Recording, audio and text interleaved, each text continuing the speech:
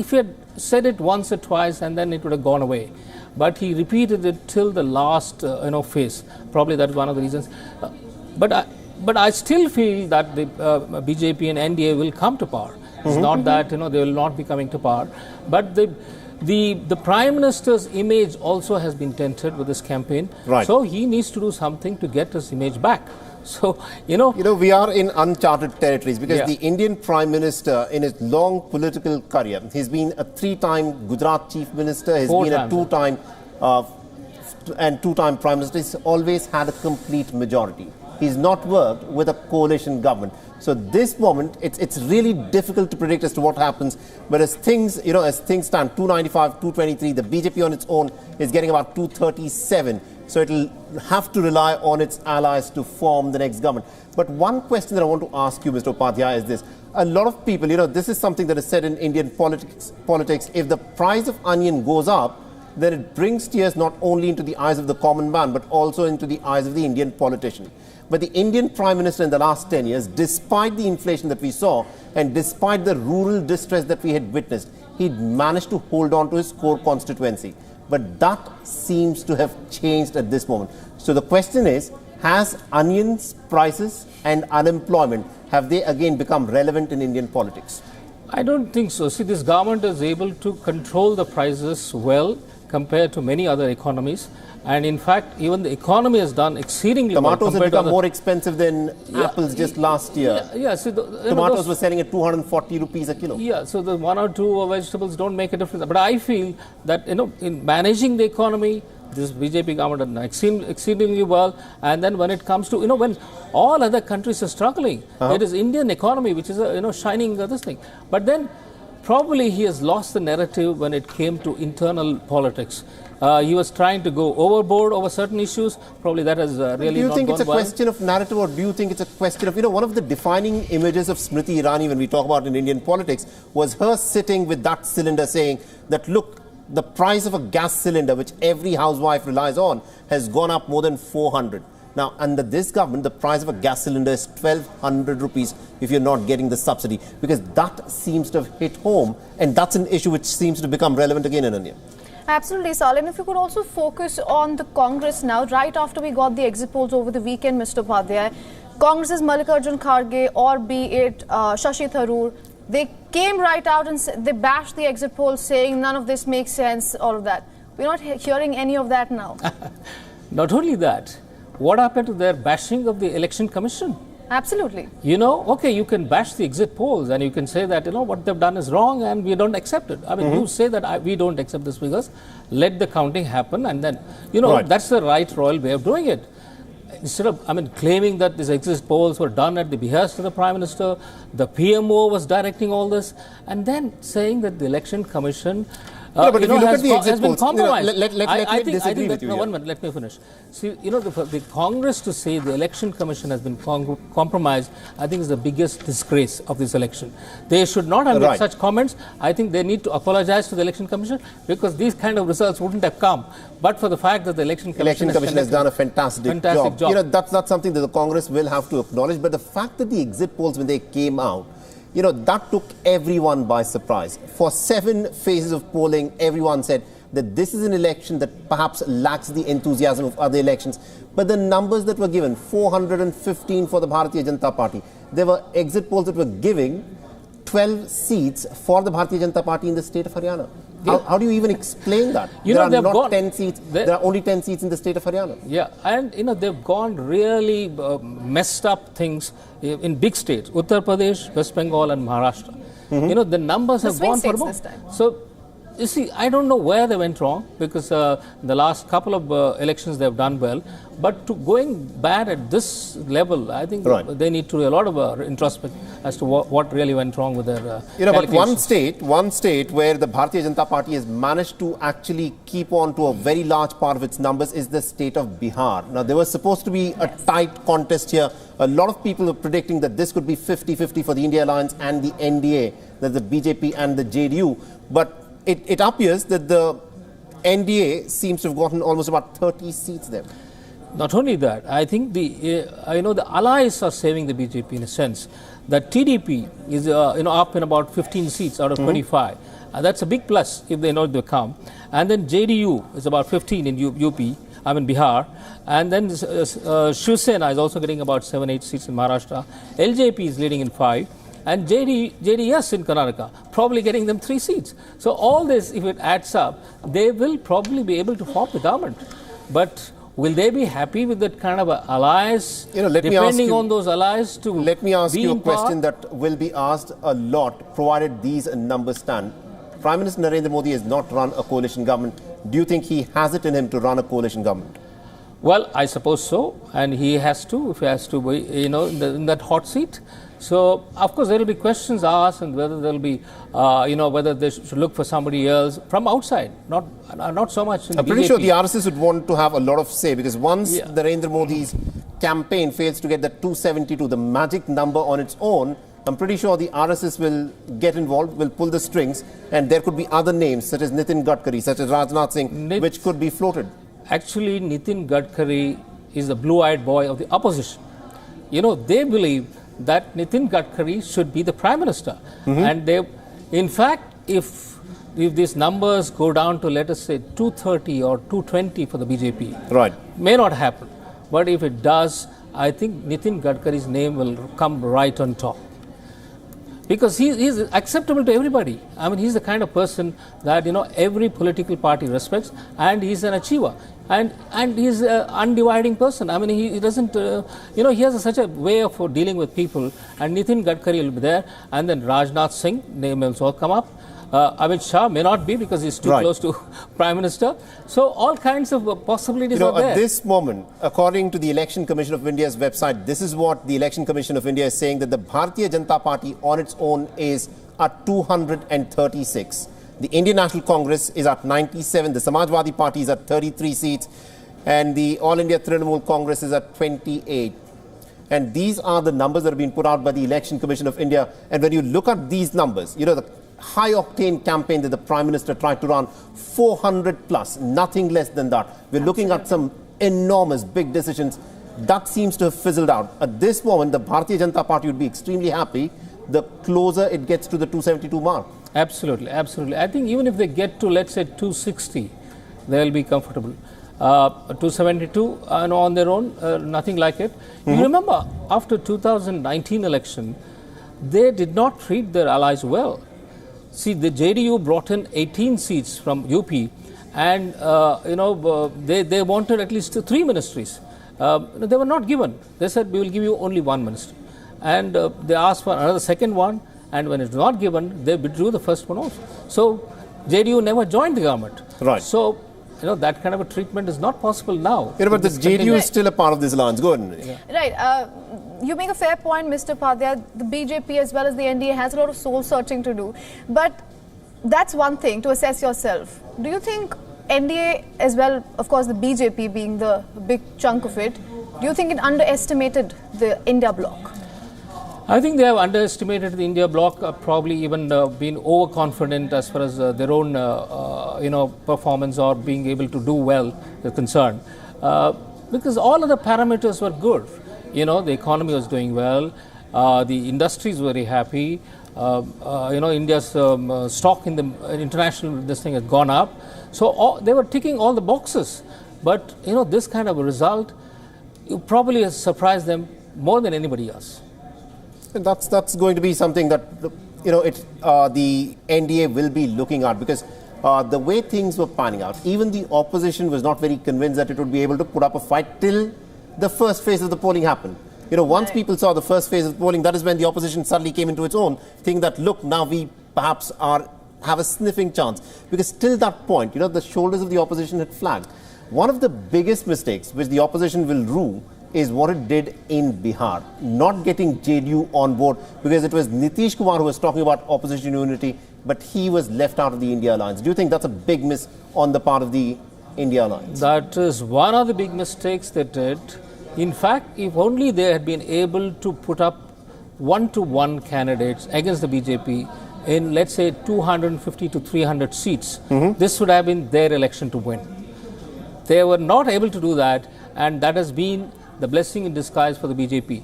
Right. See, of course, it was not easy for them because a lot of them had to make their own sacrifices, and each one wanted to win as many as possible. So that kind of an ego problem came in the way. That's why they were not able to put together the numbers that were required to take on the BJP. Right. But now, I mean, in spite of all that, if they're doing so well, probably they'll be regretting that we didn't, put up a united face. About 12 hours ago, Sanjay Rao, the key India bloc leader, he had said within 24 hours of Lok Sabha results, India Alliance will announce its prime ministerial candidate. And he was mocked for it. What do you take of that? Well, 24 hours. If they get a majority, it'll take 24 days. Because I don't think they'll be able to agree on a prime minister candidate. So that's a far-fetched idea as of now, definitely. Yep. The time will come, because at this moment we are looking at a fractured mandate. None of the parties may get a majority on its own. The Bharatiya Janata Party, with about 236 seats, where it seems to be leading, will of course emerge as the clear front runner, the biggest single largest party.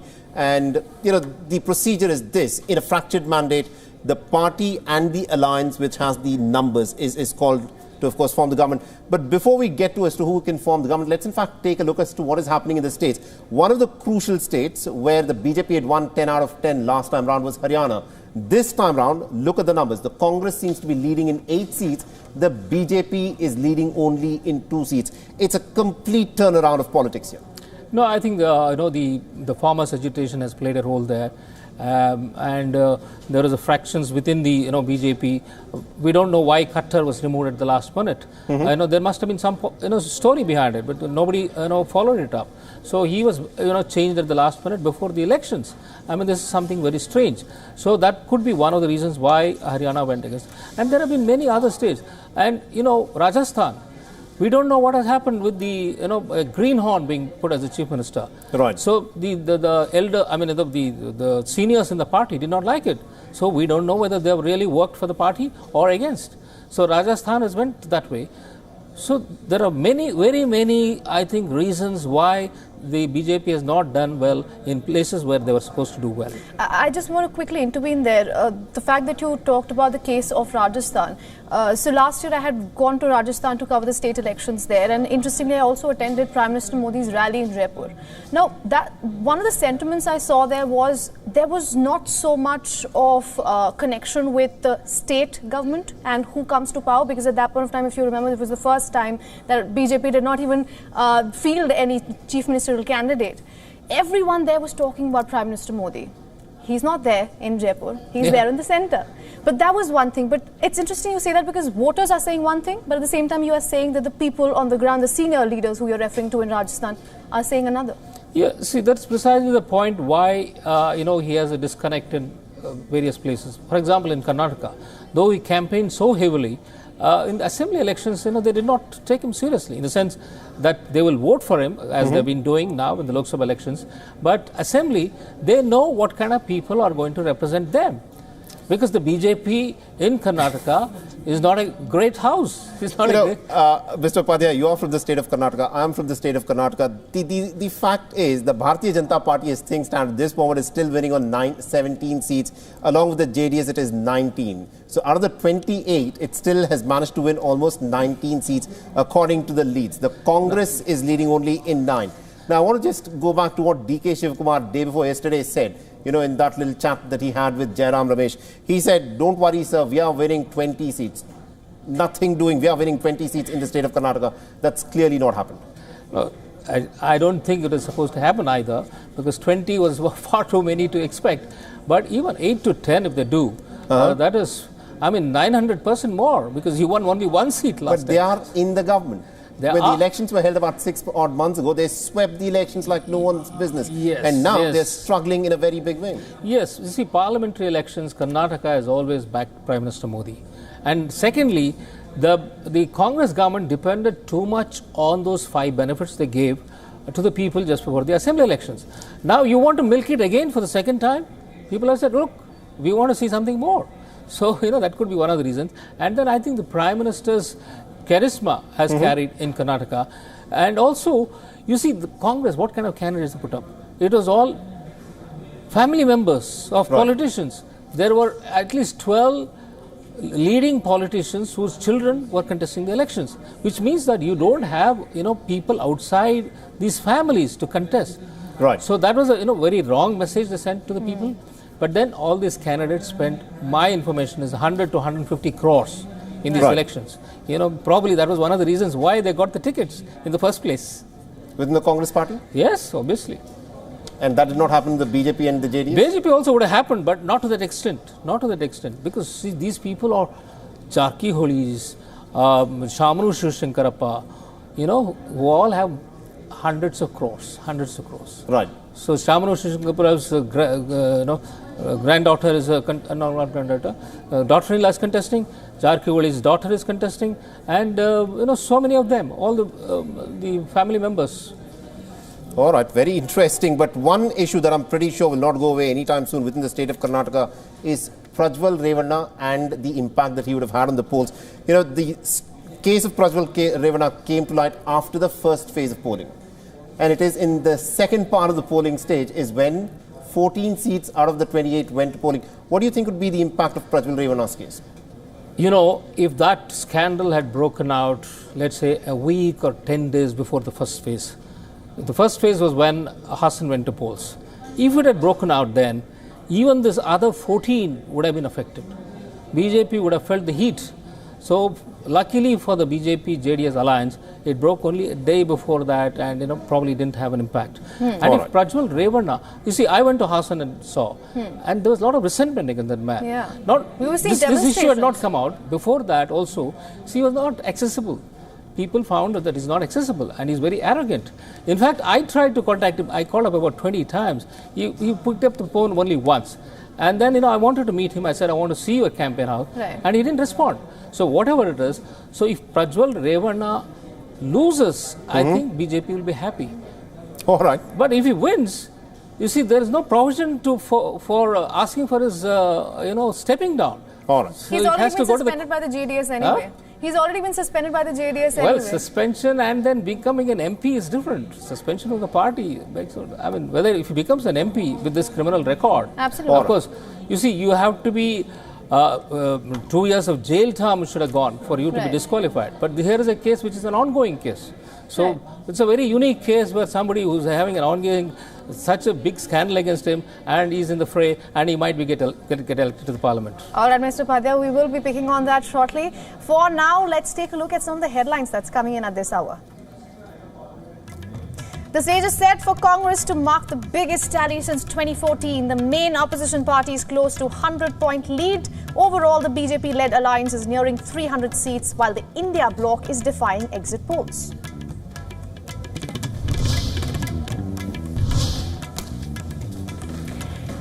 Indian stocks crashed on Tuesday with the Sensex tanking over 3,700 points and the Nifty down more than 1,100. Investors remain jittery as early counting trends challenge predictions from exit polls.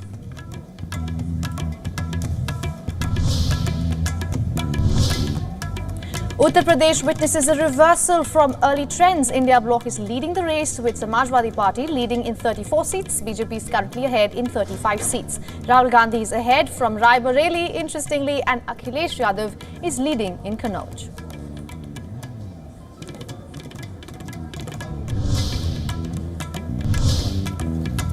The ruling NDA and the opposition India bloc are locked in a tight race. Currently, the NDA has 17 seats, whereas the India Alliance has 30. The elections in the state were fought in an altered political scene, with Ajit Pawar's and Eknath Shinde's rebellions causing the Shiv Sena and NCP to separate.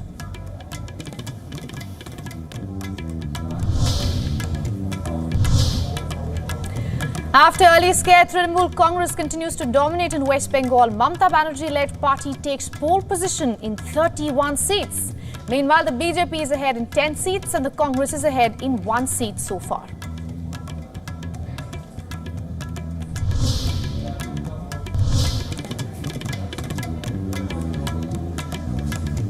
All right, in Kerala, the Congress-led alliance is leading by a wide margin with Rahul Gandhi ahead in Wayanad. The NDA is dominating Karnataka and Andhra Pradesh, while the DMK-led India Alliance is ahead in Tamil Nadu.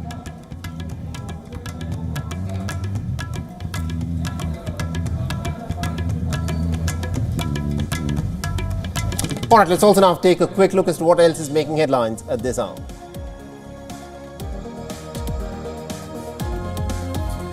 Now, the United States claims that the ball is still in Hamas's court on whether to accept a new Gaza peace proposal, despite the very mixed signals from the Benjamin Netanyahu government that is reflecting on turmoil within his own governing coalition within the state of Israel.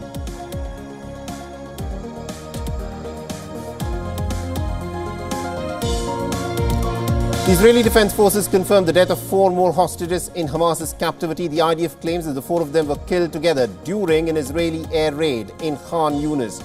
It is further added that their bodies are still in the Gaza Strip.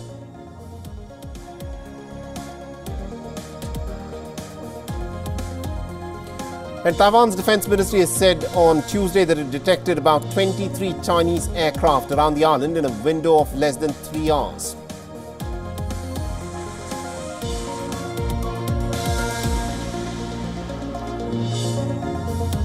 And the American President Joe Biden is expected to announce steps to close the Mexican border to asylum seekers when numbers surge in a bid to tackle a key weak spot in his election battle with Donald Trump.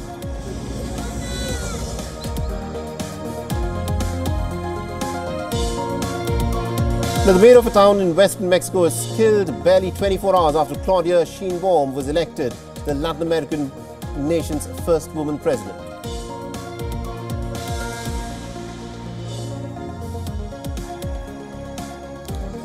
The Fazal Haq Farooqi picks up 5 wickets as Afghanistan beat Uganda by 125 runs at the Providence Stadium in Guyana in their opening game of the T20 World Cup. The ICC Men's T20 World Cup, winning by 125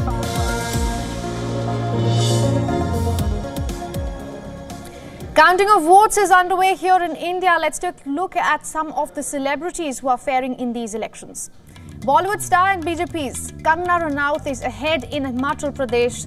Ramayana fame Arun Govil of BJP is leading in Uttar Pradesh. Meerut veteran actor Hema Malini surges ahead in UP's Mathura. Congress's Raj Babbar gains a healthy lead in Gurugram, that's in Haryana.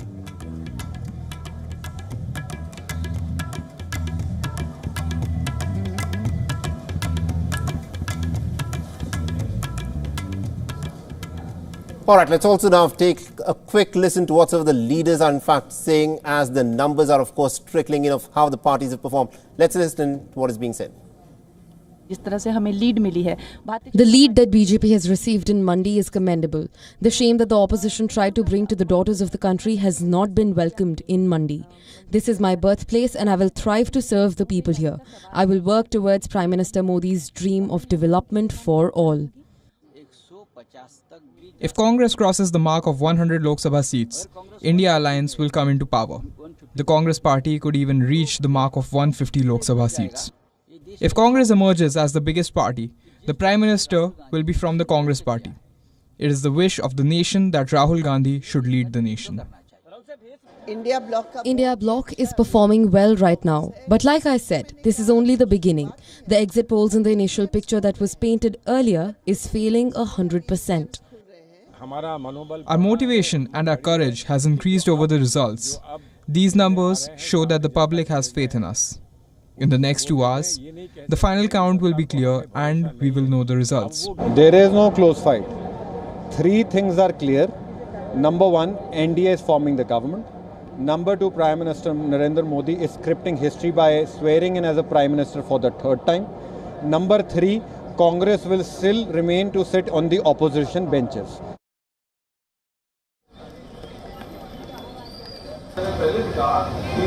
Congress support. All right, so these are some of the images that we are getting of the Congress supporters who seem to be celebrating at this moment. Remember, the Congress has not won the election. It's just that they've managed to come ahead and are putting up a big fight. But that itself feels like a victory to a lot of the Congress voters.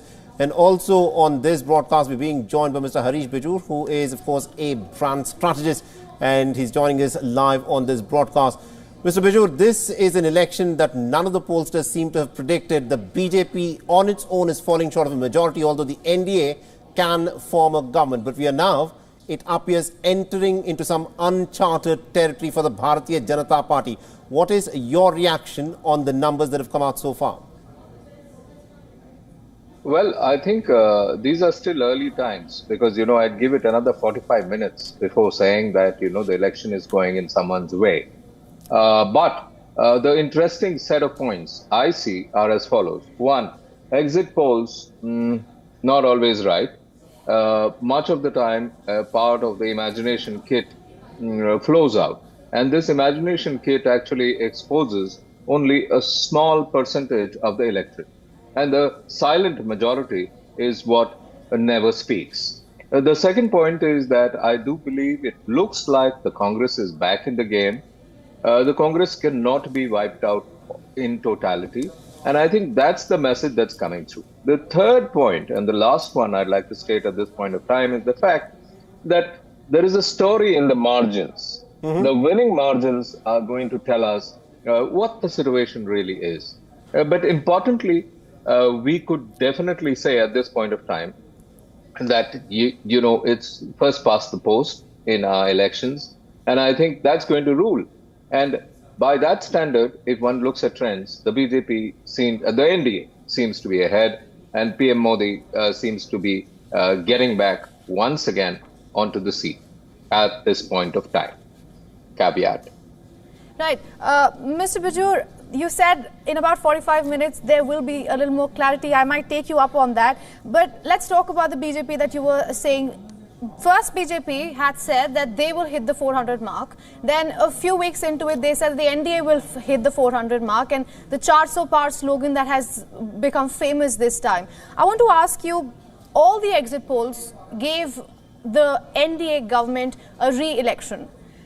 Either ways, even if it doesn't hit the 400 mark or even if it does, they were coming to power according to the exit polls. Why do you think this 400 mark was so important for the BJP and the NDA? You see, political parties start a campaign with a slogan, and a slogan is very important. And for the Bharatiya Janata Party, going from one number to another number, which is certainly higher than what you got the last time round, is always a goal. And I think a slogan is typically to charge up the internal party dynamics. Paar is a terrific slogan, for sure, if you look at it. Of course, it got whittled down to the number of the NDA together. And then, of course, at this point of time, it doesn't look like that number is going to be achievable. The key issue on numbers and slogans is that it is to whip up the internal party mechanics. The external party mechanics are totally left to the electorate, and the electorate, as we call it, Janardhan. Now, Mr. Bijur, you are a brand consultant. Now, Prime Minister Narendra Modi has in fact been winning elections essentially on brand Modi. If these numbers stand, how much do you think that will impact brand Modi in Indian politics? Well, I'll put it this way. I don't believe, if PM Modi comes back as the next Prime Minister of this country, I don't think it will impact the image of PM Modi at all. But what it does is, it does terrific things to the image of the opposition, the image of the India alliance. It says that Rahul Gandhi is a very important and significant player in India, and it does not decimate him at all. And that is the point. But PM Modi's image, I don't think anything goes wrong with that. All right, interesting. Now, for the last 10 years, what we've been witnessing is, irrespective of how the price of tomatoes, onions, petrol and cooking gas had gone up, the BJP had been pretty secure about its vote base. Do you think this election and these numbers now show that the price of onion and the price of LPG has again become relevant to Indian politics? Oh, yes. Inflation, particularly inflation that bites into the purse of the common man, consumption basket of what you eat. If the quality of that has gone down, suddenly lentils go out of your consumption basket and in comes a basic staple item, which is ragi. It's not great because, this pinch is felt by everyone eating every meal every single day. And LPG is that accoutrement item, which actually helps you, cook all this stuff up. And therefore, inflation is a big thing. The price of onion, the price of tomato, the price of LPG. They're key issues. You cannot forget this at all. Mr. Bijur, you are a brand strategist, and something that we saw in this year's election, much more than the previous elections, was the use of social media. Now, not just the BJP, the Congress, in fact, AAP, some of their reels went viral. And a lot of this is to do with the first-time voters and the young voters specifically, because that's the huge margin that we see on social media platforms. Do you think, in your assessment, any of the parties were able to capitalize on it? Well, I'll put it this way. Firstly, my belief in social media is going down and down and down over the years. I've been a champion of social media for a long period of time, but I'm saying this out at this point of time to say that the credibility of social media has gone, awry. And therefore, social media is getting to be a medium which people are watching, but not believing. And I think the moment that happens, any messaging, any kind of a messaging that any political party takes on it, not going to make an impact. There's something called a media that is much more real. And that media is possibly traditional media, back to the good old ways, curated media with an editor curating a medium. And there's a bigger medium than that. And the biggest medium is the grassroots medium of what you, I, and everyone else in India watches, sees, and feels. You know, the price of tomatoes we spoke about, LPG prices, that's real media. At the end of the day, the real medium is what pinches the pocket of the common man. All right, very interesting. That does appear to be how things are panning out. Now, Mr. Bijur, one quick question here. Now, one of the things that the Prime Minister had been talking about a lot in the last 10 years is he wanted to create a Congress Mukt Bharat. A lot of people said that if he wants to create a Congress Mukt Bharat, that would effectively mean that he wants an opposition Mukt Bharat. So is this the return of the... Definitely believe that this election is going to see the return of the opposition in Indian politics. And I think it's a very healthy thing to happen. I don't believe even the BJP wants an opposition Mukt Bharat. I don't believe, because, we are a large democracy. In a democracy, a thriving opposition is very, very important. And I think this election says it all, that there is nothing called a dash Mukt Bharat. Nobody must want it and nobody will get it. All right, Mr. Bijur, thank you so much for joining us here on WION and getting us all those insights. Thank you. Now, to take this further, we are also being joined by Suleiman Muhammad Khan. Pardon me, he is the national spokesperson for the Congress party. Mr. Khan, your first reactions to the numbers that have come in so far? The last numbers I saw on the screen seems to be a close fight. Now, the whole exit poll propaganda and drama which happened a day or two before, I think it has completely backfired on the media, first of all, and the psephologists who have done this analysis. And these results, which are still, they are maturing slowly and gradually. In next 2 hours, the picture will be more clear. It clearly reflects that the positive campaign of the India Alliance, Congress Party, Rahul Gandhi ji, Mallikarjun Kharge ji, Priyanka ji, has completely, tried to make sense. It has made sense with the voters of the country. See the results in UP. BJP is a dominant force in UP. They have some 265 MLAs in 2022 assembly elections. In the last parliamentary elections, they have 64 out of 80 member of parliaments. Now, it's neck to neck, almost equal, fighting on the almost equal seats, 38, 39, NDA, India Alliance, as per the last information I have. And otherwise also, to my understanding, the positive campaign, which was completely issue-based, which concentrated on the jobs for the youth, better opportunities for the farmers, better income for the farmers, safety of the women, their social and financial independence. These were the issues which were actually, during the campaign, Rahul Gandhi ji kept on saying and tried to make people understand that the elections should be fought on issues. And comparatively, if you see what Prime Minister Narendra Modi has done, he has done mutton, machli, Mangal Sutra, Adani, Noto, Tempo, mein Note Aayi. Oh, these are all negative campaigns. And this has actually, coming from the mouth of the Prime Minister, it has lowered the stature of the post of the Prime Minister. So his whole campaign was negative. Our whole campaign was positive. To my understanding, we'll have a very positive result in next 2-4 hours. All right. Mr. Khan, this is something I've been asking to the political pundits in India as well, but who better to ask than you? Do you think the NDA, especially the BJP, has underestimated the India bloc? my understanding of their mindset is that, for past 10 years, I've been speaking on television and I've seen them. Before the election, they try to create such a hype that they are getting 300. I remember in 2015, there was Bihar election. A day before counting, there were exit polls, or 2 days before counting. In the exit polls, BJP was shown 150 plus out of 243. When the result came out, Mahagathbandhan got to 178, almost two-thirds majority. Same happened in Karnataka, Himachal, Telangana. So what they do, the publicity, the propaganda, the hype, and along with, sorry to say, majority of the media, they make a mindset in the minds of the people that we are winning. Now, They started with 400 Paar this election, and they are not even getting close to 240 or 250 individually. So this is the fake narrative they do. They have been doing this, and it takes a lot of money to do this. Where is the money coming from? Electoral bonds are also one reality.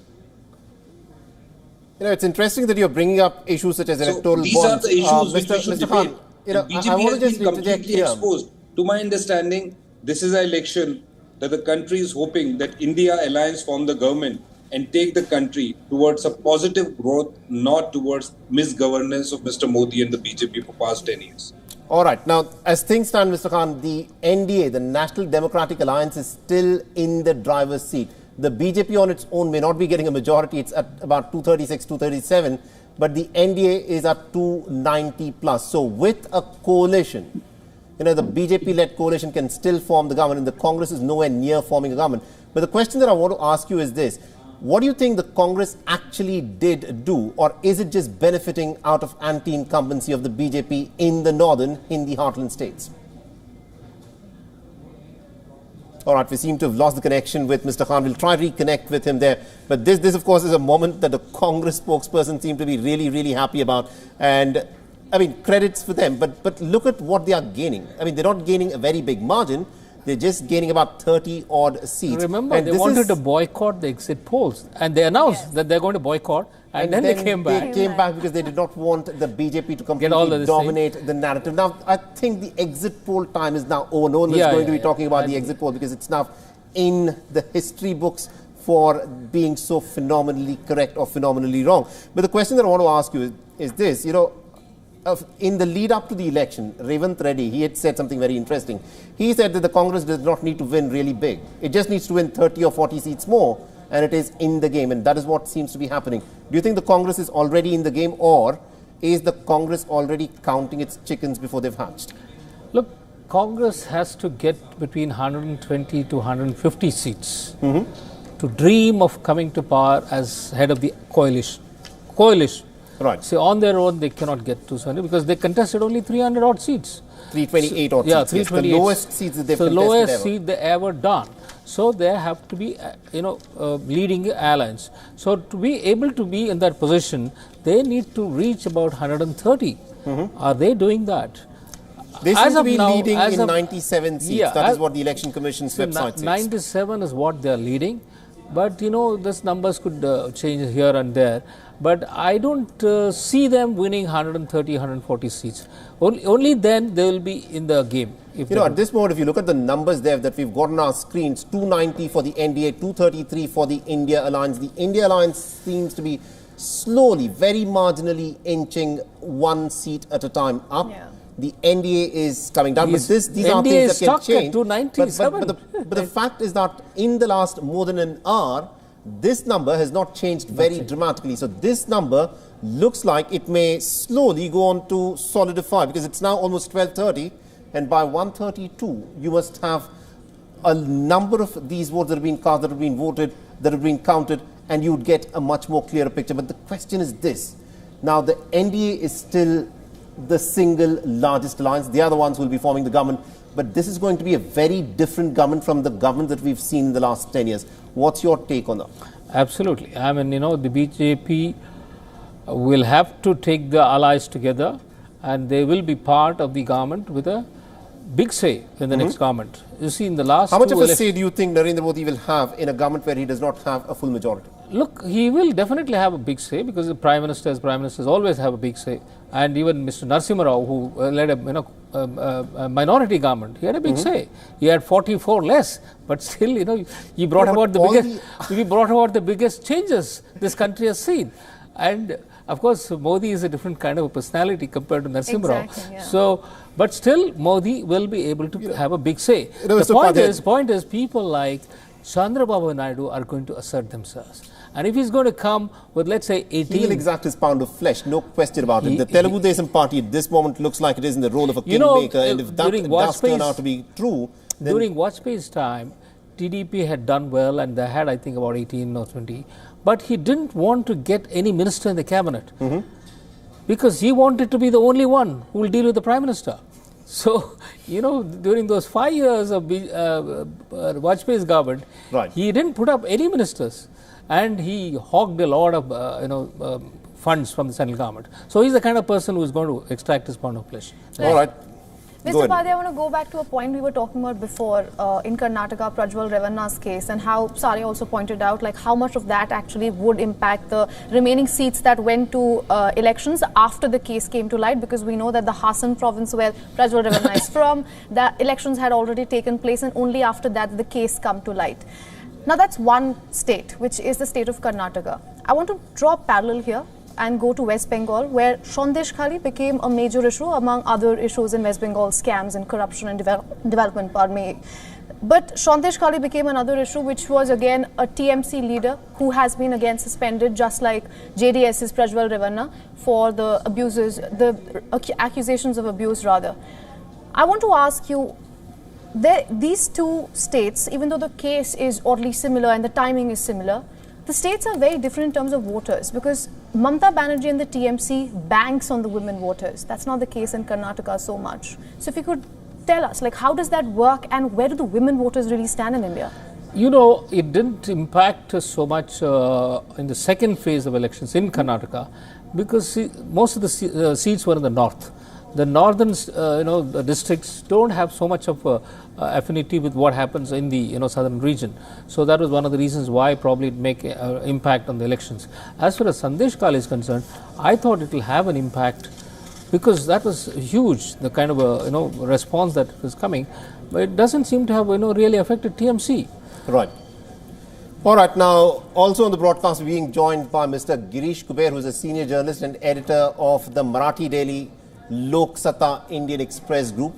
Mr. Kuber, thank you very much indeed, sir, for joining us here on WION. Now, this is what the picture is looking like. It seems that the NDA, that is the BJP and its allies in the state of Maharashtra, are not able to hold on to their turf there. And it is the Congress and its allies who seem to be making some big inroads, which is having a big impact on national politics. Tell us, what do you think the Congress has done right there? Congress has done one thing right, that they didn't do anything stupid, because whatever is happening, it's all BJP's creation. It is kind of a self-goal. Over adventurous in engineering defections after defections, even if they don't want it from the state government's point of view. They were extremely aggressive unnecessarily. They played against the local sentiments, and over and above that, they inducted those who BJP traditionally has always been against about, like Ajit Pawar. The entire BJP in Maharashtra is built up on anti-Pawarism. So suddenly you realize Ajit Pawar is part of you now, and then you're trying to get them. Just few years back, in Prime Minister Narendra Modi saying in public rally that this is the man, former Chief Minister of Maharashtra, his rightful place is jail. And this election, he is right next to Prime Minister. So these are the things actually didn't work well for the BJP, and it was bound to doom right from day one. Lok Sabha has been saying in your channel and elsewhere also that it's not going to be easy for the BJP. If there are 2 or 3 states which will pull the NDA down, one of them will be Maharashtra. That was the case, and that's exactly it's seen happening. And also the fact, the manner in which the BJP ran its campaign. There were accusations that it is perhaps trying to create differences within families, the political families. People did not know which was the real Shiv Sena. People did not know which was the real NCP. How much of a factor did that have in these elections in Maharashtra? Yeah, see, like for example, take the case of Ajit Pawar. It's a well-known secret that it's not that he who wanted to fill his wife in Baramati. Last election, Ajit Pawar had burned his fingers because he couldn't get his son elected, and this time it looks like his wife will be losing. So BJP tried to use slight divisions in the family to widen the rift because they couldn't beat Pawar, so use his nephew to beat Pawar. That didn't work. And the language of the BJP that was completely unbecoming of a national party. You talk about Atma, Bhatakti Atma, choices abuse. It wasn't needed when you are so sure of your performance and Vikas ki Rajniti. This was not actually BJP should have been doing that, and that's everything is going against the BJP now. Right. Mr. Kuber, you seem to be critical towards BJP's strategy in Maharashtra. But when we see the numbers, there are 48 seats in total in Maharashtra this time. BJP, the alliance rather, is at 22 right now.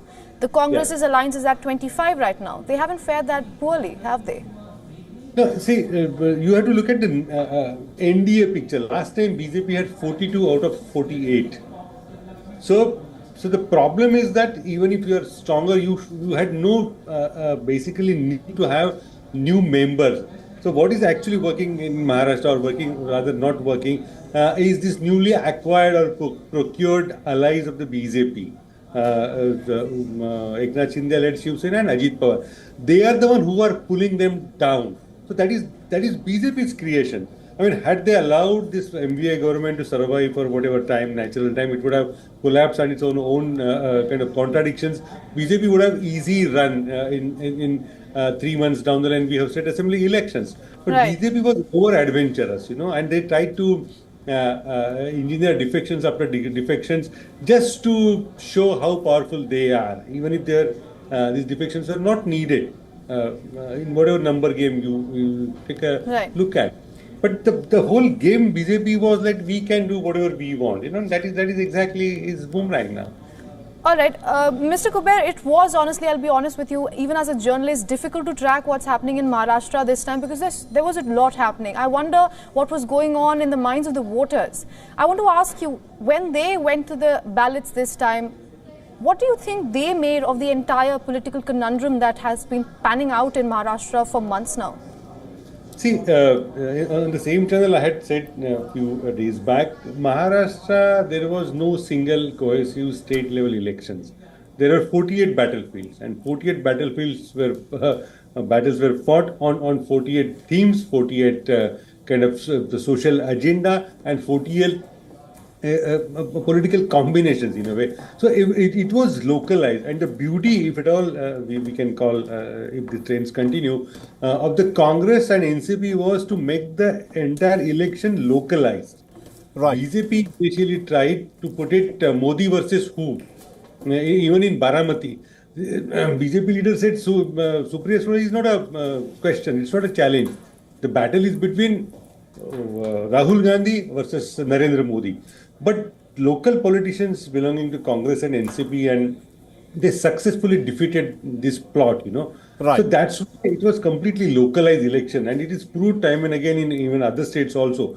When it is brought down to at local level, BJP suffers a setback, and that is what is can be seen in Maharashtra. That's why there were 48 contests on. Mr. Kuber, I think you're touching on the nub of this issue, because this is what the BJP has always tried to do in the last 10 years that Narendra Modi has been in charge. It wants to pitch its prime minister's image against the opposition leader's image and thereby win elections. But this time round, the opposition played a pretty smart game. It wanted to fight localized issue-based elections, and even though the BJP was trying to show the image of the Prime Minister and asking the people to vote for the Prime Minister in his name, that seems to have failed. So are we now in a new phase where even in the Lok Sabha elections, it appears that the BJP will not be able to win elections just on the basis of Narendra Modi's name? Correct. That's why we can say now we are back to normal democracy, where every party will have his or her vote counted, their views counted, and it was a facade created by the BJP that strong parties, strong governments make India progressive. That's exactly is the opposite. we have had very strong governments till say emergency and till after that till 1991. India couldn't progress. India has done extremely well under the alliance governments. That exactly was needed. I mean, had there been an alliance government in 2014, I don't think Prime Minister would have gone ahead and went ahead with would have gone ahead with the demonetization. So I think that's a fair point that you made there. I think that's a very fair point you've made there. Thank you very much indeed, Mr. Girish Kuber, for joining us and getting us that perspective there. This election is not over, not by any stretch. What has happened is that this election is now getting much more interesting. We are again back to the era, possibly, of coalition governments, because the BJP steadily seems to be losing its ground. At this moment, it is leading only in about 232 seats, and it needs a coalition, its coalition partners, if it wants to form the government. And my colleague Rahesha Sehgal is, of course, joining us in the studio. She's joining us with the top developments that have happened in the election. Over to you, Rahesha.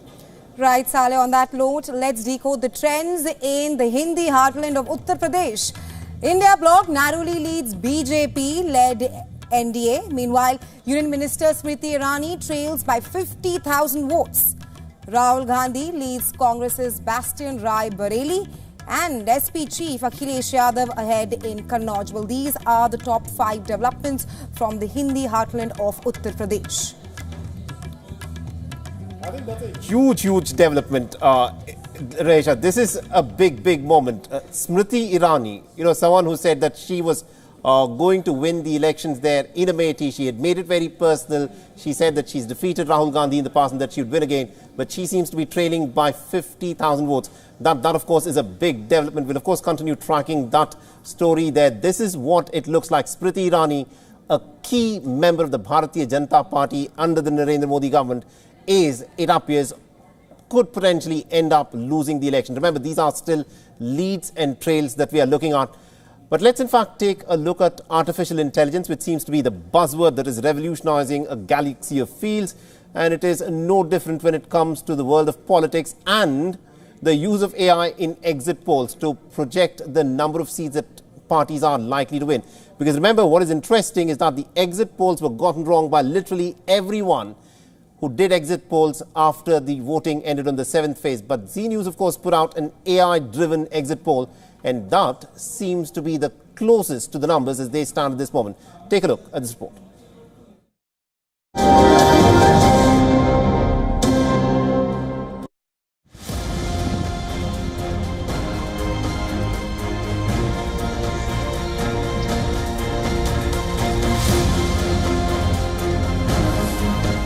Zee News, along with India Consolidated, has done an AI exit poll based on people's opinions.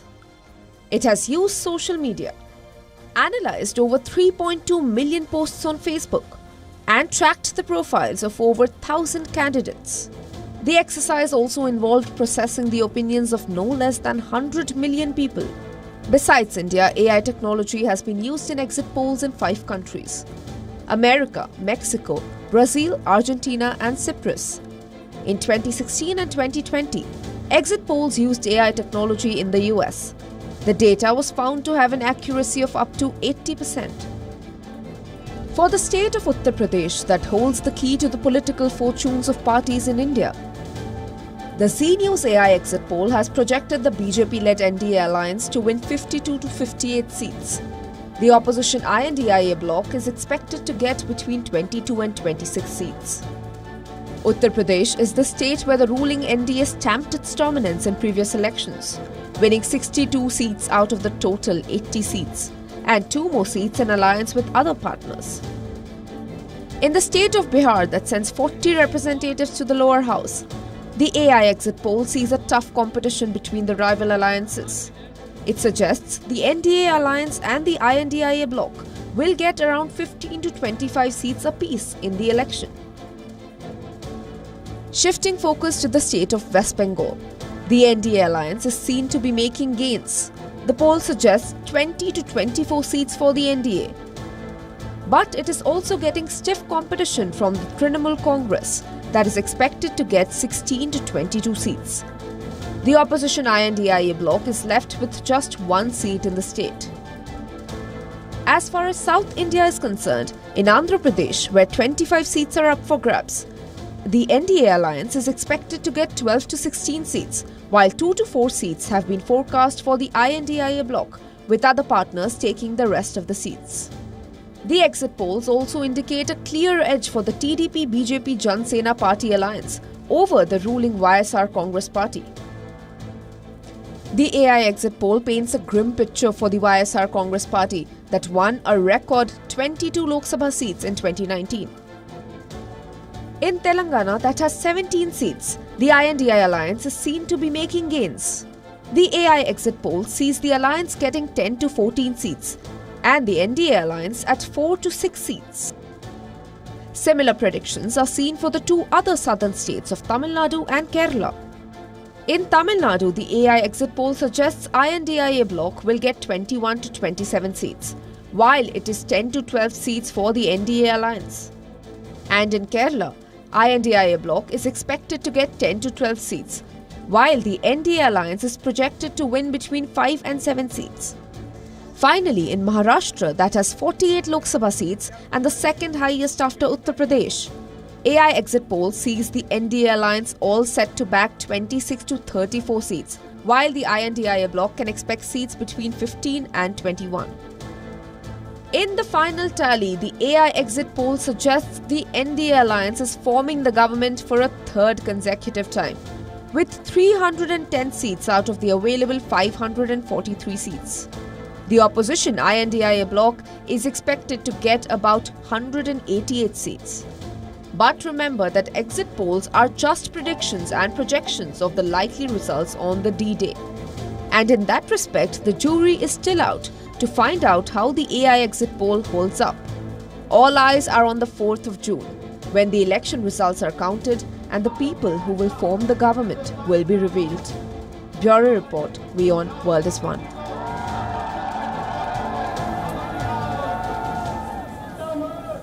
So there is literally nothing that you can keep artificial intelligence out of. Artificial intelligence seems to be predicting which way the people in a nation are voting much more accurately than what a lot of these very experienced pollsters are doing. Because this time around, in the poll that was conducted by the Z Media Group, which was done using AI, which relied on responses of as many as about 10 crore people, these people, the AI-driven poll seems to have gotten the numbers more correctly than any other pollster.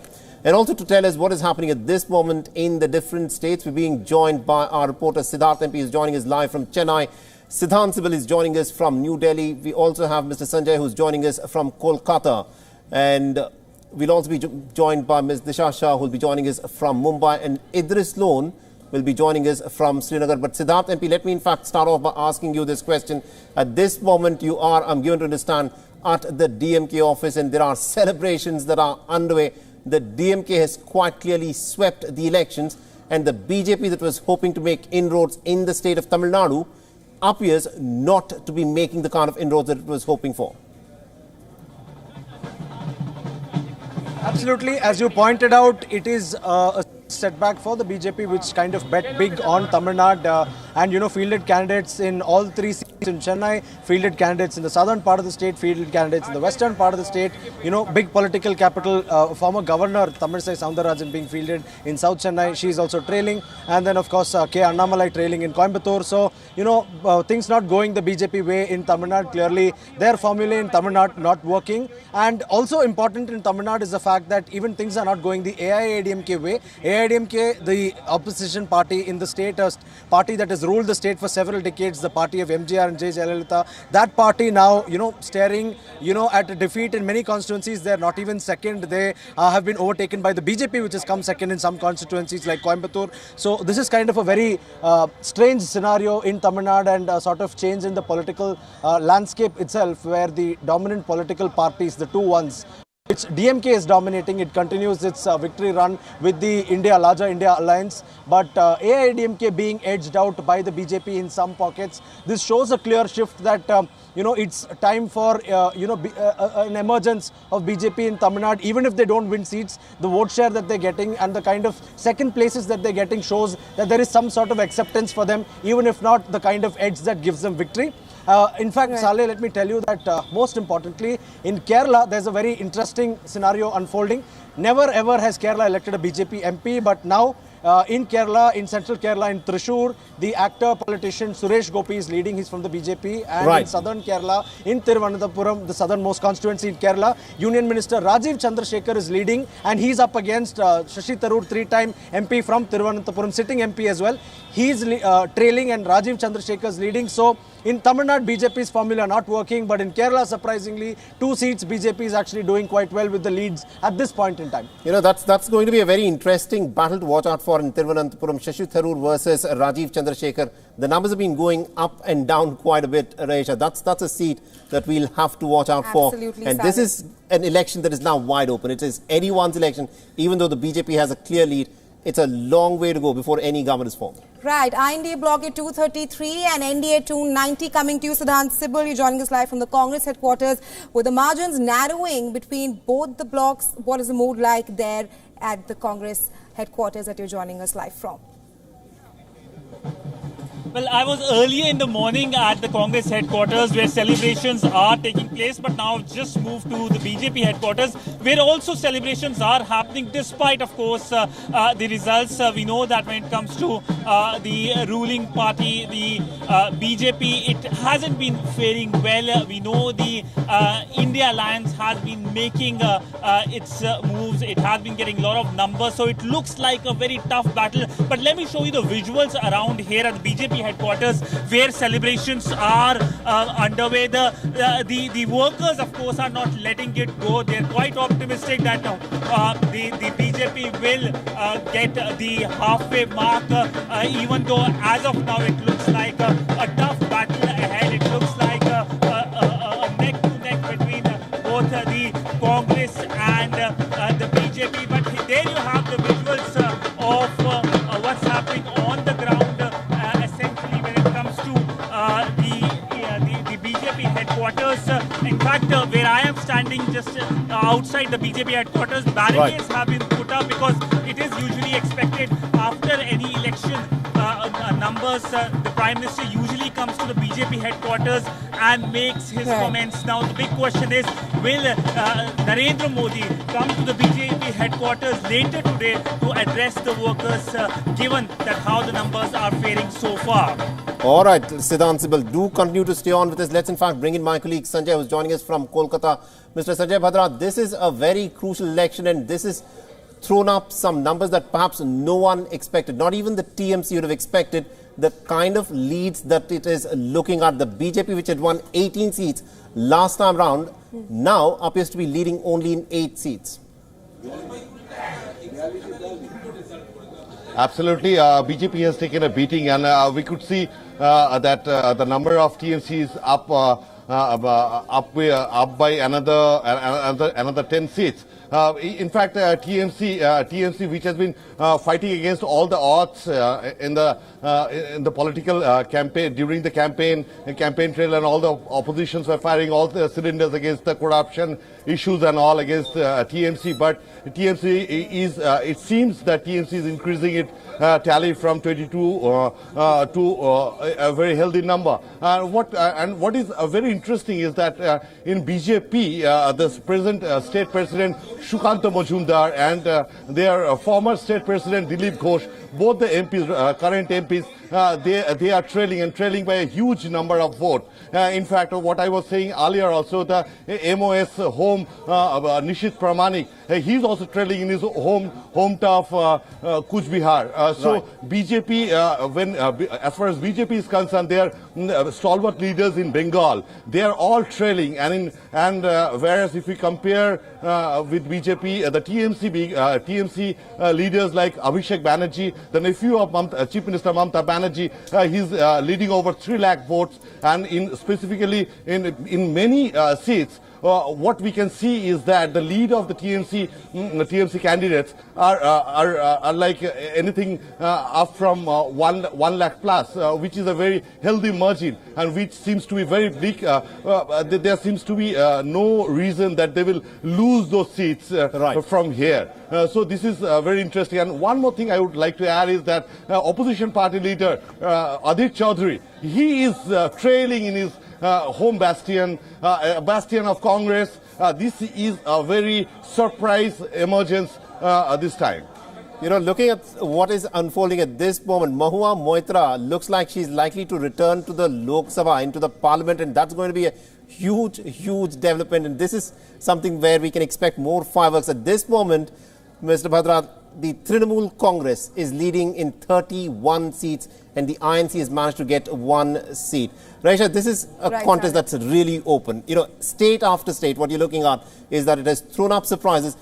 Something that no one predicted, especially the pollsters just did not predict absolutely, I was just coming to that, something which is not in tandem with what the exit poll said. But from West Bengal, let's shift our focus to Uttar Pradesh, for which we have with us Dharamjot Kaur. Dharamjot, UP is turning out to be the biggest upset for the BJP. BJP has garnered 36 seats and the Samajwadi Party 33. Talk to us as to why is BJP trailing in the northern Hindi-speaking belt, and perhaps how do you assess India Bloc's big rise in Uttar Pradesh? Well, Raisha, this is $1 million question that everyone is asking at this point, you know, right from political analysts to political leaders themselves. What is it that went wrong for the Bharatiya Janata Party and right for the India bloc in the state of Uttar Pradesh, the state that actually has the single largest number of seats in the parliament when it comes to representation in the Lok Sabha. So a very interesting dynamics that are playing out, completely unprecedented. We're seeing a split mandate, you know, if we compare it to 2019, the BJP had 62 seats. The Samajwadi Party at only 5. So from that, we've come down to, you know, a 50-50 mandate at this point between the BJP and the SP. And as far as the entire India bloc is concerned, they are leading with over 40 seats, you know, in their kitty at the moment. Of course, counting is still underway, so it is still early to say in terms of which way this goes. But given the trends, very big surprise. And, you know, it's interesting you're asking in terms of why this is happening. 2 major factors that seem to have really influenced the vote bank in Uttar Pradesh. One, obviously, being you know, a bit of caste identity politics that has been at the fray for many years to come. Now, in 2019, we did see, you know, a sort of sentiment where the national leader or the national party or the entire national interest played a big role.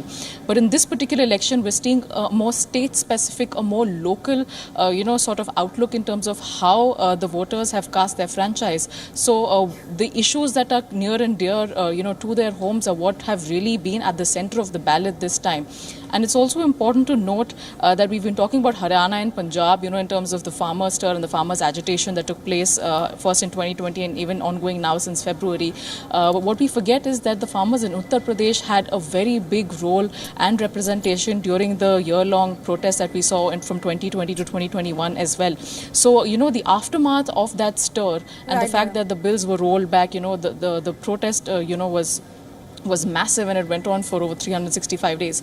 The aftermath of that is still being felt in the state of Uttar Pradesh as well, which also has a very high, you know, farmer percentage in the state. Absolutely. And also the entire identity surrounding, you know, the Yadav caste, the Yadav identity, how the Samajwadi Party, you know, has also played into that factor, given that, you know, they're the Yadav family that represent the state for so long. Absolutely. So, you know, the entire trend of how, you know, they're clawing their way back to power this time, that is what has, you know, triggered the split mandate that we're seeing in the state of Uttar Pradesh. Right. Thank you, Dharam, for joining us on the show and sharing your insights. Well, Saleh, it does look like it is an election which was not expected, with UP turning out of the biggest upset for BJP. Swing states like West Bengal and Maharashtra stalling BJP's march to 300. Absolutely, indeed. No one expected these numbers. The pollsters most definitely did not expect some of the big key swing states that we've been talking about. Like, for instance, Uttar Pradesh, Maharashtra, Haryana. These have all turned true. And even the state of Karnataka to a very large extent, where people are saying that, listen, the BJP will not be able to come back with the similar kind of numbers that they were expecting. That has not happened as well. My colleague Disha Shah is also joining us on the broadcast. Disha, in Maharashtra, this of course is a big moment. It's a huge sort of a jump that the Congress and its alliance, the Shiv Sena and the NCP, have managed to get, because they seem to be leading at this moment on at least about 25 of the 48 seats. Well, there has been an update in the numbers as per the 12:30 p.m. early trends. The MVA is leading on 30 out of total 48 seats, whereas the Mahayuti, which is the NDA here in Maharashtra, is leading in 17 out of total 48 seats. So here we are talking about a big gap. We are talking about a big difference. Earlier it was hardly 4 or 5 seats difference, but now as and when the counting process is going on, we are looking at these numbers, and this is quite interesting because the exit poll had some different numbers altogether. And just recently we also heard Shiv Sena leader Sanjay Raut claiming that the exit poll predictions is set to secure 295 Lok Sabha seats. In fact, the INDIA bloc. He also spoke about that the picture is that MVA will be ahead in Maharashtra and the INDIA alliance will win at least 295 seats. So this is the sort of confidence that the MVA is having at this point. Absolutely, indeed, Disha. Do continue to stay on with us. Mr. Upadhyay, you've been with us right through the morning, and what we are looking at is something that literally none of the pollsters managed to get right. You know, the Congress party is really in the game at the moment. The BJP is not out. They are still the single largest party. But there are some interesting developments that are happening in Karnataka that you want to tell us about. I've got some big stories coming out of Karnataka. Dr. Manjunath has beaten DK Suresh. This DK Shivkumar's brother, and you know, who is such a powerful candidate there. And Dr. Manjunath, who was the cardiologist who made a big name as a Jayadeva Institute director, and if he seems to have beaten 1.9 lakh votes. That's a big margin. That's a big margin. And then Kumaraswamy from Mandya has again won by more than 2 lakh votes. So if these two seats have gone in favor of opposition, and it's a big setback for Shivkumar. Been a JDS stronghold. That's one of the things. No, that's right. But in 2023 Assembly election, they were wiped out. JDS was wiped out, and the Congress was because DK Shivkumar. Now it has been reversed. And then you have various other in Bellary. The Congress has won. Right. Tukaram has won by a big margin, and then Udupi Chikmagalur, Srinivas Pujari has won of the BJP. Chitradurga, surprisingly, the BJP has won, and Tumkur, Somanna has won, BJP.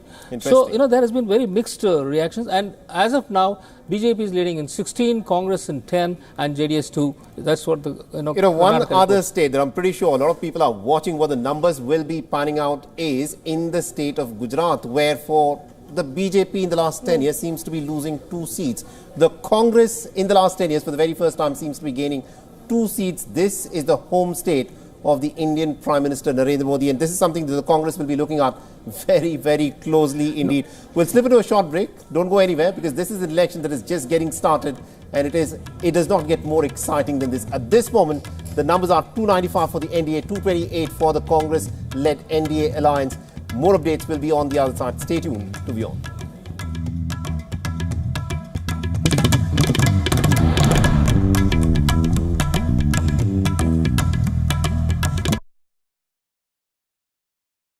The stress of our world can take a toll on our physical and emotional health. Here, in New York's Catskill Mountains, lies a luxurious place of healing called WION Wellness Center.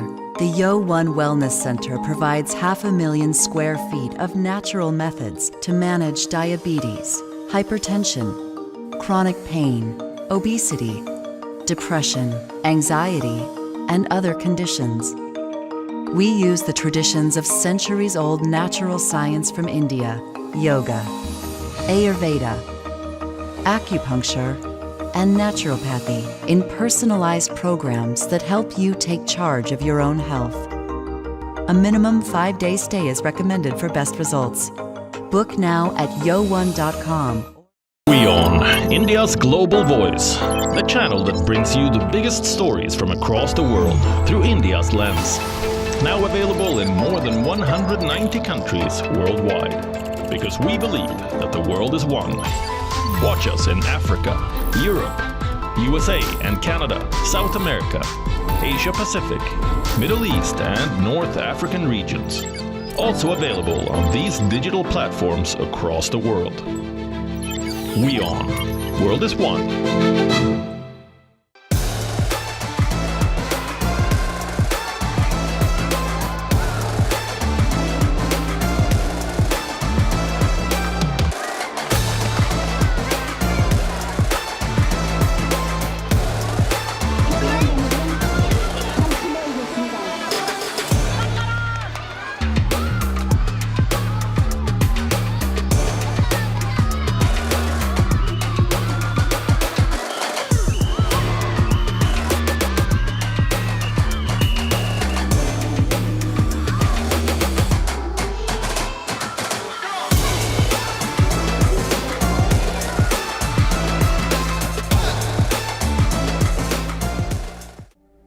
Namaste. Hello, friends. We did Dr. Subash Chandra show, popularly known as DSC show, for 4 years, from August 2014 to August 2018. 28 states of Bharat. Of course, we reached out to all of you in 190 countries across the world. The show was very successful. Each episode was being watched by almost 25 million people every week. For past 6 years, the demand of the show has never died down.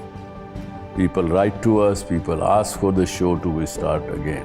Hence, we are beginning the show once again on All Z Network, also on WION, which is the global network channel from India. Again, thank you for your love and affection. See you soon at Subash Chandra Show.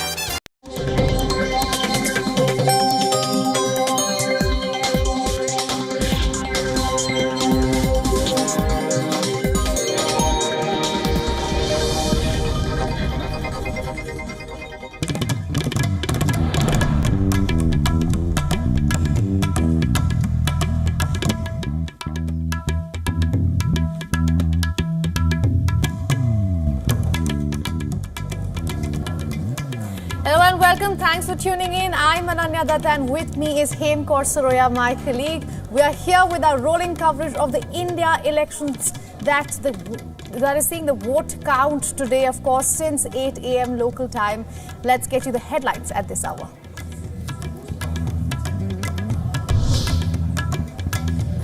Uttar Pradesh is at the top of the list of shocking trends on counting day. The India bloc is just slightly ahead of the BJP-led NDA, and the NDA and India bloc, which includes the Samajwadi Party and the Congress, are engaged in a titanic neck-and-neck struggle. The big surprise is the heartland state of Uttar Pradesh, which has been the BJP's stronghold in the previous 2 elections.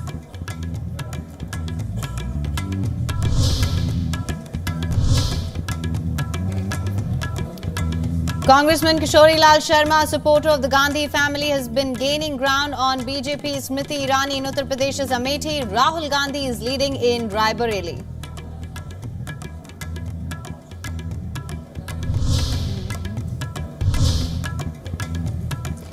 Among swing states, the BJP is trailing in West Bengal, sliding from even its score of 18 seats in 2019. The story is same in Maharashtra and Haryana and is yet to open an account in Punjab.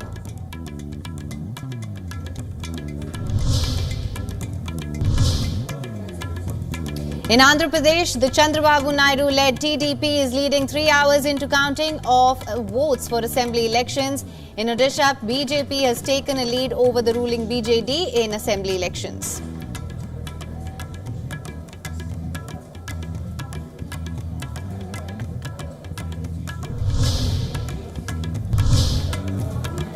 Clashes erupted in West Bengal and Uttar Pradesh as poll results seem to defy exit polls. BJP and Samajwadi Party workers clash outside Rambhai Ambedkar polling venue in Lucknow. Meanwhile, TMC and BJP workers clash in Bishnupur.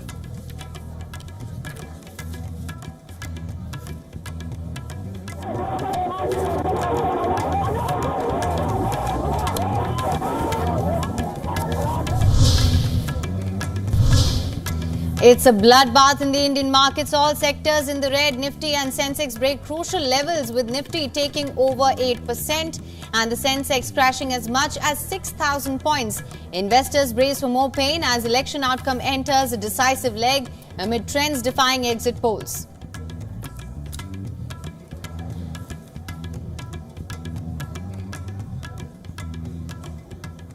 Let's get you some global news as well. US President Joe Biden is expected to announce steps to close the Mexican border to asylum seekers when numbers surge, in a bid to tackle a key weak spot in his election battle with Donald Trump.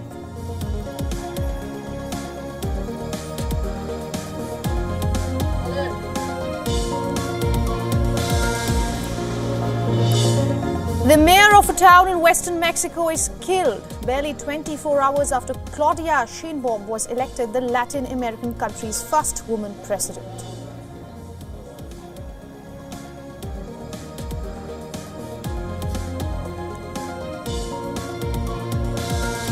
United States insists that the ball is in Hamas's court on whether to accept a new Gaza peace proposal, despite mixed signals from Benjamin Netanyahu, the Israeli Prime Minister, reflecting turmoil within his governing coalition in Israel.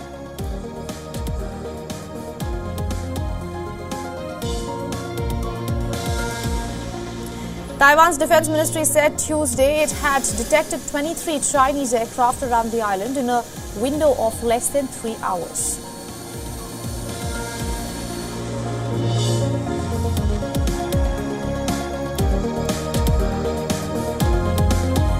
And lastly, world number one, Novak Djokovic produces a superhuman effort to reach the quarterfinal of the French Open. The Serbian shrugged off a knee injury to beat Argentine Francisco in 5 sets. Done it. He has done. Djokovic does it again.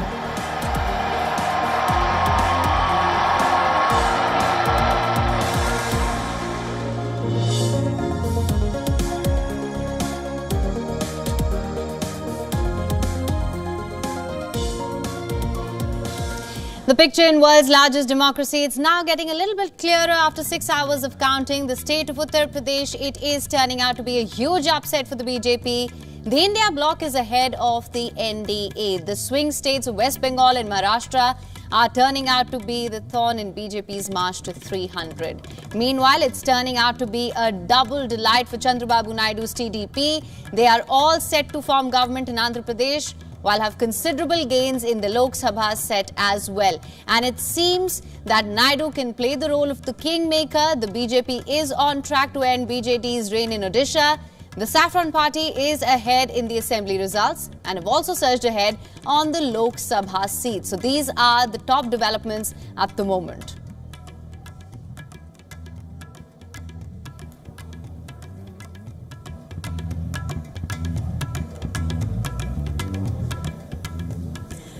All right, this is where things stand at the moment. There are around 543 seats that have been contested on the majority mark being 272. And we can tell you that the NDA is leading with 294, with BJP backing most of the seats there, and the India bloc backing 227 seats, with the Congress making some very unexpected gains. Now, to get us more perspective, in fact, the global perspective, we are being joined by Mr. Chris Blackburn. He's an international affairs expert and political analyst from London. Mr. Blackburn, good to see you. Thank you so much for joining us here on WION.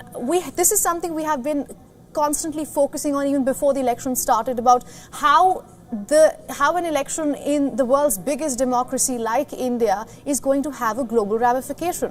What is your take? Hi, thank you for having me.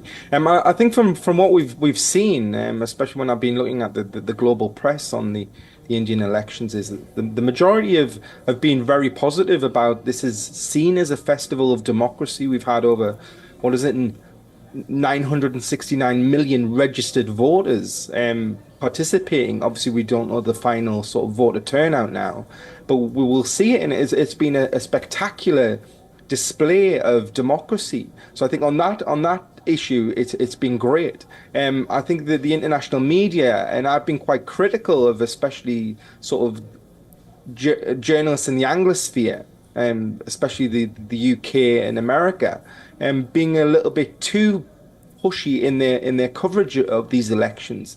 And we had in the UK, we had the Guardian newspaper. They basically said that they were telling Indian voters who to vote for, basically saying that Modi doesn't deserve a historic third term, which I thought was quite an amazing thing for a British newspaper to be pushing.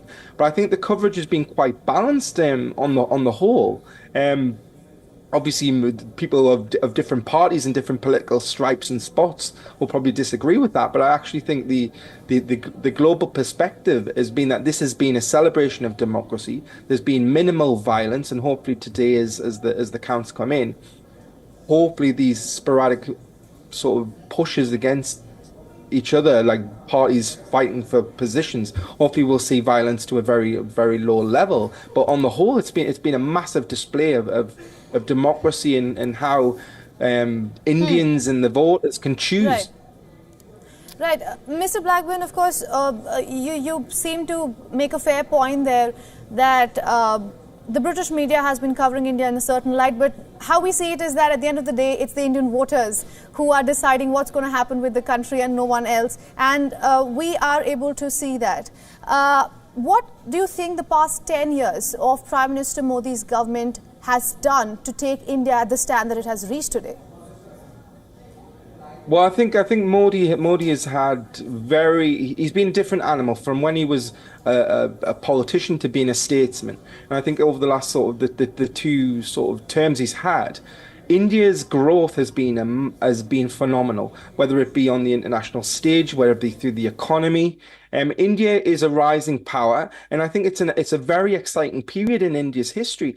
If you look through Indian history, times have never been so good, and I think the future projections of the economy and becoming probably the economy is going to, it's already leapfrogged the UK. I think when it gets to the point where it's really challenging China and the United States, then we'll see real big movements in the world. And I think already on the global stage, the last time I was in India, there was quite a lot of interest from the global south and especially in Africa of how India's sort of being a leader for those kinds of countries, and that it's going to become a new voice. And I think that's really refreshing on the world stage. I think for people in the West, it's been quite an anxious time because obviously the power is shifting. And I think as we're seeing this multipolar world developing, India will be the leader of that movement. And I think that it's a real refreshing change. And I think a lot more people in the West will be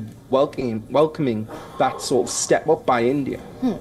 All right. Well, Mr. Blackburn, thank you so much for joining us on the broadcast with your insights on this. Moving on now, we're also being joined by Amrit Gill, National Spokesperson, Congress from Chandigarh. Thank you so much for joining us. Right now, I want to begin by asking you, we've been seeing early trends, the numbers that are slowly trickling in. I want to begin by asking you, if you had to sum up what we've seen so far, what would you say? It's definitely the biggest festival of democracy in which people are voting to safeguard the democracy.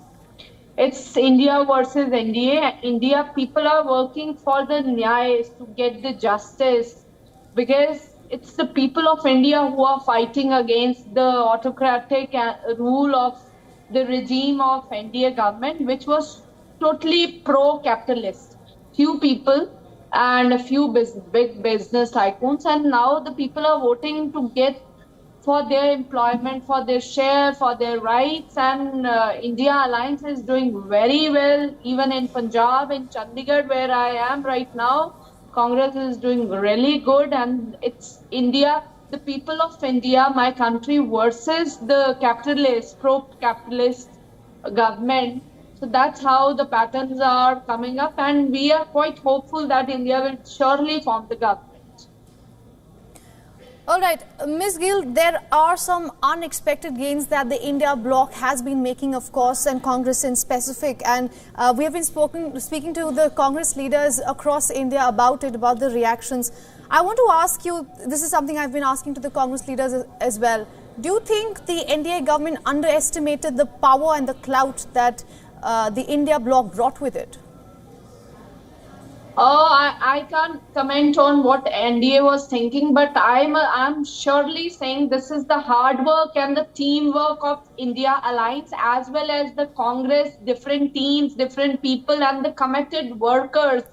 Everybody, even we were present at the booth level, and we have worked so hard that we know everywhere how many votes the party and the candidates are going to get, and it's because of the hard work and the teamwork which we all put it together, that is why these are the results. And even we were expecting, and maybe with the last phase, you can see even better performance. Right, and now Ananya, in fact, I wanted to emphasize this point as well, Ms. Gill, and I wanted your clarity, some clarity on this by you. We've been talking about the India bloc's performance. I want to understand what is it that they were able to do right? What sort of a chord were they able to strike with the voters? You can say the main thing is if you look at the policies and the situations of farmers, the youth, there was high unemployment, everything. It's the people, they have voted for their nyay. It's like India Alliance, we worked together, and it's the people of India realized that BJP and their working style is anti-constitution. And it's the people of India who stood by the constitution, and they want to safeguard the constitution of my country. They want to safeguard their rights, their freedom of speech and expression, which is quite missing in the current regime. And that's why they stood by India Alliance, and the constant efforts of all the parties of India Alliance and the grounded approach and approach of bringing everybody together, that worked very well. All right, but that being said, now just for better understanding here, what are some of the big wins that we are looking at then? Where are they going to get the rest of their seats from? What do you think?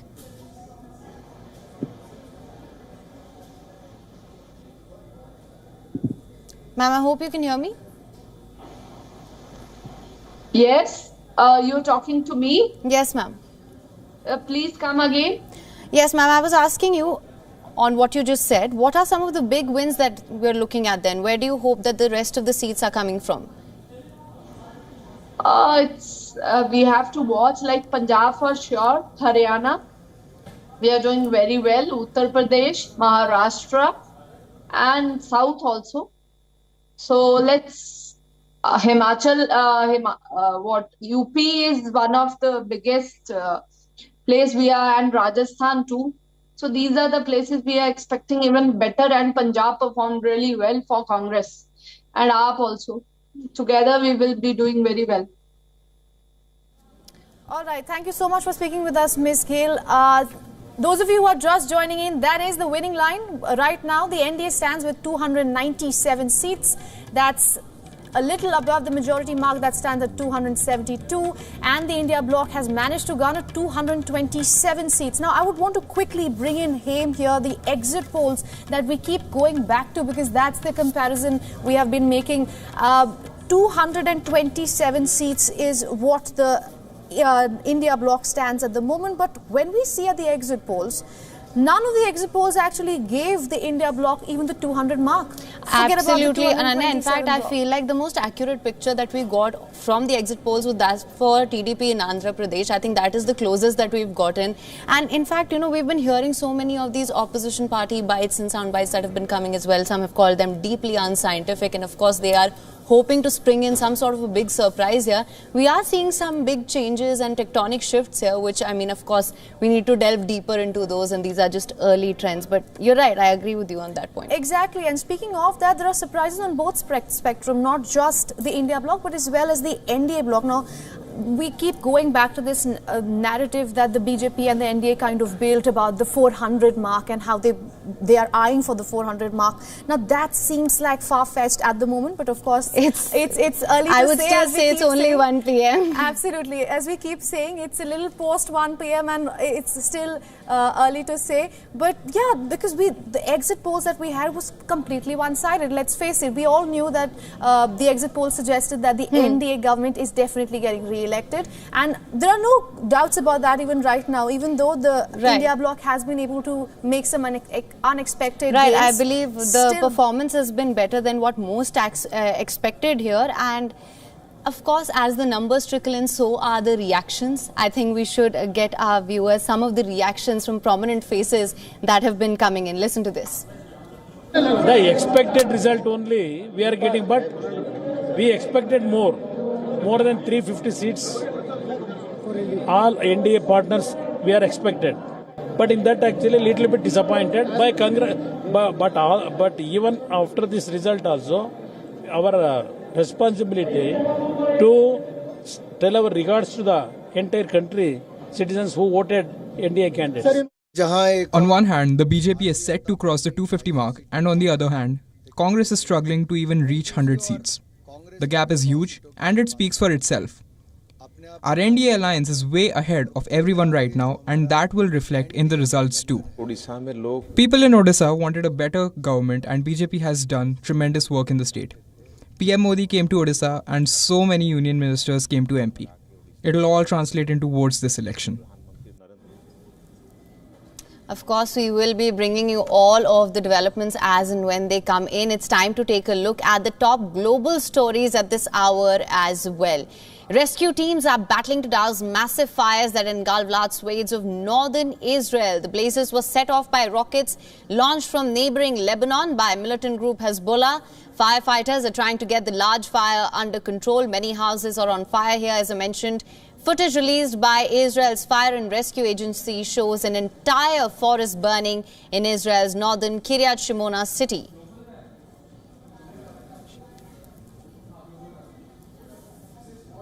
Israeli military sent equipment and soldiers to help contain the flames, which spread quickly due to hot and dry weather. At least 6 Israeli military reservists are injured. Police say they closed off roads to contain the blazes and were telling residents still in the area to clear out as the fire widely spread.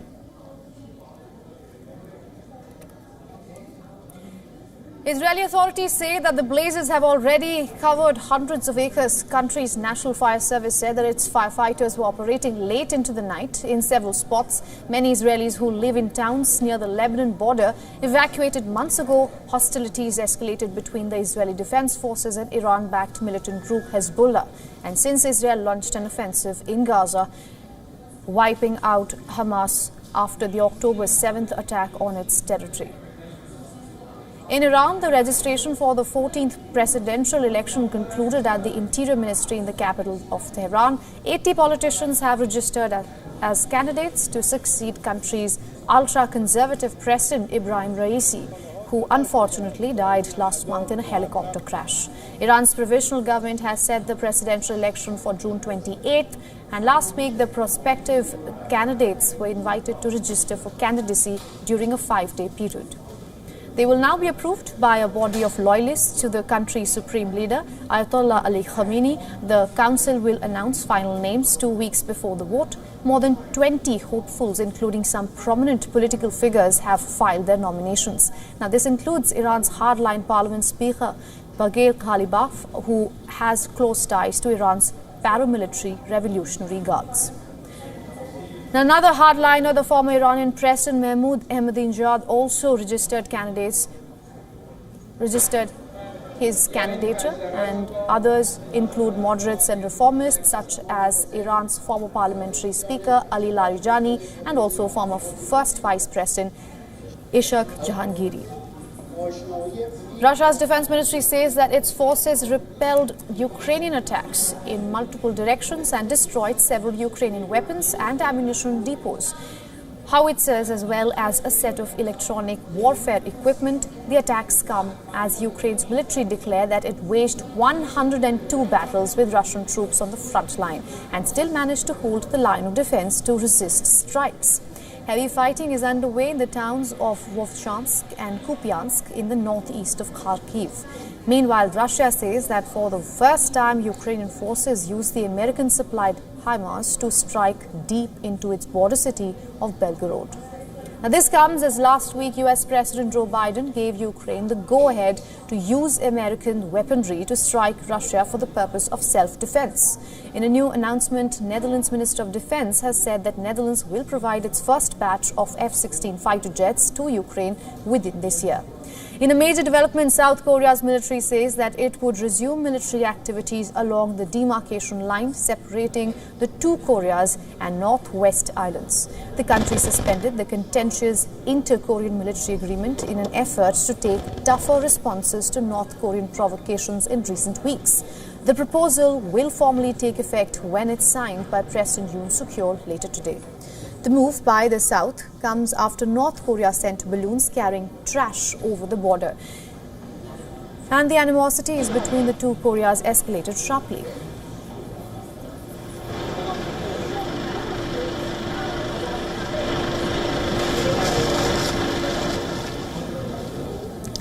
And with that, it's time now for a short break. Don't go too far. Of course, we'll be bringing you all of the developments on the other side. Do stay tuned to WION The World is One.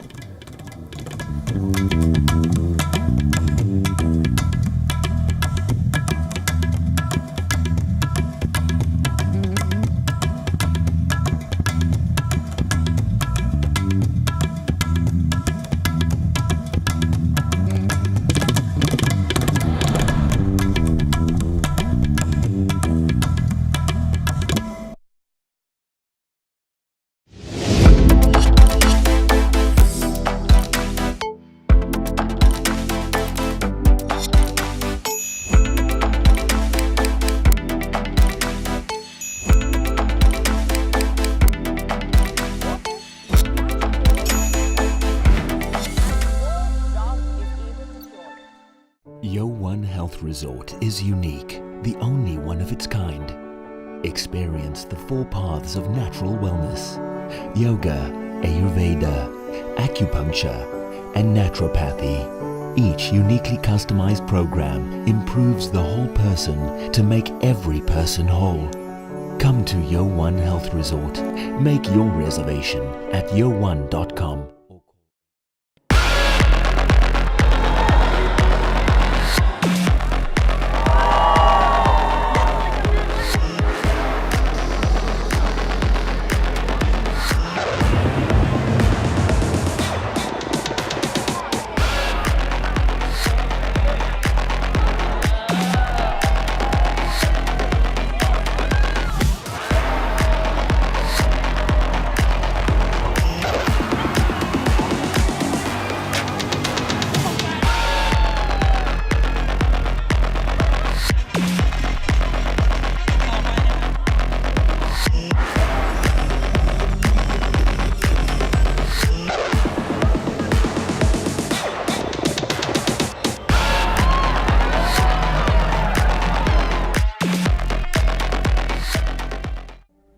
Namaste. Hello friends. We did Dr. Subash Chandra show, popularly known as DSC show, for 4 years, from August 2014 to August 2018. 28 states of Bharat. Of course, we reached out to all of you in 190 countries across the world. The show was very successful. Each episode was being watched by almost 25 million people every week. For past 6 years, the demand of the show has never died down. People write to us, people ask for the show to restart again. Hence, we are beginning the show once again on All Z Network, also on WION, which is the global network channel from India. Again, thank you for your love and affection. See you soon at Subash Chandra Show.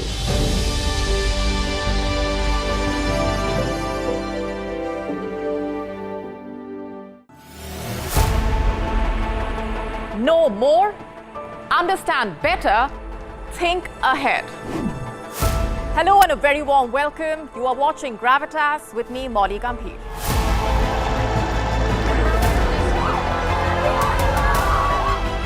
Get the facts, not the bombast.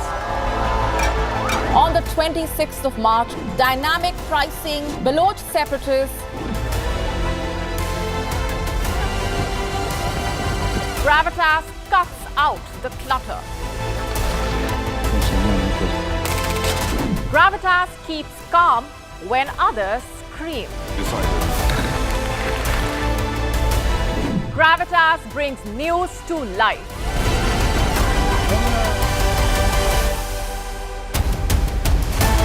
Weekdays, 9 p.m. IST, 3:30 p.m. GMT. Gravitas. Seeing is believing. From the bustling trading floors of Wall Street to the vibrant exchanges of Asian stock markets. WION breaks it down for you to make sense of what's happening, as we reveal the key factors behind events, strategic battles, and the game-changing business decisions that shape the world. We bring you all of this and more on World Business Watch.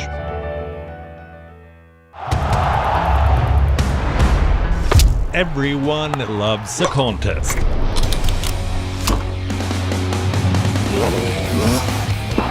But sport isn't just about victory and defeat.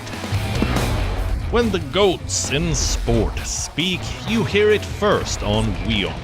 You have to play good cricket over a period of time. I should push myself right out of the damn tournament. We go beyond the stats. Our stories are quoted the world over. At WION, sport is part of our DNA. Come, join us on this journey. Weekdays 6:30 p.m. IST, 1 p.m. GMT.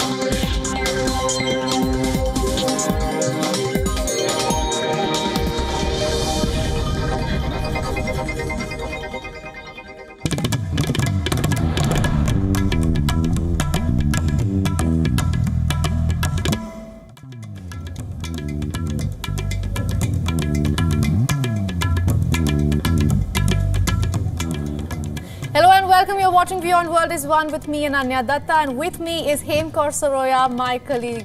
We have been tracking closely the developments coming in from India. If you're joining us right now, it is voting day here in India. After a 7-phase elections, the mammoth elections concluded on Saturday last weekend.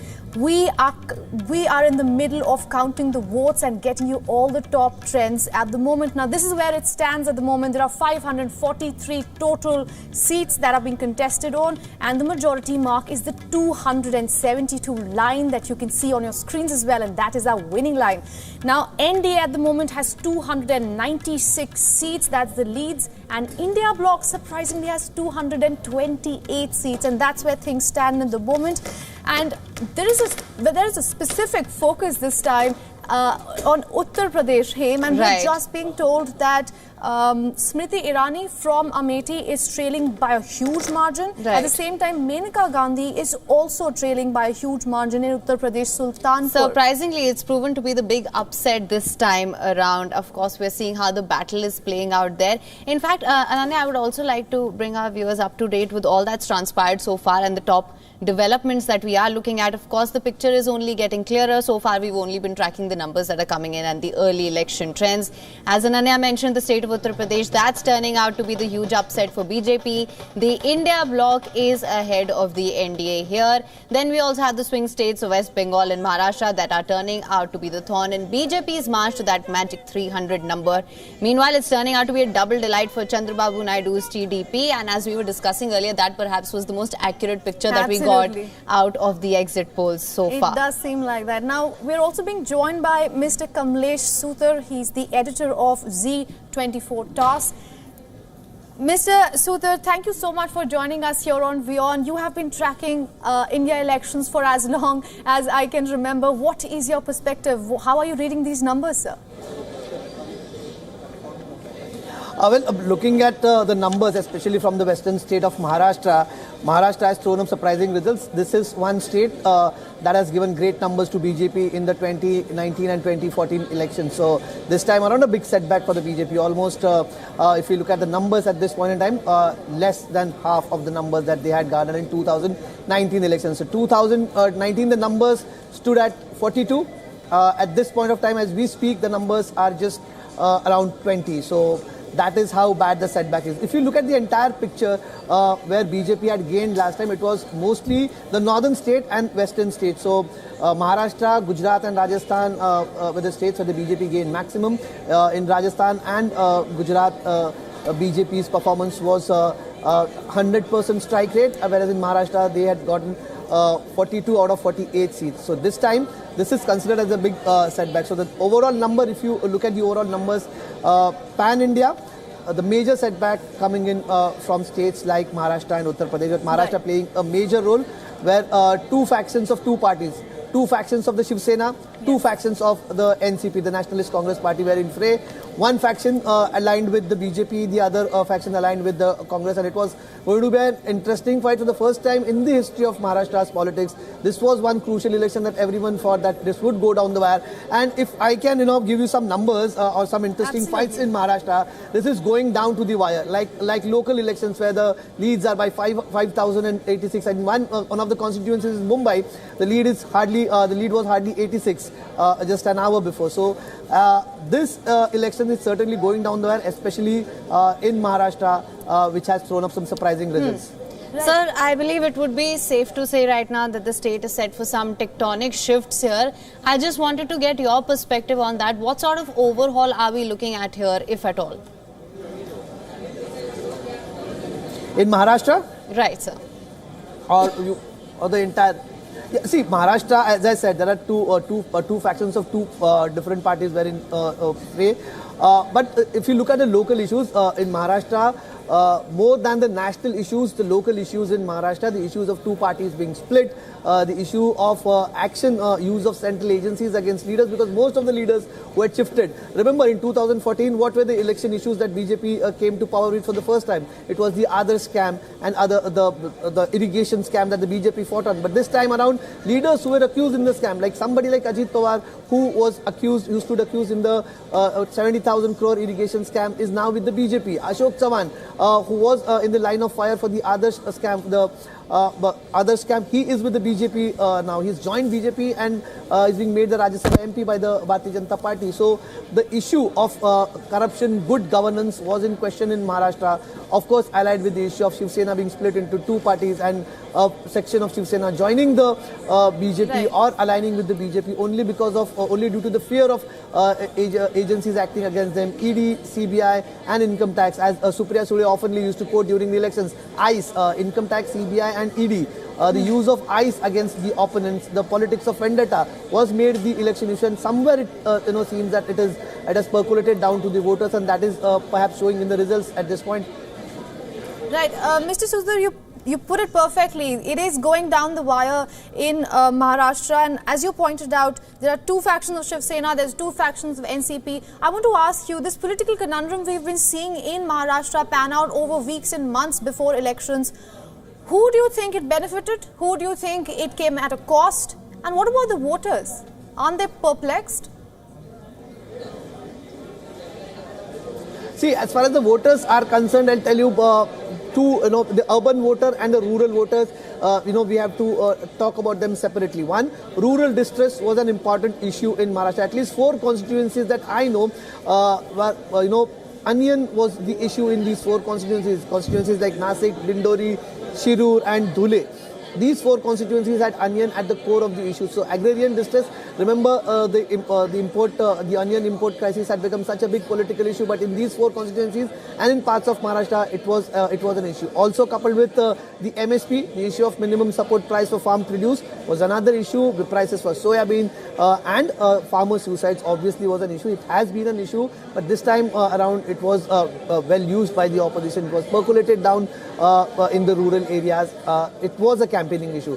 Urban areas, we have seen a different kind of polarization for the first time. And viewers across India, pan-India, who have known Shiv Sena as a staunch right-wing party, Shiv Sena got a large-scale support from Muslim voters in urban areas. And that was also made a political issue by the BJP and its allies, saying that Shiv Sena rallies are being attended by the ones having beard and a skull cap. But Muslim voters in urban areas have largely rallied behind Shiv Sena. That is what the primary picture has been, that is coming out of Mumbai and urban areas. So the two different perspectives of urban and rural voters. But in a nutshell, the rural voters supporting parties like Congress and NCP, Sharad Pawar, and urban voters rallying behind Shiv Sena, added with Muslim voters. Remember, like 10 or 15 years ago, nobody would have thought that Muslims would be voting for a party like Shiv Sena, but that seems to be happening in areas where Shiv Sena candidates are leading at this point. So, the surprising results being thrown up in Maharashtra. Absolutely, it is being thrown up. There's a lot to decode there, and you've brought in some very interesting perspective there. Stay with us, Mr. Sutar. If I could quickly go across to my correspondent, Dharamjot Kaur, who's joining us from the newsroom.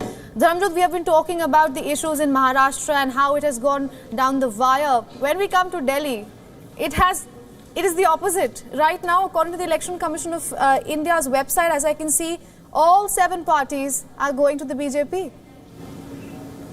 Well, Ananya, it's definitely a repeat of what we saw in 2019. Nothing seems to have changed in terms of, the mandate that has been put out by Delhi's voters.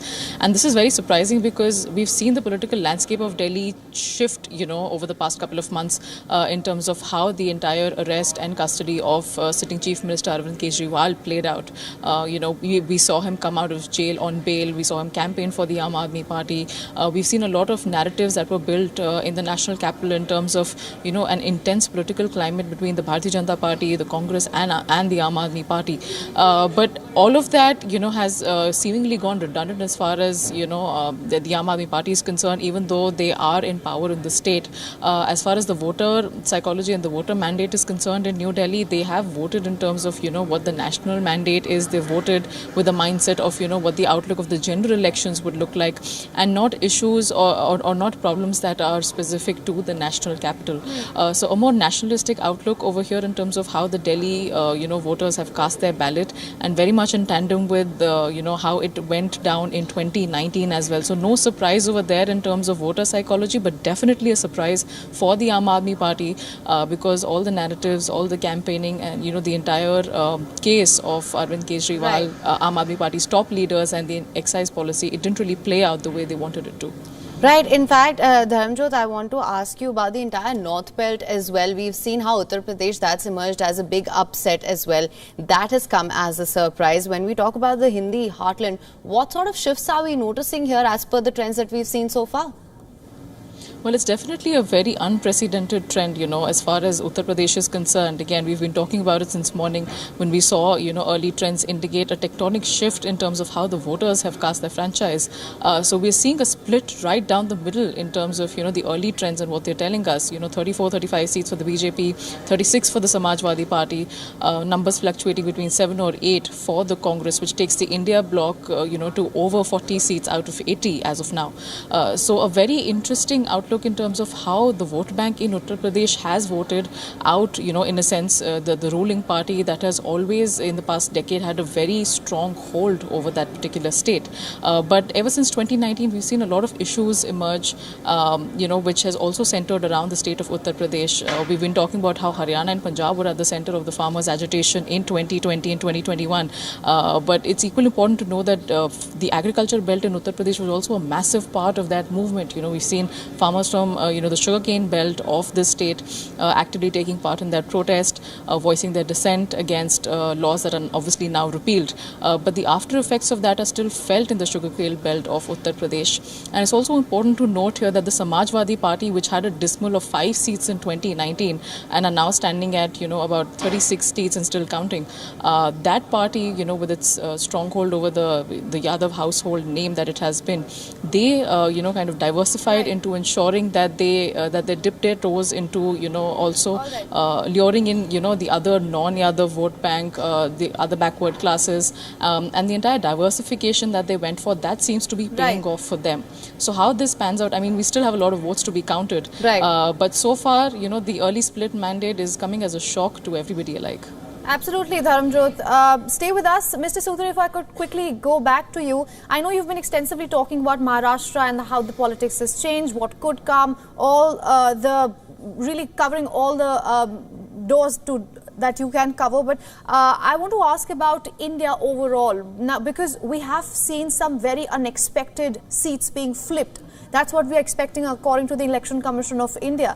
What do you make of that? Do you think, which of the two is it? Is it that the BJP made some mistakes, or is it that the India alliance came with some gains? that no one really saw coming? Well, a mix of both. India alliance initially, when it was formed, if you remember, the first meeting took place in Patna, but later Nitish Kumar was the one who hosted the first meeting and was the first to leave the alliance as well. Initially it was seen as a formidable alliance. But with allies like Nitish Kumar going out of the way, many questioned the very existence, how far this alliance could go. But issues like the issue of constitution, say for example, it worked really well, and India alliance got it, used it in its stride all throughout the election.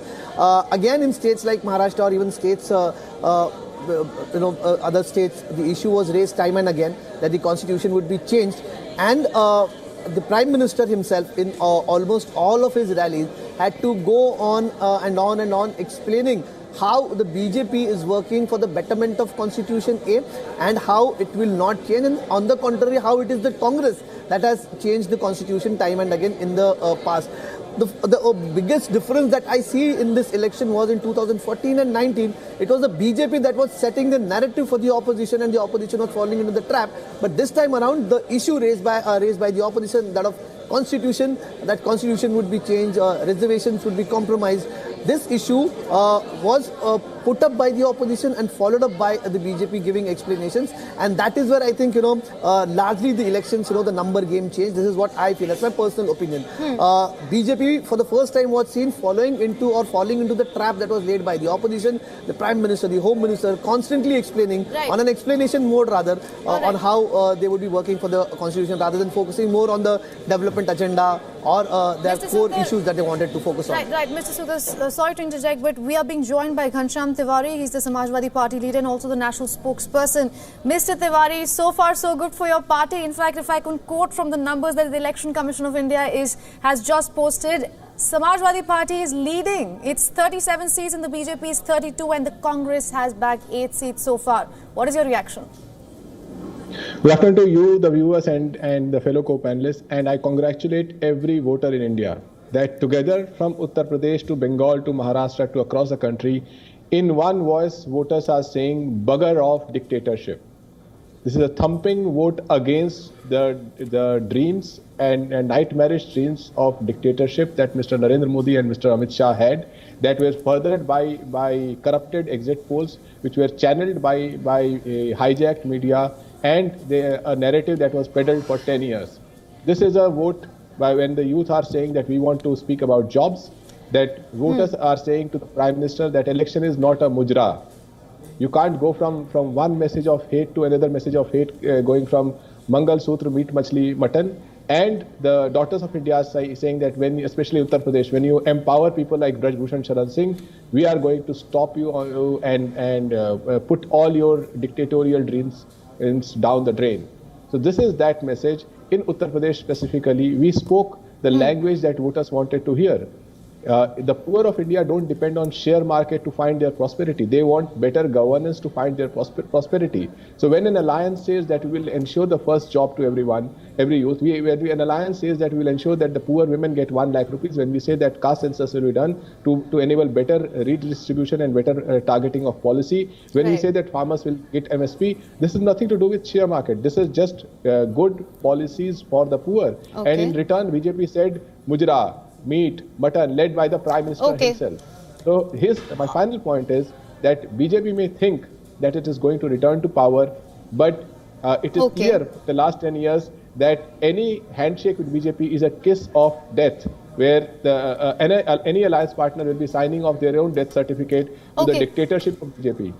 All right. Well, sir, I just want to get some perspective on the numbers and the early trends that we've been seeing here as well. The big question, of course, remains that the tally that's still at 230, 229 for the India bloc. It's still, of course, far from the 272 magic figure that we're looking at. So what do you think? Where will these numbers come from?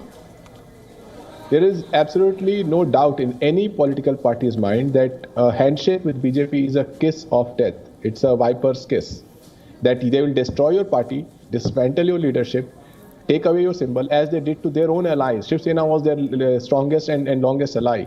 Shiromani Akali Dal, NCP, No political party in India wants this kiss of death. So as a result, even the alliance partners in what is called NDA, but it is commonly known as NSA, Narendra Surrender Alliance, Mr. Narendra Modi and a set of parties that have surrendered in front of Mr. Modi due to the blackmail tactics of BJP. This NSA will be disrupted by itself, and the political parties who are part of this Narendra Surrender Alliance will root for a government that is not driven by fantasies of dictatorship. Right, sir. With that being said, if we are to go by the projections that we're seeing right now, the fact is that the NDA BJP is still coming to power as per the current projections. So what do you have to say about that?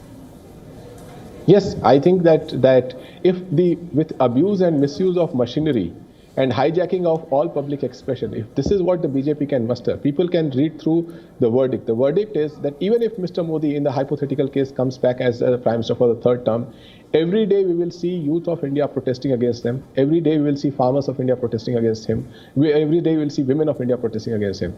This government will be a very, very unpopular government because the mood on the street is that it is with hijacking of the machinery that they have somehow mustered a 272. The alliance partners are not going to be with them. So we will see how this unfolds. But Prime Minister Modi is seeing a very unpopular stature within his own party, within his alliance members, and definitely on the ground. Right. This is a verdict to rout him. Mr. Tiwari, if we could look beyond Uttar Pradesh, then BJP's focus this time was the south, and according to the numbers we are getting, it is able to make some inroads. What do you make of that then? With so much power, so much money, by dismantling government, by using ED, CBI, and all the form of mechanisms. If BJP can muster one seat in Kerala and one seat in Tamil Nadu, and how is this a victory? The point is that they looked at Uttar Pradesh and Maharashtra as their laboratory of worst politics. And in Uttar Pradesh, this laboratory of worst politics was fueled by hate. In Maharashtra, it was fueled by use of CBI, ED, greed and blackmailing to disrupt the democratic formation in Maharashtra, disrupt NCP, a long-standing party, disrupt Shiv Sena. So that is how I look at it. I would repeat, this is end of road for fantasy of dictatorship of Prime Minister Modi and Mr. Amit Shah. Right, Mr. Tiwari, previously you mentioned anyone forming an alliance with the BJP is kiss of death. I'm quoting you. Are you suggesting that parties might desert BJP? Well, JDU deserted the India alliance right in the beginning. There must be some tactic that BJP has used, and JDU is known for finding greener pastures whenever they want. Similarly, TDP in the past has played flip-flop with BJP. These are the two largest alliance partners in the so-called Narendra Surrender Alliance. If they together represent 30 seats, if you remove those 30 seats, where does that leave BJP? Tell me, and you can ask this to other panelists in future, is there a single party who can trust BJP as an alliance partner? Single party in India? Nobody. All right. Well, Mr. Tiwari, thank you so much for joining us on WION with your insights on this. Thank you. All right, let's just go across to our correspondent who's joining us right now. We're going across to Siddharth MP. Siddharth, thank you so much for joining us. Of course, let's start by talking about what we have in front of us. Clean sweep for the DMK in Tamil Nadu. BJP's South performance, that was something that has garnered a lot of attention this time. What can you tell us about that? So BJP, they bet big on the south, and of course they're getting maximum dividends from Telangana and Andhra Pradesh and Karnataka, of course. In Kerala as well, getting a single seat would be something that aids BJP's prestige battle there, because they've been taunted as a party that's not been able to get a single elected MP from Kerala. So there, that possibility is well and alive from Thrissur constituency, centrally located in Kerala. Suresh Gopi, the actor politician, is likely to win from there. Quite an unassailable lead that Suresh Gopi has got as it stands, but things are quite dynamic. But Gopi's lead is quite encouraging for the Bharatiya Janata Party. Tamil Nadu, again, as expected, what's happened is it's a sweep for the India Alliance. They are, in fact, carrying on what they did in 2019 with 39 seats they got in 2019, 38 seats. But this time it should be a little lesser, maybe lesser by 4 or 5 seats. So it's as good as it gets for the India alliance in Tamil Nadu. So BJP's Tamil Nadu formula clearly hasn't worked. In Kerala, surprisingly, they're getting 1 or perhaps 2 seats. But in Tamil Nadu, in a couple of places, they're coming second, like in Coimbatore and other places, they're coming second. Perhaps in Tamil Nadu, there'll only be one NDA candidate from Dharmapuri as the current data stands. That's, of course, the wife of PMK's Anbumani Ramadas, Soumya Ramadas, will be winning. So that's only the likely NDA candidate win from Tamil Nadu. So single candidate in Tamil Nadu. Coming to Karnataka, again, quite comfortable for the BJP. I wouldn't call it a sweep or anything, but quite comfortable, at least 18 or 20 seats for BJP plus JDS combined. So that's reasonably good. They've lost 5 seats, at least considering the current data. Last time they got 25 of 28. It was a total sweep. But this time the Congress has outdone them considerably, and we have to wait for further data. Andhra Pradesh is the key state. Chandrababu Naidu could perhaps become kingmaker in the coming time. Because Naidu not just sweeping the state assembly polls and routing Jagan Mohan Reddy, who became chief minister 5 years ago, but also proving very important for the BJP, because almost 21 seats where TDP, BJP combined or NDA is looking extremely good in Andhra Pradesh to win. Telangana likewise at least 7-8 seats for the BJP, half as much of the state seat for the BJP. So overall their south formula seems to be working, save for say Tamil Nadu. Right. All right. Well, Siddharth, thank you so much for bringing us the latest on this. All right, now we will continue to get you ground updates as well as the numbers coming in from the Election Commission of India. And of course, beyond speciality, the global perspective to India's elections. Stay tuned. More coming up after a short break.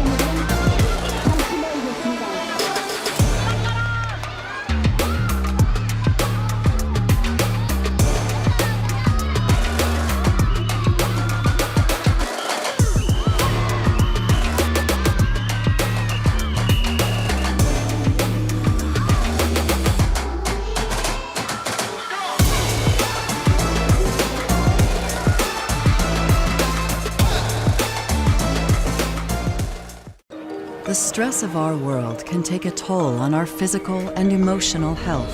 Here, in New York's Catskill Mountains, lies a luxurious place of healing called WION Wellness Center. The WION Wellness Center provides 500,000 square feet of natural methods to manage diabetes, hypertension, chronic pain, obesity, depression, anxiety, and other conditions. We use the traditions of centuries-old natural science from India, yoga, Ayurveda, acupuncture, and naturopathy in personalized programs that help you take charge of your own health. A minimum 5-day stay is recommended for best results. Book now at yo1.com. Namaste. Hello, friends. We did Dr. Subash Chandra show, popularly known as DSC show, for 4 years, from August 2014 to August 2018. 28 states of Bharat. Of course, we reached out to all of you in 190 countries across the world. The show was very successful. Each episode was being watched by almost 25 million people every week. For past 6 years, the demand of the show has never died down. People write to us, people ask for the show to restart again. Hence, we are beginning the show once again on All Z Network, also on WION, which is the global network channel from India. Again, thank you for your love and affection. See you soon at Subash Chandra Show.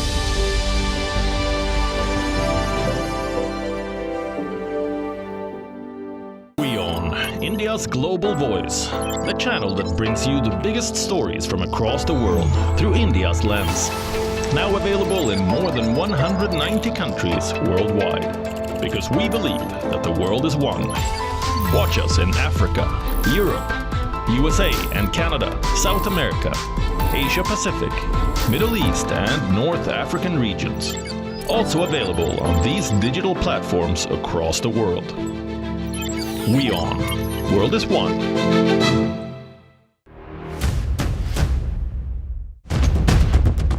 Economic turmoil and global unrest have cast a shadow over President Joe Biden's approval ratings. The rockets are continuing to be fired by Hamas in Gaza, although at a slower rate than previously. So, right now, we are with the volunteers from the Aleppo municipality. They are still trying to go to the rescue for the people they can find out. India has emerged as a major diplomatic force at the world stage. The rising cost of living in Nigeria continues to impact citizens from all walks of life. The citizens of Gujarat witnessed a mega roadshow here in the city of Ahmedabad. China is South Africa's largest trading partner for 134 years straight. A domestic aircraft carrying 72 people on board crashed in Pokhara city in central Nepal. 165 injuries have been moved. 61 people are confirmed dead and rescue operations continue around me. After receiving an entire season's rainfall in a span of 48 hours, Chennai city has literally been brought to its knees. For WION, World is One.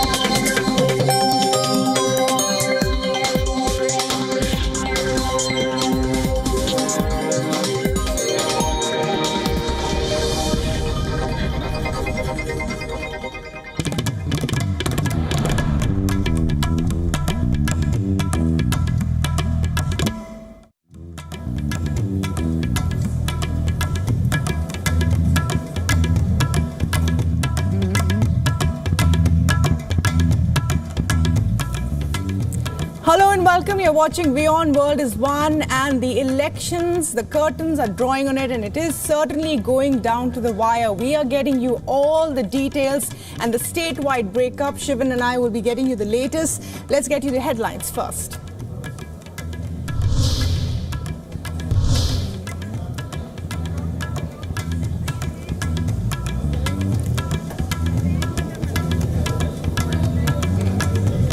Uttar Pradesh emerges as the big surprise for the India bloc, which is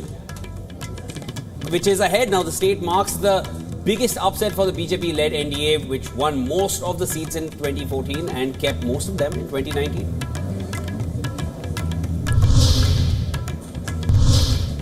Rahul Gandhi's opponent in UP's Raebareli concedes defeat to the Congress candidate, seeks forgiveness from the people in a social media post.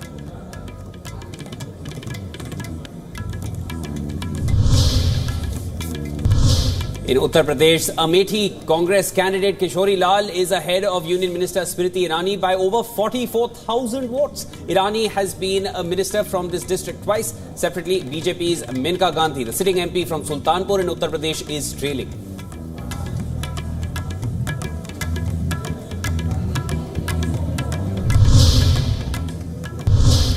Mamata Banerjee-led All India Trinamool Congress goes into a huddle after dominating West Bengal results. The party is leading in over 30 seats out of the total 42.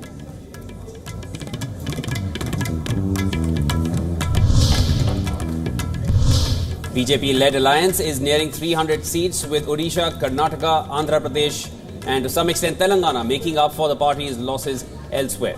However, this was predicted by exit polls as well.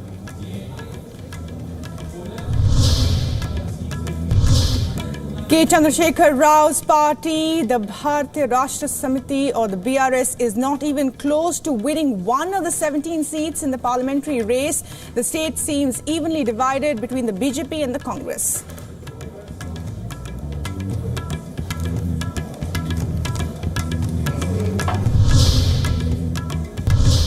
Clashes have erupted in West Bengal and Uttar Pradesh as poll results seem to defy exit polls. BJP and Samajwadi party workers clash outside Ambedkar polling venue in Lucknow. Meanwhile, TMC and BJP workers clash in Bishnupur.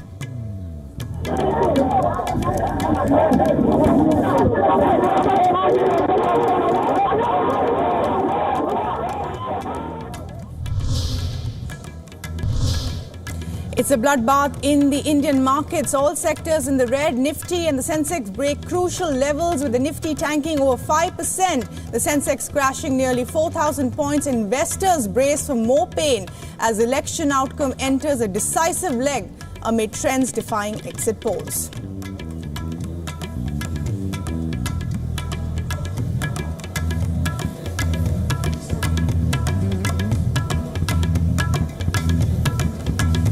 And as always, we're starting off with the top developments coming in at the hour. Two coastal Indian states are also up for grabs in the Indian general elections, and both are voting the incumbent government out.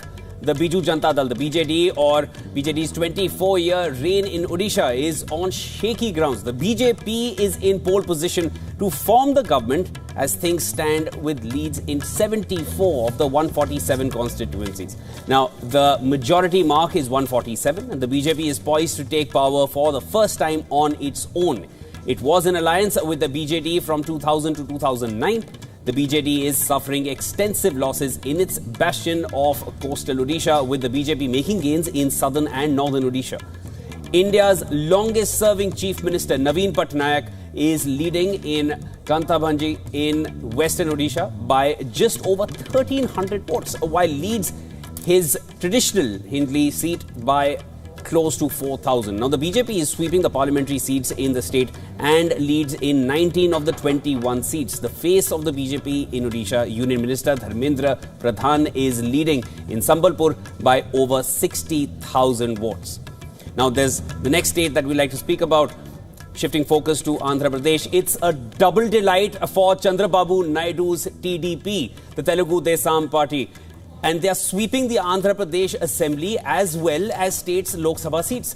They are on track to dethrone Jagan Reddy's YRCP in the state. Naidu is all set to play the role of kingmaker in this closely fought Lok Sabha poll. Let's just take a look at the alliances that Naidu has formed over the years.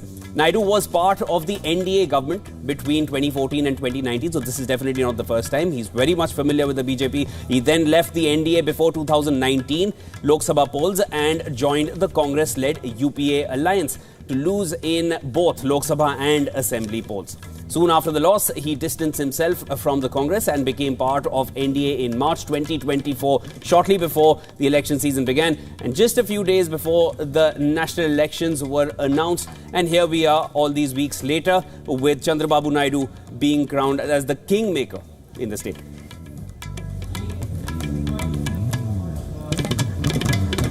What is the update?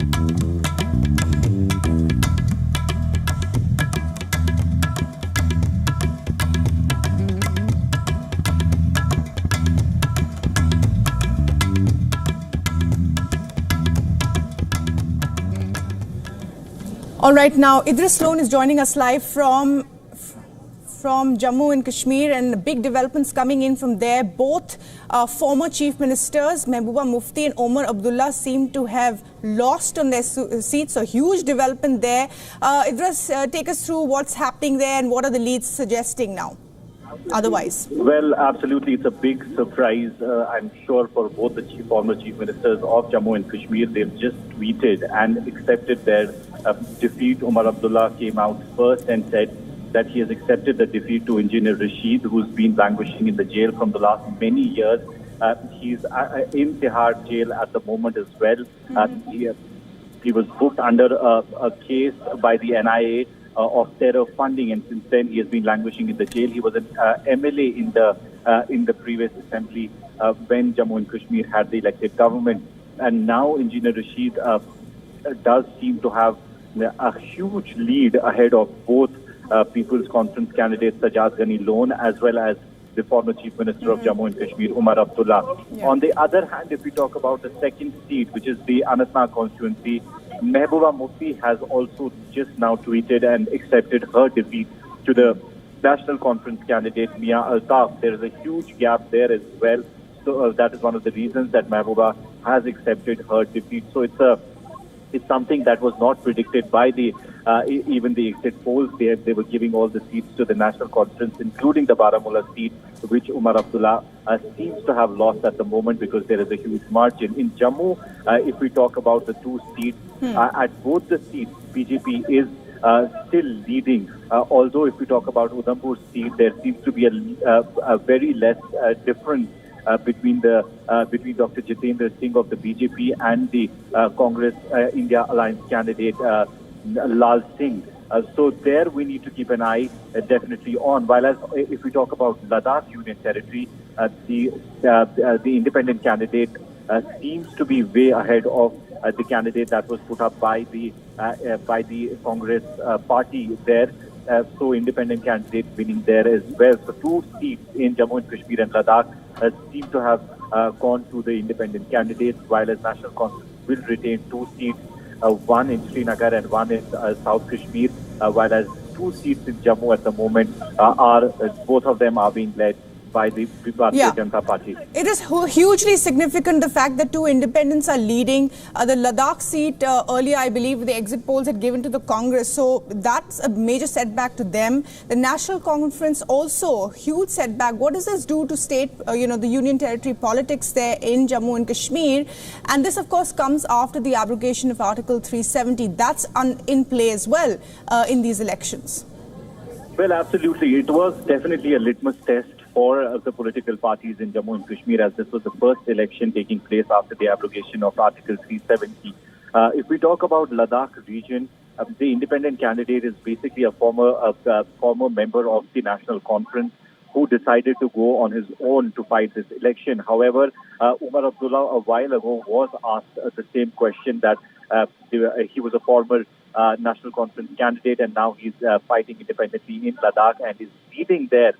So Umar said he's happy with his win. He's happy basically because they wanted to keep BJP away in Ladakh as well. BJP had changed their candidate in Ladakh this time. The sitting MP was changed and they had fielded a fresh candidate in Ladakh, which seems it didn't work for them. But the Indian National Congress had also fielded a candidate there who's definitely trailing behind the independent candidate at the moment. If we talk about Kashmir region, people did come out in huge numbers. There are 58% of people came out and voted this time, which was the best in terms of in the last 4 decades.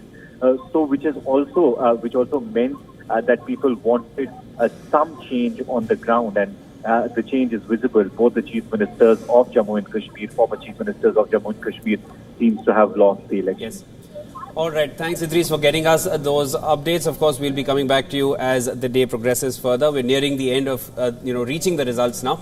As of now, we'd now like to cut across to our guest, Dr. Ashwini Kumar, former Union Minister for Law and Justice of India and former Rajya Sabha MP and attorney as well. Sir, welcome to WION World is One. Pleasure having you here on the show with us. Dr. Kumar, I wanted to understand from you, it was just a few hours ago that we were still discussing the 400 Paar mandate. We were still discussing the, BJP coming in with that kind of majority. Now it's almost come down to whether they'll even cross 300. BJP on its own seems unlikely to even get that 272 mark. What are your thoughts on how this has fared so far? Was this always the assumption? Did the BJP always know that they're going to achieve just these numbers, and 400 Paar, 400 Paar was just something to flummox the opposition? No, clearly not. The BJP was more than certain that it would cross very, very comfortably the 300 mark on its own. This is quite a reverse for the BJP, unexpected largely. But I must tell you that this is the beauty of democracy. With all the psephologists claiming scientific analysis at their command, were unable to get the mood of the people right. Most of us also were not exactly on the mark on either side of the political divide. But democracy has prevailed, democracy has triumphed. That is the seminal message of this election. And one of the reasons for the reverses that the BJP has suffered, particularly in Uttar Pradesh and in the Hindi heartland, which is surprising, is a reaction to the level of political discourse that was attributable to the BJP and the distrust of the people of India in any form of concentrated power. India is a nation, remember, born to freedom after fighting the British. Any kind of arrogance of power goes ill with the people. And that is what has happened. Quite clearly, my biggest satisfaction is that the democratic ethos and spirit of constitutionalism has prevailed in the country. And Congress Party must get the credit for putting democracy, dignity, and justice up front in the manifesto. However, the BJP can claim consolation in the fact that it has now become a pan-India party, establishing its footprint in the southern states of India. And even today, with all the reverses, the leadership of Prime Minister Modi as the dominant person in the country stands established. Okay, so you are agreeing that this election also, the fact is that the BJP has done well in the south, and are you saying that the Modi wave continues? You know, the 2014 elections were on a Modi wave. The 2019 elections were about national security. What was that one defining aspect of this election? And, you know, Mr. Kharge went on record to say 295 is what they're getting. The India bloc at the moment at 223. Are they possibly going to get more numbers? Well, I don't know how the numbers will play themselves out, but the fact is that Mr. Kharge is closer to his estimation. Most of the people who are sympathetic to the Congress, but not within the framework of the day-to-day functioning of the Congress, thought that the Congress may not do as well. I think Congress at 97 has made impressive gains, although it would have wanted to go past 100 by far. That has not happened. But the fact remains, to answer your question, that the dominance of Prime Minister Modi as a single most acceptable leader in the country cannot be doubted. That's clearly written, because whatever votes the BJP and the NDA alliance has got is really in many ways a vote for Modi. The campaigning was for Modi, by Modi, and the votes were cast in the name of Mr. Modi. Nobody even cared to know who the candidates of the BJP were. So that fact you can't take away, that credit you can't take away from Mr. Narendra Modi. Any objective analyst would tell you that this election, while it reinforces the latent wisdom of the Indian people who have come out to vote against concentration of total power in any one party or individual, have also recognized somewhere the chemistry which Prime Minister Modi has with a vast section of the Indian people. Dr. Kumar, I also wanted to just get your thoughts on this. Post this election, you've spoken about, that Prime Minister Modi's position is undoubted. But post this election, will we see the emergence of more regional names in a national sense? Like Akhilesh Yadav, he's won, at least till now, the trend suggests that he's winning big time in Uttar Pradesh. Nitish Kumar, Chandrababu Naidu, what he's done in Andhra Pradesh, being crowned as the kingmaker at the moment. Do you find some kind of change here in their presence on a national scale?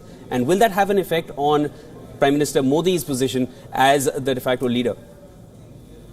To add to your list, I must also add Mamata Banerjee, who has done remarkably well in Bengal. Yes. Remarkably well in Bengal.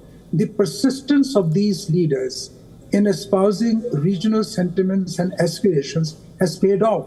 And without doubt, the future of national politics would be very dependent on the support or otherwise of the regional parties. Regional parties will now have the opportunity of exerting influence beyond their states on national politics. That is another signal of this election.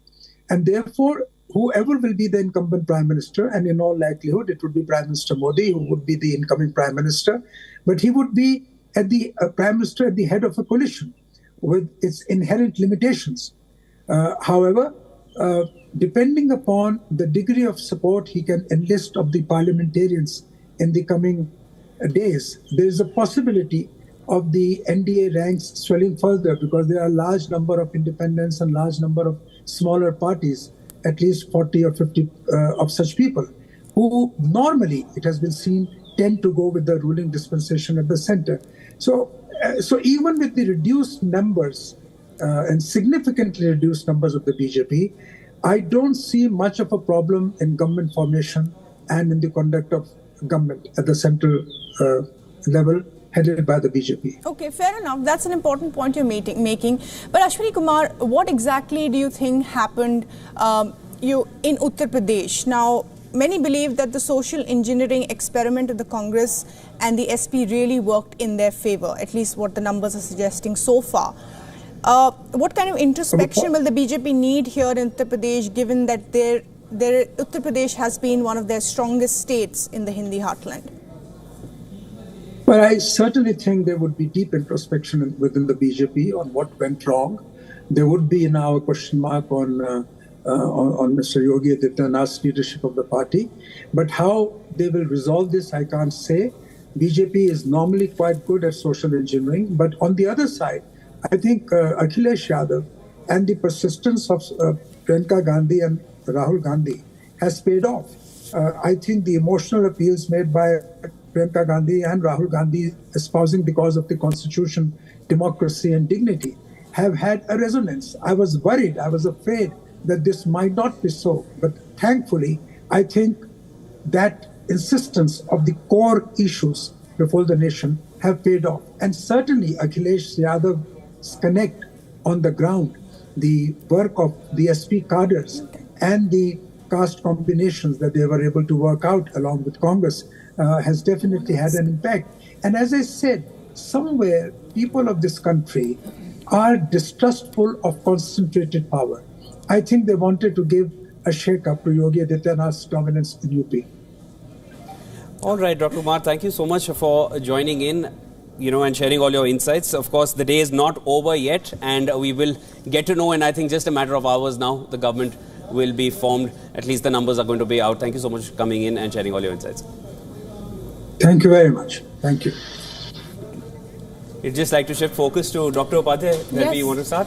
Yeah, I mean, so much has been said about this election and the fact that, the North and the West have traditionally voted for the BJP. But this time, the BJP wanted to make inroads in the South. How do you think the Southern impact has happened? We know that the BJP, the Prime Minister himself, campaigned in Tamil Nadu seven times. So the Tamil Nadu was an important state for the BJP. Of course, it hasn't opened its account there, but it has done well in other states with its allies. What do you think is happening in the southern states? Well, I think they haven't done as well as they have expected, or as well as they look like doing in the morning. Morning figures were totally different. Now only so much has changed. And, we were expecting 1 or 2 seats in Tamil Nadu, 1 or 2 in Kerala.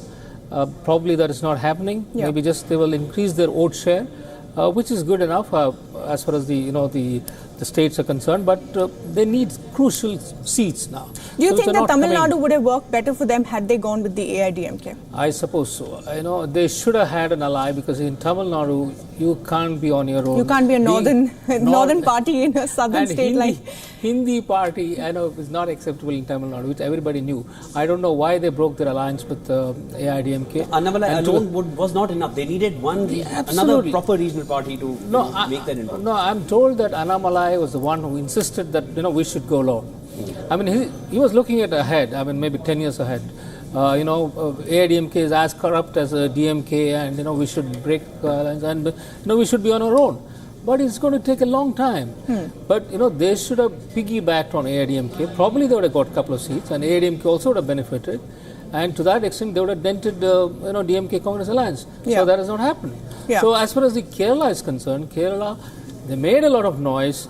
At the end of the day, it looks like they may get one or not even that. I don't want to focus on the Shivan. Just one more question. I want to focus on the South a little bit more, but not just the BJP, but also we are hearing that the YSR Congress chief, Jagan Mohan Reddy, has gone to the governor to give his resignation, a huge setback for his party, the TDP coming back in Andhra Pradesh, possibly being a kingmaker in this election as well, a significant, party that both sides would possibly be vying for.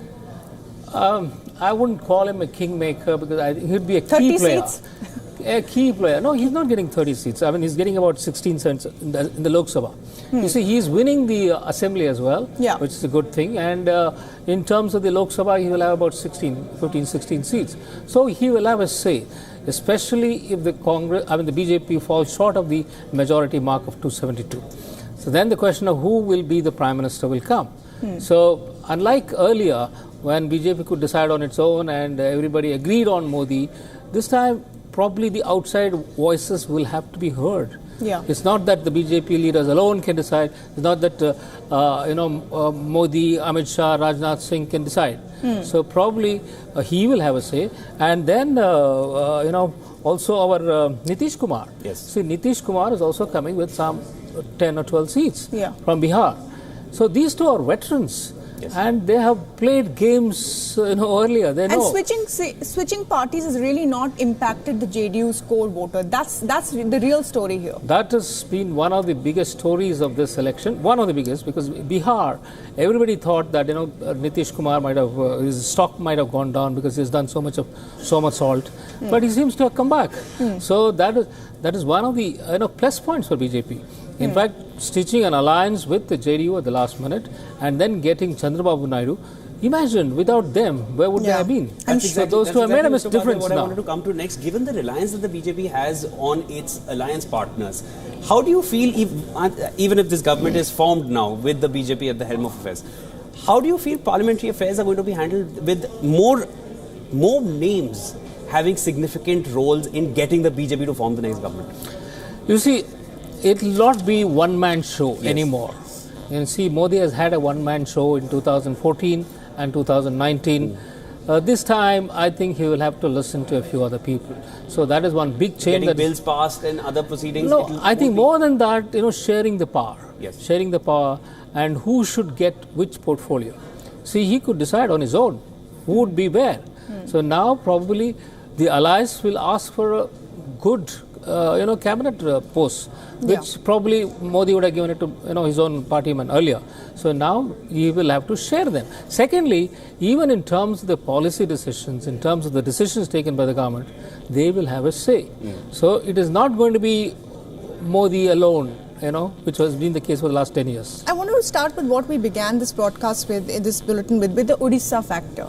Now, the BJP has done extremely well, both in the Lok Sabha polls and, of course, I think in the state assembly as well. What factors do you think played out in Odisha? Because Naveen Patnaik could have, had history here. He would have been the longest serving chief minister after Jyoti Basu, but that's certainly not happening anymore, it seems. Yeah. What has worked for the BJP in Odisha? Naveen Patnaik would have made history. And I was just looking at the stats. He was just 76 days short of becoming the longest serving chief minister. Chamling has that record. Chamling and Jyoti Basu also. Yeah, and Chamling has the best record. And then this man was 24 years and something. So, but if he doesn't become the chief minister now, we don't know still. I mean, doesn't become chief minister, he will lose that opportunity. Secondly, I think this issue of his health and who is going to be his successor played out. So that also, I think, went against the BJD. Played out very well for the BJP, actually. Very well the fact for the BJP that Nayak was possibly ill. And VK Pandian, the outsider in the game. VK Pandian, the outsider. Tamil Nadu cadre IS officer who seems to be holding the reins of the Odisha government was possibly another thing that played out. There's so much to talk about in this election, Shivan, and we're just going to slip into a short break at this point and come back and discuss more with our guests. Stay tuned.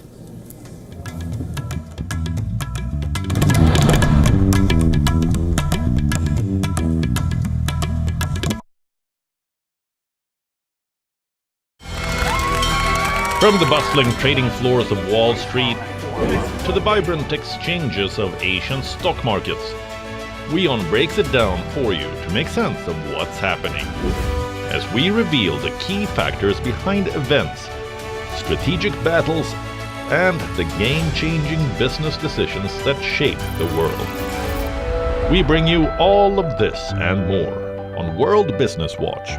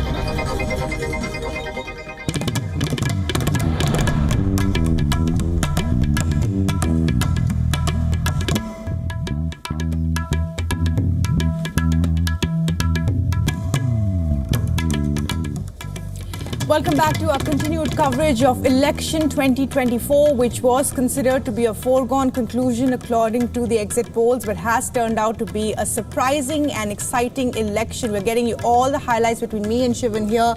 Well, let's begin with the headlines first. Uttar Pradesh emerges as the big surprise for the India bloc, which is slightly ahead. The state marks the biggest upset for the BJP-led NDA, which won most of the seats in 2014 and kept most of them in 2019.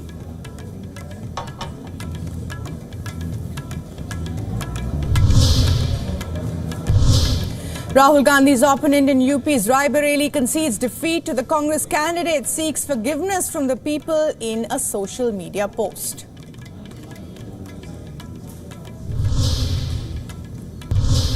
In Uttar Pradesh, Amethi Congress candidate Kishori Lal is ahead of Union Minister Smriti Irani by over 44,000 votes. Irani has been a minister from this district earlier. Separately, BJP's Menka Gandhi, the sitting MP from Sultanpur in Uttar Pradesh, is trailing.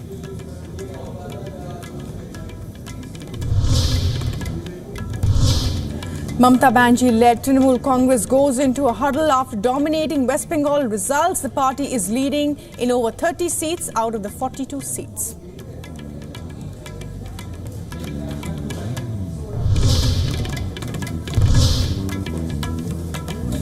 BJP-led alliance is nearing 300 seats with Odisha, Karnataka, Andhra Pradesh and to some extent Telangana making up for the party's losses elsewhere.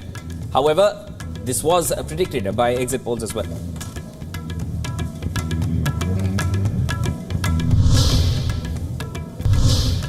K. Chandrasekhar Rao's party, the Bharat Rashtra Samiti, is not even close to winning one of the 17 seats in the parliamentary race. The state seems evenly divided between the BJP and the Congress.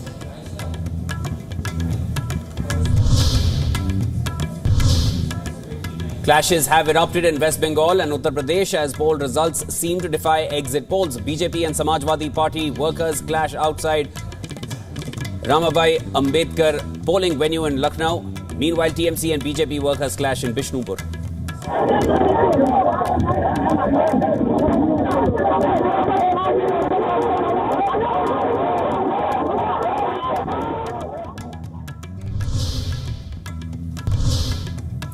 It's a bloodbath in the Indian markets. All sectors in the red. The Nifty and the Sensex break crucial levels, with the Nifty tanking over 5% and the Sensex crashing nearly 4,000 points. Investors brace for more pain as election outcome enters a decisive leg amid trends defying exit polls.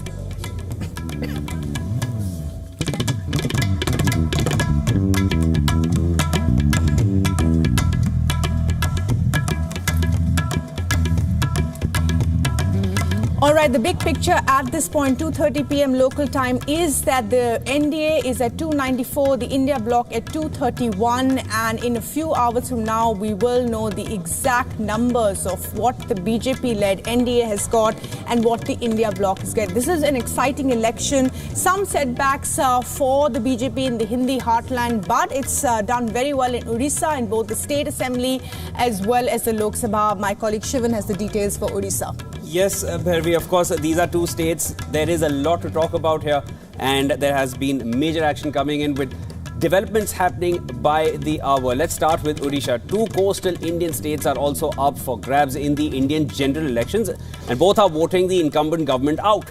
The Biju Janata Dal, or the BJD's 24-year reign in Odisha is on shaky ground now. The BJP is in pole position to form the government as things stand, with leads in 74 of the 147 constituencies. The majority mark is 147, and the BJP is poised to take power for the first time on its own. It was in alliance with the BJD from 2000 to 2009. The BJD is suffering extensive losses in its bastion of coastal Odisha, with the BJP making gains in southern and northern Odisha. Now, India's longest-serving Chief Minister Naveen Patnaik is leading in Kantabhanji in western Odisha by just over 1,300 votes, while leads his traditional Hinjli seat by close to 4,000 votes. The BJP is sweeping the parliamentary seats in the state and leads in 19 of the 21 seats. The face of the BJP in Odisha, Union Minister Dharmendra Pradhan, is leading in Sambalpur by over 60,000 votes.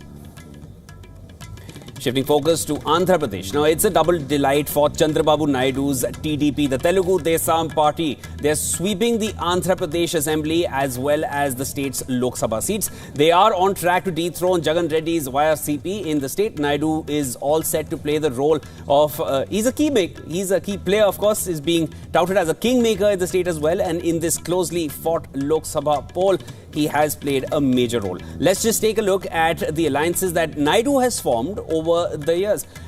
Now, Chandrababu Naidu was part of the NDA government between 2014 and 2019. He then left the NDA before 2019 Lok Sabha polls and joined the Congress-led UPA alliance to lose in both Lok Sabha and Assembly polls. Soon after the loss, he distanced himself with the Congress and became part of the NDA. Just before elections started in March 2024, just a few days before the national elections were announced. Well, those were updates from Odisha and Andhra Pradesh. We are tracking those developments closely. These were the top developments at the hour, which we will be bringing you at the top of each hour. Pervi, back to you. Right, Shivan, thanks for all those updates. Now, as we've been pointing out state by state, Maharashtra is also a very significant state for the BJP. The exit polls had said it will be doing well, but it seems at the moment that the Uddhav Thackeray's faction of the Shiv Sena and the Sharad Pawar faction of the NCP is doing well with the Congress. And Disha Shah, my colleague, is in Mumbai tracking all the latest developments and is joining us now. Disha, there was so much, and Idris is joining us from Jammu and Kashmir, from Srinagar.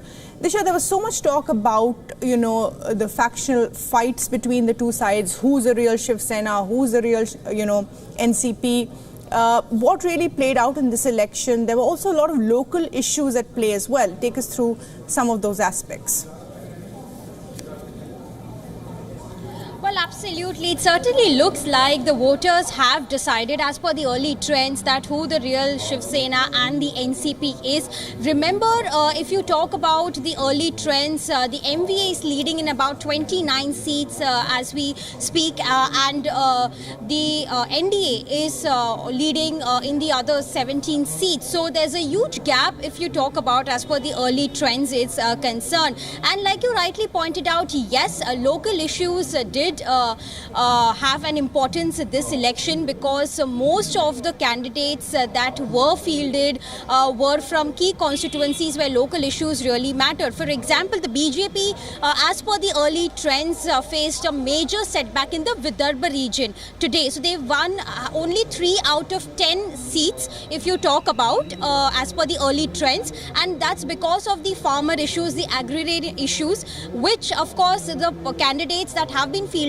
before have been really working on those local issues as per the people that we spoke to. So that, of course, played a major role. And if we talk about the exit poll, also predicted that the BJP will lead the way, especially in Maharashtra, but that is something which is not looking like as per the early trends. It's the Uddhav Thackeray faction. In fact, in Mumbai also, the India's financial capital city, out of 6 seats, 4 have been won by MVA alone. So that is a strong hold of, Uddhav Thackeray Shiv Sena that we are talking about. So the major setback that the BJP and the alliance partners have faced, especially in the Vidarbha belt, the western belt, which always has been the farmers' belt and the issues related to the farmers.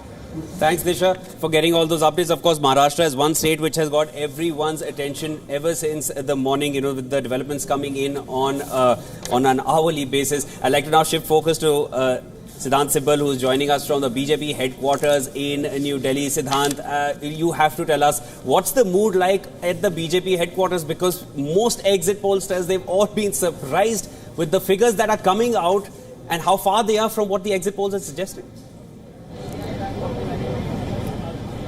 Well, Shivan, I'm hopping from BJP headquarters to the Congress headquarters since morning. Right now, I am at the BJP headquarters, and celebrations are taking place at both the headquarters of the parties. Now, essentially, a short while ago, they were distributing sweets here at the BJP headquarters. I'm standing just outside the BJP headquarters. Now, as they say, you win some, you lose some. The good news is, of course, that the NDA has crossed the majority mark. But, of course, for the BJP, it's not so good, given the fact they're still leading in just around 240 seats or 243 seats. They have not crossed the halfway mark, and that, of course, will be seen as the biggest news point, given that the Prime Minister was talking about 400 seats in the election. So that's a negative news for the Congress. Of course, they will not be able to form government so far, but of course they have been able to get good numbers. They're leading in approximately 100 seats, and of course combined with the India Alliance, they have a good percentage in the parliament. A strong opposition is another news point. But all in all, by evening we'll get to know what kind of celebrations both sides are planning, given that both sides are in cautious optimistic mood since morning. Okay, Siddhant, thanks for that. So that's actually very funny, and it's quite interesting that both sides are in celebration mode. So they're both saying that, well, the BJP obviously thinks it's doing well because it's crossed with the NDA, it's crossed the 272 mark, and the Congress, of course, didn't expect this kind of win possibly, and so it's already celebrating. Now, Idris is standing by in Srinagar, is joining us for more. And Idris, you just reported to us that there have been two major setbacks in Jammu and Kashmir for two former chief ministers, big faces in the valley, Mehbooba Mufti and Omar Abdullah. What does this mean for the politics of the valley for these parties, which have been set, in their systems for so long? And also, how are the others faring in the Union Territory? Well, absolutely. It's a big setback for the two former chief ministers of Jammu and Kashmir, both Mehbooba Mufti as well as Omar Abdullah. Omar Abdullah, though, taking it very gracefully and coming out and tweeting and congratulating Engineer Rashid, who is way ahead if we talk about the numbers in the Baramulla constituency at the moment. It seems like both Omar Abdullah as well as Sajjad Ghani Lone are trailing way behind him, and it's an easy win for Engineer Rashid this time. Engineer Rashid has been languishing in the jail for the last many years now. He was arrested before 2019 abrogation day. They were all taken into custody. He was an MLA at that point of time, and since then he has been at Tihar jail under an NIA case, which is of a terror funding. Now it's very interesting to be seen if he wins the seat, whether the government will actually clear him of the accusations that are against him. On the other hand, if we talk about the Mehbooba Mufti in South Kashmir, it was very evident from the very beginning that the National Conference candidate has an upper hand there. But Mehbooba tried her best. She really campaigned aggressively all through, not only in Anantnag but also in Poonch and Rajouri areas, so that she could reach out to more and more people. But that didn't seem to work for her as well. It does seem to be a setback for the National Conference's Omar Abdullah, because he's losing the seat. But his two candidates, one from Srinagar and another from Anantnag constituency, are way ahead and are leading at the moment, and seems like they have won both the seats for him, and he has already congratulated both of them. Also, if we talk about Ladakh seat, there is an independent candidate who's way ahead of the other candidates there. He was a former National Conference candidate when the Ladakh Hill Development elections happened a few months ago. After that, he distanced himself from National Conference and decided to go solo in the parliamentary elections, and he is right now leading with a huge margin in Ladakh as well. So surprising as well as shocking results if we look at also the exit polls that were giving all the seats, including Omar Abdullah's seat, to the National Conference in Kashmir region, and both the seats in Jammu region were given to the BJP. Let me tell you that BJP seat in Jammu, Jugal Kishore seems to have an easy win over there, while as if we talk about the Udhampur seat, there is still a very tough fight going on between Dr. Jitendra Singh and Lal Singh. Okay, tough fight there between Jitendra Singh and his opponent. I do want to go to Disha for a bit, but before that, a word from our guest in the studio. Mr. Padhyay, I know you wanted to come in on Jammu and Kashmir and the significance of these changes in Jammu and Kashmir. Well, this Engineer Rashid winning from jail is a very, very significant development, I would say, especially in the light of assembly elections which are due. See, so far, I think BJP has followed a tough policy in Jammu and Kashmir. probably they'll have to modify those stance, and also the fact that these two regional parties, NC, PDP and NC, have been there for years and years, and both the leaders losing these elections means that there is going to be a lot of shift that is going to happen in J&K. So whether it will go towards more radical groups or more moderate groups, one has to see, because I think this is where the BJP will have to play a hand very moderately in J&K. Because see, with both NC and PDP going out, I mean, if the leaders have lost, and the parties will also be going down the. So BJP will have to ensure that there is some kind of a moderate parties which come up. Okay, fair enough. Disha, we're also joined by Disha Shah, who's joining us from Mumbai. Now, of course, Disha, lot of places, and everyone has mentioned that Maharashtra, West Bengal, and UP, they've been key states in keeping the BJP from reaching that target. And a lot of our guests have also suggested that BJP always believed that it would reach that 400 target. Now, we'll come to that later, how far they've fallen short from what they had projected for themselves. But talk to us about how much a role Maharashtra has played in actually spreading some water on the BJP's dreams.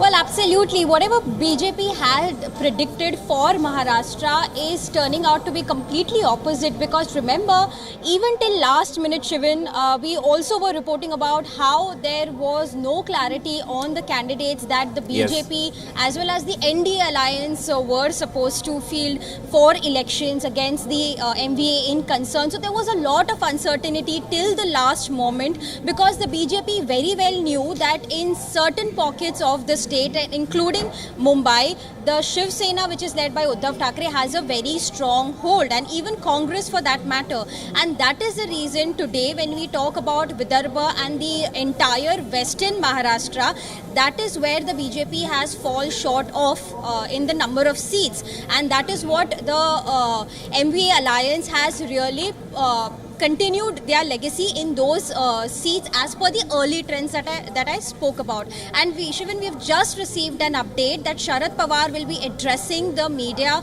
at about 3 p.m. today. Remember, MVA is leading at this point in time as per early trends. So what he has to say will definitely hold a lot of importance. And like you rightly pointed out about the BJP, the entire factor of bringing candidates that belong from the advocate and even union minister for that matter, that has really worked for them. But when we talk about the rural areas, that is where the Congress and the Shiv Sena had a really strong hold, and that's something which has hit them today, and it's a major setback for the BJP. And even today I want to show you where I am standing. It's the BJP headquarters, Shivan. This was the same headquarter where in 2019 election, when even during the early trends, this entire road was filled with people. It was crowded. There were celebrations, there were dhol, etc. Everything. But right now you can see completely a very silent movement. You are not seeing any crowd. In fact, the only celebration that we have witnessed today in Maharashtra is in Baramati, where the Supriya Sule is leading against Sunetra Pawar. So that's the only celebration that we have seen across Maharashtra. None of the parties have really celebrated so far in Mumbai. Okay. And Disha, she had mentioned that there's a press conference at 3 p.m. by Sharad Pawar, and by 5 p.m. it's going to be Rahul Gandhi. Yeah. So clearly celebrations and press conferences are only coming from the opposition. As Siddhant pointed out, laddus everywhere, both in the Congress office and the BJP shots of office. Sweets in the morning. But none of that is coming in at the moment. Okay, Disha, and just thanks very much indeed for joining us. We'll come back to you at the top of the hour for more updates. We're also being joined by Siddharth MP, who's been covering all of South for us, and South, such a large chunk, such an important chunk for the BJP's 400 Paar. Siddharth, talk to us about what's worked for the BJP and what has not. Clearly, the alliance with the TDP has worked in Andhra, but not so good for Tamil Nadu, where the BJP, where the Prime Minister had said that, the BJP was doing well, possibly, opening an account. But also states like Karnataka, which are also important for the BJP. And the JDS, I want to talk about the JDS before I forget, hasn't really, the Ravanna issue has not really impacted their, strongholds of at least Mandya and Hassan, if I'm to be right by the last counts. I think just make a point here.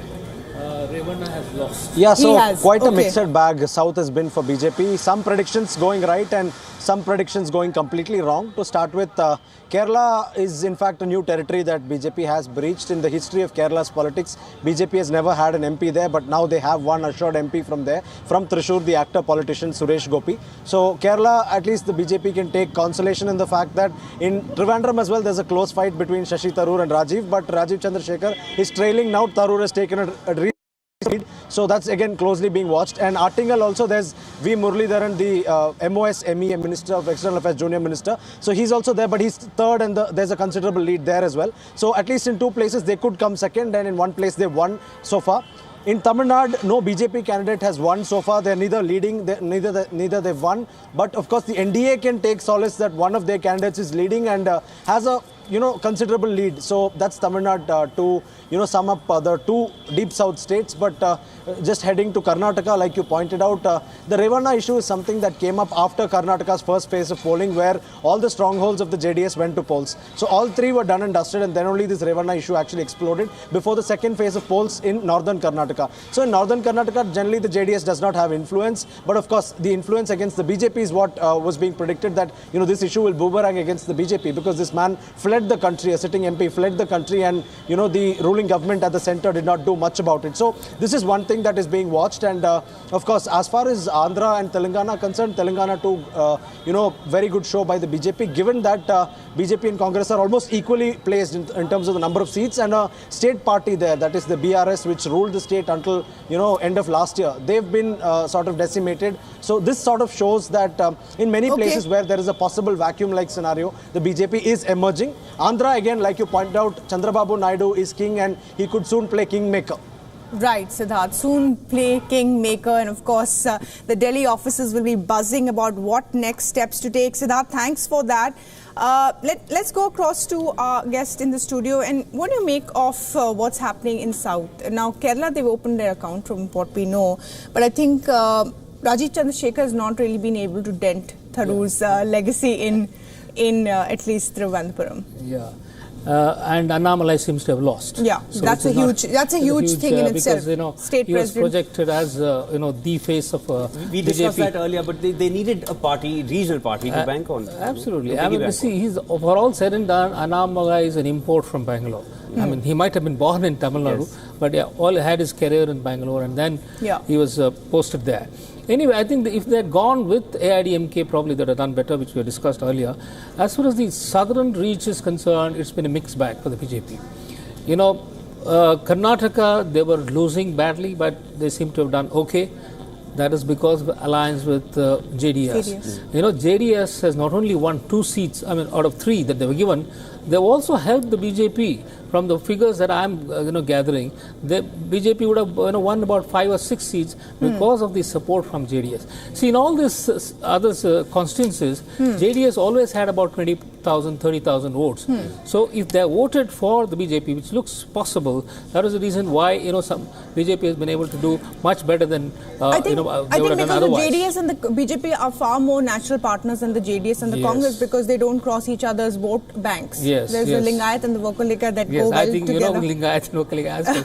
So the Vokaligas of South Karnataka, Congress and the JDS are always and in 2023 it was Shivakumar who took away all the votes of Vokaligas. So that was the reason why they came down to 19 seats. Bank.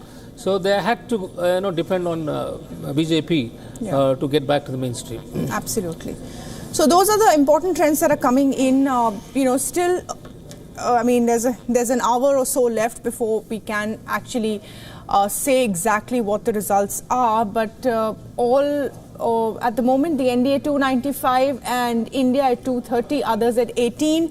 So in about, as we said, at 3 p.m, we will have Sharad Pawar speaking, and at 5 p.m, as you said, we have Rahul Gandhi, and all the press conferences, announcements are coming in from the opposition bloc, which were opposition till now, and of course they have really reached close to that 295 target that they were setting out, which everyone thought was outwardly till the morning. Everybody thought was wrong except Yogendra Yadav, who seemed to have taken that position where he said that the exit polls are wrong. So, well, it's really going down to the wire, and we are going to be tracking all the latest updates here with our guests and our reporters spanning the different states. For now, it's over We're slipping into a short break. Thanks for watching. Goodbye.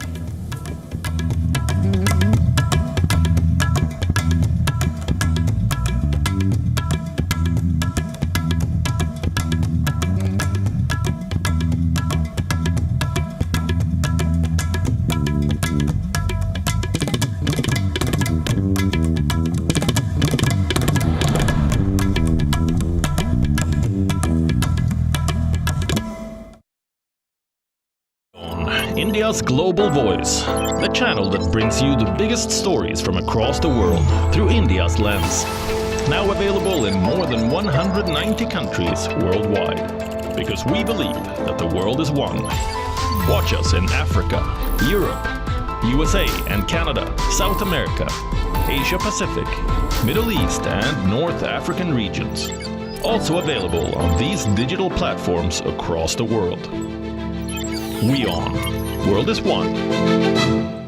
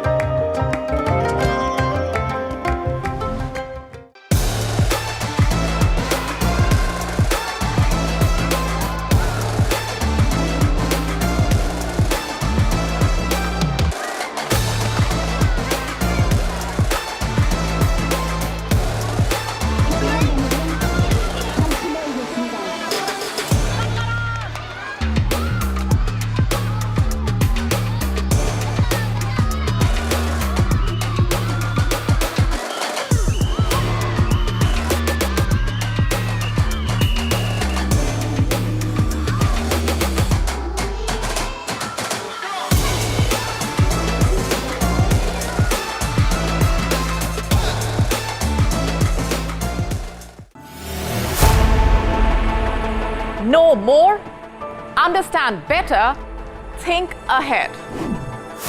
Hello and a very warm welcome. You are watching Gravitas with me, Molly Gambhir.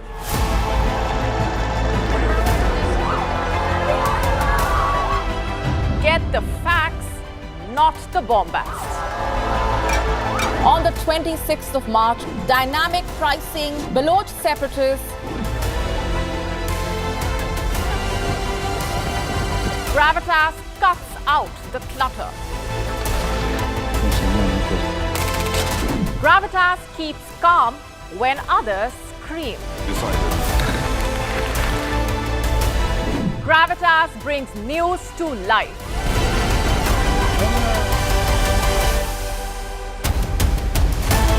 Weekdays 9 p.m. IST, 3:30 p.m. GMT. Gravitas. Seeing is believing.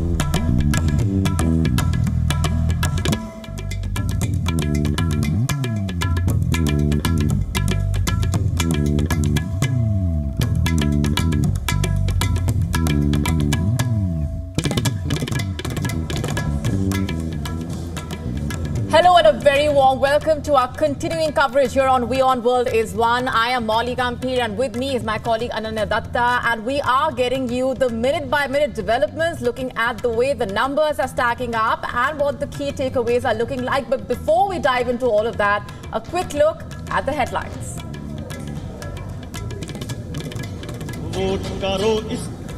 Uttar Pradesh emerges as the big surprise for the opposition bloc, which is slightly ahead. The state marks the biggest upset for the BJP-led NDA, which won most of the seats in 2014 and kept most of them in 2019.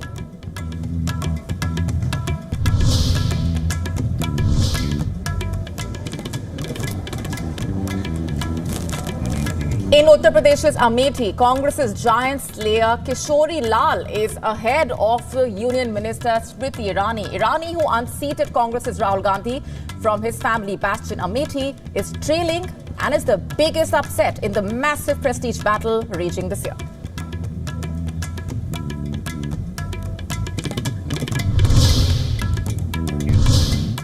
Omar Abdullah and Mehbooba Mufti, two former Jammu and Kashmir chief ministers, are trailing from Baramulla and Anantnag Rajouri Lok Sabha seats respectively.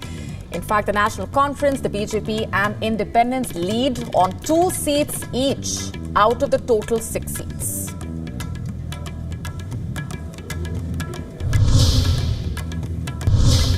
The Aam Aadmi Party's dry spell in the parliamentary elections continues. Arvind Kejriwal's party is behind in most of the places they are running for. The Aam Aadmi Party is ahead in 3 seats, and in the 19 other seats, including 4 in Delhi, they are behind.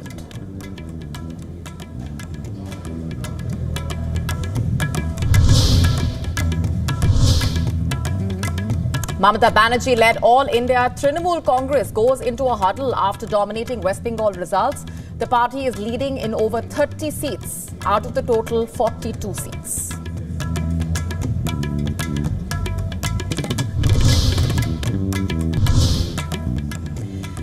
BJP-led alliance is nearing 300 seats, with Odisha, Karnataka, Andhra Pradesh and to some extent Telangana making up for the party's losses elsewhere. However, this was predicted by the exit polls.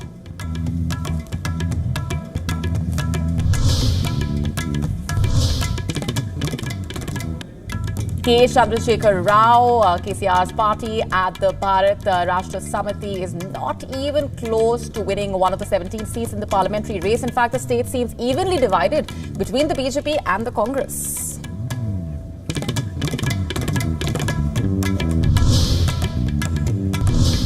Clashes erupted in West Bengal and Uttar Pradesh as poll results seem to defy the exit polls. The BJP and the Samajwadi Party workers clash outside Ramabai Ambedkar polling venue in Lucknow. Meanwhile, the TMC and the BJP workers clash in Bishnupur.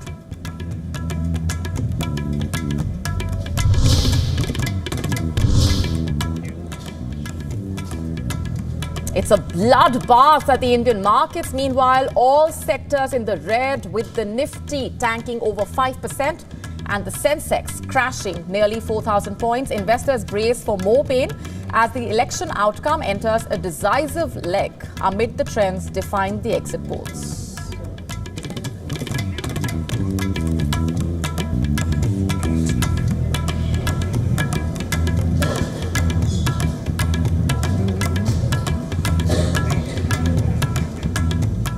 Let's also tell you what's happening globally now. Ukrainian minister claims his military successfully hit a Russian S-300 missile system using Western-supplied weapons inside Russian territory.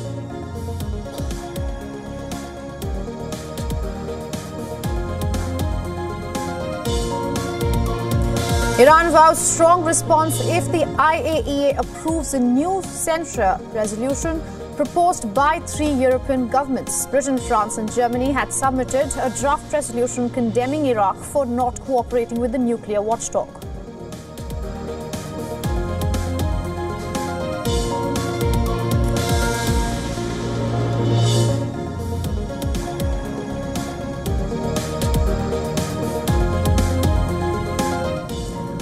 Australian Army to allow recruits from foreign countries, including the United Kingdom, reportedly in a bid to help grow its ranks. And this comes to the backdrop of Australia struggling with enlistment shortfalls.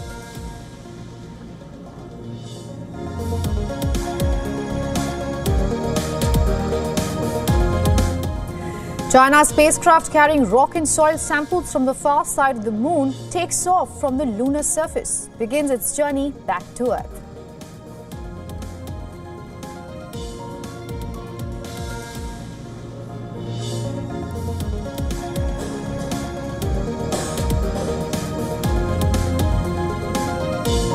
Oil prices fell over 1.5%, extending losses from a 4-month low in the previous session. Weakening demand weighs on sentiment. Brent on Monday closed below $80 for the very first time since February 7th, after falling more than 3%.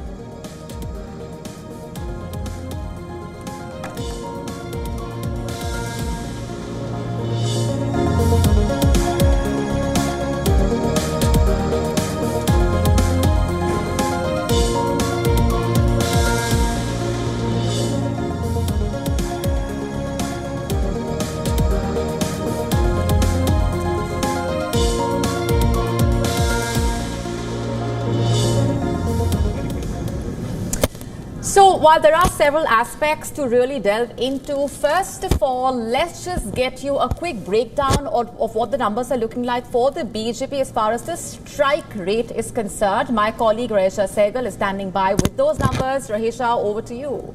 Thanks, Molly. It is the decision day here in India. Let's now tell you about the BJP strike rate in 2019 and 2024. Starting with the state of Gujarat. In 2019, BJP contested in 26 seats and it won 26, a strike rate of 100% there.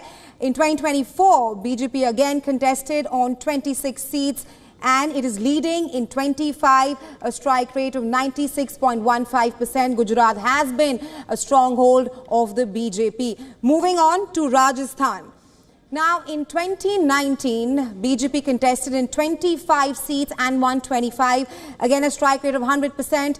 However, in 2024, it again contested on 25 seats, but according to leads and early trends, it is leading only on 14 seats with a strike rate of 56%.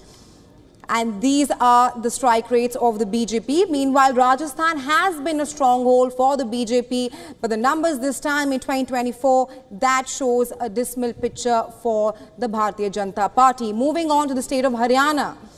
Now, BJP in 2019 contested on 10 seats and won 10, again a strike rate of 100%. However, this time around, BJP is contesting on 10 seats and according to leads, it is leading on 4 seats, a strike rate of 40%. This time around, again, it is rather showing a dismal performance in the state of Haryana. Moving on to India's national capital, Delhi. Delhi has been a stronghold of the BJP. In 2019, it contested on 7 seats and won 7, again a 100% strike rate. And this time around as well, it is contesting on 7 and according to leads, it is leading on all the 7 seats in the national capital. Again, a strike rate of 100%. Looks like that the people in Delhi did not really vote for AAP or the Congress, which had formed an alliance in the Indian national capital to compete against the BJP. Moving on to Uttarakhand. Again, in 2019, moving on to Uttar Pradesh as of now, in 2019, BJP contested on 78 seats and won 62, a strike rate of 79.4%. According to 2019 numbers, it did come across like BJP stronghold is Uttar Pradesh, but this time around, it has not shown those numbers. Uttar Pradesh has been a state where BJP has not been able to make inroads and the INDIA bloc has given a tough competition to BJP. Moving on to Himachal Pradesh. Again, a stronghold of BJP. In 2019, it contested on 4 seats and won 4, 100% strike rate. In 2024, it contested on 4 seats and as of now, according to the current leads, it is leading on 4 seats, a strike rate of 100% as well.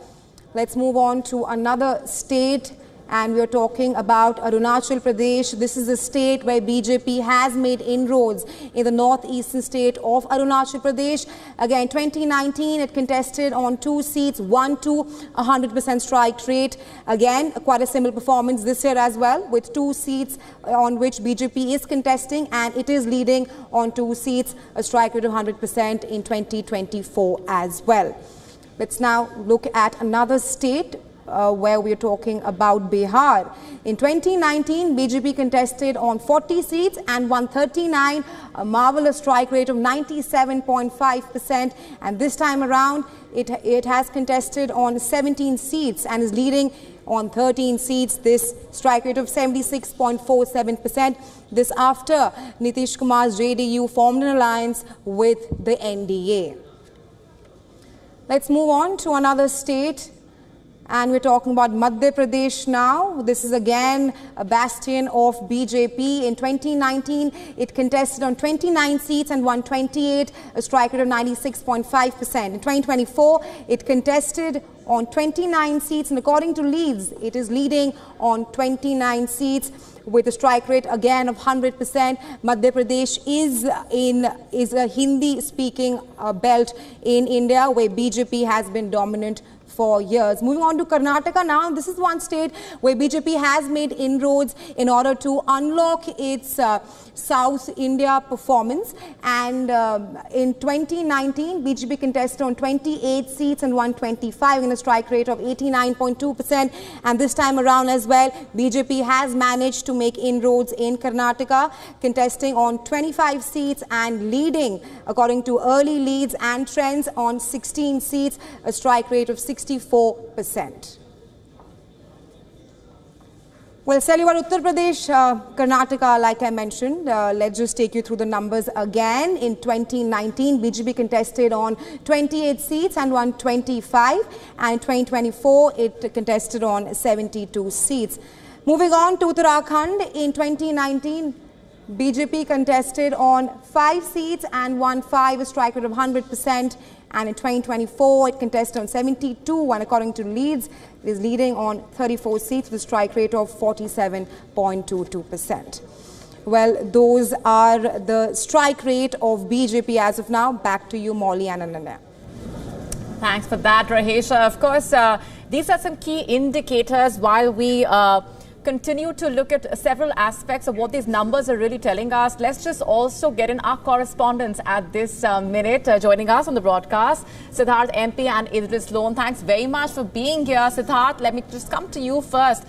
Give us a broad perspective in terms of why the BJP's performance was very crucial as far as the entire southern region is concerned, and what the mood on the ground is looking like for you right now where you are. Hi Molly, I'm at the DMK headquarters here in Chennai. So we've been here pretty much throughout the day. So it's actually been fluctuating, highs and lows we've seen here as far as the mood is concerned. In the morning when the India Alliance's performance was seen to be great and almost on par with the BJP at some points in time, it was then seen as a very celebratory place and there was a lot of enthusiasm. People were bursting crackers, they were celebrating here, they were beating drums over here. It was a very electric atmosphere, but as the day progressed, it slowed down, and perhaps it's the heat getting to people, it's the humidity getting to people. Chennai, as we know, brutally hot. But the fact here is that in the DMK headquarters, there is not much enthusiasm at this point in time, because it looks as though this alliance, the India Alliance in Tamil Nadu, they've done exceedingly well. They've pretty much kept all of the seats that they won last time. They won 38 of 39 last time, and now as well it looks like they're winning at least 36 to 37 seats. So pretty much as far as strike rate goes, they've managed 90% plus. So in that case, their strike rate here is amazing. But perhaps what they're really waiting for is to understand the national picture and understand whether there is a possibility for the India Alliance to form a government or something of that sort. So that's the current situation here as far as Tamil Nadu is concerned. So this is what we have to see. And looking at the overall scenario in the state, BJP per se has not got any seats on its own. There is only one NDA ally, BJP ally as part of the NDA, that is now leading, but of course not a great margin. In addition to that, BJP, there's no possibility of seats so far as Tamil Nadu is concerned. But then the party can take a consolation prize or take solace in the fact that their vote share has now risen beyond 10% in Tamil Nadu. So far it was anywhere between 3 to 5%. So almost doubling or tripling of vote share if you would have it that way. Right. And at the same time, BJP is also a party that considers that it's in Tamil Nadu for the long haul. So in that case, increase in vote share is something they have to take solace in. And most important observation in Tamil Nadu, it's been an absolute sweep by the DMK-led India Alliance. And then, sadly for the AIDMK, the opposition party in the state, a party that's ruled the state for several terms, a party with the tall leaders like J. Jayalalitha and MGR at one point in time.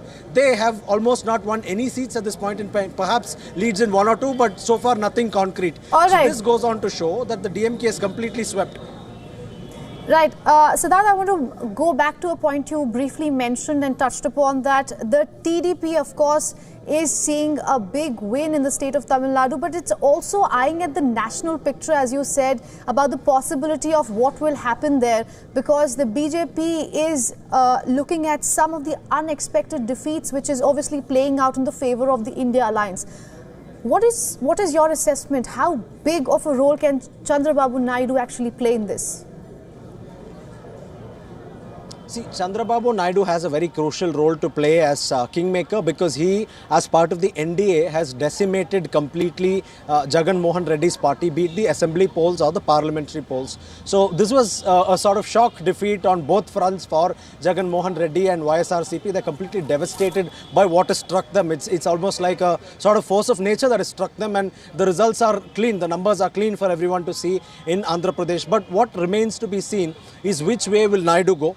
A very veteran politician, almost comparable to Prime Minister Narendra Modi in age. He's in his 70s. So he's seen many governments fall and many governments rise. He's been part of various alliances. He's known to switch loyalties, because 2014 he was with the NDA, 2019 he moved out of the NDA, and then his political fortunes totally fell out. His political fortunes was on a complete downfall after he fell out with the NDA in 2019. Now he's back in the NDA fold, and then, you know, he's hit a jackpot.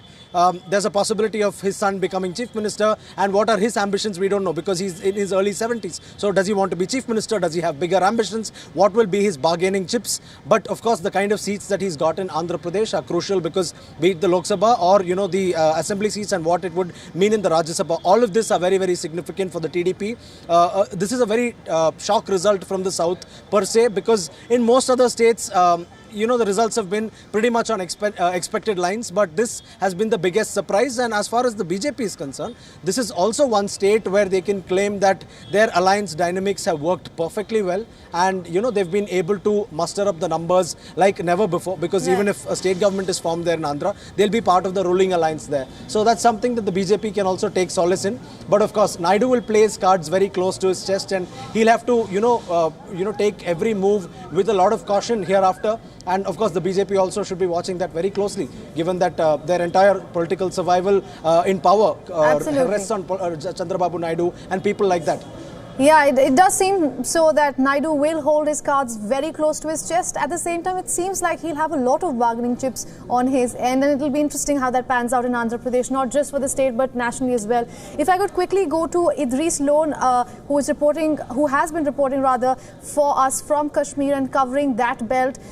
Idris, it was the first time in 35 long years that Jammu and Kashmir saw such a massive turnout. Now, usually a bigger turnout is usually assessed as an anti-incumbency mood. But do you think a place like Jammu and Kashmir should be only assessed through that lens? Well, absolutely not. If we talk about Jammu and Kashmir specifically, a lot of people, and one of the main reasons for people coming out in huge numbers was that this was the first election taking place after the abrogation of Article 370. After 2019, we've seen many changes being done in terms of delimitation, in terms of development of major cities like Srinagar as well as Jammu. The BJP doing its best to reach out to the people of Jammu and Kashmir, although we've seen in the last few months the violence has taken up again, but not to that extent what we've seen in the past few decades.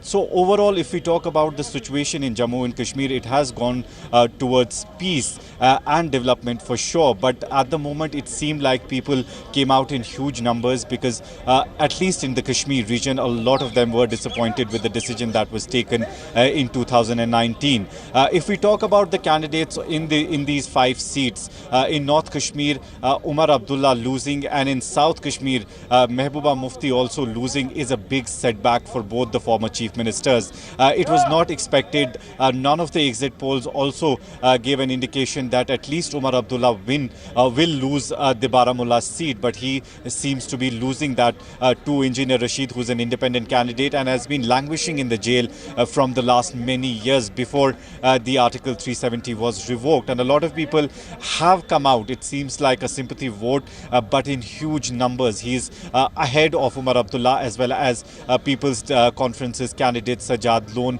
in the Baramulla constituency. If we talk about South Kashmir seat, delimitation also changed the dynamics of the South Kashmir's Anantnag seat because it was added, the Jammu's 2 regions, which is Poonch as well as Rajouri belt, was added to the Anantnag seat, which used to be a bastion for Mehbooba Mufti because she comes from South Kashmir's Anantnag district. But this time it was very clear that she would definitely not make it because she had aggressively campaigned in all the region. But it was very clear that the National Conference has an edge especially over the regions like Poonch and Rajouri, as well as some of the parts of South Kashmir. So that is one of the reasons that we are seeing National Conference's Mia Altaf also winning the seat with a huge margin. On the other hand, if we talk about Srinagar's seat, the candidate just walked in who's leading at the moment from the National Conference, Aga Ruhullah. He's also way ahead, around 2 lakh votes ahead of the other candidates in the fray. So it seems he will also have an easy win in this parliamentary elections. While as if we talk about Jammu, it seems that BJP might keep both the seats that they've kept from the last 10 years now. BJP's Dr. Jitendra Singh is still leading in Udhampur seat, while as Jugal Kishore is way ahead than the Congress candidate he is in direct fight with in the Jammu region as well. So it seems like to an extent the exit polls were right, but when it comes to the 2 former chief ministers, they were completely off, especially when we speak about the former chief minister Umar Abdullah. Right. I just want to go back to Siddharth and just delve deeper into what's really happening in Telangana, because very interesting takeaways from there, specifically for KCR's party. And if you look at how the BJP has already opened its account in Kerala, and if we just look at the way in which the battle lines have been drawn, but specifically in Telangana, the state seems to be evenly divided between the 2 sides.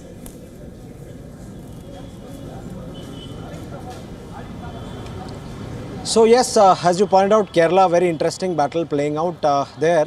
In fact, it's the left government, CPIM government that's in power. So there, the CPIM government has been in power in the state, and they've managed to win 1 Lok Sabha seat so far. It's been largely a Congress and Congress alliance sweep there. In fact, Kerala is very interesting and unique because there is no India alliance in Kerala. 2 constituents of the India alliance, that is the left parties and the Congress, are fighting against each other there, because Kerala has had a long history where the left and Congress have been fighting against each other and have not been part of the same bloc. So under such circumstances in Kerala, there were multiple 3-cornered fights, one of which has been pretty much won by Suresh Gopi, the BJP candidate from Thrissur.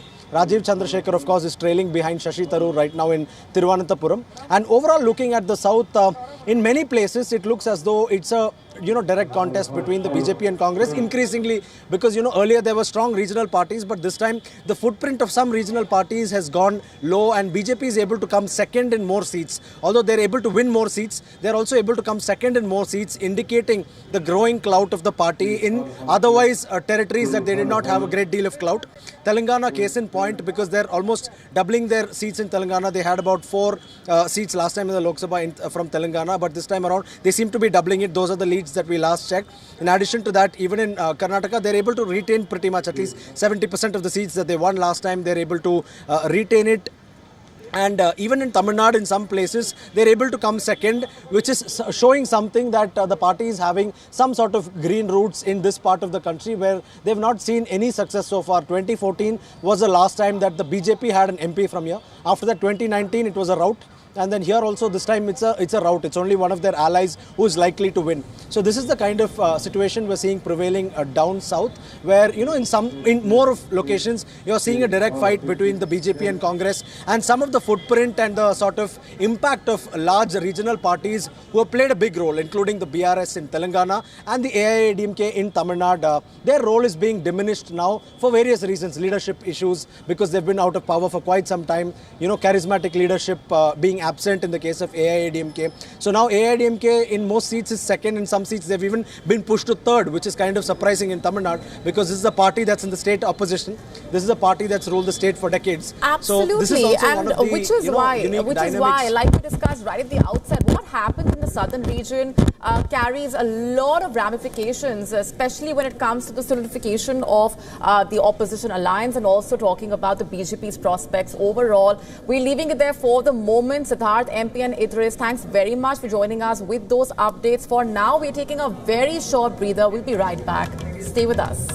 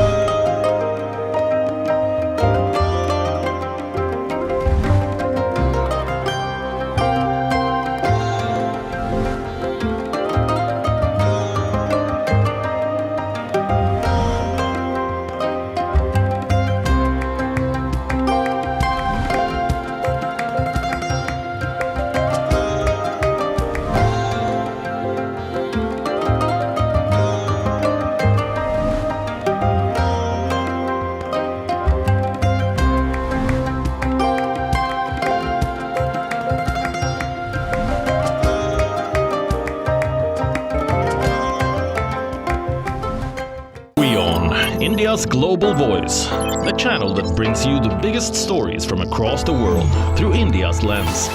Now available in more than 190 countries worldwide. Because we believe that the world is one. Watch us in Africa, Europe, USA and Canada, South America, Asia Pacific, Middle East and North African regions. Also available on these digital platforms across the world. WION. World is one.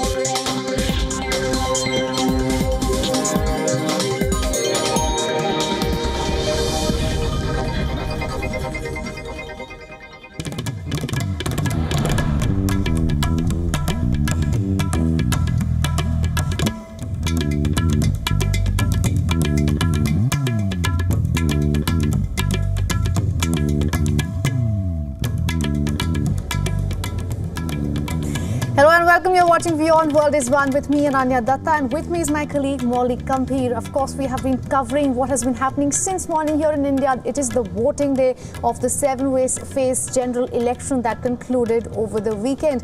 And this is where things stand right now. Trends show that the NDA is getting 295 seats, and out of this BJP, this is where it gets interesting. BJP only comprises this of 241, not even hitting the majority mark.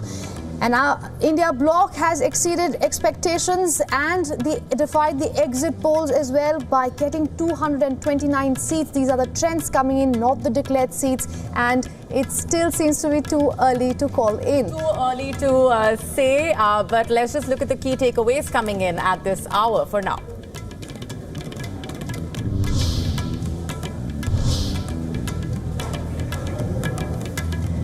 Uttar Pradesh emerges as the big surprise for the India bloc, which is slightly ahead. The state marks the biggest upset for the BJP-led NDA, which won most of the seats in 2014 and kept most of them in 2019.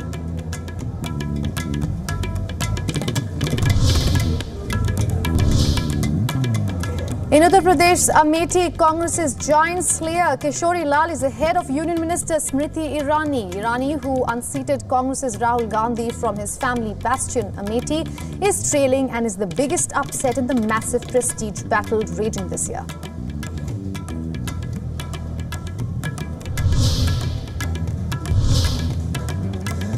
Umar Abdullah and Mehbooba Mufti, two former Jammu and Kashmir chief ministers, are trailing from Baramulla and Anantnag Rajouri Lok Sabha seats respectively. The National Conference, the BJP and Independents lead on 2 seats each out of the total 6 seats.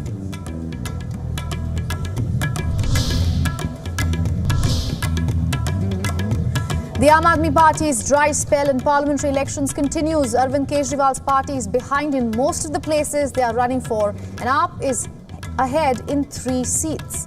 And in the 19 other seats, including 4 in Delhi, they are behind.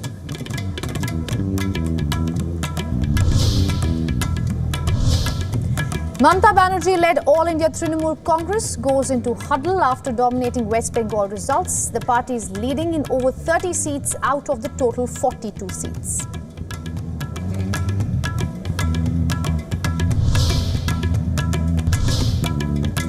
BJP-led alliance is nearing 300 seats, with Odisha, Karnataka, Andhra Pradesh and to some extent Telangana making up for the party's losses elsewhere. However, this was predicted by exit polls.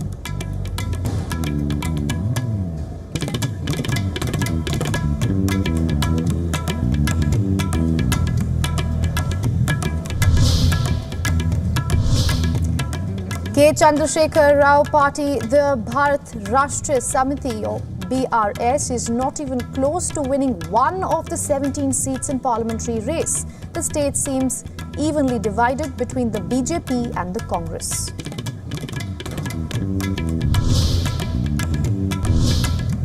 Clashes have erupted in West Bengal and Uttar Pradesh as poll results seem to defy exit polls. BJP and Samajwadi party workers clash outside Ramabai Ambedkar polling venue in Lucknow. Meanwhile, TMC and BJP workers clash in Bishnupur.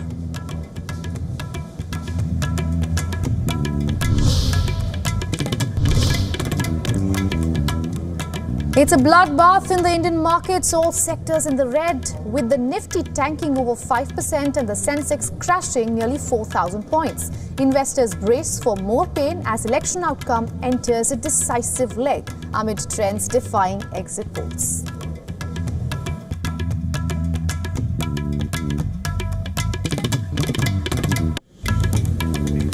And here's a quick look at what else is making news around the world.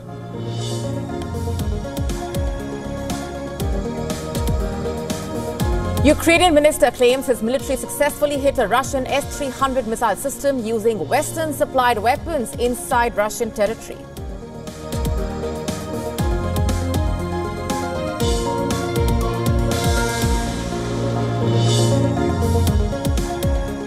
Iran vows strong response if the IAEA approves a new censure resolution proposed by 3 European governments. Britain, France and Germany had submitted a draft resolution condemning Iraq for not cooperating with the nuclear watchdog.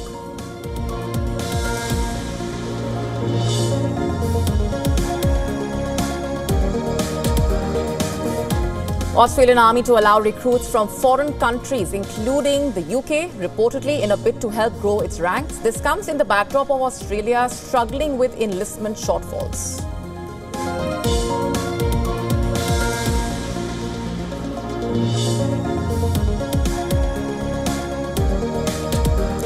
China's spacecraft carrying rock and soil samples from the far side of the moon takes off from the lunar surface, begins its journey back to Earth.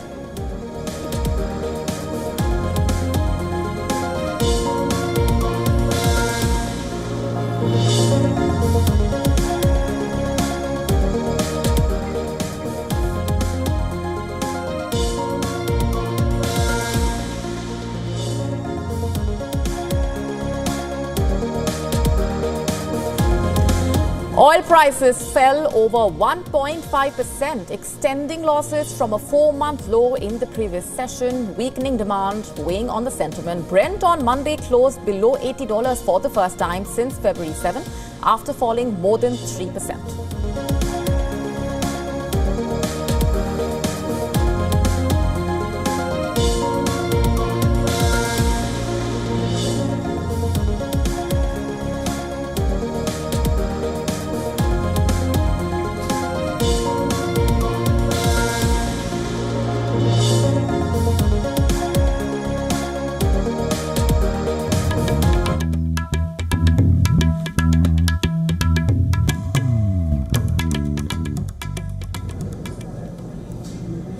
Now, India's benchmark indices Sensex and Nifty plunged more than 8% today. That's the steepest decline in more than 4 years.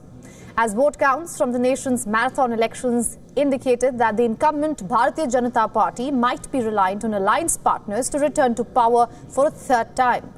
This is in sharp contrast to exit polls which predicted the BJP-led National Democratic Alliance, also known as the NDA, would return to power with a thumping majority. Public sector stocks were the biggest losers, with trading in many of them being temporarily suspended after a fall of 15%. Experts suggest investors rush to take home partial profits after the bull run seen in these counters in anticipation of a thumping win for Narendra Modi.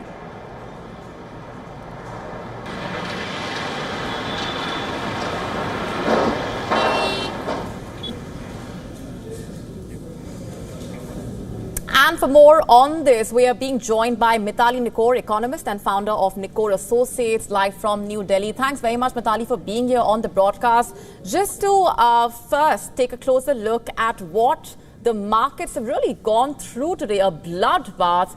We've had the Nifty, in fact, tanking about 5%. We have Sensex crashing nearly 4,000 points. If you can just help us put in perspective, how soon do we expect the market's stability to actually return and the volatility to subside? Thanks, Molly. It's so good to be interviewed by you. I think it's been a very interesting day, both for the election results and for the markets. For the last couple of weeks, we've been tracking the data very closely to look at not only the trends that are coming up in the short term, but also the trends of correlation between election outcomes and the election day results and how markets typically perform. And what we find is that this is a very short-term, event-based phenomenon. So I would not link this with the overall trends in the markets. The highs we saw yesterday versus the lows we're seeing today is, the typical trend that we see pretty much in the last 4 or 5 elections, where on the election day, if there is uncertainty, which is something we are seeing today. We're not seeing the kind of, result matching with the exit polls. And when we see this uncertainty, we will typically see, markets coming out in the red. And of course, the disparity between the exit polls and the results this time has been quite large, and this explains a lot of the short selling that we're seeing today. I do think that the markets will start to rebound again by next week and next to next week very quickly, because the economic fundamentals that we've witnessed in the GDP data, the growth rate of the manufacturing sector are extremely encouraging for the markets and for the real growth of the economy. And this will be reflected in the markets very soon again.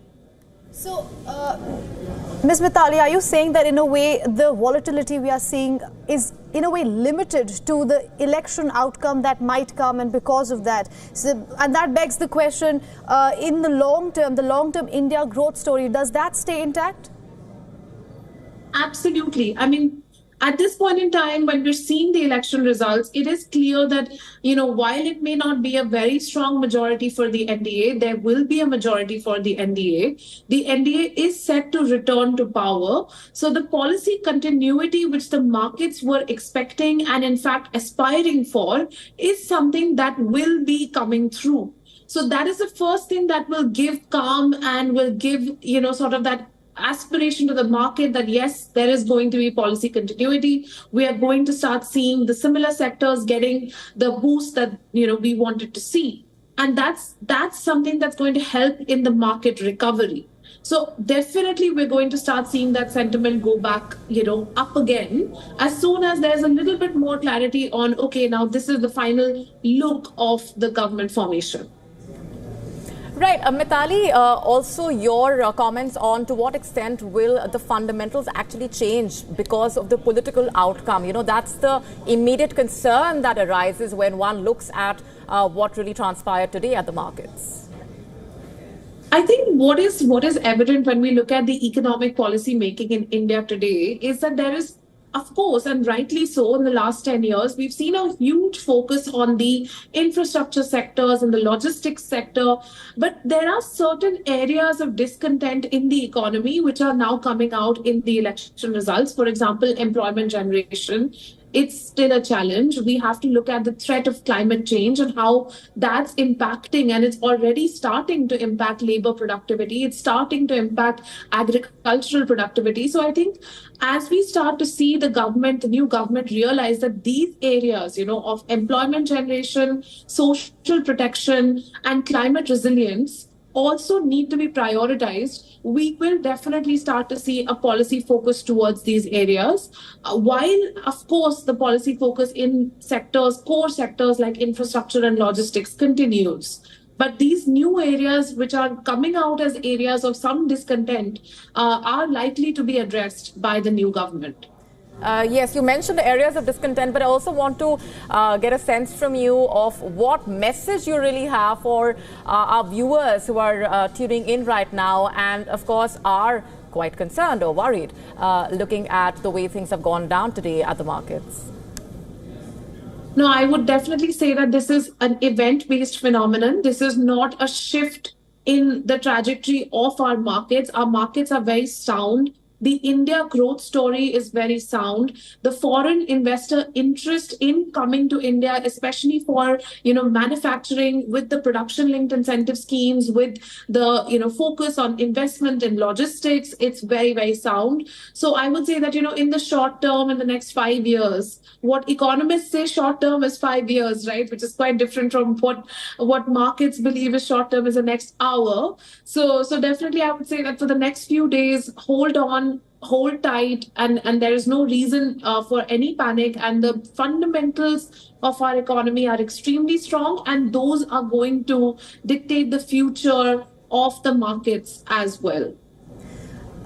Right. Mithali, how do you think the foreign investors and the foreign inflows that come to Indian markets are seeing this? Of course, anyone who has been tracking Indian markets or any markets for that during elections especially, they are volatile. This is how markets usually react. But having said that, you can't be too careful ever with markets. So how do you think the foreign inflow is being taken care of at the moment? So I feel like at the moment, it's a wait and watch approach. We're seeing a lot of foreign investors hold on and say, okay, let's wait for 2 days. Let's see what the election results really look like. Let's see what the new government's contours look like, and then we'll start to make the next set of trades, and we'll start to look at the next set of options. So definitely for the last 3 days, we've been seeing a sort of wait and watch approach when it comes to foreign buyers that are in for a longer term horizon. See, the domestic buyer is today somebody who's in to trades and markets for a good period of 7 to 8 months and then relooking at their portfolios. So the domestic investor has today matured quite a lot. Foreign investors who are there for short-term speculation and trading, they are definitely adopting a wait-and-watch approach for 1 to 2 days and will then come back as more active participants in the market when things are clearer. All right, Mithali, thank you so much for speaking with us. Always a pleasure. Thanks, Mithali. Good to have you. Thank you.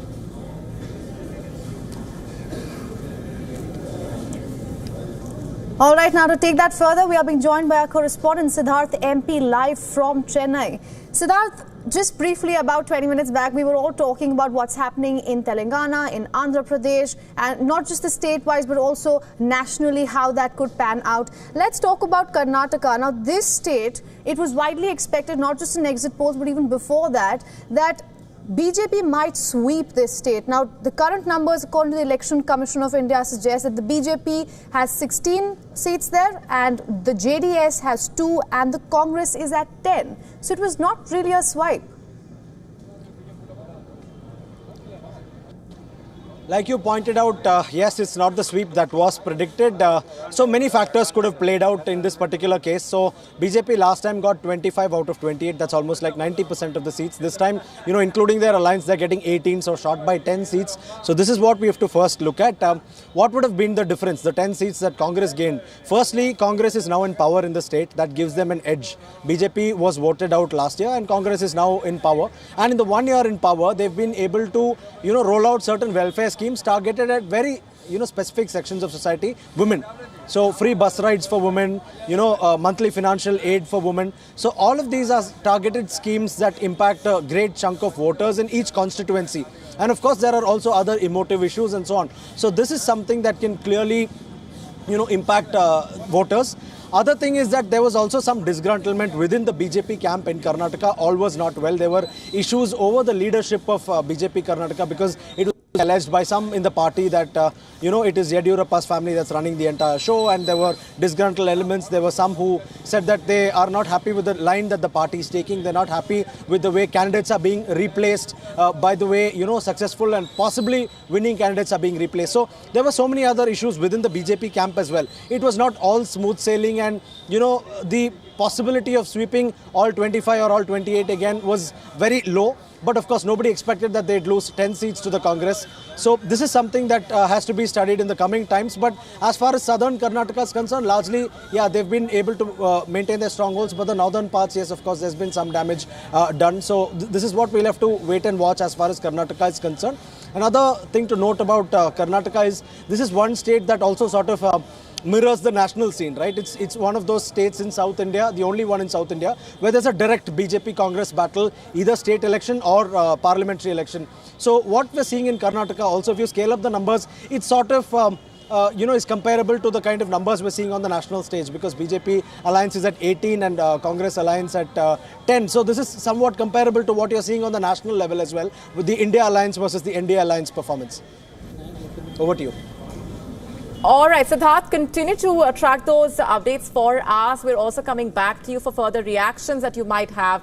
Leaving it there for the moment, also going back across to Mr. Upadhyay, who's been with us, sharing his perspectives on what's really going on as far as the southern region specifically is concerned. Is that because I was just discussing with Siddharth earlier on what things have looked like in Telangana specifically. But I want to get a further broad perspective from you on what these numbers as of now look like for the BJP, because its performance in the southern region has been very keenly watched out for because of what it means for the national election. I think they didn't do as well as they would have wanted because they had 29 out of 130 seats in the south.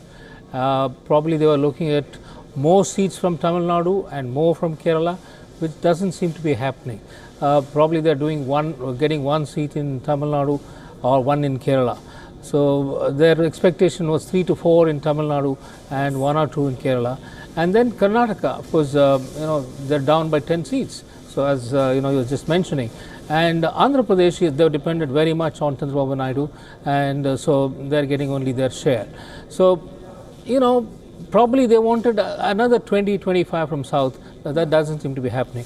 But I want to add a little bit to what you were saying about Karnataka. You see, there have been some very interesting results which have come out. DK Suresh, that is DK Shivkumar's brother, has lost, which is a very big story from Karnataka. Because this man was supposed to be very, very powerful, and his declared assets were some 686 crores, and he's worth maybe 10 times that. Okay, and this man has been defeated, and that too by Dr. Manjunath.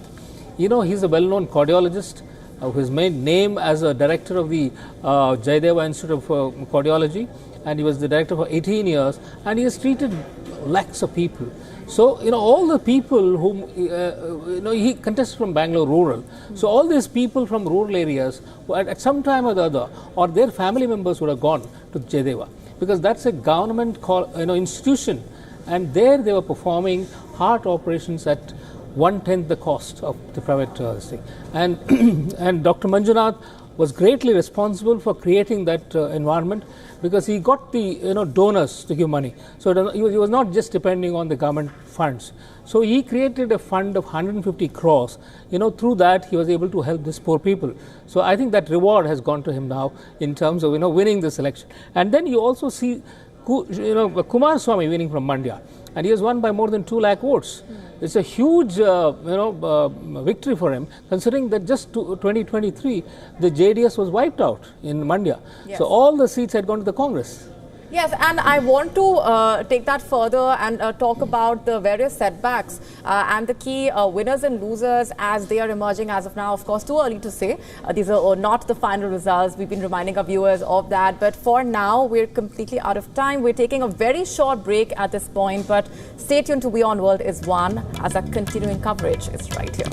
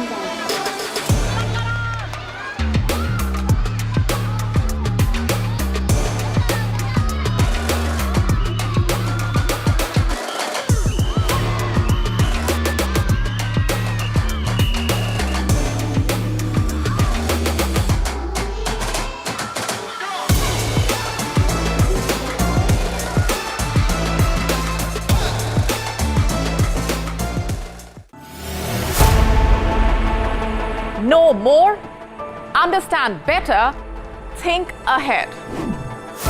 Hello and a very warm welcome. You are watching Gravitas with me, Molly Gambhir.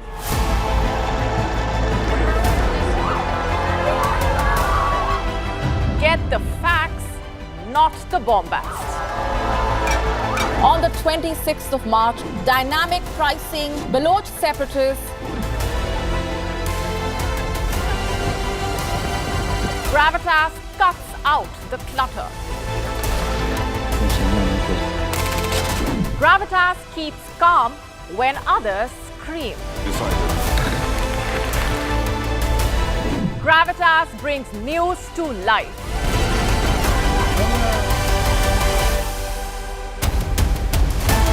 Weekdays, 9 p.m. IST, 3:30 p.m. GMT. Gravitas. Seeing is believing.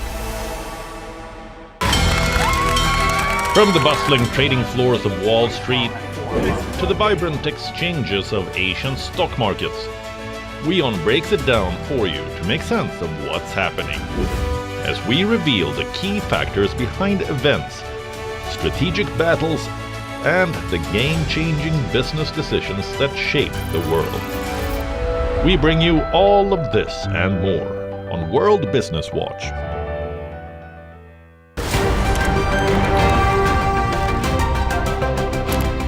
Ready to dive into your daily dose of news? Bringing you what's trending in the West and all that's setting trends in the East. And all of this served up with a side of insightful banter. We don't just bring you the latest stories. We bring you your talking points for the day. And while you do that, from the busy streets of New York, I will provide you with deeper insights on the developments through the course of the day in the U.S.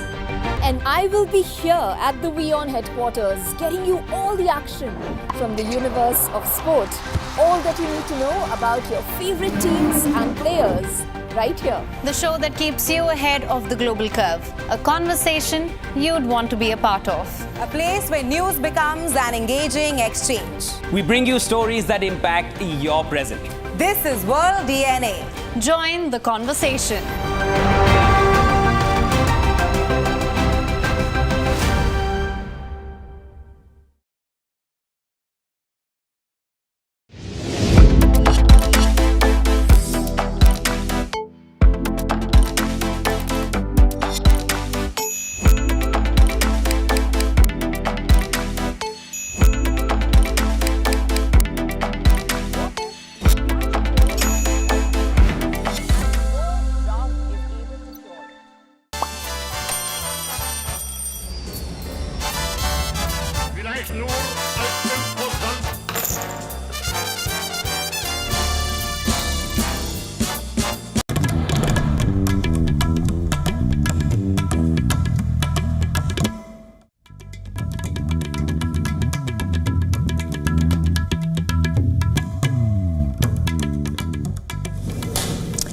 Well, if you're just tuning in to WION, the curtains are drawing on the elections 2024 and it is going down to the wire. The India bloc has given a tough fight to the ruling NDA. Currently, the numbers are standing at 296 versus 231. And in about an hour or so, those numbers will certainly solidify. We have all the trends, the upsets, who's winning which state. But before that, the headlines with me and Rahesha.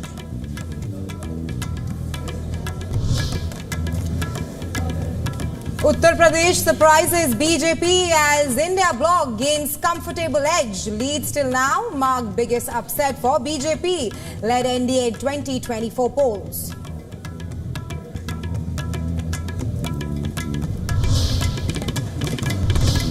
Congress's giant slayer Kishori Lal thrust ahead of Union Minister Smriti Irani in Uttar Pradesh's Amethi in one of biggest prestige battles.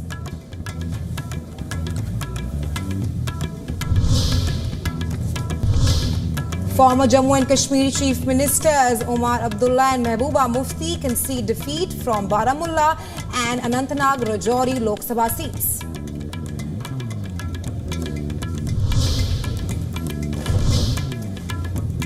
Arvind Kejriwal-led Aam Aadmi Party's dry spell continues. Party trailing on all seats in national capital, only leading in 3 Punjab seats.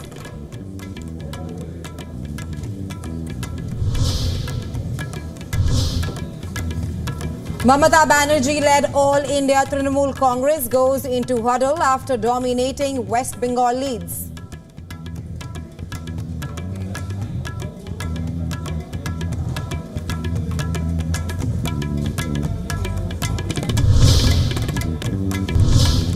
BJP-led alliance nears 300 seats with Odisha, Karnataka, Andhra Pradesh and to some extent Telangana making up for party's losses elsewhere.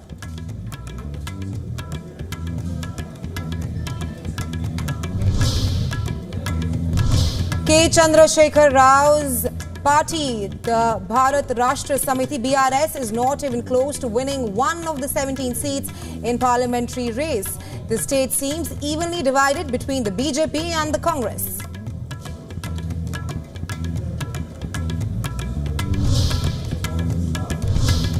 Clashes have erupted in West Bengal and Uttar Pradesh as poll results seem to defy exit polls. BJP and Samajwadi Party workers clash outside Ramabai Ambedkar polling venue in Lucknow. Meanwhile, TMC and BJP workers clash in Bishnupur.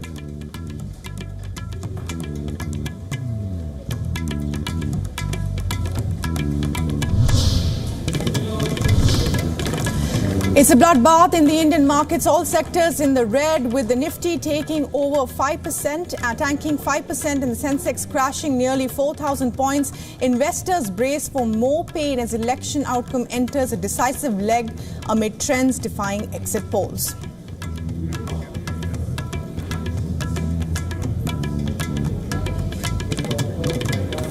Well, let's get you all the news from across the globe as well.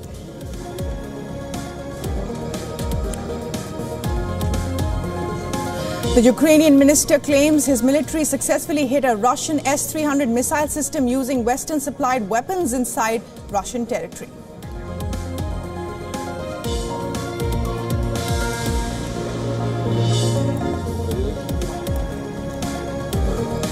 Iran vows strong response if the IAEA approves a new censure resolution proposed by 3 European governments. Britain, France and Germany had submitted a draft resolution condemning Iraq for not cooperating with the nuclear watchdog.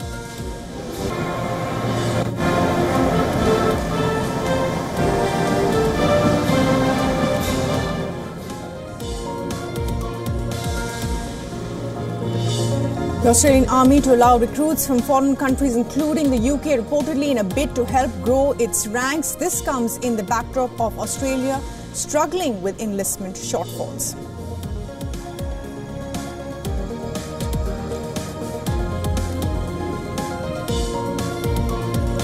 China's spacecraft carrying rock and soil samples from the far side of the moon takes off from the lunar surface, begins its journey back to Earth.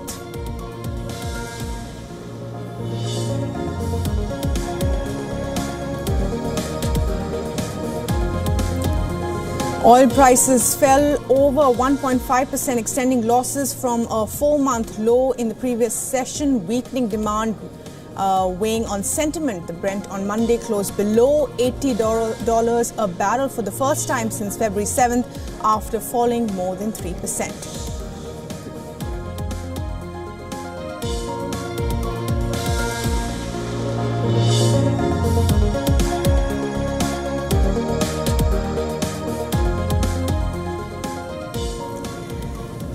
So certainly our big focus remains here on India and the elections. 80 days of elections are over, and well, it's thrown up several surprises for the ruling BJP as well as for the India bloc that has certainly upset the apple cart of of the ruling BJP, and also several takeaways from how the Arvind Kejriwal-led parties has done both in Delhi and Punjab, how the southern states have done. Some gains there for the BJP. What is the BJP strike rate in this election? Rahesha has all the updates there. Rahesha. Thanks, Bhairavi. Before the strike rate, let's tell you about the top 5 developments right now. With counting underway for India's Lok Sabha elections, here are top 5 developments at this hour. Well, a special briefing will be held at the Congress's party headquarters by Party President Mallikarjun Kharge and senior leaders Rahul Gandhi in just a short while from now. Meanwhile, Prime Minister Modi reaches out to Chandrababu Naidu and congratulates him for sweeping the mandate in Andhra Pradesh Assembly elections. Congress registers its first win as counting concludes in Punjab's Jalandhar constituency, with former Chief Minister Charanjit Singh Channi emerging victorious. NCP-SCP Chief Sharad Pawar dismisses social media speculation, says he has spoken to JDU leader Nitish Kumar. Meanwhile, top BJP leaders arrive at Party President JP Nadda's residence for a meeting as vote counting inches towards a final tally.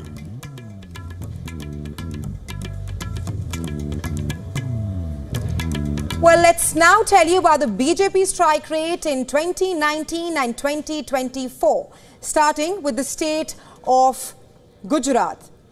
Well, as you can see on your screens right now, 2019, BJP contested on 26 seats and won 26, a strike rate of 100%. In 2024, it again contested on 26 seats, and according to leads, it is leading on 25 seats, a strike rate of 96.15%. As you can see, not much difference in Gujarat, with the BJP strike rate hovering around 95%. The Bharatiya Janata Party continues to maintain its lead in the state. Moving on to another state, we're talking about the state of Rajasthan, where BJP contested on 25 seats in 2019 and won all 25 seats, again a strike rate of 100%. In 2024, it contested on 25 seats and it is leading on 14 seats with a strike rate of 56%. The BJP is staring at a dip of almost 10 seats in a state that has been a stronghold for the party. Moving on to the state of Haryana, where BJP contested on 10 seats in 2019 and won all 10 in 2019, a strike rate of 100%. In 2024, it contested on 10 seats and according to leads, it is leading on 4 seats with a strike rate of around 40%, while BJP won all the seats in Haryana in 2019. However, according to these trends right now, the NDA may not be able to retain all the 10 seats this time around. Moving on to India's national capital, Delhi. It is a clear win for BJP here. In 2019, it contested on 7, won all 7, 100% strike rate. And this year as well, it contested on all 7 and according to leads, it is leading on all the 7 seats, a strike rate of 100% as well. No surprise in Delhi. BJP has maintained its lead. Well, earlier in the week, we had witnessed a one-on-one contest in all 7 seats between the BJP and the India bloc. Moving on to Uttarakhand, where BJP is contesting on 5 seats in 2024 and according to leads, it's leading on all 5, 100% strike rate, and a similar trend which was seen in 2019 as well. Himachal Pradesh is again a no surprise for the Bharatiya Janata Party. In 2019, it contested on all 4 seats, won all 4 with a 100% strike rate. This time around, we have the Bollywood star Kangana Ranaut making a political debut from the Mandi seat in Himachal Pradesh. And again, it contested in all 4 and is leading on all 4 with a strike rate of 100%. Moving on to the northeastern state of Arunachal Pradesh, where BJP has maintained its stronghold in the state in 2019 as well as in 2024 with a strike rate of 100% in both the years in 2019 and 2024. Moving on to Bihar now. Well, in 2019, BJP contested on 40 seats, 139, a strike rate of 97.5%. In 2024, it contested on 17 seats and is leading on 13 seats with a strike rate of 76.4%.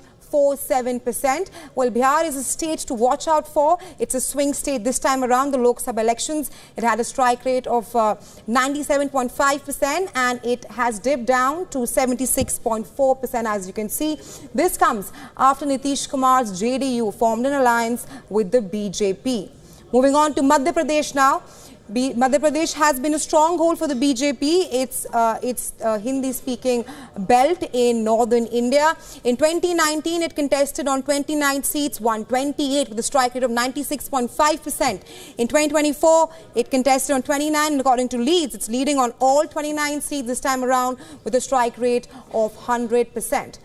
Well, from Madhya Pradesh, let's shift our focus to the southern state of Karnataka, which has again been one of the only southern states where BJP has managed to make inroads. In 2019, it contested on 28 seats, 125 with 89.2% strike rate. And in 2024, it contested on 25 and is leading on 16 seats with a strike rate of 64%.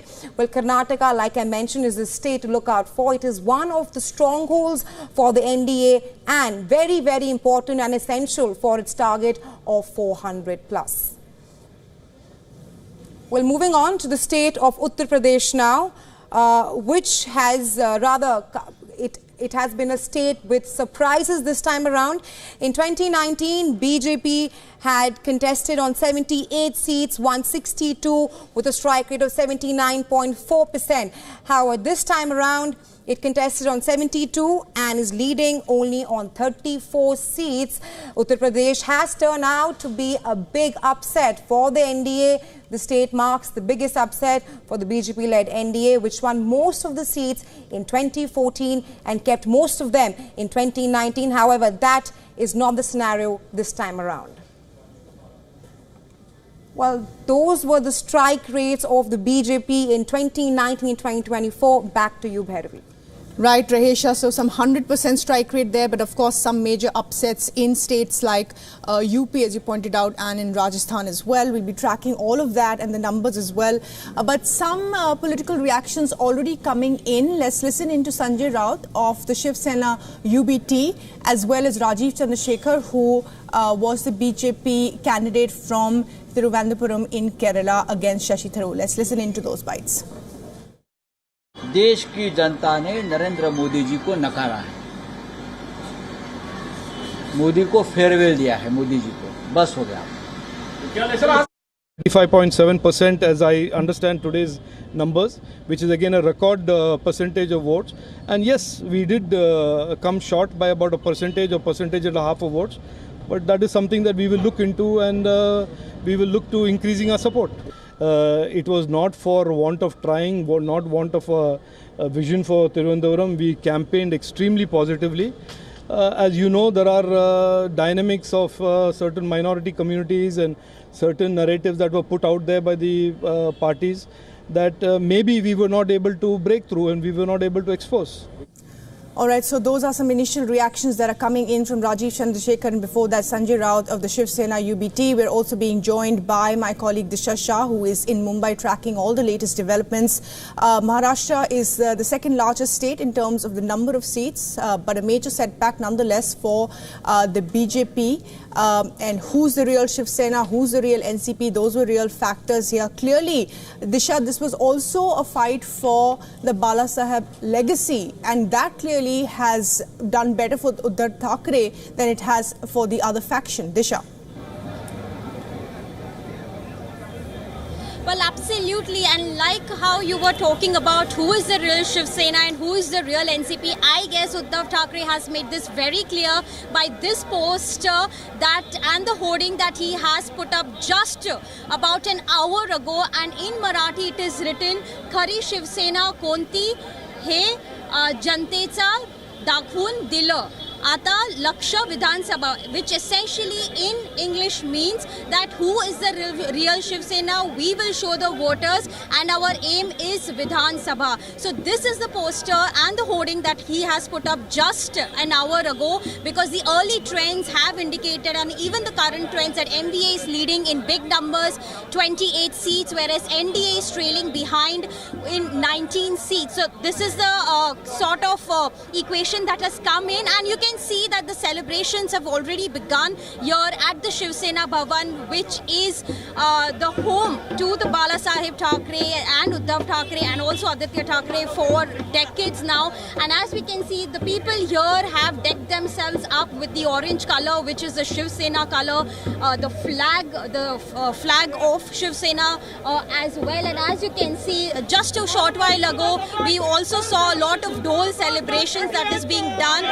We are looking at people raising slogans for the Shiv Sena, because, you know, nobody had predicted, even the exit polls had predicted that the BJP will win in huge numbers in Maharashtra, but that is obviously not the case. We are looking at the MPA leading in big numbers, especially in the Vidarbha belt, where they have won at least 7 out of 10 seats, and that is the seats that the BJP-led NDA has lost. So this is the political supremacy that we are talking about. This is the power of MPA that we are talking about. This entire street is full of people. They are waiting for Uddhav Thackeray to come and address the media as well as the people. And at around 6 o'clock, what we are being told, he's expected. Right, Disha, looks like the festivities and celebrations have already kicked in there in Mumbai. Coming to you, Sudhan Sibal, you're joining us live from the Congress headquarters there. With the numbers trailing so close of the India bloc, 229 India bloc and NDA 296 right now, what's the mood like there at the Congress headquarters? Are they optimistic of gaining more numbers? Well, earlier I was at the BJP headquarters, celebrations were taking place, and similar scenes can be seen here at the Congress headquarters. Just a short while ago, the dholes were brought in, and if I can show you what's happening on the ground, you can see on the ground several media personnel, but also Congress Karyakartas who have arrived here to celebrate the gains made not only by the Congress but also the India lands. Now, let my camera person show you how the celebrations are taking place here on the ground, where of course we were not standing a short while ago, given that how essentially the celebrations were taking place. On your screens, the rules being now played, and these are the visuals that can be seen here at the Congress headquarters, where Congress Karyakartas are very happy with the gains made by the Congress.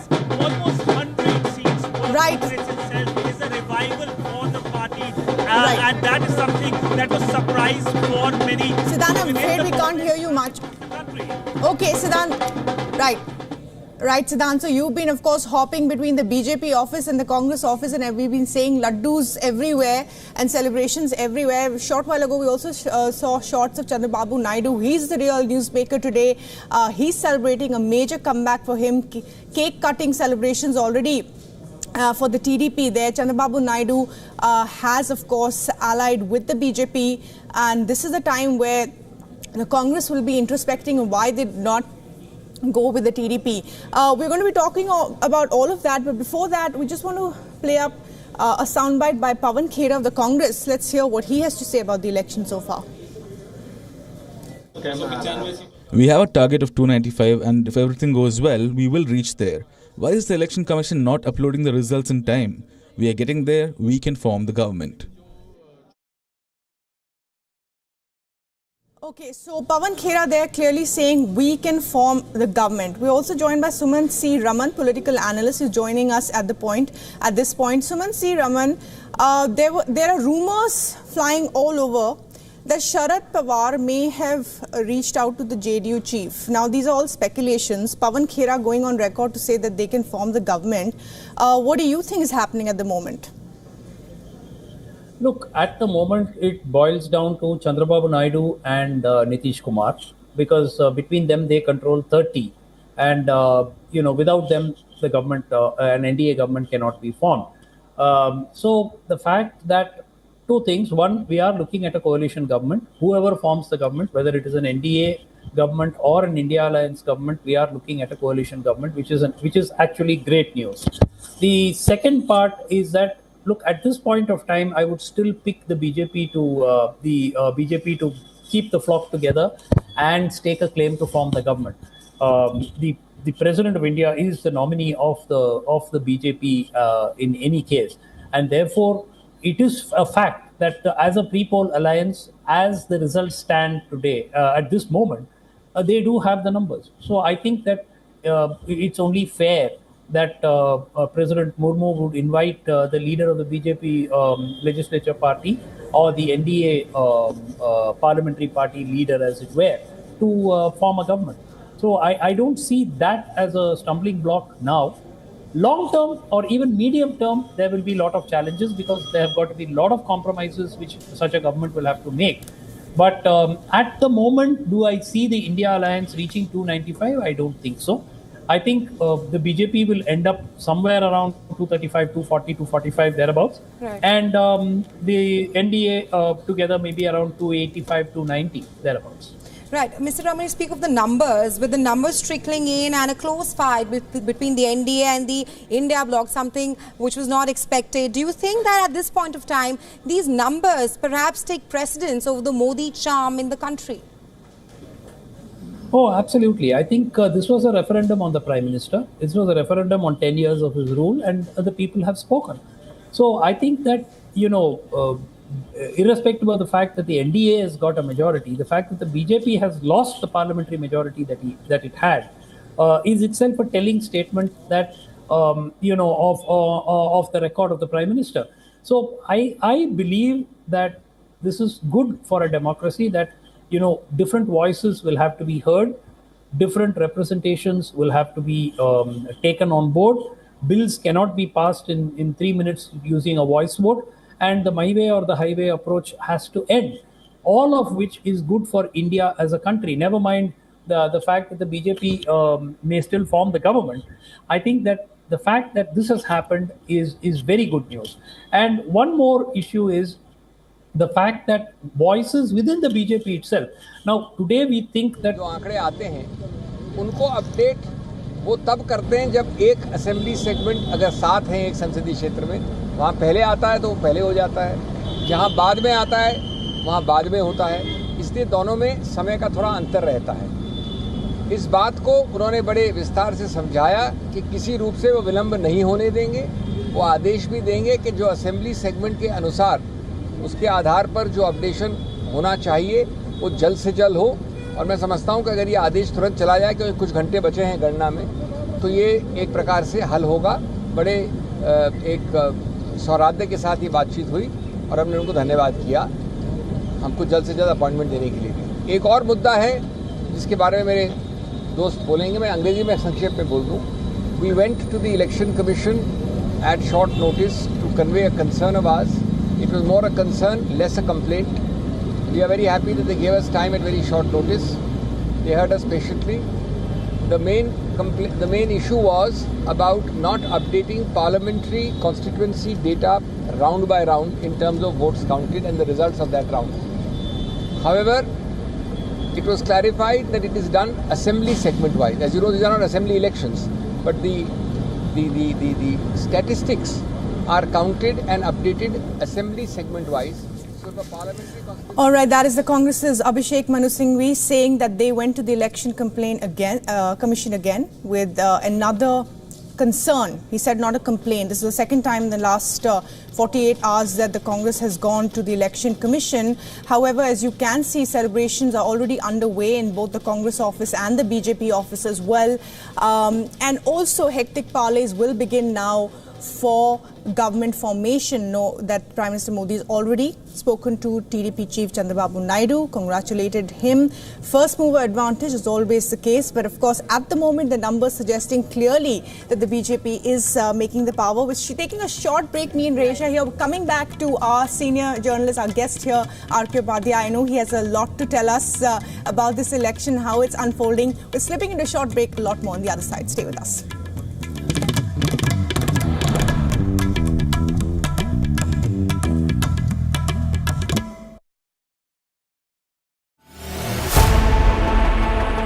Know more, understand better, think ahead.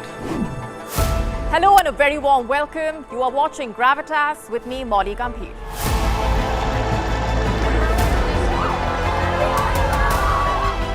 Get the facts, not the bombast. On the 26th of March, dynamic pricing, Baloch separatists, Gravitas cuts out the clutter. Gravitas keeps calm when others scream. Gravitas brings news to life.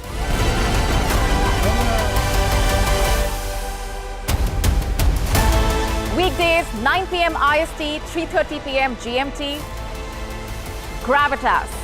Seeing is believing. Namaste.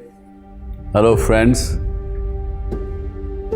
We did Dr. Subash Chandra show, popularly known as DSC show, for 4 years, from August 2014 to August 2018. 28 states of Bharat. Of course, we reached out to all of you in 190 countries across the world. The show was very successful. Each episode was being watched by almost 25 million people every week. For past 6 years, the demand of the show has never died down. People write to us, people ask for the show to restart again. Hence, we are beginning the show once again on All Z Network, also on WION, which is the global network channel from India. Again, thank you for your love and affection. See you soon at Subash Chandra Show.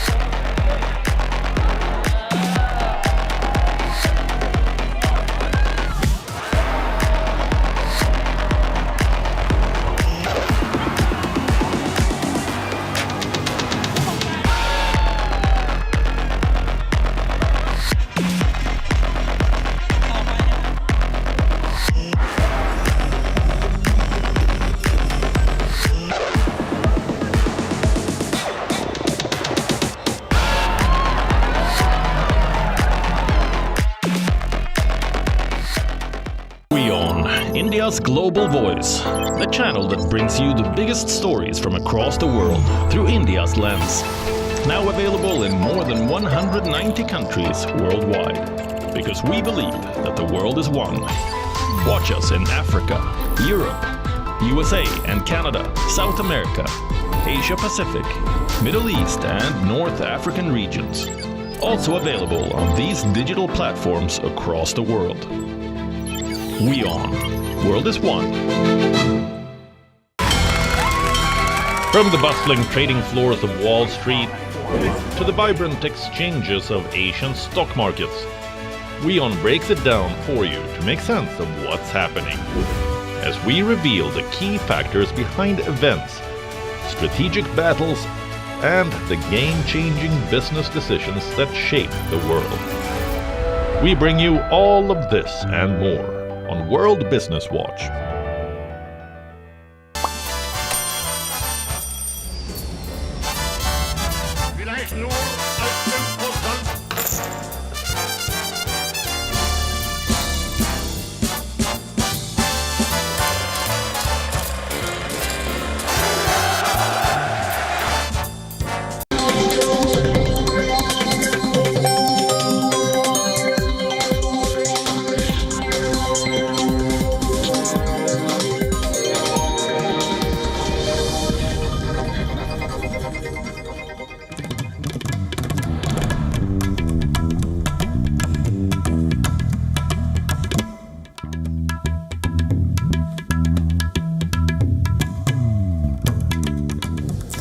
Welcome back. You're watching WION World is One and our continued coverage of the elections 2024, and what an exciting day it has turned out to be. So far, the BJP-led NDA is at 292, the India bloc at 233, and hectic parleys have already started between political parties. There are phone calls going all over the place. There are also celebrations that are already taking place between the BJP headquarters, the TDP office, and of course the Congress is also celebrating. Their numbers have jumped dramatically. Raisha, Segal and me, we're tracking all the latest developments here. We're also getting you the headlines first and then deep diving into this debate. Uttar Pradesh surprises BJP as India bloc gains comfortable edge. Leads till now mark biggest upset for BJP-led NDA in 2024 polls.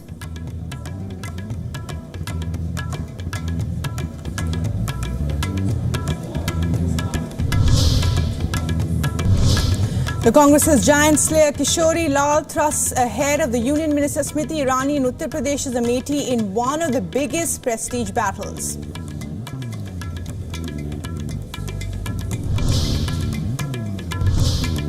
Mamata Banerjee-led All India Trinamool Congress goes into huddle after dominating West Bengal leads.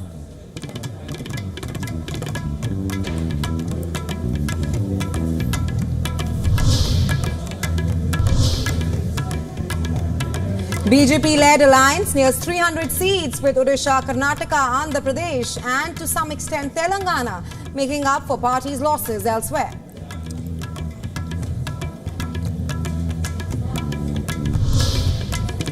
K. Chandrasekhar Rao's party, the Bharat Rashtra Samiti, is not even close to winning one of the 17 seats in the parliamentary race. The state seems evenly divided between the BJP and the Congress.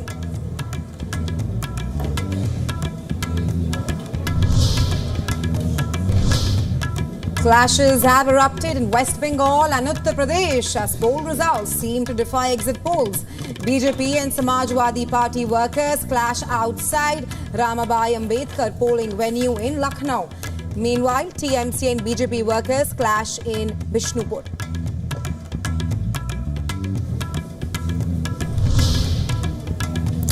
It's a bloodbath in the Indian markets, all sectors in the red, with the Nifty tanking over 5% and the Sensex crashing nearly 4,000 points. Investors brace for more pain as the election outcome enters a decisive leg amid trends defying exit polls.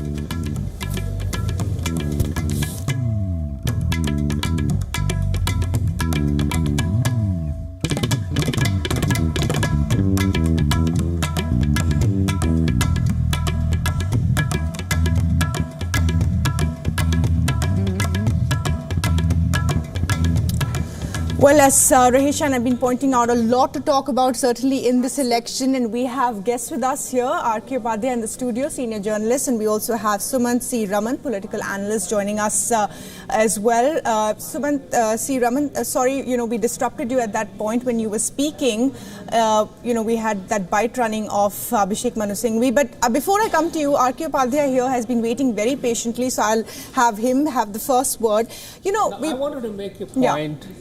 Like BJP has been stuck at the door of 300 for more than 3 hours now. Yeah, right. 290, they have not been able to cross that figure, get into 300.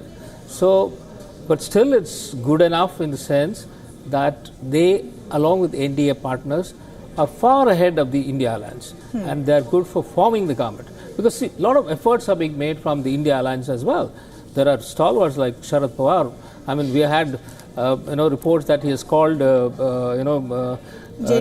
and Nitish, both of them were called, and they're trying to stitch an alliance if possible. But the difference is here, the BJP has, let's say, about 240, 250 in that range, and the Congress, the biggest party in the India Alliance, has 90 to 100. So that is the biggest difference as far as this formation of the government is concerned. Yeah. On the one side, you have a very big party which is capable of drawing the others because they are in a position to form the government and they are already in government. Yeah, the others are not trying to attract other people. Correct. But if only the Congress had done slightly better, let's say about 130 or 140, I think they would have been in a better position to bargain and do stitch together an alliance, but that doesn't seem to be happening, despite the fact that the BJP is stalling at the 300 mark. Sumansi Raman, I want to take that point that R.K. Upadhyay was making here at the moment and say that the TDP chief Chandrababu Naidu actually went to the to the door of the Congress before he went with the NDA bloc. So here the Congress will be thinking that they've lost a major ally, the TDP, and also with the JDU. The fallout with the JDU clearly could. This could have turned the other way around for the India bloc had they had the JDU and as well as the TDP in their kitty. Look, the TDP and the JDU, especially the JDU, did what it felt was in its best interest. And as far as the elections are concerned, the JDU has actually performed better than the BJP in Bihar. So the JDU actually has won 13 seats is leading in 13 seats versus the BJP in 11 or 12. So I think that the JDU's decision to go with the BJP as far as the elections are concerned has been vindicated to some extent, because before counting day, the general assumption was JDU is going to get hit badly, but the BJP will hold on. What has happened is actually the reverse. The BJP has been hit and the JDU has been able to hold on. I think it had 15 seats or whatever. Now it's leading in 12 or 13.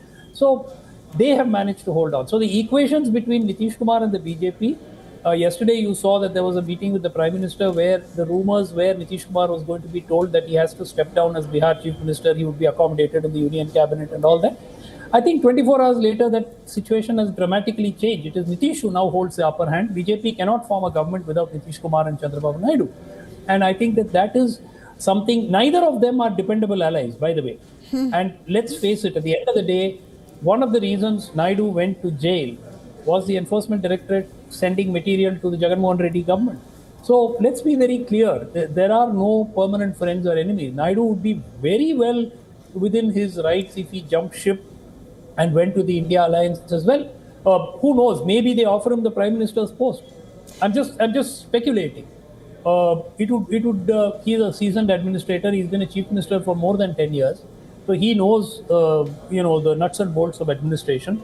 He is regarded very positively by business and seen to be a business-friendly person as well. So there's nothing to prevent the India alliance from swinging a surprise and saying, why not Naidu be nominated for the Prime Minister's job? Or, Nitish Kumar less likely because of age and various other factors. But why not spring a surprise? And it will help Naidu because he could put his son as Chief Minister of Andhra Pradesh. So it's a double, opportunity for Chandrababu Naidu. Let's see if the India alliance wants to spring some kind of a surprise like that. Mind you, the BJP, where it is right now, cannot form a government with just Naidu and Nitish Kumar. They will still be 7 or 8 seats short. Okay. They will need Eknath Shinde. They will need, a few others as well, Chirag Paswan, to cross the 273 mark. Fair enough. You made many important points. My colleague Raisha will ask a question. But before that, I just want to say the only frenemies in politics, no enemies. Raisha, go ahead. Right, Mr. Padre, just the point you made there that the NDA is 4 seats short of the 300 mark. Talk to us about how the NDA is losing grounds in key northern belts like Rajasthan and Uttar Pradesh, while it has made inroads in southern states like Karnataka. But in the Hindi heartland, it is down in several seats. A big story being written here, though. I think the biggest story is from Uttar Pradesh, where they've lost heavily against all odds. In fact, none of the surveys was able to predict that, and nobody expected the combination of Modi and Yogi Adityanath to falter so badly in this very crucial election. And they faltered so badly that the SP Congress alliance is ahead of the BJP alliance in UP. So this is the biggest shock for the BJP, and they also not done well in Rajasthan, which is surprising considering that they got 150 odd seats in the assembly just about 6 months ago. So that being the case, Rajasthan also not doing well. Of course, Madhya Pradesh they've done well, Jharkhand they've done well, Haryana they're losing, half the seats are gone. Going. So of course Delhi has held on because of I think AAP getting into mess. Probably that's one of the reasons why it has not happened. And generally, the BJP has struggled, and of course, they were expecting the South to come to the rescue. To an extent, it has, in the sense that they are getting more than what they expected in Karnataka. Probably they would have gone down if Siddaramaiah government had done well. Since you're talking about the South, I just want to go back to what Mr. Sumant was saying about, Naidu getting the position of a PM. Is this too far-fetched? Even deputy, you'll be very happy with even deputy PM post if it is offered to him. Yeah. Well, deputy PM as well is not as small. So who will offer that first is the question here. Mr. Sumant, if I can come back to you, the Uttar Pradesh story is so fascinating. The Thakur vote has also actually gone to the SP and the Congress. And the fact is that the social engineering has really worked. They've moved beyond the Muslim Yadav vote bank. This time they only gave 4 to 5 seats to the Muslim voters. They had 26 seats going to other backward classes other than the Yadavs. And that is the kind of combination that's really worked for the SP and the Congress together. I honestly don't see this Uttar Pradesh result purely as a caste arithmetic based result. Look, if that was the case, then there would be specific regions of UP where certain particular communities are dominant. But that's not the case. The Samajwadi party is doing well in eastern UP. The Samajwadi party is doing well in where the other Muslim vote bank is substantial. Samajwadi party is also picking up seats in western UP. So I think that it's not so simplistic to say that, they just got the caste combinations right. Large chunk, you will find tomorrow that a sizable, when we do the analysis of the data, that a sizable chunk of the Dalits have also moved towards them. The BSP vote share is down by about 4% from the last assembly election. They were about 12.5%. They're now down to about 9%. So that vote has more likely gone to the SP Congress alliance. Mind you, a swing of 7% away from the BJP is fairly substantial, but the swing is much higher in favor of the Samajwadi Party Congress combined, because they've taken votes not just from the BJP, they've taken votes from the BSP. Yeah. So I think that is really the story of this, the attempt to sort of use Mayawati as a Trojan horse by the BJP. This time has not worked clearly, at least not as well as they would have hoped. No, but and Mayawati has imploded. No, that's the point I was making, that the BSP vote has also shifted to the SP, the SAPA, which never got the BSP vote earlier because of the vacuum created by where was Mayawati in this election? She was nowhere. So certainly that has moved to the SP's benefit as well. Well, absolutely, that has moved. But you see that the traditional thinking was the Jatav voters would never vote for the SP, right? I mean, that was the traditional thinking. And when push comes to shove, they would rather vote for BJP than vote for SP. Now, that does not seem to have happened here. If the BJP's vote share is going down and the BSP's vote share is going down, it clearly means that a portion of the OBC vote that was with the BJP and a portion of the Jata vote which was with the BSP have both been transferred to the SP. That is why I keep coming back to this point. This is not a caste-based verdict in Uttar Pradesh by any stretch of imagination. Look at where the gain of the SP is. It is all over the state. It is not just in one small Yadav pocket. Right. I would also like to bring in our in-house guest, Mr. Padha, into this discussion. We've been talking about the numbers and how the NDA and the India bloc has performed in various states. But the numbers trickling in and the close fight now that we're seeing between the NDA and the INDA, NDA 296 and India bloc at 229. Do you think at this point of time the numbers take precedence over the whole Modi charm? Well, that has been so now. I mean, one was expecting that the Modi will be at the top of all this, but he is now also become a prisoner of these numbers. I mean, even BJP. So they have to look for where additions can come.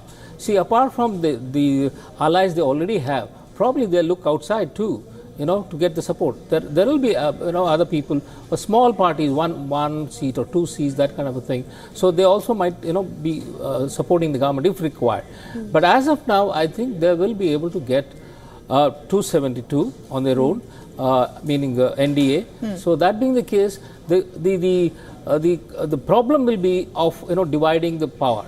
So how much of the power they will have to share with their allies? Chandrababu Naidu is going to demand quite a bit, and then Nitish also. Last time, he pressed for a high number, but he didn't get it. The frenemies. Frenemies, yeah. So he asked for 4, and then he was given only 1, and he just refused. So for 4 years, he wasn't in the government at all. But this time, he is going to make sure that he will have his ministers in the cabinet. And mind you, Nitish also wanted to be the India convener, but he didn't get that position. So he moved to the BJP, which is again, the big factor here. But I want to move away from the BJP for a bit and also talk about the decimation in a way of the Aam Aadmi Party. Yes. Look at how they've done in Delhi. It's 7 for the BJP and nothing for the alliance. And this comes when people are talking about a sympathy wave for Arvind Kejriwal. He went to jail. They haven't even done well in Punjab, as I believe the last leads were indicating that they haven't. What does this hold for the future of Aam Aadmi Party? I think Kejriwal doesn't have any sympathy among the public. That is what it shows. Probably, all the allegations that have come out, and he's not seen as a straightforward man. He doesn't come across as somebody whom you can believe, whom you can trust. And in spite of all this, he is talking about he being Bhagat Singh. I mean, that is something that people will, hello, you calling yourself Bhagat Singh? So, that kind of the talk that he does probably doesn't go well with public, and that is what is showing in these elections. So that's on with Delhi only, like Bhairavi mentioned that AAP has not been managed to make any inroads here.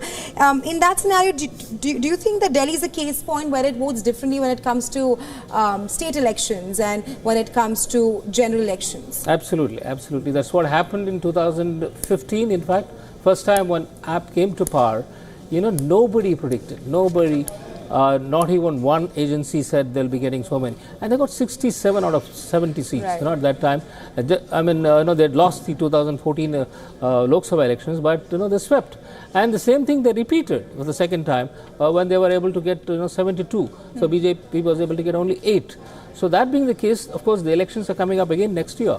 Yeah. So we will have to see where AAP will be, whether they'll be able to maintain that with, with the kind of disarray they are in.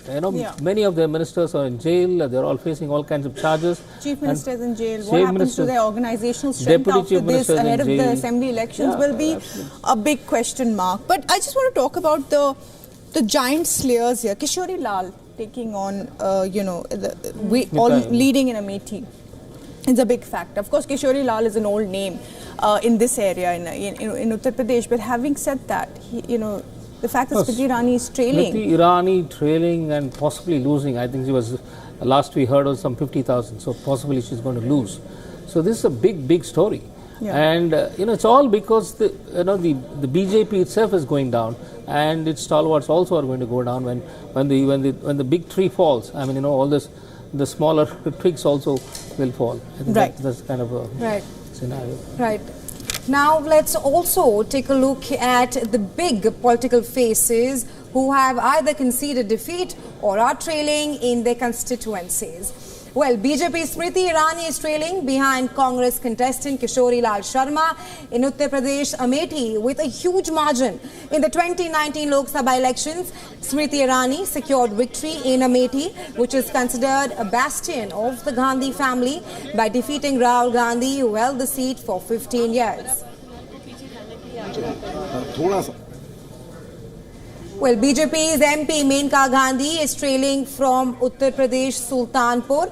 The sitting MP is behind Samajwadi Party's Rambohal Nishad. Since independence, no single party has dominated this parliamentary seat, with Congress winning the constituency 8 times, while BSP and BJP won it twice and 4 times respectively. Well, BJP Minister Rajiv Chandrasekhar is trailing behind Congress politician Shashi Tharoor in Kerala's Thiruvananthapuram Lok Sabha constituency.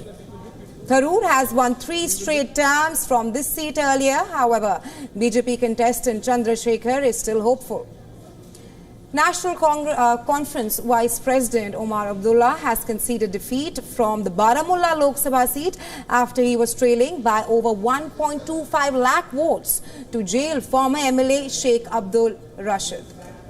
Well, in a post on X, he said, and I'm quoting him here, I think it's time to accept the inevitable. Congratulations to engineer Rashid for his victory in North Kashmir.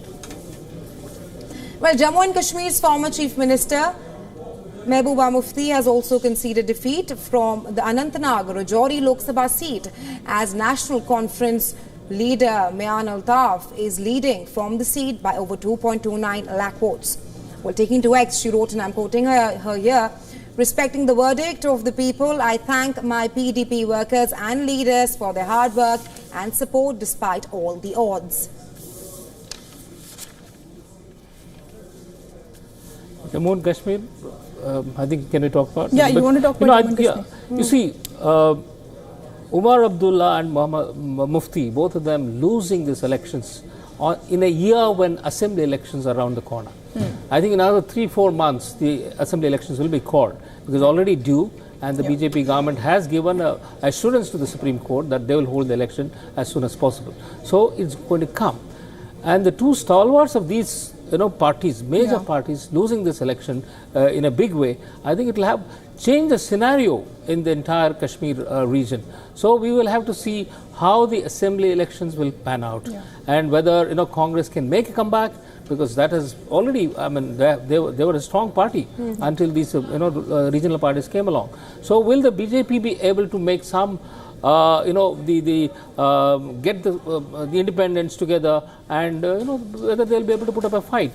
So Jammu and Kashmir will be very interesting to see as to what happens in the next 6 months. Certainly, the politics in the valley is definitely changing with what we are seeing, the two former chief ministers there who have been defeated in Jammu and Kashmir. And certainly, as we've been pointing out, there's been so much talk about this election. Remember, this has been such a long election, 80 days.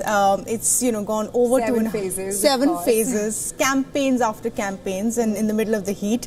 So certainly everyone's sighing relief that it's over, but it's certainly not over as far as the political parties are concerned. There will be a lot of back-channel conversations happening. The Congress will be in a huddle, as will be the BJP. And here at WION, we're tracking all the latest developments.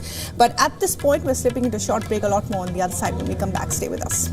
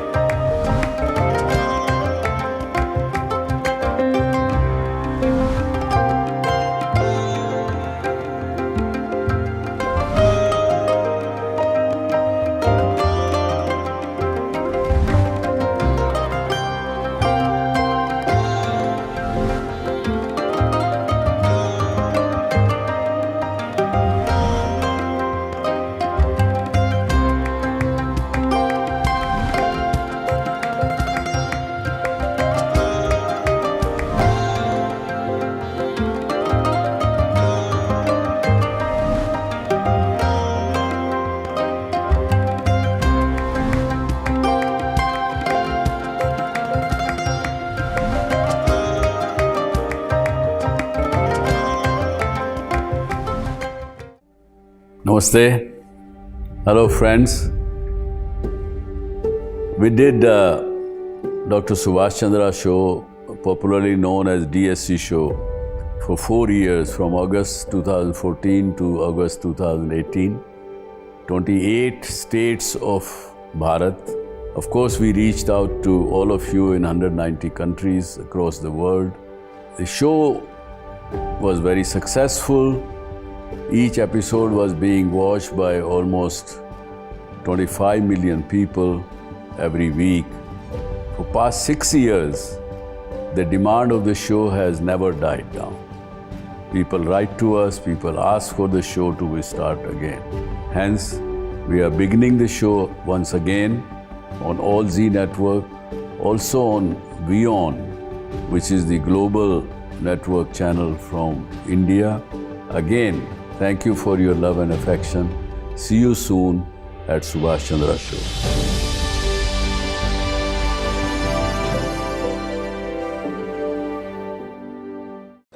The stress of our world can take a toll on our physical and emotional health. Here, in New York's Catskill Mountains, lies a luxurious place of healing called WION Wellness Center. The WION Wellness Center provides 500,000 square feet of natural methods to manage diabetes, hypertension, chronic pain, obesity, depression, anxiety, and other conditions. We use the traditions of centuries-old natural science from India, yoga, Ayurveda, acupuncture, and naturopathy in personalized programs that help you take charge of your own health. A minimum 5-day stay is recommended for best results. Book now at yo1.com.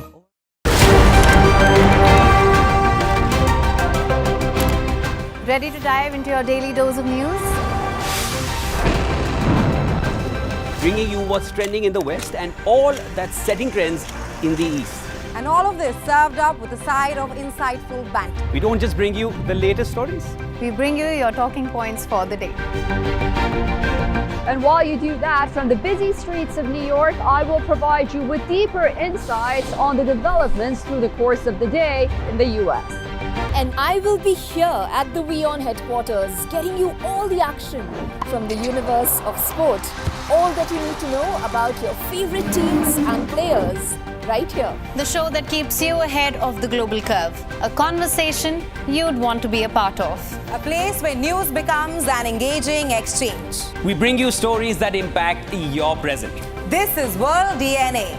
Join the conversation.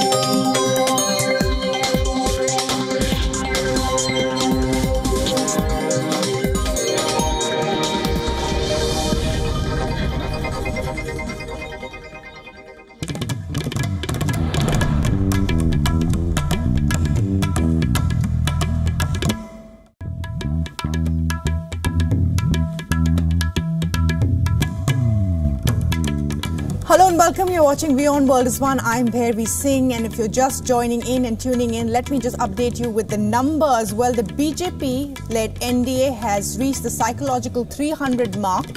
That's what we're hearing at the moment, and in the India bloc is at 224. This is an election of many surprises, upsets for the BJP and surprise gains for the Congress. The BJP alone at the moment, according to the Election Commission, is leading in 222 seats and has won 21.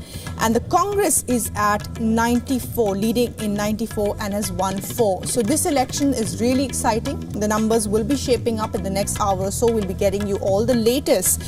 There are also a lot of political reactions that are already coming in from various parties. Let's listen in to Anurag Thakur and Shivraj Singh Chauhan and what they have to say about this election so far. ये सचमुच में उनके व्यक्तित्व का और उनके नेतृत्व में भारत विकसित भारत बनेगा। दुनिया की तीसरी सबसे बड़ी अर्थव्यवस्था बनाने से लेके विकसित भारत का संकल्प पूरा होगा। इसलिए मोदी जी पर फिर विश्वास जनता ने प्रकट किया है। ये कार्यकर्ताओं की जीत है, नरेंद्र मोदी जी के नेतृत्व की जीत है और जनता ने जो विश्वास व्यक्त किया है 5वीं बार लगातार जिताने का, मैं हमीरपुर संसदीय क्षेत्र की जनता का आभार प्रकट करता हूं, भारतीय जनता पार्टी के कार्यकर्ताओं का जिन्होंने दिन रात एक करके मेहनत की और माननीय प्रधानमंत्री नरेंद्र मोदी जी जिनके नेतृत्व में हमने 10 साल इस देश को आगे बढ़ाया है और देश ने एक बार फिर मन बनाया है, फिर एक बार मोदी सरकार बनाने। All right, so to talk a little bit more about that is BJP spokesperson Rohi Roy, who is now joining us from Kolkata. And Rohi Roy, thanks very much indeed for talking to us this afternoon. Busy time for the BJP, certainly. Let's talk about West Bengal first. This is West Bengal was somewhere where the BJP said that it will be a fight for survival for the Trinamool Congress, but certainly it's been an upset for the BJP. What can you tell us of what went wrong for the BJP here? See, and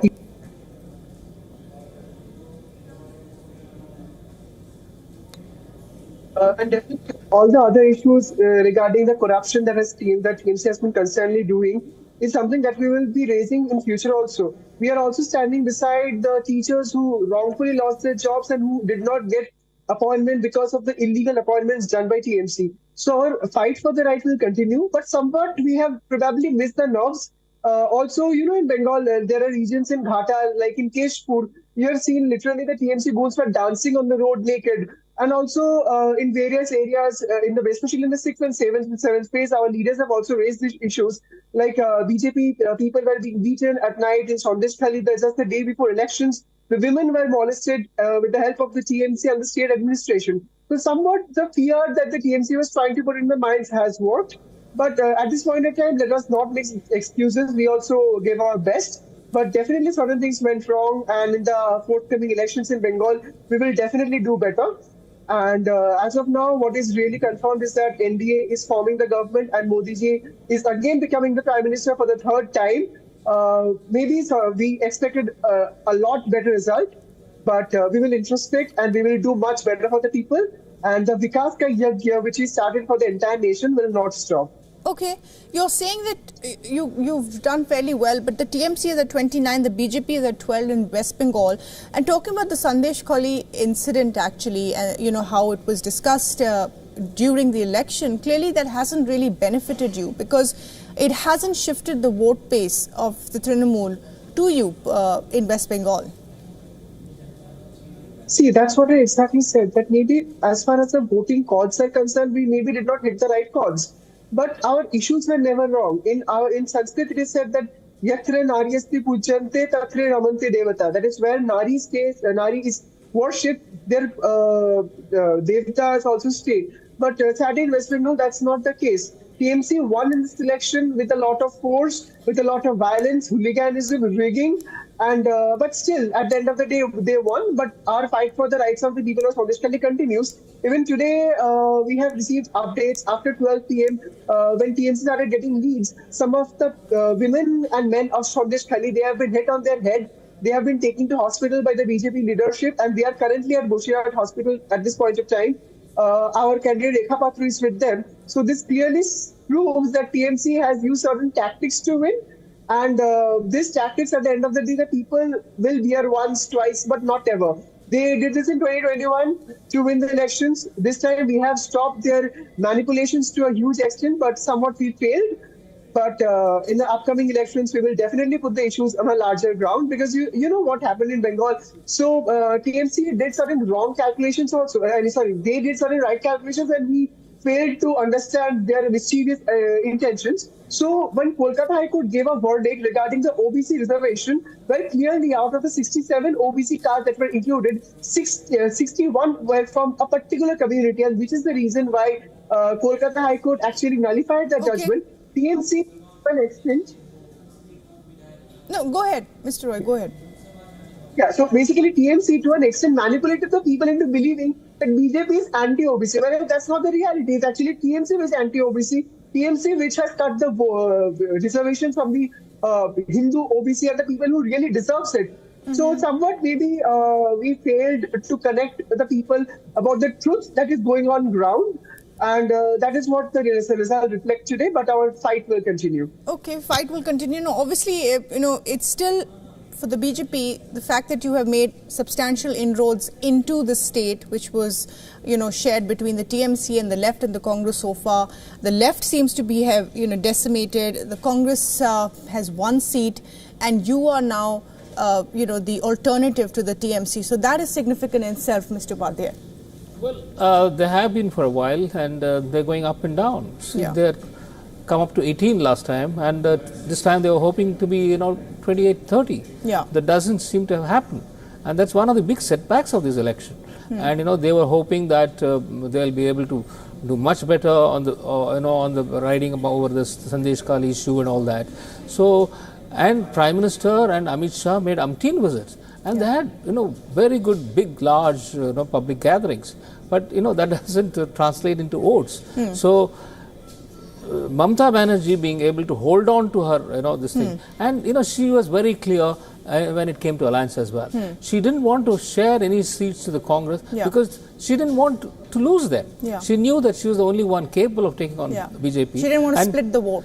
She didn't want to split the vote, and also she wanted her, strong candidates to take on the BJP. So, that has proved to be right. I think her decision has proved to be right. Though she was part of the India Alliance, she was very clear in her mind that in West Bengal, it's only she who can take on the BJP. Absolutely. Roy, thanks very much indeed for joining us and sharing your thoughts. As far as West Bengal is concerned, certainly some setbacks there and introspection that the BJP will require to do. But also let's talk about, Mr. Upadhyay, the fact that there's no one-party dominance, but also the fact that even though states have played a crucial role in this election, in many states, the state governments or the state parties have been decimated. Look at the BRS in Telangana. Look at the BRS in Telangana, look at the BJD in Odisha. So and that really shows that the elections are moving in different directions. Chandrasekhar Rao ruled for 10 years, and he had massive mandates. In the two assembly elections. But then he lost about 6 months ago the assembly elections, and now that is nowhere. And same as with the Biju Janata Dal. Biju Janata Dal has been there for so many years, 24 years he's been the chief minister, and this time he seems to be losing. And not only losing the assembly elections, but also a big setback in the Lok Sabha. He's always had good numbers in the Lok Sabha as well, and though he has not aligned with any groupings, he has always backed the BJP, in Parliament. When it came to very different issues of importance for the BJP could depend on Biju Janata Dal to support them. But this time, he is also not there. So that shows that, even if the BJP is able to form the government, he has lost one of his friends. Mr. Modi has lost one of his friends. He's lost one of his friends, but I think it was a strategic move not to ally with the they wanted to grow on their own, because they felt that there were issues that were pulling down the Odisha government already, and if they were to ally with them, they would lose out. There's no other opposition in Odisha. And also, the spectrum of a Tamilian coming and ruling there. Pandyan, who has been a very close associate of Biju, Naveen Patnaik, the outsider. Outsider was very much inside, and they all thought that, he might take over. So, the Prime Minister played on the fears of the local sentiments, probably that also worked in favor of the BJP. And he also, I thought it was a little unfair to talk about Naveen Patnaik's health in the public meetings. That probably created a little bit of this thing. But and then Naveen himself said he could have picked up the phone and then talked to me on this issue. So people who have been friends for so long, and I think that was not expected from the Prime Minister. Right. So, well, certainly they've parted ways. Quick update, something that was expected, that Prime Minister Modi has won from the Varanasi seat, so that was expected.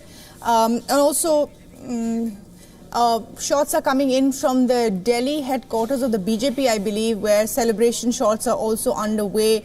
And my director's talking to me in my ear, so I'm afraid I can't speak over it. So those are shots there of the BJP office here in Delhi, where celebrations are underway. Remember, in Delhi, they've had a clean sweep once again, 7 on 7 for the BJP in Delhi.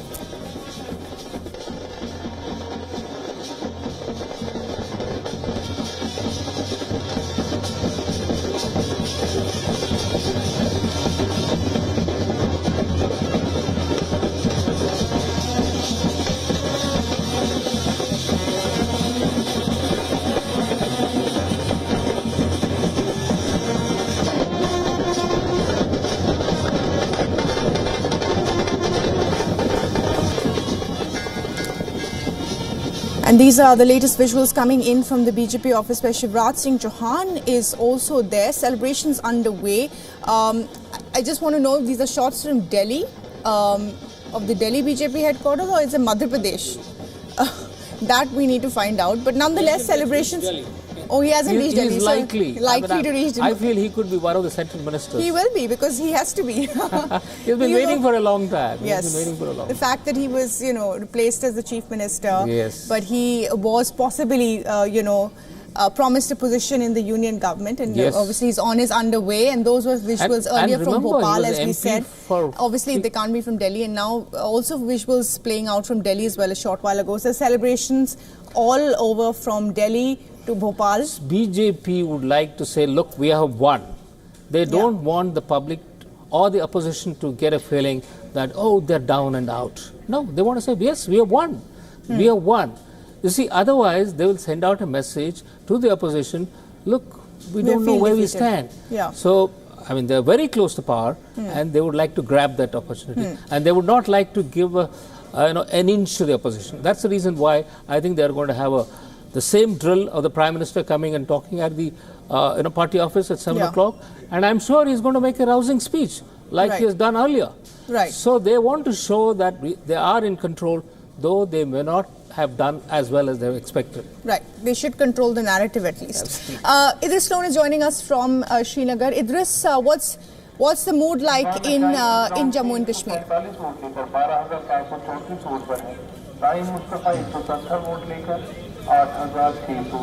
Well, it's been quite an exciting day, as well as surprising for most of us, because nobody was expecting that two former chief ministers of Jammu and Kashmir, that is Umar Abdullah and Mehbooba Mufti, both of them will lose. Exit polls, most of them had predicted that Umar Abdullah will at least win the Baramulla constituency seat, but he has lost with a huge margin. That too from a candidate who's an independent and has been languishing in the jail from the last many years. Engineer Rashid was an independent candidate from the Baramulla constituency and is also from the Baramulla district. Has finally won that seat with a huge margin, and now all the political leaders have congratulated him. Basically his son, who has been campaigning for him all through the election campaigning. On the other side, if we talk about South Kashmir's seat, Mia Altaf from the National Conference has also won on that seat with a huge margin, giving defeat to former Chief Minister of Jammu and Kashmir, Mehbooba Mufti. So it's come as a big shock for the people of Jammu and Kashmir, as well as the political leadership, that they were not expecting at least these political leaders to lose. But seems like the first election that has taken place after the abrogation of Article 370, the mindset of people with regard to election has completely changed, and the issues related to elections have also somehow changed. Although the candidate who's from the National Conference and just won from the Srinagar constituency has also tweeted just a while ago and said the election is basically it's his win because he's going to take the issue of Article 370 again back to the Parliament of India. While as we're also getting news finally that Ladakh seat has also been won by the independent candidate Haji Hanifa, who was earlier a National Conference candidate from the Ladakh Hill Council, but later on he decided that he'll go solo in the parliamentary elections, has finally won, and he's being also congratulated by most of the political leaders, and that was also not predicted in any of the exit polls. So it's been quite a surprising day with regard to elections in Jammu and Kashmir. It is just really significant, the fact that, you know, we have these mainstream parties in the valley, but you have independents winning instead. So what does this say about the future of these parties in the valley?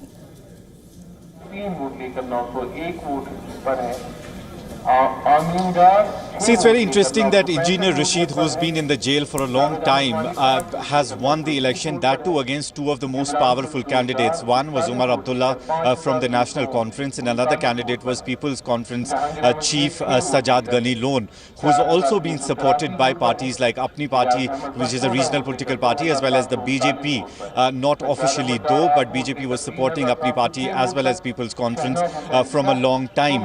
And despite that, Engineer Rashid has managed to win this seat, and it seems like his son basically was campaigning and he has won on the sympathy votes and not on any of the election issues. On the other hand, if we look at two other seats that National Conference has won in the Kashmir region, it seems because they were campaigning aggressively with the main point and agenda being that they will get back the Article 370 if they come to power in the assembly elections, as well as if all the seats of the parliamentary election are won by them. Two of the seats have gone to the National Conference, while as Jammu still remains divided and still remains with the BJP. Both the seats, Udhampur as well as Jammu, at the moment are very easily going to the Bharatiya Janata Party. So this time it seemed like BJP was expecting that the abrogation of Article 370 will actually translate into votes, and especially they will get, at least the parties that they are supporting will get support in the Kashmir division, but that didn't really happen on the ground.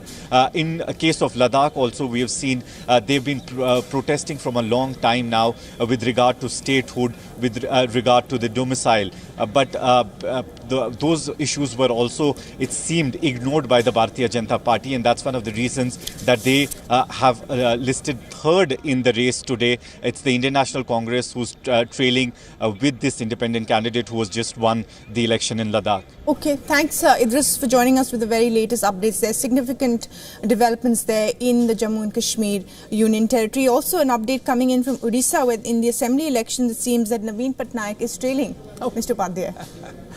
That's very sad. You know, I mean, looking at these elections, the regional parties I see have suffered a lot. Look at the way that, you know, Biju Janata Dal has suffered both in assembly as well as the Lok Sabha elections. And then Bahujan Samajwadi Party. I mean, Mayawati also, you know, last time she had won 10 seats. Now she is nowhere because she went alone. So, and then you have BRS in Telangana. See, that is also not one, I think, even a single seat. So, and then YSRCP. The YSRCP, Jagan Mohan Reddy had, I think, 22 out of 25 seats. So this time it looks like he's going to have 0. So all these regional parties seem to have suffered a great deal in these elections. Yeah, I just have another update for our viewers that in Mandi in Himachal, Kangana Ranaut from the BJP is actually leading. She's leading against Vikramaditya Singh, whose family has won from Mandi 6 times in the past. So clearly a heavyweight who is losing at the moment against the BJP's Kangana Ranaut. So again, another surprise there. I don't think so. I mean, Kangana, you don't think so? Well, Kangana, at the moment she's leading. Leading. And Kangana should be there. I mean, she's a fighter. So I think if she's there in the parliament, one more glamour, in the parliament. So yeah, but she's winning at the moment against a Congress heavyweight. Yeah, This Vikramaditya Singh is no he's a son of newcomer a to politics. former chief minister. And let us see finally if she makes it or not. Yeah, it would be a real surprise actually Yeah. for Kangana Ranaut to win there. So, in fact, a lot to talk about. We haven't touched about Rajasthan for a bit. And Rajasthan actually has also been a setback for the BJP. And I think one of the things that worked for the Congress here is that the Ashok Gehlot faction and the Sachin Pilot faction were no longer fighting each other. Yeah.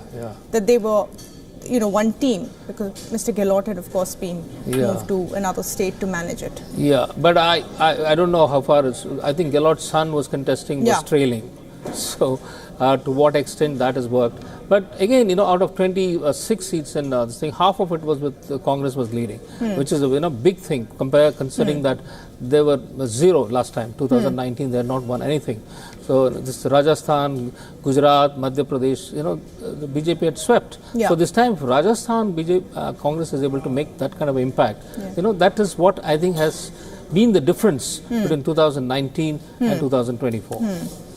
In fact, we don't have the Gujarat numbers at the moment, so we'll have to discuss that as well. 2 was Congress was leading. 1 or 2 for the Congress. So we'll have to certainly look at that. Every gain counts in this election, especially in the strongholds that the BJP has had. Rohi Roy is still with us, BJP spokesperson. How do you see this election panning out for the BJP? There have been several upsets in states that were expected to, be a clean sweep for the BJP. Rohi Roy. Yes, see, as you already mentioned, certain introspection is definitely needed. But at the same time, the vote percentage which we had in the year 2019 has been retained. Despite having the same vote percentage, our seat count is reduced, which is definitely a matter of concern, especially in states like Uttar Pradesh, Rajasthan, and even to an extent Karnataka, where we expected to sweep the state, which did not eventually take place. So what actually happened? Did the Congress's promise of taking away wealth from the people work? Or did the Congress's promise of Jitni Abadi Utni Haq, basically saying that one particular community will be getting more benefits if that worked, and they worked as a vote bank for Congress and the India Alliance, is something which we definitely need to see. But at the end of the day, NDA has won again, and the futile attempts of this India Alliance to break India into different states, into different parts, into different castes and religion has not worked, and people of India has voted decisively for the NDA because we believe in Sabka Saath, Sabka Vikas. Saying so, we could have done definitely much better, especially in states like Uttar Pradesh and in West Bengal. But I hope that in the next 5 years, the way we work after Prime Minister Narendra Modi takes to vote once again, will definitely please the people again, and we will rectify mistakes, if any. Okay. So introspection will be required and will be done, is what the BJP is saying at the moment. If you look at the numbers, it's not 400 Paar, but it is 294, and just a short while ago they had reached the 300 mark as well. The India bloc at 231 and others at 18. So clearly the exit polls which had the NDA sweeping this election for the third time is not something that's happening. There will be coalition partners. Haywire. The coalition partners will be a factor in this election. They will be at play. There will be hectic parleys behind the scenes. There will be the first mover advantages in this election. And it will also be about, the Congress's ability now to stitch up some alliances if they still have a fight in them. Post these numbers. You see, the Congress has to do introspect, like everybody else.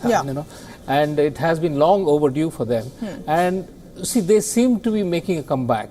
Now, they have to, step up on this and then see how they can reach out to other parties and, grow along with the others. See, their attitude has always been, look, we are the top dog. So it doesn't work. Especially when you have to get the others along with you. So that doesn't work. So that is the reason why INDI alliance also didn't work. And I think this is a lesson for them. And I feel that, Rahul Gandhi probably will mature after this election. Because he would have seen that, we still have something to fight for. So that will give the Congress the strength to recoup themselves and then take on BJP in a much more stronger fashion. Correct. Of course, the Bharat Jodo was certainly a factor in this election, possibly because the numbers are indicating that the Congress and its alliance partners have certainly done much better. There's still a lot to talk about unless the election results are completely out, and even after that, there will be government formation talks. We're slipping to a short break at this point. A lot more when we come back. Stay with us.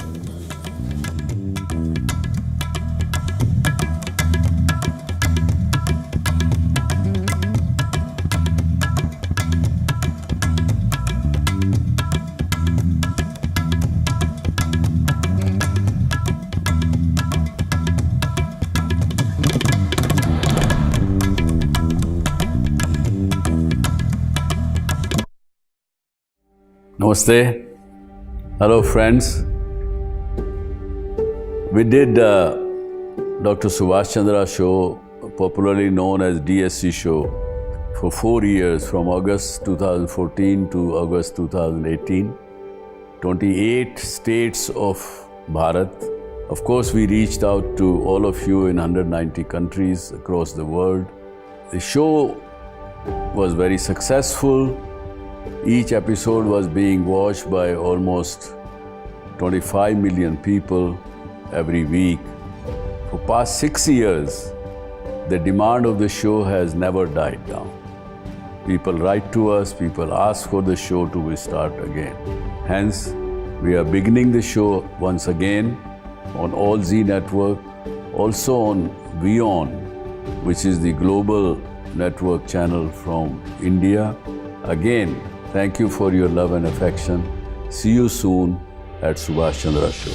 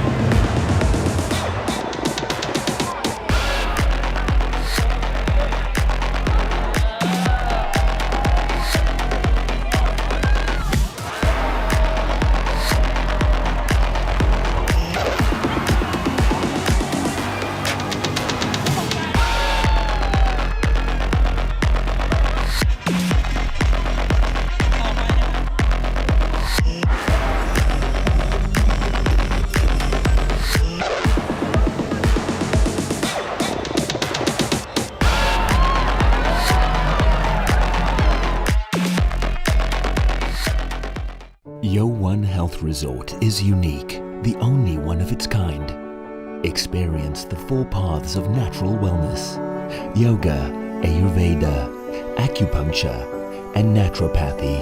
Each uniquely customized program improves the whole person to make every person whole. Come to YO1 Health Resort.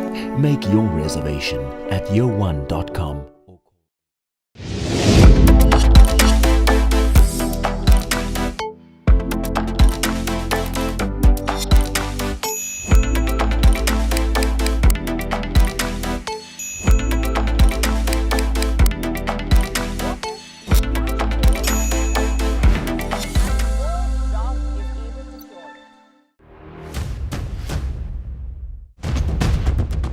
Economic turmoil and global unrest have cast a shadow over President Joe Biden's approval ratings.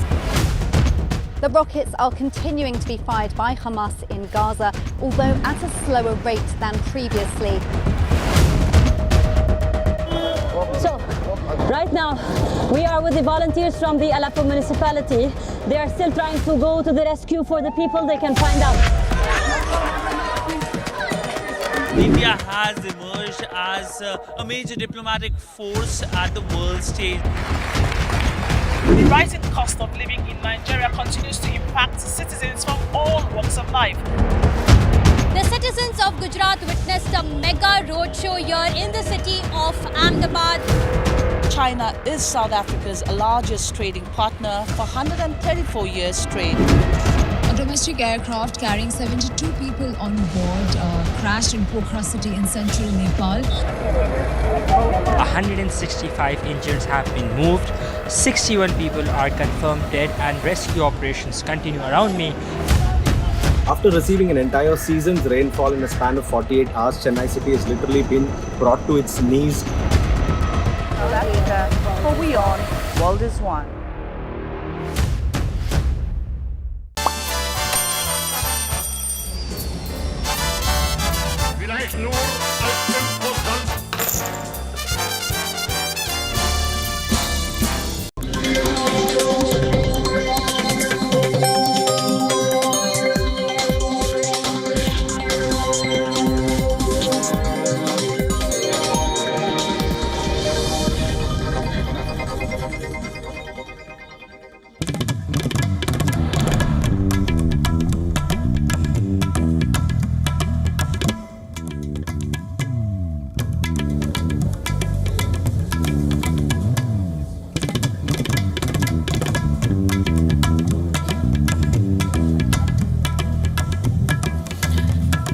Hello there, this is WION World is One. We are glad you're watching. The world's biggest election was held in 7 phases over 6 weeks with almost 1 billion people registered to vote.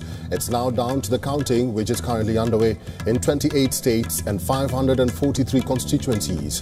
We'll give you a breakdown of the party-wise leads and talk to experts on what their expectations and projections are.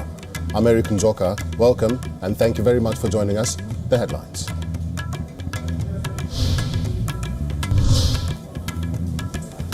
Massive celebrations break out at political party headquarters across India as dance of democracy culminates.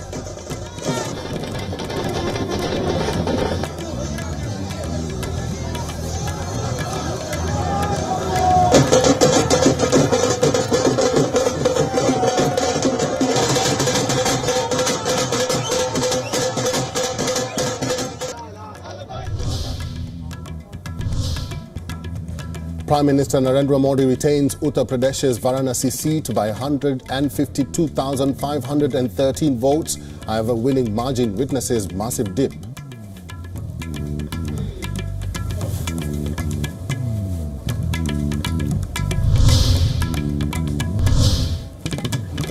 Congress leader Rahul Gandhi on the verge of a double victory in Uttar Pradesh's Raebareli and Kerala's Wayanad seats.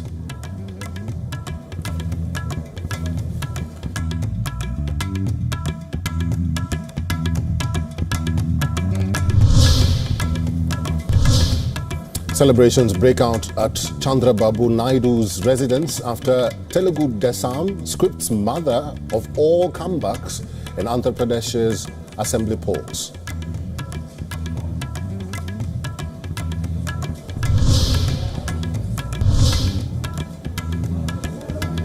Dragon slayer Smriti Irani on the verge of getting slayed in Uttar Pradesh's Amethi.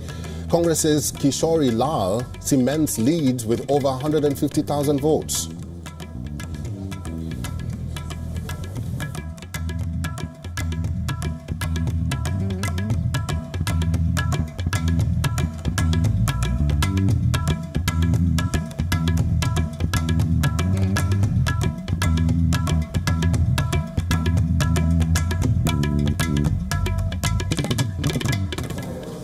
Let's begin with the bloodbath in Indian stocks and why. The election results show Prime Minister Narendra Modi's Bharatiya Janata Party-led alliance leading in nearly 300 seats.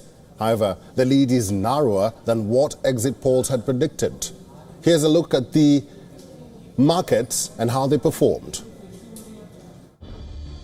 Benchmark stock indices closed out Tuesday with over 5% losses after rallying to record highs in the previous session. The blue-chip Sensex index crashed to end Tuesday nearly 4,000 points down.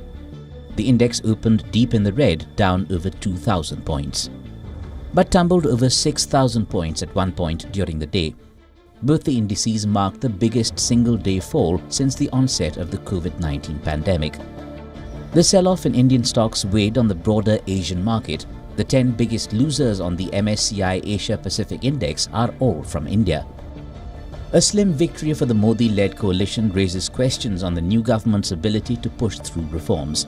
This is likely to weigh on the country's assets further and also deter foreign investors who are already contending with pricey valuations. The rupee weakened by the most in 10 months against the dollar, and the yield on the 10-year bond rose as high as 11 basis points to 7.06%, the biggest jump since October. Avnish Jain, head of fixed income at Canara Robeco Asset Management, said if the government is weak even if the NDA forms it, then they won't have the full ability to do reforms. He added it could lead to a broader fiscal push and some populism in the budget. The Nifty stumble brought the gauge closer to hitting its first circuit limit since COVID-era crash in March 2020.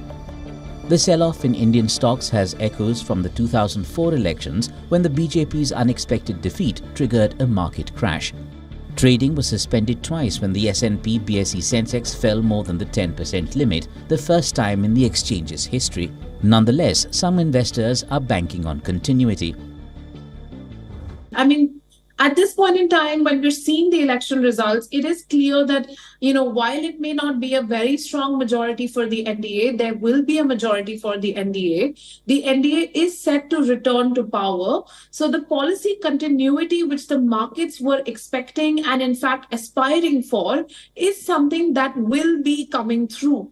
So that is the first thing that will give calm and will give, sort of that aspiration to the market that yes, there is going to be policy continuity. We are going to start seeing the similar sectors getting the boost that we wanted to see, and that's something that's going to help in the market recovery.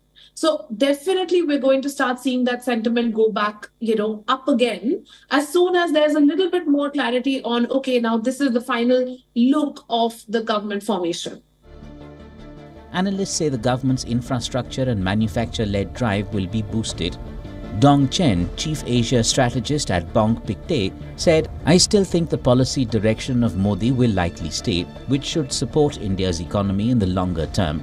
However, with India's stock market volatility indicator hitting a 52-week high, analysts predict the current volatility to continue. Bureau Report, WION World is One. Well, Indian financial markets sold off sharply as early vote counting trends suggested Prime Minister Narendra Modi's Bharatiya Janata Party BJP-led alliance is unlikely to win an overwhelming majority as predicted by exit polls over the weekend. Let's now talk about this development and what it means. Joining us now is Professor Vikas Singh. He's an economist and author. Professor, welcome to the show. I just want to know from you, after the mayhem that we experienced in the stocks today, what is your expectations in the coming week?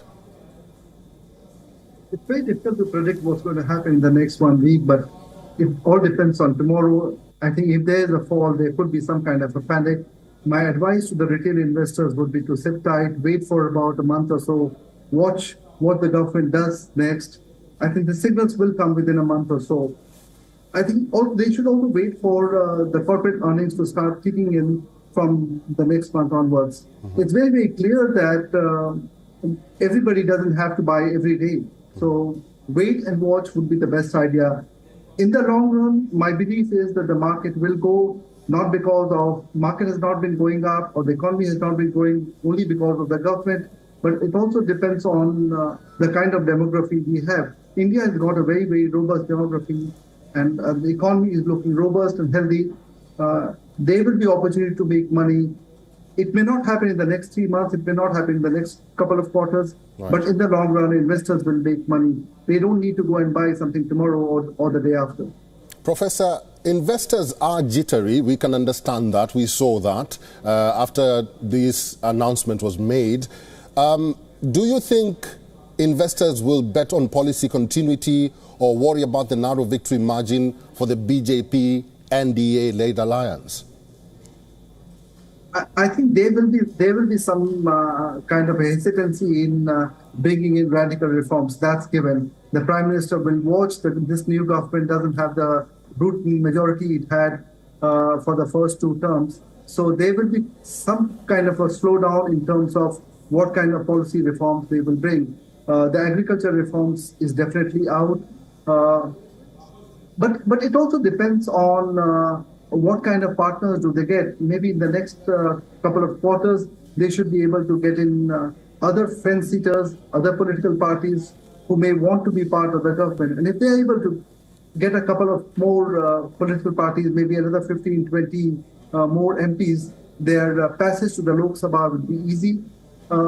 So I think it's difficult to say what's going to happen in the next couple of quarters. But my belief is, knowing how Narendra Modi works and how this government and political party works, I think they should be able to pull it off. People should not be too worried about a narrow majority, though it will hurt them in the short run. Because my belief is that they should be able to manage to get a couple of more political parties in their fold as well in the next 6 months or so. Every election, world over, markets do fluctuate, markets do act up, but the Indian stock markets has surprised very many investors and also citizens alike world over. What does this jump, or what we are calling bloodbath, mean for India? I didn't hear the last sentence. What did you say? Sorry. What does this bloodbath, what we are calling a bloodbath in the stock markets, mean for India? I think you're exactly right. I think the Indian market has continued to surprise. I think in 2000, when the left party along with the Congress came to power, I think people had lost hope, but that was really the start of a huge bull run.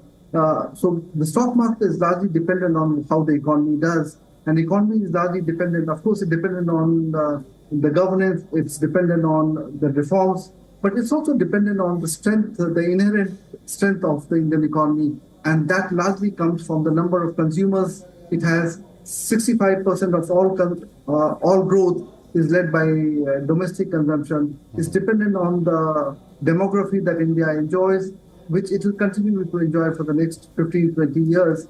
So I'm not too worried about how the narrow majority that the government may have, because the economy will continue to chug along.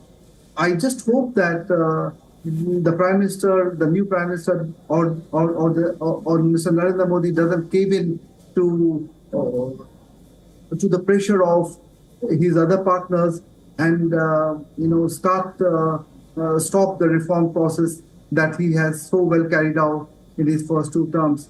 The government, India needs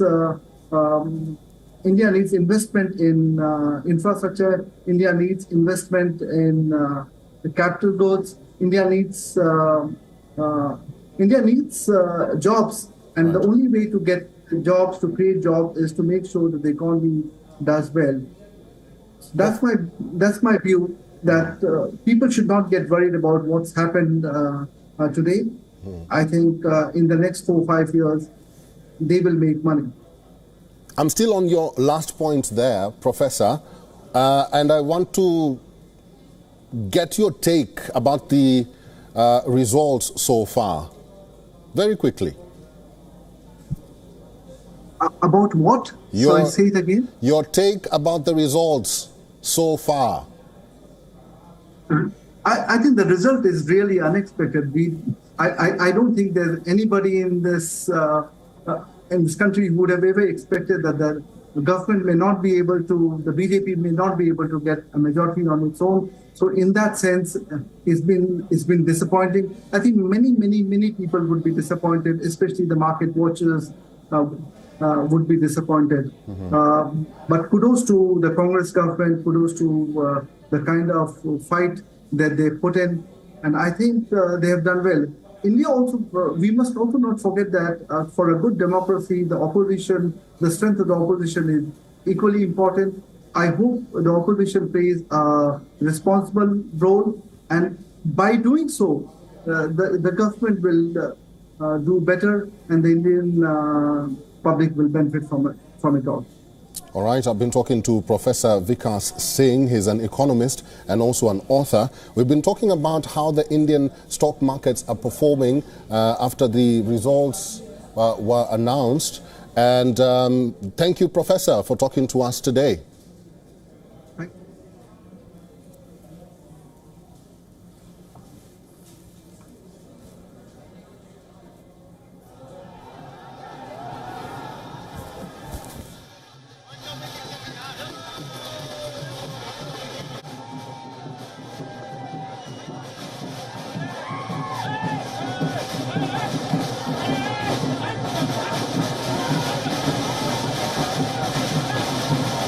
Is the Congress party, Rahul Gandhi, as you can see there, and Priyanka Gandhi as well, arriving at the Congress party headquarters. And we did report earlier that some of the supporters have thronged the Congress party headquarters, and now their party leaders have arrived at the party headquarters. They are set to address their supporters in a short while. So listen in. This is Rahul Gandhi and Priyanka Gandhi, both from Congress party. And this is the main opposition in India. And this is in New Delhi, where supporters have thronged the opposition Congress party headquarters after news came in that the Prime Minister Narendra Modi's Bharatiya Janata Party BJP-led alliance is unlikely to win an overwhelming majority as predicted by exit polls over the weekend. So both of them are set to address their supporters at the Congress party headquarters in New Delhi. And the counting is still underway. If you're just joining us, counting is still underway in India.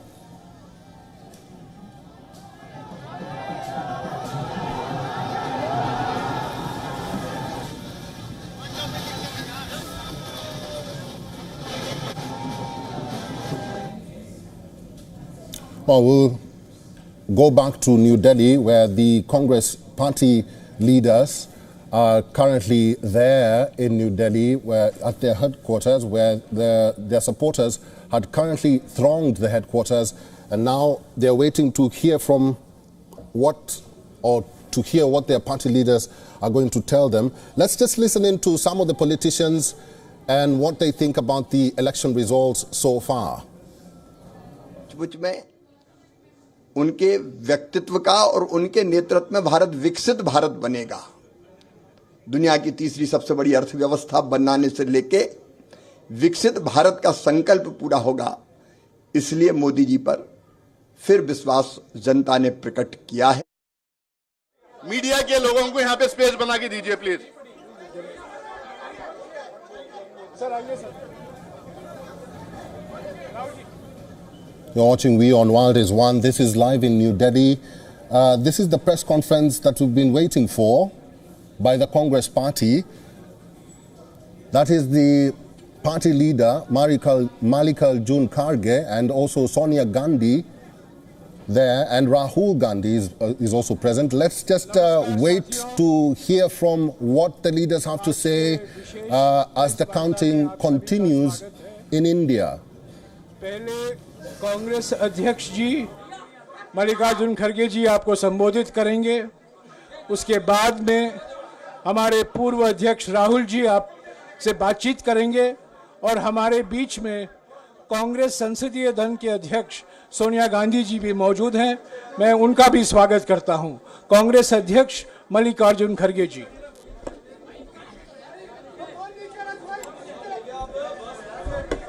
क्योंकि इसको नहीं डाला शायद।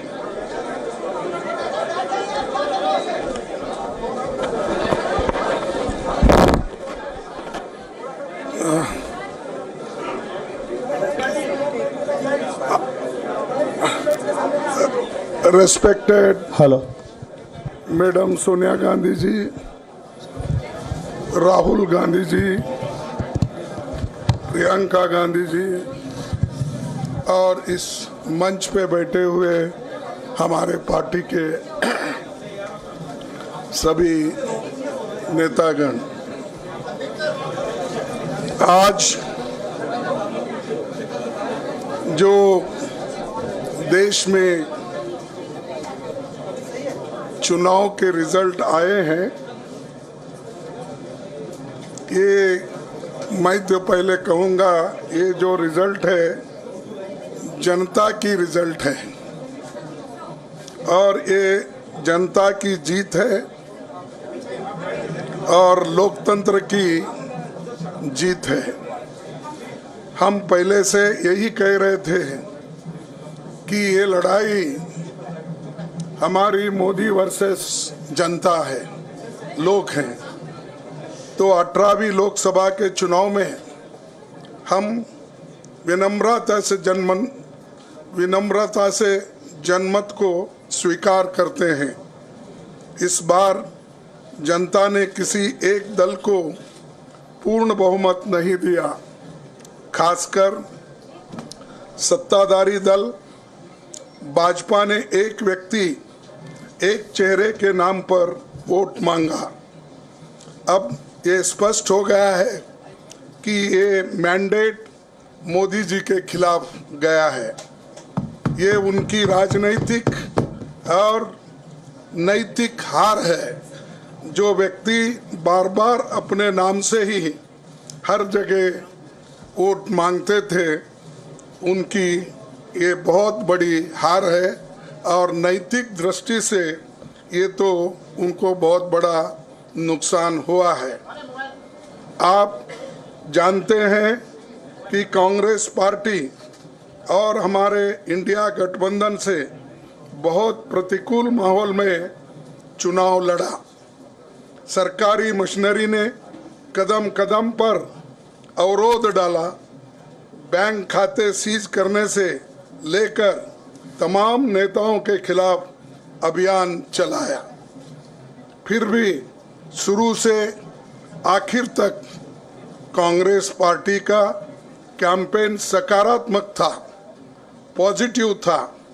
हमने महंगाई, बेरोजगारी, किसानों और मजदूरों की बदहाली और संविधान संस्थाओं का दुरुपयोग जैसे विषयों को केंद्रीय मुद्दा बनाकर हम जनता के सामने गए थे। इन मुद्दों पर बड़ी संख्या में लोग हमसे जुड़े, हमारा समर्थन किया। प्रधानमंत्री ने जिस तरह का कैंपेन किया वो इतिहास में लंबे समय तक याद रखा जाएगा। कांग्रेस के घोषणा पत्र के बारे में मोदी जी ने जो झूठ फैलाया, जनता ने उसे समझ लिया।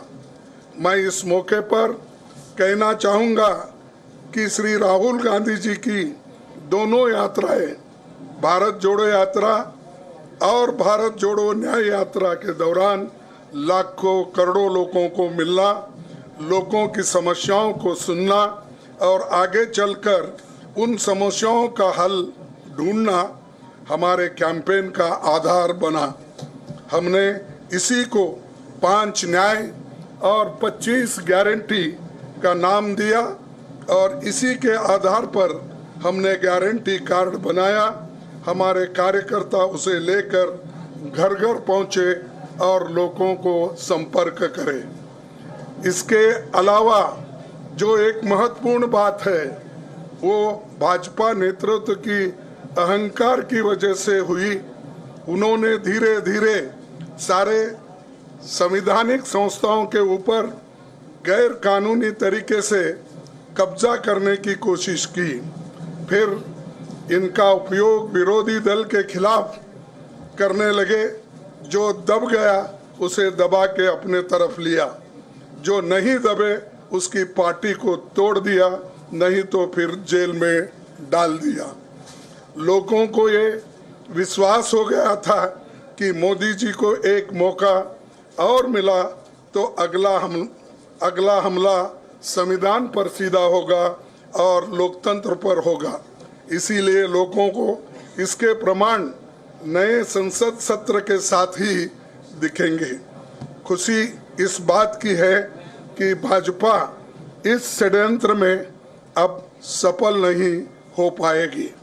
मैं इस अवसर पर सीपीपी चेयरपर्सन श्रीमती सोनिया गांधी जी, हमारे लोकप्रिय नेता राहुल गांधी जी, प्रियंका गांधी जी का विशेष मैं धन्यवाद करना चाहता हूं। और इन्होंने दिन रात बराबरी से पूरे देश में कैंपेन किया और हमें एक मजबूत स्थिति में पहुंचाने के लिए भारी मदद इन्होंने की। और मैं ये कहूँगा कि इनके वजह से हमको बहुत बड़ा प्रोत्साहन देश में मिला और आज ये स्थिति जो बनी है उनके वजह से बनी। और हमारे करोड़ों कार्यकर्ता जो है देश में, उन्होंने भी हमारा साथ दिया, इसीलिए मैं बहुत बहुत उनको धन्यवाद देता हूँ। आखिर मैं इंडिया गठबंधन के अपने सभी साथियों और शुभचिंतकों का धन्यवाद करता हूँ। सभी एक साथ मिलकर एक स्वर में रहे, सभी ने मिलकर प्रचार किया और एक दूसरे की मदद की। हमारे हजारों लाखों कार्यकर्ताओं ने अच्छे तालमेल के साथ काम किया। आप सभी का धन्यवाद। अभी हमारी लड़ाई अंजाम तक नहीं पहुंची है। हम सबको आने वाले दिनों में इसी तरह लोगों के अधिकारों के लिए, संविधान की रक्षा के लिए, लोकतंत्र के बचाव के लिए, देश की तरक्की के लिए, सीमाओं पर सुरक्षा के लिए लड़ते रहना चाहेंगे। हमें सुनिश्चित करना होगा कि संसद सुचारू रूप से चले, विपक्ष के मुद्दों को प्राथमिकता मिले, संसद में उन पर बहस हो। आने वाले दिन महत्वपूर्ण होंगे। हम आपसे बात करेंगे जब कभी भी मौका मिले। आप सभी को मेरा धन्यवाद और आपका साथ भी हमको रहा और हमने चुनाव में भी जहाँ जहाँ हमको जितना हो सकता है वो साथ आपने दिया, इसलिए आप सभी को भी मैं धन्यवाद करता हूँ और सभी को नमस्कार। शुक्रिया खड़गे जी। मैं राहुल जी से गुजारिश करूंगा वो आपको संबोधित करें।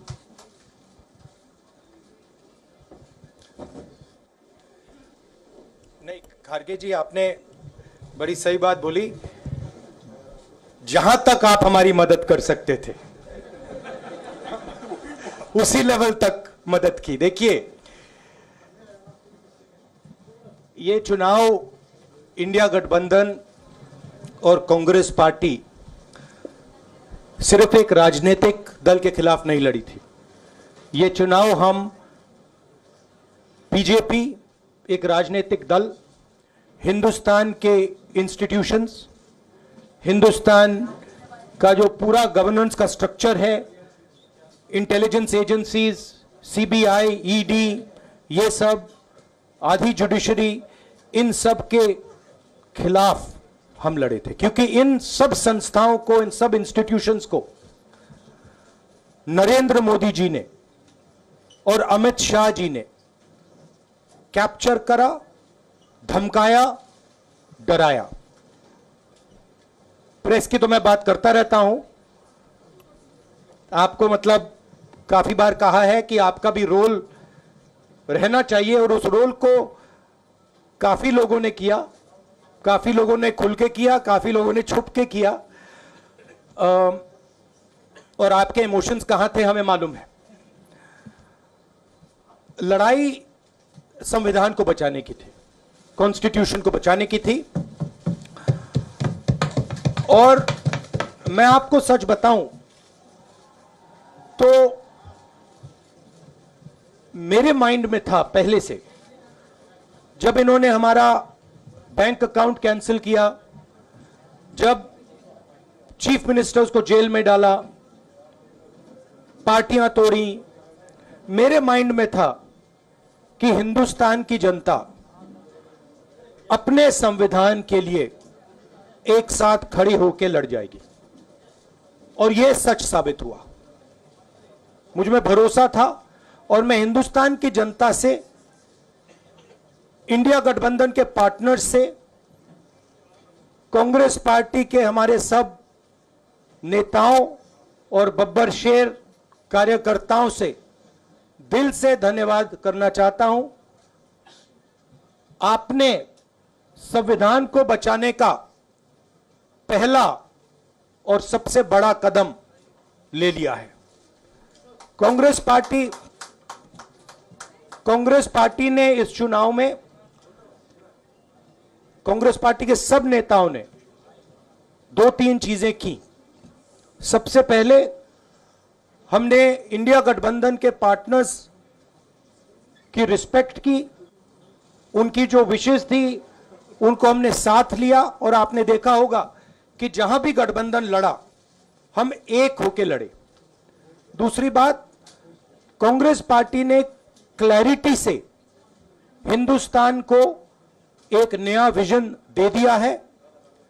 Pro poor vision, pro production vision Hindustan को इंडिया गठबंधन ने साफ दे दिया है। ये जो हमारा परफॉर्मेंस हुआ है, इंडिया गठबंधन का परफॉर्मेंस हुआ है, इसके पीछे कॉन्स्टिट्यूशन, जो रिजर्वेशन पर बीजेपी ने आक्रमण किया, गरीबी, अदानी जी के आपने स्टॉक्स तो देखे होंगे, देखे हैं वो स्टॉक्स उनके, तो बड़ी इंटरेस्टिंग बात है। जनता अदानी जी को मोदी जी से डायरेक्टली कोरिलेट कर रही है। मोदी जी की हार होती है, स्टॉक मार्केट कहता है भैया मोदी जी गए तो अदानी जी गए, मतलब डायरेक्ट रिलेशनशिप है, करप्शन की रिलेशनशिप है। और देश ने नरेंद्र मोदी जी को साफ कह दिया है कि हम आपको नहीं चाहते हैं। And this is the main thing that this election has said. The country has unanimously and clearly stated, we do not want Mr. Narendra Modi and Mr. Amit Shah to be involved in the running of this country. We do not like the way they have run this country. We do not appreciate the way they have attacked the constitution. We do not appreciate the way they have run this country for the last 10 years. So that is a huge message to Mr. Narendra Modi. I'd like to thank everybody who has participated in this election. I am extremely proud of the people of India. I am extremely proud of the people who have resisted this onslaught on the constitution. और अंत में मैं आपको कह दूं कि इसको बचाने का काम हिंदुस्तान के सबसे गरीब लोगों ने किया है। सबसे गरीब लोगों ने किया है, मजदूरों ने किया है, किसानों ने किया है, दलितों ने किया है, आदिवासियों ने किया है, पिछड़ों ने किया है। इन लोगों ने इस कॉन्स्टिट्यूशन को बचाया है। इस कॉन्स्टिट्यूशन, ये कॉन्स्टिट्यूशन देश की आवाज है। बहुत सारे लोग ने इसको नहीं बचाया, चुप रह गए थे, मगर हिंदुस्तान के सबसे गरीब लोग, सबसे कमजोर लोग खड़े हो गए और उन्होंने इस कॉन्स्टिट्यूशन को बचाया। मैं उनका धन्यवाद करना चाहता हूं, उनसे कहना चाहता हूं कि कांग्रेस पार्टी आपके साथ खड़ी है। जो हमने आपको वायदे किए थे, हम वो वायदे आपके लिए पूरे करेंगे। जाति जनगणना, महालक्ष्मी, ये हमारे वायदे हैं। धन्यवाद। शुक्रिया राहुल जी। अभी 3-4 सवाल सिर्फ हम लेंगे। एक मिनट प्लीज, एक मिनट, शांत हो जाइए प्लीज, शांत हो जाइए प्लीज, शांत हो जाइए, एक मिनट शांत हो जाइए।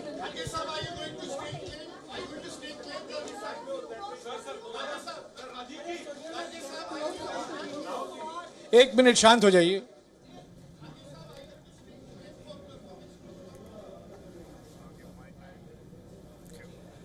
All right, that is the Congress party there holding a press conference and Rahul Gandhi there saying that we fought a campaign together.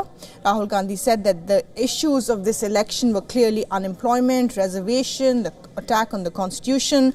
All these are factors for the public and in fact they got up for a second thinking they won't take questions, but they hear again Rahul Gandhi taking some questions from the press. Listen in. TDP and the JDU.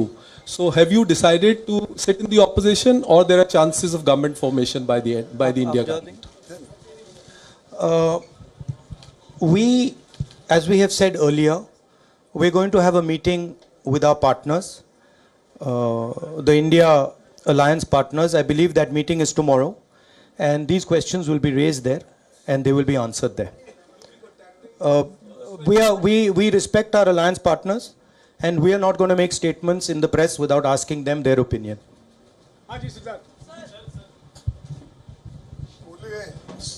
Sir, आप ये कह रहे हैं कि ये हिंदुस्तान के गरीब की जीत है, संविधान बचाने की जीत है, तो अगर आप लोग विपक्ष में बैठते हैं और सरकार बनाने की पहल नहीं करते हैं, क्योंकि नंबर एनडीए और इंडिया अलायंस में कुछ ज़्यादा नहीं है, और अगर पहल नहीं करते हैं तो कैसे उनको आप जो है आगे उनका हक दिलाने के लिए आगे आ पाएंगे? वही सवाल आप मतलब दूसरे तरीके से पूछ रहे हो। कल डिसाइड होगा, इंडिया गठबंधन की मीटिंग है, कल हमारा अलायंस डिसाइड करेगा। बड़ी फाइन लाइन है, तो जो इंडिया गठबंधन डिसाइड करेगा उस पर हम एक्शन लेंगे।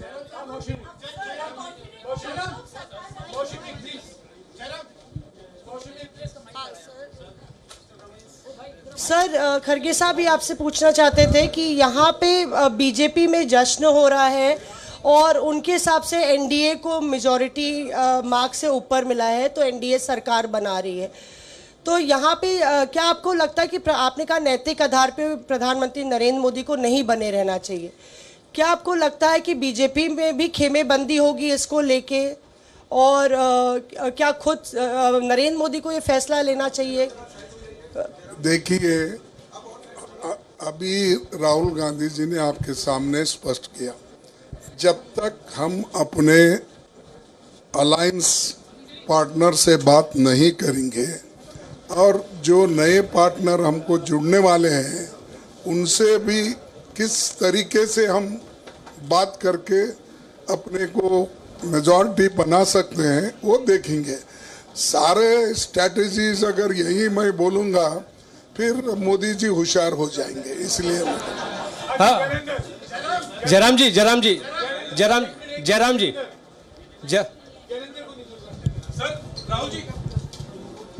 राहुल जी, खरगे साहब ने कहा कि हम जनादेश को स्वीकार करते हैं। जनादेश इंडिया गठबंधन के लिए क्या है? विपक्ष में बैठने के लिए या सरकार बनाने की कोशिश करने के लिए? और आप दोनों सीटों से जीते हैं, बधाई। आप कौन सी सीट रखने वाले हैं? नहीं, सब दोनों सीटों से जीता हूं, और रायबरेली और वायनाड के जो वोटर्स हैं उनका दिल से धन्यवाद करना चाहता हूं। अब डिसाइड करना है कौन सी सीट पे मैं रहूंगा, थोड़ा पूछूंगा और फिर डिसाइड करूंगा। दोनों सीटों में तो नहीं रह सकता हूं, बट अभी डिसाइड नहीं किया है।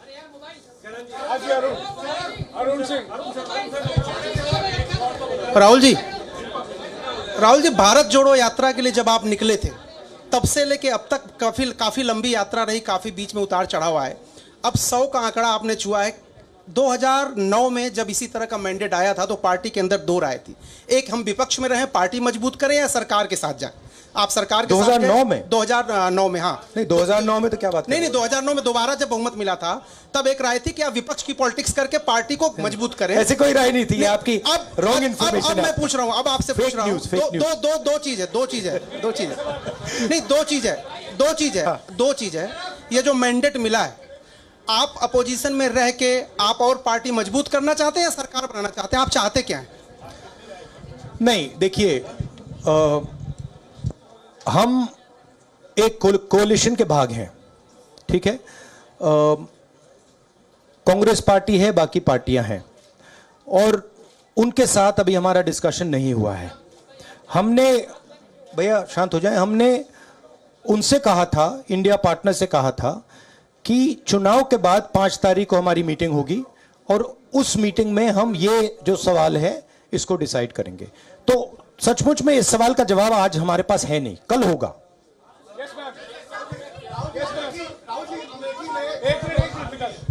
राहुल जी, अमेठी में आपके लिए कहा गया कि राहुल गांधी ने अपने पीए को चुनाव लड़ा दिया, अब उन्हीं किशोरीलाल शर्मा नहीं, देखिए, ये बीजेपी ने कहा था। नहीं, देखिए, बीजेपी लोगों को रिस्पेक्ट नहीं करती है, और आज उन्हीं किशोरीलाल ने हरा दिया, तमीज से बात नहीं करती है।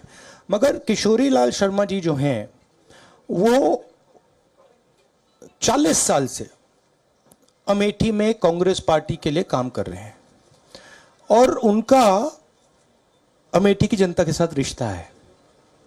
शायद बीजेपी के लोगों को ये बात समझ नहीं आई थी कि किशोरीलाल शर्मा जी अमेठी से बहुत closely. All right, some important statements there being made by Rahul Gandhi in that Congress conference, press conference. He's basically saying that any decision or whether we sit in the opposition or not will be taken in a meeting of the India bloc tomorrow. He's also talking about the Amethi candidate that's beaten Smriti Irani in Amethi. As I said, Kishori Lal Sharma, who's been for the last 40 years, party worker of the Congress. At the same time, Smriti Irani also speaking possibly on a defeat. Let's listen into what she has to say. पूर्ण निष्ठा के साथ क्षेत्र की सेवा की और आगे भी संगठन की शक्ति के माध्यम से सेवा करते रहेंगे। भाजपा के सभी संकल्पित कार्यकर्ताओं की ओर से क्षेत्र की जनता के चरणों में वंदन और अभिनंदन। धन्यवाद। हाँ, मुझे लगता है कि आज जनता का आभार व्यक्त करने का दिन है, जो जीते उनको बधाई देने का दिन है। संगठन का स्वभाव है विश्लेषण करने का, वो संगठन अपनी ओर से विश्लेषण करेगा, लेकिन एक जनप्रतिनिधि, एक पॉलिटिकल एक्टिविस्ट के नाते मेरा ये बहुत बड़ा सौभाग्य रहा कि मैंने क्षेत्र में हर गांव में जाकर काम किया। इस क्षेत्र को मैंने अपने जीवन के 10 वर्ष दिए। हार या जीत के बावजूद लोगों से मैं जुड़ी और ये मेरे जीवन का सबसे बड़ा सौभाग्य है। दीदी अमेठी और दीदी के रिश्ते का भविष्य क्या होगा? बहनों से भविष्य पूछते हो? बहनों से रिश्ता तब टूटता है जब अर्थी उठती है बहन। भारत माता की, भारत माता की। All right, a short bite there from Smriti Irani, the BJP candidate from Amethi, who has lost to the Congress candidate Kishori Lal Sharma, who's been a Congress party worker for 40 years. Rahul Gandhi and party also held a press conference a short while ago where some important points were made by the Congress. First, they were asked about whether they were willing to sit in opposition, considering they don't have the numbers, or they will try to form the government as well. To which Rahul Gandhi has said that we will take a decision on all these matters tomorrow when we have a meeting of the India bloc. Mr. Kharge also pointed out that this was a victory for the democracy. BJP asked for votes in the name of one person, and that certainly means that this is a big hit for Prime Minister Modi. This is what Mr. Kharge has said. They also said that India bloc fought this election in adverse circumstances. There were stumbling blocks through enforcement directorate and other agencies, and despite that they have made significant inroads. West Bengal, Mamata Banerjee is also speaking. Let's listen into what she has to say.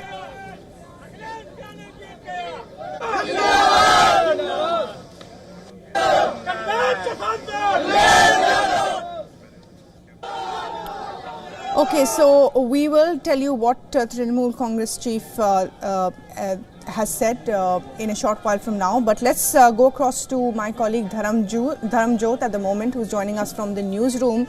Dharamjot, so obviously the BJP is in pole position with the NDA as of now. They have 296, so they are certainly forming the government unless there's some big surprises. Rahul Gandhi was asked that question in the press conference where they said whether we sit in the opposition or not is a decision we will take tomorrow. At that meeting that we have of the India bloc. Some significant comments also from other Congress leaders as well about how this was morally a big hit for Prime Minister Modi, that this was an election that they fought on the on issues of the constitution, reservation, unemployment, and therefore they've certainly made a mark. Well, absolutely, Bhairavi. As you pointed out, an unprecedented election mandate, even though voting is still underway, that has led to the Congress party issuing a presser, as we just heard.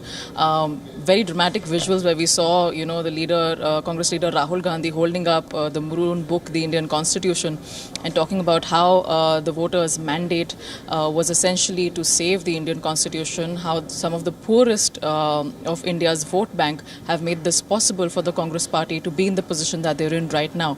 But as you rightly pointed out, the next 24 hours are going to be very very interesting and very crucial in terms of, how this entire thing pans out, not just for the Congress party, but for the entire India bloc in terms of what decision they take, where is the future of the alliance headed over the next 5 years. The Congress party, of course, being very tight-lipped on, what kind of crucial decisions will be taken on that front. As we know, we have a multitude of parties, over 25, 26 parties who are a part of the alliance. So a crucial meeting on the block for tomorrow. All eyes are going to be keenly watching how that unfolds, what crucial decisions emerge from the opposition camp in terms of what their decisions are with respect to, the mandate of the Lok Sabha elections. So very interesting, a very interesting mandate leading to a very interesting turn of events, not just today, but over the next day or two. The idea and the outcome will be more clear in terms of who is forming the government, even though the ruling Bharatiya Janata Party is in a comfortable position as of now, where we. Well, absolutely. They are in pole position as of now. With the NDA, they have crossed the 272 mark. So certainly at the moment, it looks like they're in a safe spot. But West Bengal, of course, a big story emerging from there. This is a state where the BJP had said that it would be a fight for survival for the Trinamool Congress. But certainly Trinamool Congress has bucked that trend and has done very well in West Bengal. And in fact, Mamata Banerjee is speaking. Let's listen in. दीदी अभी बहुत बाकी है counting ए झूठा बोलता है আমি Uddhav ঠাকরেকেও congratulate করেছি শারদ যাদবকেও করেছি অরবিন্দের স্ত্রীকেও করেছি আমি কল্পনাকেও করেছি হেমন্ত সোরেনের স্ত্রীকে আমি এরকম যতটা পেরেছি শারদ পাওয়ারকেও করেছি যতটা পেরেছি যাদের ফোনে পেয়েছি ধরতে এমনকি রাহুলকেও আমি কংগ্রেস মেসেজ পাঠিয়েছি যদিও maybe they were busy for election কিন্তু এখনো পর্যন্ত ওরা কারোর সাথে আমাদের কন্ট্যাক্ট করেনি না করলেও আমাদের কোনো যায় আসে না আপনাদের নিশ্চয়ই মনে আছে আপনারা অনেক সময় আমাকে আন্ডার এস্টিমেট করেন আমি কি বলেছিলাম তোমাদের দুটো সিট দিচ্ছি তোমাদের একটাও এমএলএ নেই দুটো সিটেই জিতে যাবে আর আমি বলেছিলাম তোমরা ইন্ডিয়ার সাথে অ্যাডজাস্টটা করো সবার সাথে তাহলে তুমি 100 সিট পাবে আমার All right, Mamata Banerjee, they're speaking in West Bengal. I don't understand Bengali, but certainly she's saying that the election is not over yet. There's much more left in this election. Shatrupa is now joining us, the national spokesperson for the BJP. Thank you very much for talking to us. Your assessment of how this election has gone for the BJP. Certainly, what the exit polls had predicted and your own party had predicted is not what has happened, but you certainly still with the NDA are in pole position. Well, firstly, we had nothing to say about the exit poll. I don't think any of us reacted to the exit poll. And I think what we had said about, ab ki bar 400 Paar was something that was not a prediction. It was a hope.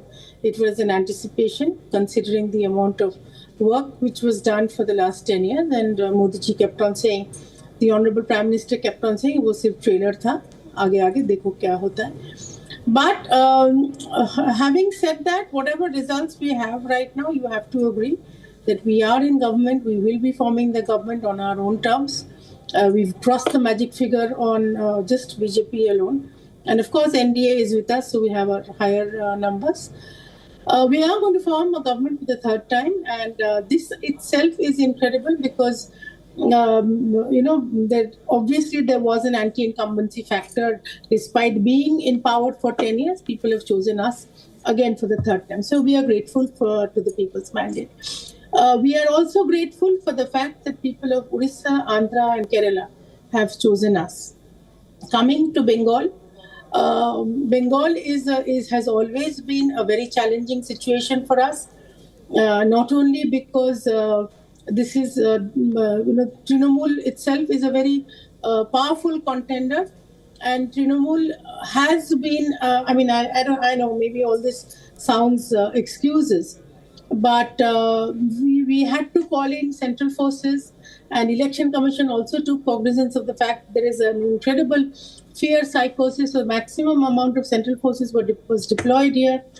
But despite that, you would understand that central forces need to be directed by the state police, which was not done.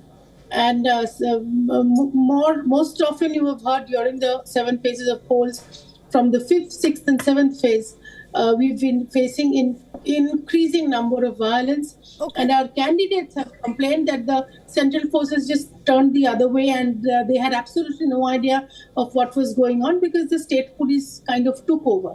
Right. The other factor that happened is now what we are going to face is not only the fear psychosis which was building up to the polls. Post-poll violence had already begun from the time the exit polls were made public due to no fault of ours. Okay, I mean, we never went. So, although that, yes, tell me. Yeah, I get your point, Shatruppa, but what I want to say here is that this is a state where the Prime Minister said it would be a fight for survival for the TMC. So, did your party workers not have an ear to the ground? The fact that the Sandesh Khali issue has not turned against Mamata Banerjee, what sort of assessment are you making in West Bengal? No, it did. Sandesh Khali did turn around. That is why they have resorted to incredible amount of violence. 45 women we have this report from the ground that their skulls have been broken. They've been beaten up. They've been thrashed so badly, and it's been happening for the last 3 days. Because Mamata Banerjee realized that Sandesh Khali might backfire. Boshirat Boshirat is the Lok Sabha constituency of which Sandesh Khali is a part. And if I'm sure you must have got the news.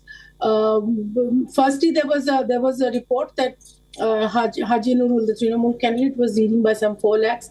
Then it was discovered that some EVMs were missing, and then suddenly the gap between the Trinamool candidate and the BJP candidate came crashing down from 4 lakhs, it came down to 1 lakh. So obviously there is some other factor playing here. Similarly, in Diamond Harbour, which is Abhishek Banerjee's so-called pet Diamond Harbour model, he calls it, in the morning, before even the counting started, by the time the first count had not even been completed, they threw out, Trinamool counting agents threw out not only our candidate and our counting agents, even CPM candidates and their counting agents were thrown out. Okay. So this is the kind of counting that has happened, where you see some 7 lakh rise and some 3 lakh rise, which is absurd. Okay. We, of course, not only had our ear to the ground, we knew the pulse of the people. That is why we had to call in the central forces. Okay, which apparently fair enough. I get your point, Shatruppa. I get your point, Shatruppa. But 2 other states that I do want to talk about, because we're going to be slipping into break shortly, is Uttar Pradesh, the largest in terms of seats, and also Maharashtra. Both of these places, the BJP's had major setbacks. What went wrong in Uttar Pradesh? Was it the reservation issue, the caste dynamic, or just simply, Akhilesh Yadav and Rahul Gandhi running a more successful campaign? Well, as far as I can see it, people were not happy. I mean, the fact that the incredible amount of infrastructural growth and the fact that Yogi ji had got the mafias under control and Yogi ji was running a pretty authoritarian government there, people obviously thought that was not enough. So therefore, they have chosen the other parties. Well, in a democracy, one can hardly say anything about the people's mandate except accept it. So all I can say is, in a democracy, it is the people who have the last say. And what went wrong, I'm sure not only the Uttar Pradesh BJP organization, the central organization will also look into it, and then we can get back to you with a better picture. Right.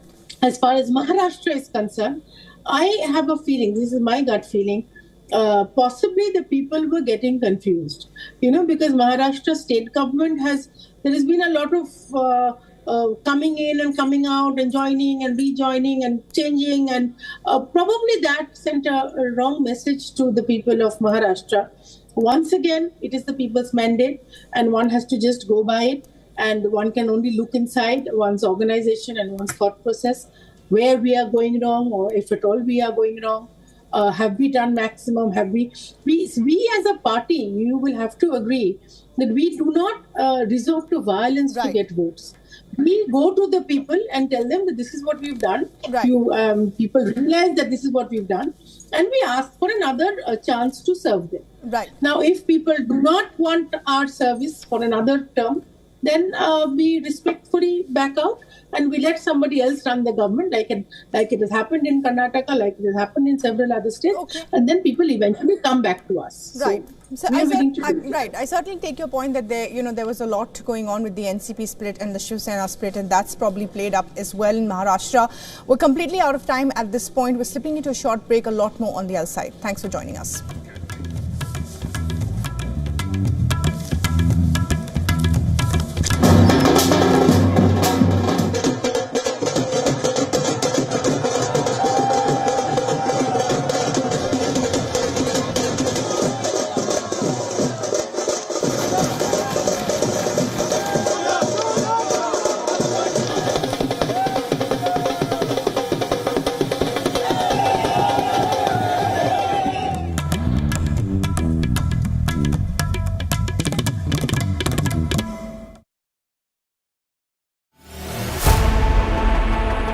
Know more, understand better, think ahead. Hello and a very warm welcome. You are watching Gravitas with me, Molly Gambhir.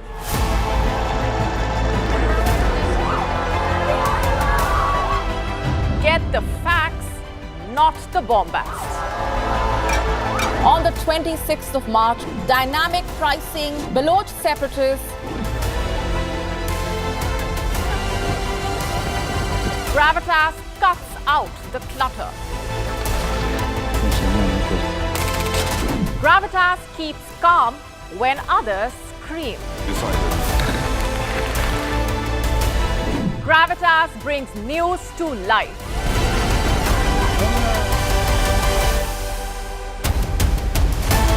Weekdays 9 p.m. IST, 3:30 p.m. GMT. Gravitas. Seeing is believing. Namaste. Hello, friends. We did Dr. Subash Chandra show, popularly known as DSC show, for 4 years, from August 2014 to August 2018. 28 states of Bharat. Of course, we reached out to all of you in 190 countries across the world. The show was very successful. Each episode was being watched by almost 25 million people every week. For past 6 years, the demand of the show has never died down. People write to us, people ask for the show to restart again. Hence, we are beginning the show once again on All Z Network, also on WION, which is the global network channel from India. Again, thank you for your love and affection. See you soon at Subash Chandra Show.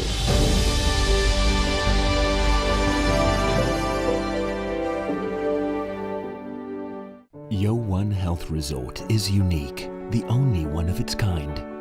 Experience the 4 paths of natural wellness: yoga, Ayurveda, acupuncture, and naturopathy.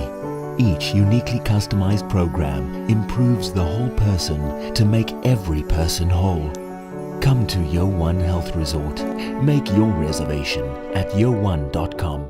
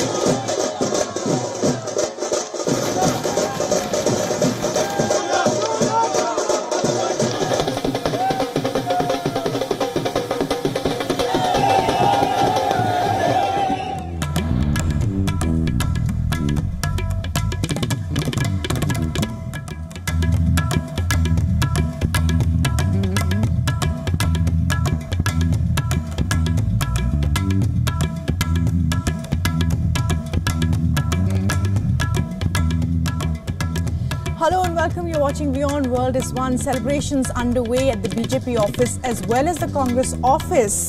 This is an era of back to being in coalition politics. Well, as the numbers stand at the moment, the NDA at 295 and the India bloc at 230. So certainly the NDA has survived, but it is a revival of the India bloc as well. The Congress had a press conference a short while ago. All the details on the show. Let's get you the headlines first. Massive celebrations break out at political party headquarters across India as the dance of democracy culminates.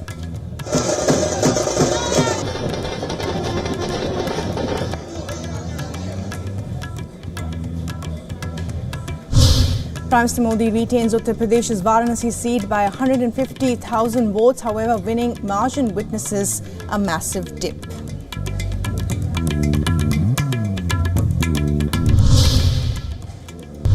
Congress leader Rahul Gandhi on the verge of a double victory in Uttar Pradesh's Raebareli and Kerala's Wayanad seat.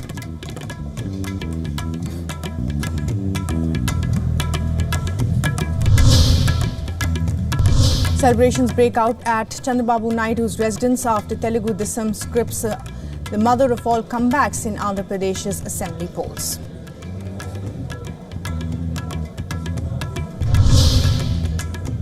The Dragon Slayer Smriti Irani on the verge of getting slayed in Uttar Pradesh's Amethi. The Congress's Kishori Lal cements a lead with over 150,000 votes.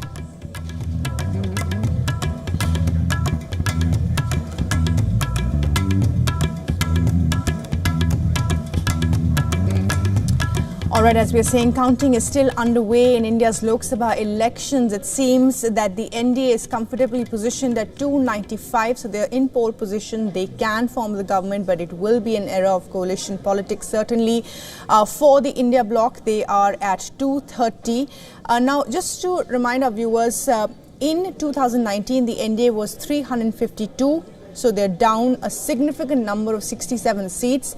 In Varanasi, the Prime Minister has won a third time. However, the margin of victory has reduced to 152,000 from 4,79,000 earlier in 2019. A special briefing was held at the Congress headquarters by the party President Mallikarjun Kharge and senior leader Rahul Gandhi a short while ago, where Rahul Gandhi said all decisions about whether to sit in the opposition or not will be taken tomorrow at an India bloc meeting. He also was asked which seat he's going to keep, whether he'll keep the Wayanad seat in Kerala or the Raebareli seat. And he said that decision also he has to take in consultation with his party, and he has to decide what to keep and what not. Also, of course, the India bloc charging ahead, attacking the BJP-led government, saying this was an election fought on issues of unemployment, of the changes that the BJP was going to bring in the constitution, issues of reservation, unrest in the agrarian sector and so on. The Prime Minister has also reached out to Chandrababu Naidu and congratulated him for sweeping the mandate in Andhra Pradesh. TDP is an important ally of the BJP in the south. Meanwhile, there was also speculation that the NCP SCP chief Sharad Pawar had reached out to the JDU chief Nitish Kumar, but he's dismissed those as rumors. That would be important to reach out to the JDU because they are really an important partner for the NDA. Meanwhile, top BJP leaders are also arriving at the party president JP Nadda's residence for a meeting as the vote counting inches towards a final tally. So lots of meetings underway and lots of celebrations underway as well in different parts of the country. We saw earlier images of Chandrababu Naidu cutting a cake. There were also celebrations in West Bengal for the Trinamool Congress, and also celebrations here in New Delhi at the headquarters of the BJP as well as the Congress, both celebrating. For the Congress, of course, a major comeback, a reversal of their prospects from the earlier two elections in the last decade. So certainly they have much to cheer about. But as we said, that the NDA is still above the halfway mark of 272. So as of now, they retain power. Questions will, however, emerge about coalition politics. The BJP's own numbers are at the moment at 240 out of which it says 67 have been won, and in 173 it's leading. And for the Congress, I beg your pardon, they have won in 32 seats and are leading in 66. So that takes their tally to 98 at the moment. And joining us to talk a little bit more about what's happening in this election season today, with the tallies now reaching a culmination, we're now being joined by Jayant Krishna, Senior Fellow, Center for Strategic and International Studies. Mr. Krishna, thanks very much for talking to us today. Your thoughts on this election? Yeah, so I think the outcome has been quite unexpected, although the India Alliance has been making such claims that they are coming to power. But, the results today, as they are getting declared, leads are available in all the parliamentary seats. And clearly, the outcome here is, very different from what the exit polls had forecast, yesterday and day before. So I think this is an unexpected development. But the fact is, the India Alliance, it shows a few things, that there has been some degree of anti-incumbency against the Modi government. And also India Alliance as an idea has caught on the fancy of Indian electorate. And it is an idea whose time had come, and it has worked, may not have worked fully. So they have fallen short of the midway mark, which NDA has, reached that level and is beyond that at around 290 seats. But surely, so it's on quite unexpected, but that's the way life is, Yeah. I mean, for 10 years, of course, we've seen, clear mandate for one party, and this is going to be back to coalition era. How does that impact policy going forward? Of course, those are discussions for later. There's still government formation to happen. There are a lot of back-channel communications that will take place in the next, week or so. So these are still early days in that sense. Yeah, surely. So I think let's assume that BJP being the single largest party and NDA having crossed the midway mark at around 290 seats, let's assume that Modi will be back as the prime minister. It will be NDA government, but this time BJP will not have a majority of its own. So they'll be hugely dependent on their partners, and especially two partners, which are Chandrababu Naidu, who's the head of Telugu Desam party, in Andhra, and Nitish Kumar of Bihar, who heads the JDU. So I think there'll be huge dependence. So it remains to be seen, because if you look at these two parties have had a love-hate relationship. Sometimes they have been a part of NDA, sometimes they have walked out of NDA. And so I think, and Modi, even his adversaries would agree that he is a very decisive leader, very assertive, aggressive in his own way, and gutsy. He's a leader who takes difficult decisions, has the guts to take them. So I think under coalition dharma, it needs a very different protocol, a very different attitude. So how Mr. Modi would perform under a coalition regime, people need to watch. But one thing is sure, that some of the things that people for which there is no consensus within the country, I mean, like uniform civil code, like one nation, one election, the kind of things which BJP had been propagating. I don't think next 5 years that's going to see the light of the day, even if you assume that NDA government would be stable and last for entire 5 years. So some of these contentious issues would not see the light of the day. But the fact is that some of the reforms, which the industry had been expecting, the business had been expecting, the pace of reforms may slow down because of a fractured mandate and BJP not having a majority of its own. But I see India as a country of possibilities. If you look at Chandrababu Naidu, he was the original chief minister, who was known for good governance, and he's a very, very reform-savvy person, kind of a thing, as a standalone politician. But how does he behave in a coalition? That remains to be seen. So I think business has this apprehension that the pace of reforms would get slowed down because of the coalition dharma and the act of the balancing act which BJP will have to do vis-a-vis its NDA partners. Yeah, I just want to talk about, that's an important point you're making, that the pace of the reforms always slows down when there are more decision makers. The markets today were extremely spooked about what's happening. You know, they thought this is going to be 400 Paar, or at least what the exit polls had suggested, crossing the 350 mark comfortably. So clearly, that's a hint in itself.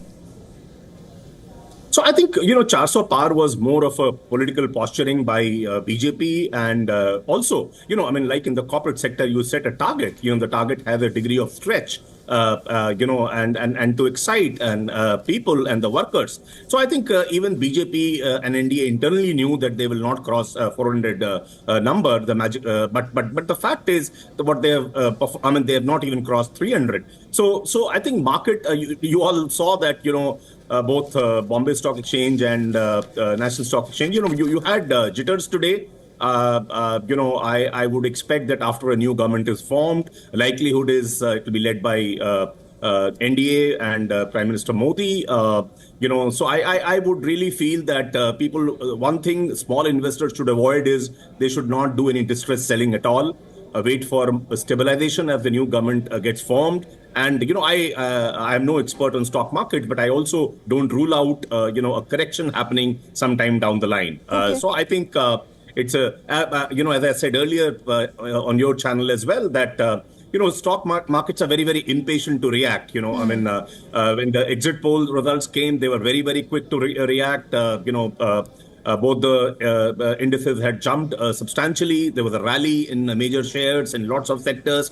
But today, when the results started pouring in within half an hour itself, the market took a beating. So I would urge, especially the small investors, and they should not panic at all, and they should wait for some stabilization before they take any buying or selling decisions. Okay, Mr. Krishna, today the Congress held a press conference a short while ago where Rahul Gandhi was asked whether they are going to be happily sitting in opposition, to which he said a decision on it will be taken tomorrow at the India bloc meeting. So do you think that they still think that they have they have a chance of forming the government, and that would certainly mean they need to string together more parties? I mean, is that unrealistic to think of at the moment? Yeah, so that's a good question. In politics, as they say, there are no permanent foes, and only your interest matters. And Chandrababu Naidu and Nitish Kumar both have been a part of a Congress-led alliance even earlier. So I think, I remember Rahul Gandhi has always been very, very respectful of Chandrababu Naidu as the original proponent of good governance and pro-development and traveling the extra mile to get investments in the undivided Andhra Pradesh, of which he was the chief minister. So I think two of them still have a good chemistry, good relationship. And Nitish Kumar has been on and off a part of, Congress and RDJ, Rashtriya Janata Dal led government in Bihar. So I think, nothing can be ruled out. It's quite possible that if these numbers get added to India Alliance numbers and a couple of more parties supporting it, they would also cross the magical number of 272. So there are all kinds of possibilities which exist. And, if a Congress-led government comes to power, of which the possibility looks slender at this point of time, even that would be good for reforms, because let us not forget, the most transformative reforms in last 76 years of independence, which India has seen, were the economic reforms of early 90s, which was a government led by Narasimha Rao, and the reforms were led by Dr. Manmohan Singh as the then finance minister. So I would, from a reform perspective, I think, I see the pace being similar, irrespective of who comes to power. And it's anybody's guess that who forms it. But, the president of India is likely to invite the single largest party, which is BJP in this case. So the first, the right of refusal would be theirs. But why would they refuse? Because of obvious reasons, they have with the NDA partners a majority to prove. So I think next few couple of days are going to be very, very interesting for political observers, not only within the country, but for political leaders and business leaders all over the world.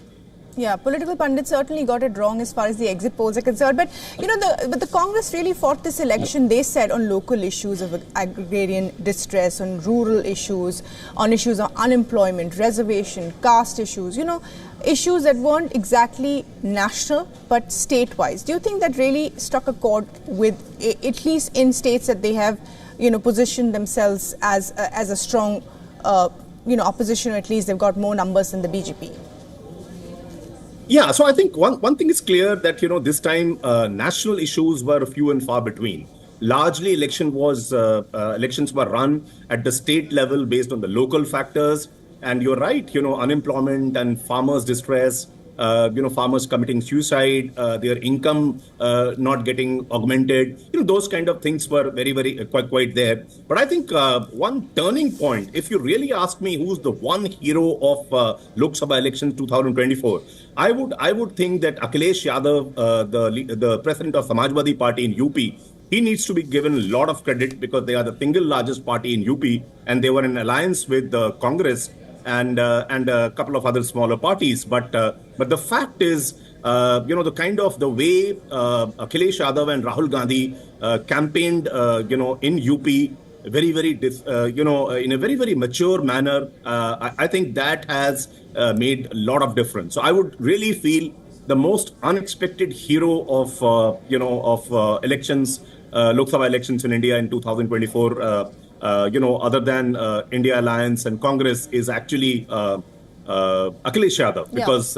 he has done remarkably well. And after BJP and Congress, his is the third largest party.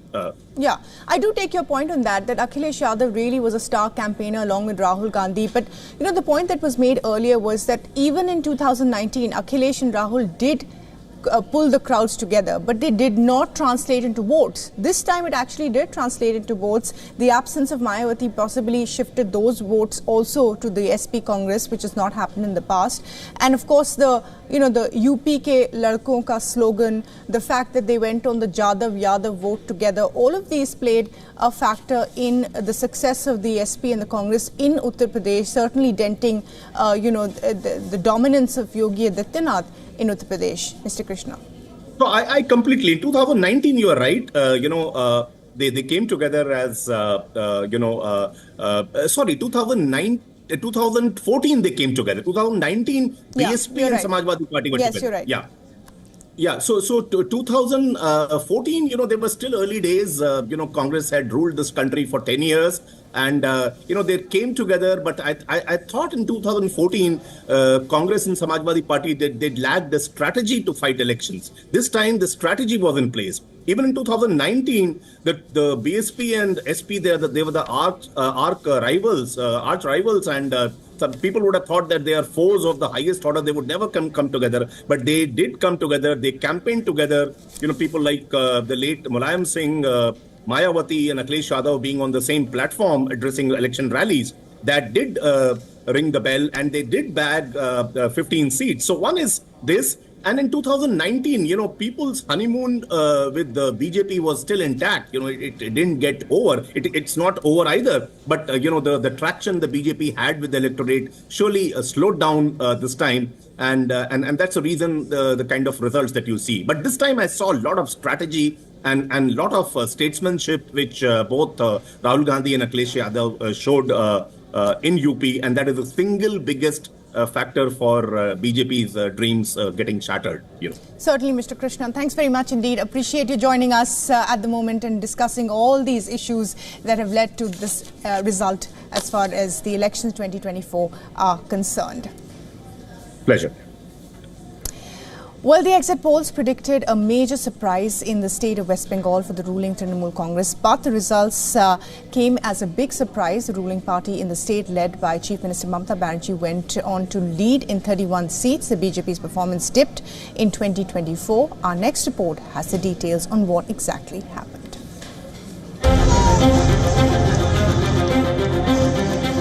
The TMC supporters are on song. A hard-fought battle has been won. The BJP's juggernaut has been stopped in the state.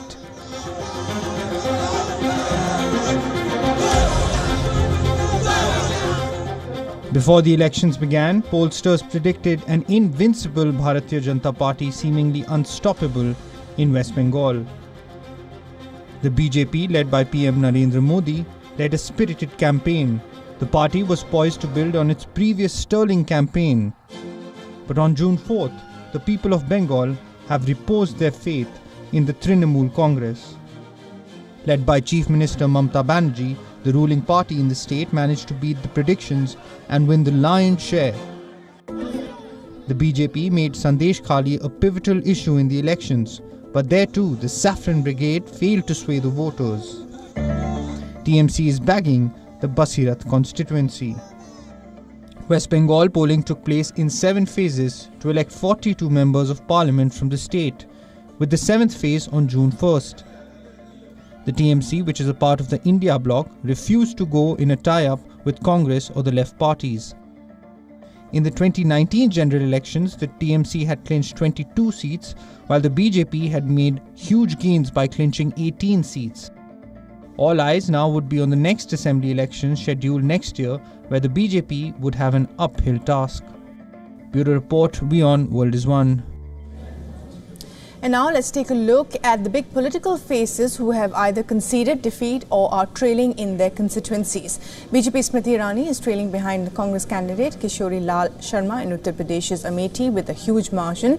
In the 2019 Lok Sabha Election, Smriti Irani secured victory in Amethi, which is considered a bastion of the Gandhi family, by defeating Rahul Gandhi, who held the seat for 15 years. Now, the BJP MP Menaka Gandhi is trailing from Uttar Pradesh's Sultanpur. The sitting MP is behind Samajwadi Party's Rambul Nishad. Since independence, no single party has dominated the parliamentary seat, with the Congress winning the constituency 8 times, while the BSP and the BJP won it twice and 4 times respectively. 7% The BJP minister Rajiv Chandrasekhar is trailing behind the Congress leader Shashi Tharoor in Kerala's Thiruvananthapuram Lok Sabha constituency. Tharoor has won 3 straight terms from the seat. However, the BJP candidate Chandrasekhar is still hopeful. Now, the National Conference Vice President Omar Abdullah has conceded defeat from the Baramulla Lok Sabha seat after he was trailing by over 1.25 lakh votes to jailed former MLA Sheikh Abdul Rashid. And in a post on X, he said, and I quote here, "I think it's time to accept the inevitable. Congratulations to Engineer Rashid for his victory in North Kashmir." And Jammu and Kashmir's former Chief Minister Mehbooba Mufti has also conceded defeat from the Anantnag Rajouri Lok Sabha seat, as National Conference Gujar leader Mian Altaf is leading from the seat by over 2.29 lakh votes. Taking to X, she wrote, "Respecting the verdict of the people, I thank my PDP workers and leaders for their hard work and support despite all odds."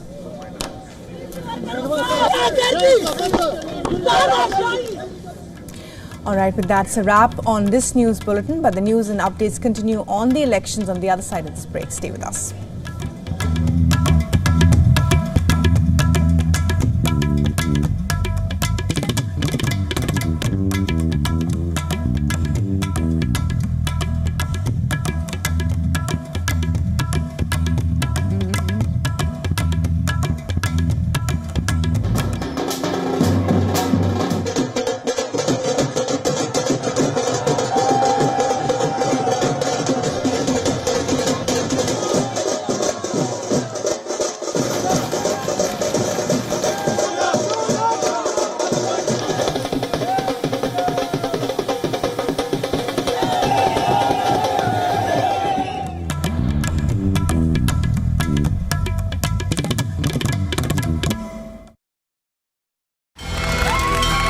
From the bustling trading floors of Wall Street to the vibrant exchanges of Asian stock markets, WION breaks it down for you to make sense of what's happening, as we reveal the key factors behind events, strategic battles, and the game-changing business decisions that shape the world. We bring you all of this and more on World Business Watch. The stress of our world can take a toll on our physical and emotional health. Here, in New York's Catskill Mountains, lies a luxurious place of healing called YO1 Wellness Center. The YO1 Wellness Center provides 500,000 square feet of natural methods to manage diabetes, hypertension, chronic pain, obesity, depression, anxiety, and other conditions. We use the traditions of centuries-old natural science from India, yoga, Ayurveda, acupuncture, and naturopathy in personalized programs that help you take charge of your own health. A minimum 5-day stay is recommended for best results. Book now at yo1.com.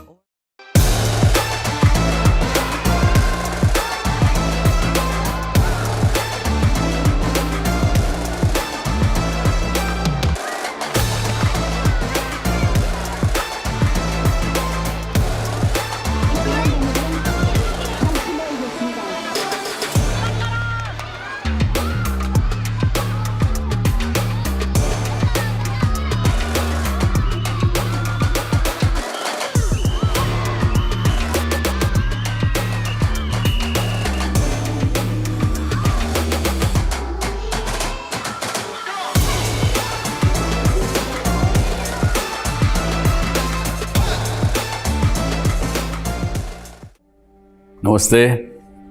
Hello friends.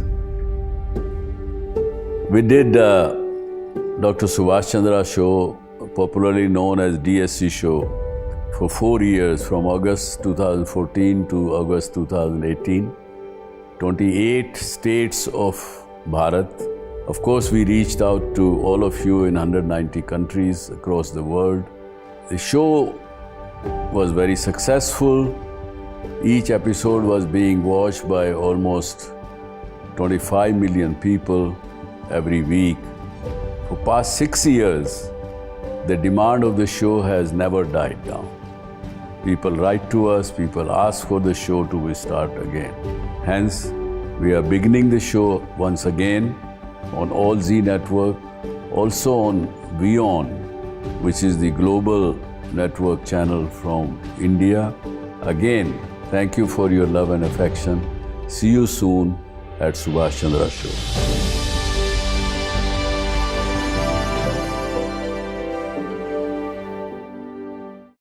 The stress of our world can take a toll on our physical and emotional health. Here, in New York's Catskill Mountains, lies a luxurious place of healing called WION Wellness Center.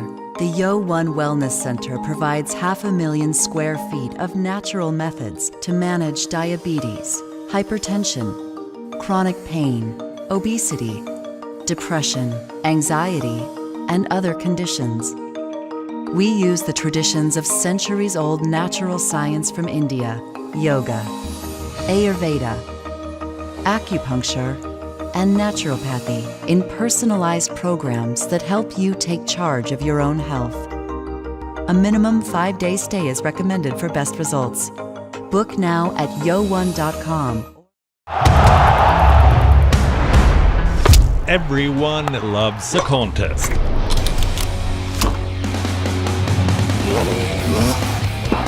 But sport isn't just about victory and defeat. When the GOATs in sport speak, you hear it first on WION. You have to play good cricket over a period of time. I actually pushed myself right out of the damn tournament.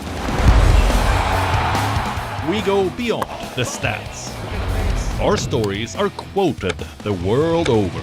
At WION, sport is part of our DNA. Come, join us on this journey. Weekdays 6:30 p.m. IST, 1 p.m. GMT.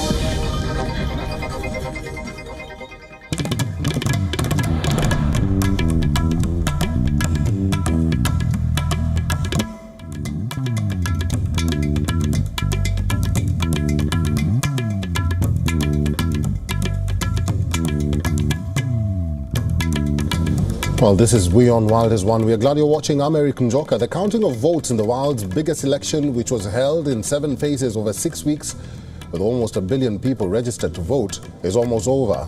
We'll give you a breakdown of the leads in the 28 states and a brief of the latest in the 2024 polls. Thank you very much for joining us. Let's start with the headlines. Prime Minister Narendra Modi has lost credibility. He must resign as Prime Minister, says West Bengal Chief Minister Mamata Banerjee in her first reaction to the results, takes a swipe at what she calls efforts to control the Election Commission and CBI.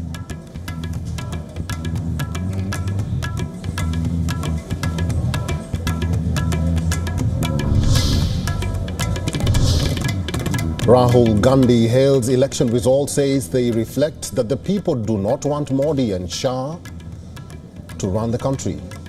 Calls the results a victory in the Congress fight to save the constitution.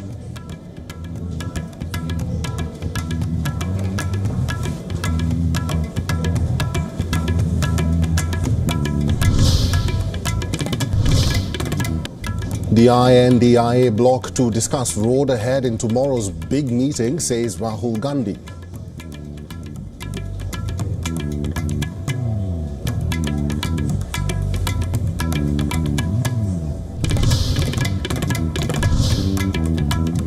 Setback for the BJP in Ayodhya.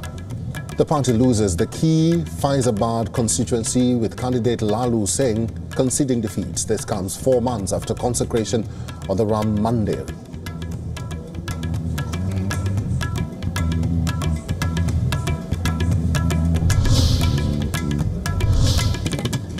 Congress-led United Democratic Front UDF leading in 14 out of 20 seats in Kerala state, indicating that the coalition is set for one of the best ever electoral performances in the state.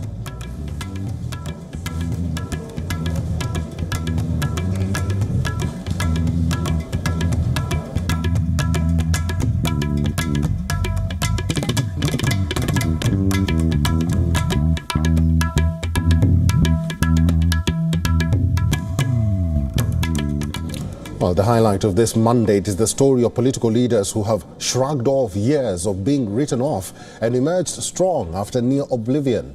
Here's profiling the so-called comeback men and their surprise turnaround. The first comeback man on our list, Chandrababu Naidu of the Telugu Desam Party. Naidu, referred to as CBN, is presently leader of the opposition in the Andhra Pradesh Assembly, though the new results suggest a massive turnaround in the offing. With Chief Minister Jagan Mohan Reddy's YSRCP falling by the wayside, and hard. Jagan's getting Naidu arrested for alleged corruption last year seems to have boomeranged. 2024 is a huge reversal to big losses CBN faced in the 2019 Assembly elections when he lost power to the YSR Congress party. Naidu's political career goes all the way back to 1973, having played a key role in his party since the 1980s. He's been Chief Minister thrice. A 4th term awaits. And not just the state scene, Naidu has a big role to play in the national picture too. As part of the National Democratic Alliance, where the BJP is on thin ice in the numbers game, CBN's TDP is likely to emerge a kingmaker. The party contested 17 of the 25 Lok Sabha seats, and results say it has got support from across the state. Its seats are going to be critical to the NDA crossing the majority mark. Naidu had quit the NDA alliance in 2018, blaming PM Modi for Andhra's financial troubles. He returned to the NDA fold in March 2024, days before the elections were announced. And the rest, as they say, is history. Naidu's story reiterates again that nothing is permanent in politics. Almost certainly the man of the moment, at least for the India bloc. The 3-time parliamentarian from Kannauj in Uttar Pradesh is the man behind the Samajwadi party's revived fortunes, and the possible nemesis for the BJP in Uttar Pradesh. Akhilesh Yadav's Samajwadi party had dipped to just 5 seats in 2019.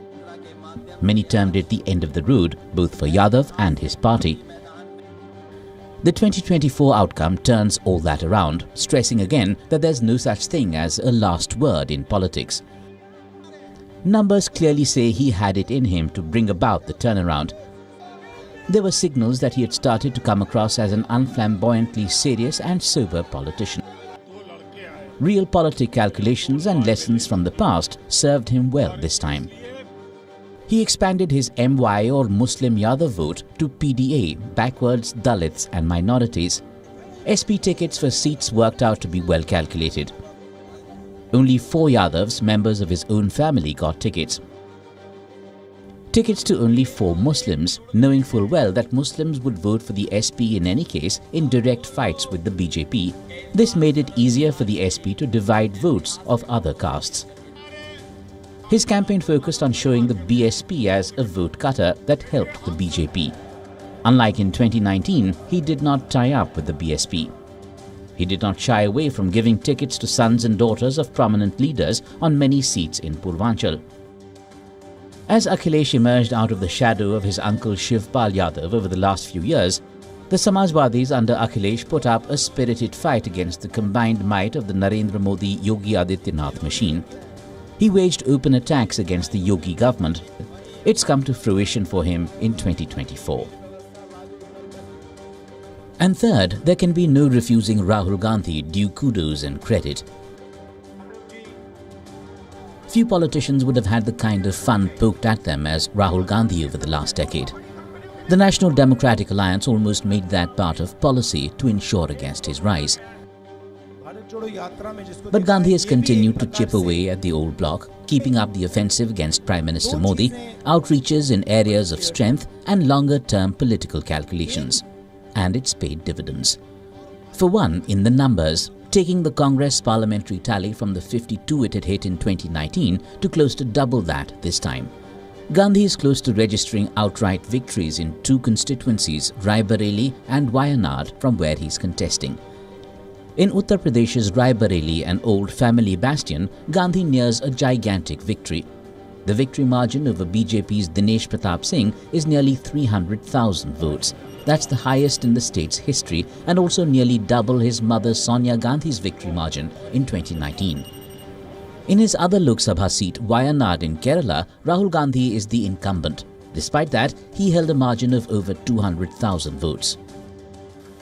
With numbers showing strong improvements for his party over last time, there's little doubting that Rahul Gandhi poses a challenge that Prime Minister Modi may not have expected. How far he can take it remains to be seen.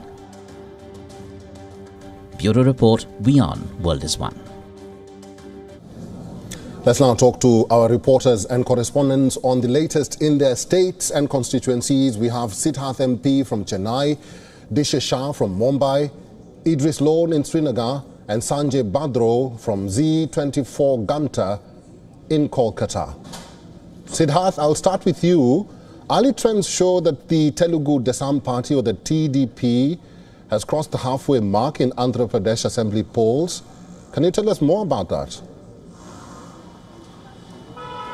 Yeah, so indeed, this is something that is historic there in Andhra Pradesh also, that has taken place, where Telugu Desam Party has swept not just the assembly poll but also the parliamentary poll there. So for the NDA, the National Democratic Alliance, which is led by the BJP, it is in fact a huge advantage, because this gives them the much needed boost, because if not for that TDP support from Andhra Pradesh and if not for NDA's performance in Andhra Pradesh, then they would have fallen further short and it would have been a neck and neck battle. But this time, the Chandrababu Naidu party's performance, TDP's performance, is something that offers huge relief to the NDA. So this is something that is unexpected lines. It was expected that Jagan Mohan Reddy would not have it easy, but nobody expected this kind of a route for Jagan Mohan Reddy, who's been incumbent chief minister. But there were also problems on his personal front. His mother and sister also were against him, and they said, he's not the only one. Jagan is not the only one to claim his father's legacy, the late YSR's legacy. So this is also some of the reasons that played against him.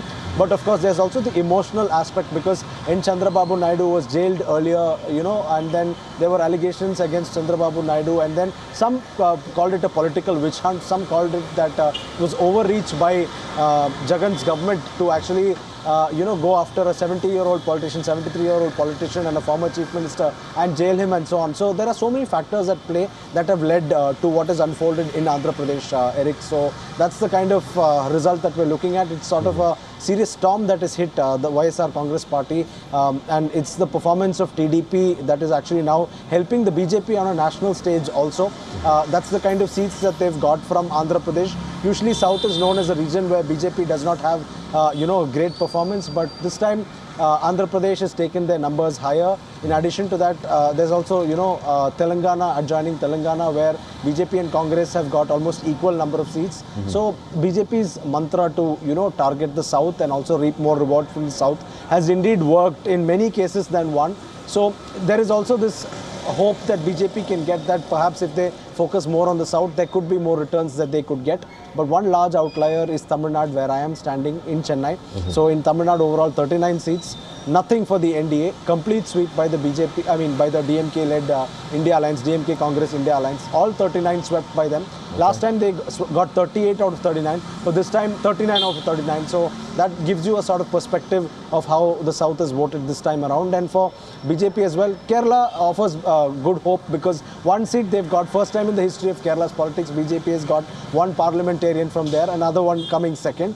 So, of course, considerable gains for the BJP down south, but again, this is not helping them, in getting a single majority on their own, that is, to cross 272 on their own. That doesn't help, but of course, they will have to depend on the NDA in the longer run, as per the current data, Eric. All right, so that is in Chennai. That is Siddharth MP. He's our correspondent there.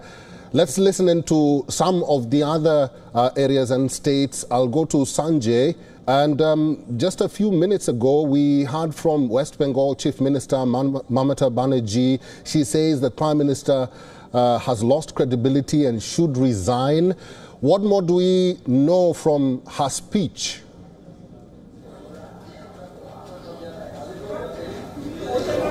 Mamata Banerjee was very vocal about one particular thing. She demanded the resignation of PM Narendra Modi from Prime Minister's post. She said that it's a moral defeat for him and he should concede it. This was her narrative. And why not? Nobody expected TMC to do this better in this time, especially fighting against all the odds of oppositions firing all their cylinders on, especially on two issues of one of corruption and second of Sandesh Kali issue, some women related issues against TMC. But when today the ballot box was opened, surprise was in store and TMC increased their tally from 22 to 29. They have taken the tally to 29 and BJP has taken a beating in Bengal despite they were successful in making a huge narrative in media and social media about their increase in number in Bengal. And with all this number in her kitty, Mamata Banerjee made no mistake, and she, as usual, came out very open and said that BJP didn't fare well this election. Whatever they did, it was not in favor of the people, and people have given their mandate against BJP. And she has said that as BJP didn't get, is not the single largest majority party in country. She said that Narendra Modi has to take all this responsibility and he has to resign. And one more thing, very subtly, she has raised the point of use of central agency by BJP, which has been one of the talking point of the opposition parties throughout this election campaign. She has again came up with this narrative, and she has demanded that despite using CBI, NIA, ED, agencies like ED, CBI, NIA, income tax, and trying to defame the opposition parties, people have voted in favor of the opposition parties, especially in Bengal, and she's saying that people have braved those odds, and BJP has to concede this defeat. Okay, that is Sanjay Badro in Kolkata. Let's head to Maharashtra in Mumbai. Disha Shah, what's happening there?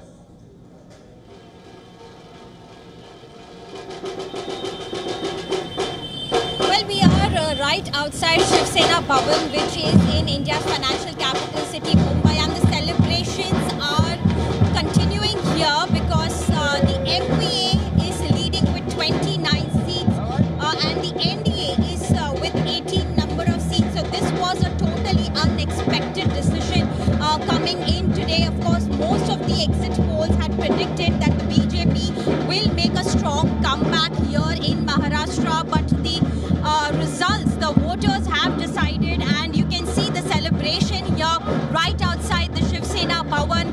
The supporters here are in full swing. They are waiting for Uddhav Thackeray to arrive, and they are chanting slogans, they are raising flags, they are also dancing on the tune, dolls, etc. All of this is something to celebrate the victory of Uddhav Thackeray and the alliance here in concern, because remember, several factors of course did not work according to the experts for the BJP. Firstly, if you talk about the NDA, actually the NDA announcing the candidate's name at the very last minute, this was something which gave voters a very little time to vote, to think and vote. So that is of course one. Secondly, BJP really felt a big hit at the Vidarbha region. So this is one of the region where we saw Maratha protest. We saw the OBC community also facing a huge setback. So that is the region where the BJP was hit the most. They lost 7 seats out of 10, and that is the number of seats which the MPA benefited from. So these are, of course, certain issues. The Modi factor did not work here in Maharashtra. The local issues empowered, and that is how the MPA benefited. So here at this point in time, we also want to show you the situation here. All of these 3 big hoardings that you see have been put up just 2 hours before, after the MPA showed the sign of victory, and it clearly says that Sahib Tumhi Karun Dakhavla, which essentially means that the Bala Sahib Thackeray and the Uddhav Thackeray family has done it this time around as well. They have pleased the voters here. The Marathi voters here have voted for Uddhav Thackeray alliance, and this is something, a big sort of victory, because everything was in the favor of BJP. Even the exit polls did really say so. But the tables turned and we have a different verdict today. This is Shah in Mumbai. Lastly, let's go to Jammu and Kashmir, Srinagar to be precise. Idris Lone is there. How do the numbers look like and what's the mood on ground at this hour?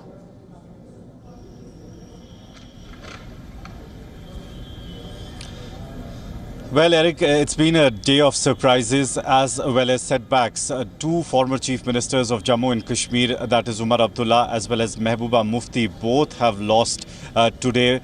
In North Kashmir, Umar Abdullah was in direct fight with Engineer Rashid and PC candidate Sajjad Ghani Lone, who were also very strong candidates. And Engineer Rashid has won the North Kashmir's Baramulla seat and won by a huge margin. Engineer Rashid has been languishing in the jail from the last many years, and it seems like he has got a lot of sympathy vote across the north of Kashmir, and that's one of the reasons that he has given a defeat to the stalwarts like Umar Abdullah as well as People's Conference's chief Sajjad Ghani Lone. On the other hand, if we talk about South Kashmir, Anantnag Rajouri's seat, Mehbooba Mufti was one of the strongest contenders there, and she has lost the election to the National Conference's candidate Mia Altaf. In Srinagar also, we've seen the National Conference has taken the seat with Aga Ruhullah winning the seat by a huge margin there as well. So 2 seats have in Kashmir region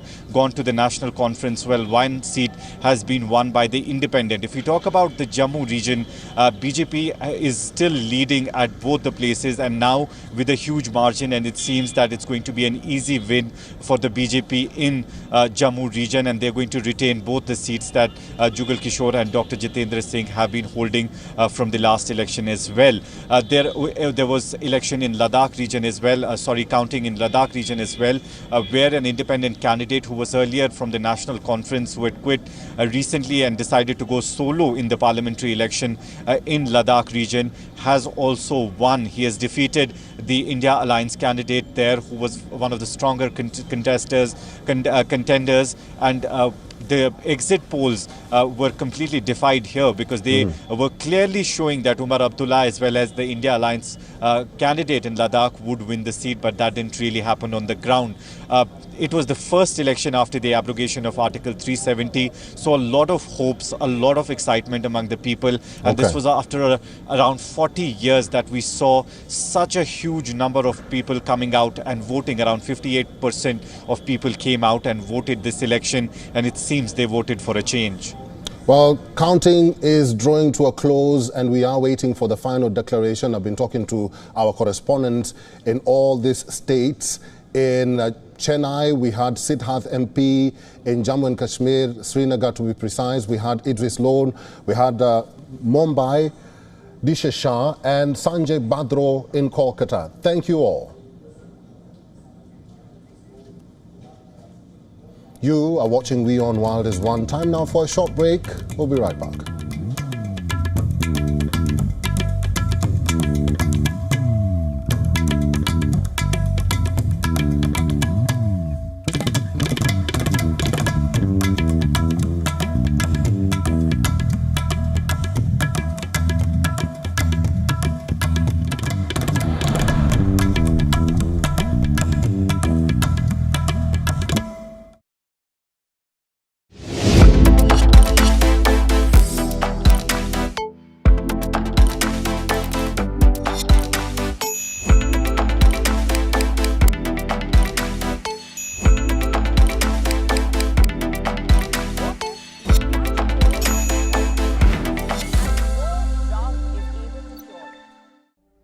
Namaste.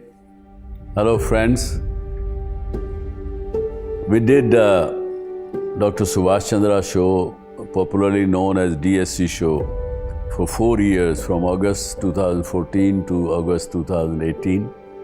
28 states of Bharat. Of course, we reached out to all of you in 190 countries across the world. The show was very successful. Each episode was being watched by almost 25 million people every week. For past 6 years, the demand of the show has never died down. People write to us, people ask for the show to restart again. Hence, we are beginning the show once again on All Z Network, also on WION, which is the global network channel from India. Again, thank you for your love and affection. See you soon at Subash Chandra Show.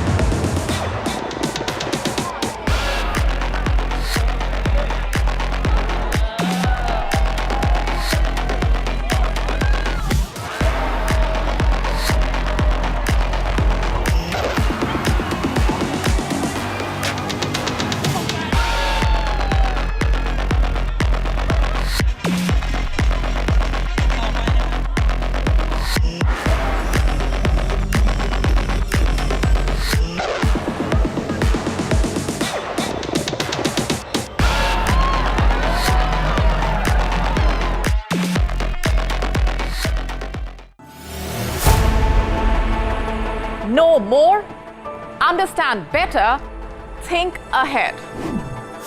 Hello and a very warm welcome. You are watching Gravitas with me, Molly Gambhir.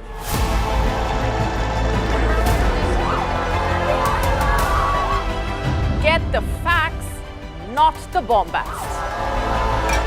On the 26th of March, dynamic pricing, Baloch separatists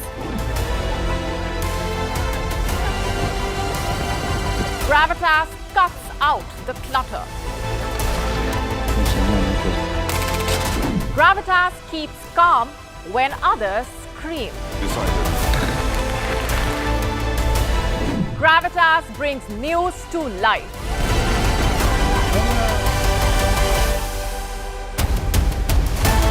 Weekdays, 9 p.m. IST, 3:30 p.m. GMT. Gravitas. Seeing is believing. YO1 Health Resort is unique, the only one of its kind. Experience the 4 paths of natural wellness: yoga, Ayurveda, acupuncture, and naturopathy. Each uniquely customized program improves the whole person to make every person whole. Come to YO1 Health Resort. Make your reservation at yo1.com.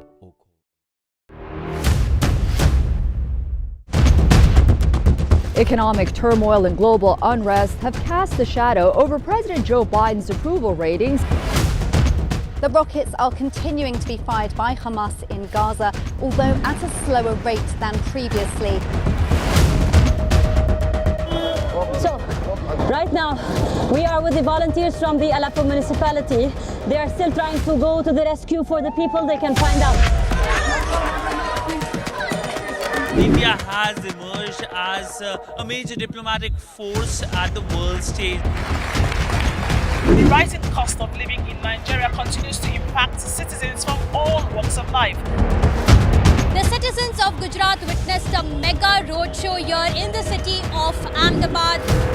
China is South Africa's largest trading partner for 134 years straight. A domestic aircraft carrying 72 people on board crashed in Pokhara city in central Nepal. 165 injuries have been moved. 61 people are confirmed dead and rescue operations continue around me. After receiving an entire season's rainfall in a span of 48 hours, Chennai city has literally been brought to its knees. For WION, World is One.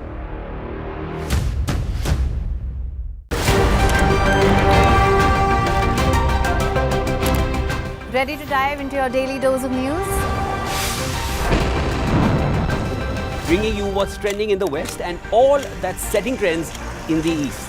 And all of this served up with a side of insightful banter. We don't just bring you the latest stories.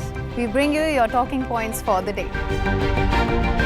And while you do that, from the busy streets of New York, I will provide you with deeper insights on the developments through the course of the day in the U.S. And I will be here at the WION headquarters, getting you all the action from the universe of sport. All that you need to know about your favorite teams and players, right here. The show that keeps you ahead of the global curve. A conversation you'd want to be a part of. A place where news becomes an engaging exchange. We bring you stories that impact your present. This is World DNA. Join the conversation.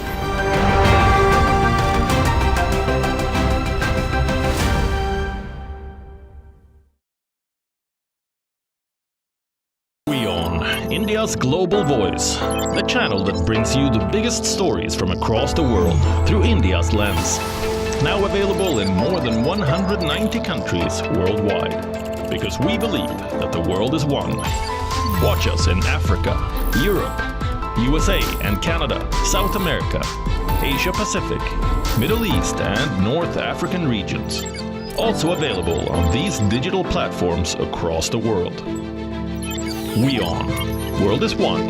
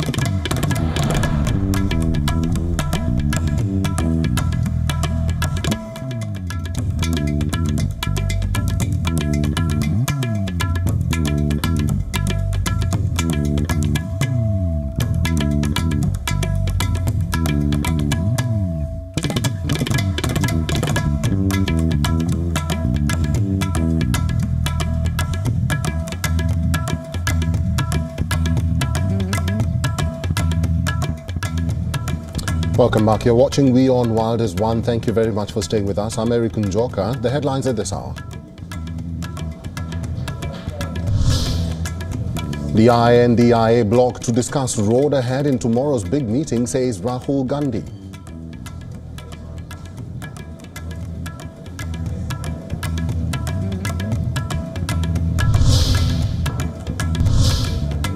Rahul Gandhi hails election results, says they reflect that the people don't want Modi to run the country, calls the results a victory in the Congress fight to save the constitution.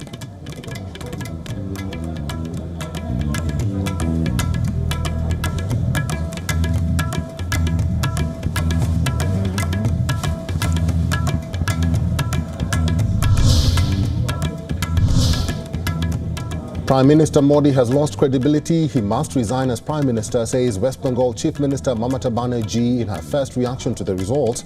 Takes a swipe at what she calls efforts to control the Election Commission and the CBI.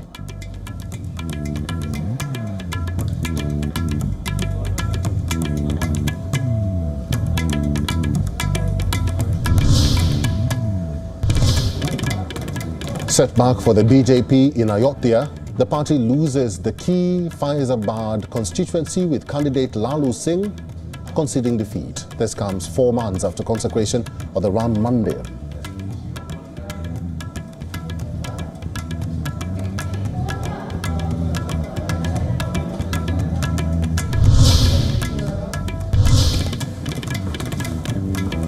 Among film celebrities fighting elections, Kangana Ranaut elected from Mandi, Hema Malini re-elected from Mathura, and veteran actor Arun Govil wins from Meerut.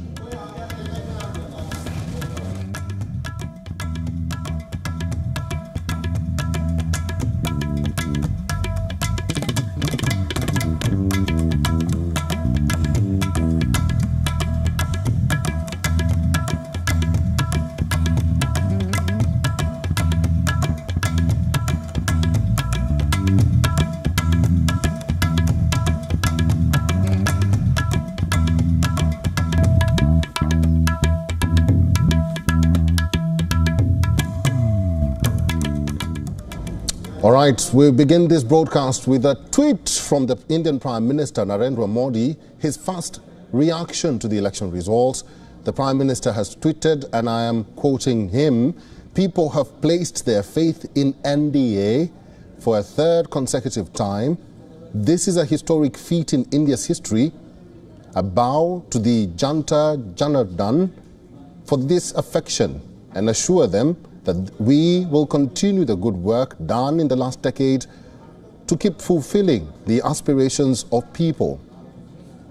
I also salute all our workers for their hard work. Words will never do justice to their exceptional efforts."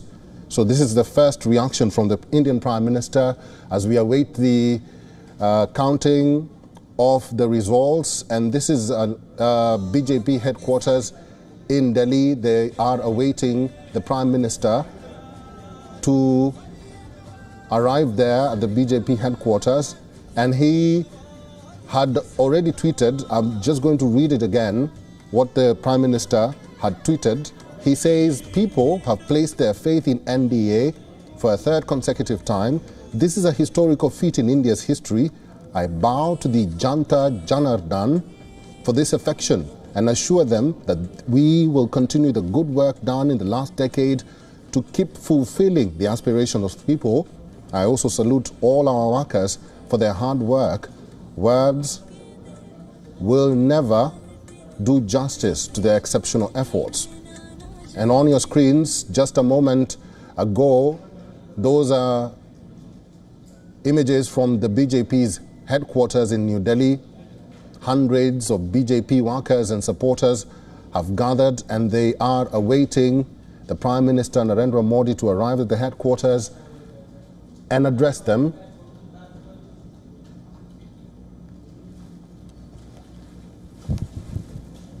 Let's talk to Siddhant Sibol, who is in New Delhi. Siddhant, a lot of expectations, a lot of surprises in these elections. We see BJP workers are waiting for their Prime Minister to address them at the BJP headquarters. What can you tell us?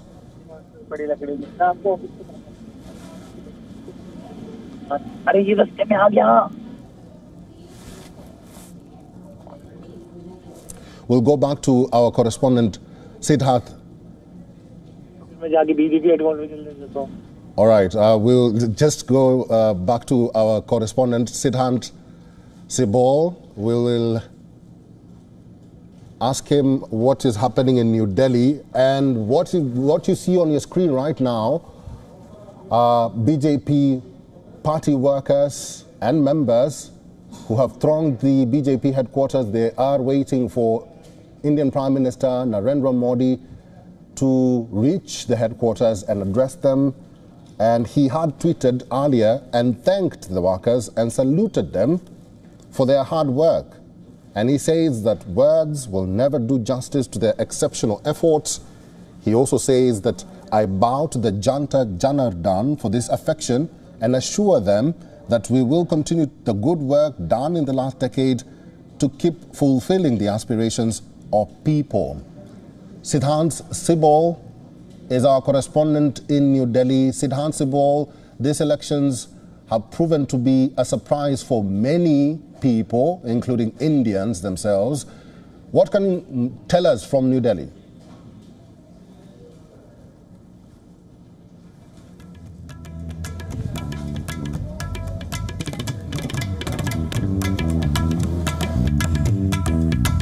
And get our principal diplomatic correspondent, Siddharth Sibol, once again.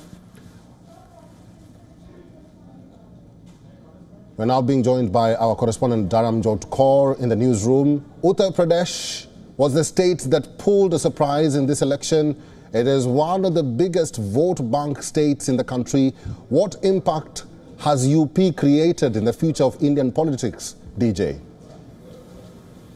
Well, Eric, a very unprecedented mandate as far as the state of Uttar Pradesh is concerned. UP has 80 out of 543 seats in the lower house of the parliament, which is the single largest representation that any Indian state has. So the fact that there's a split mandate that we're seeing right now, even though vote counting is still underway at the moment, you know, it's been an entire 12, 13 hours since counting began, and the numbers have been pretty much consistent.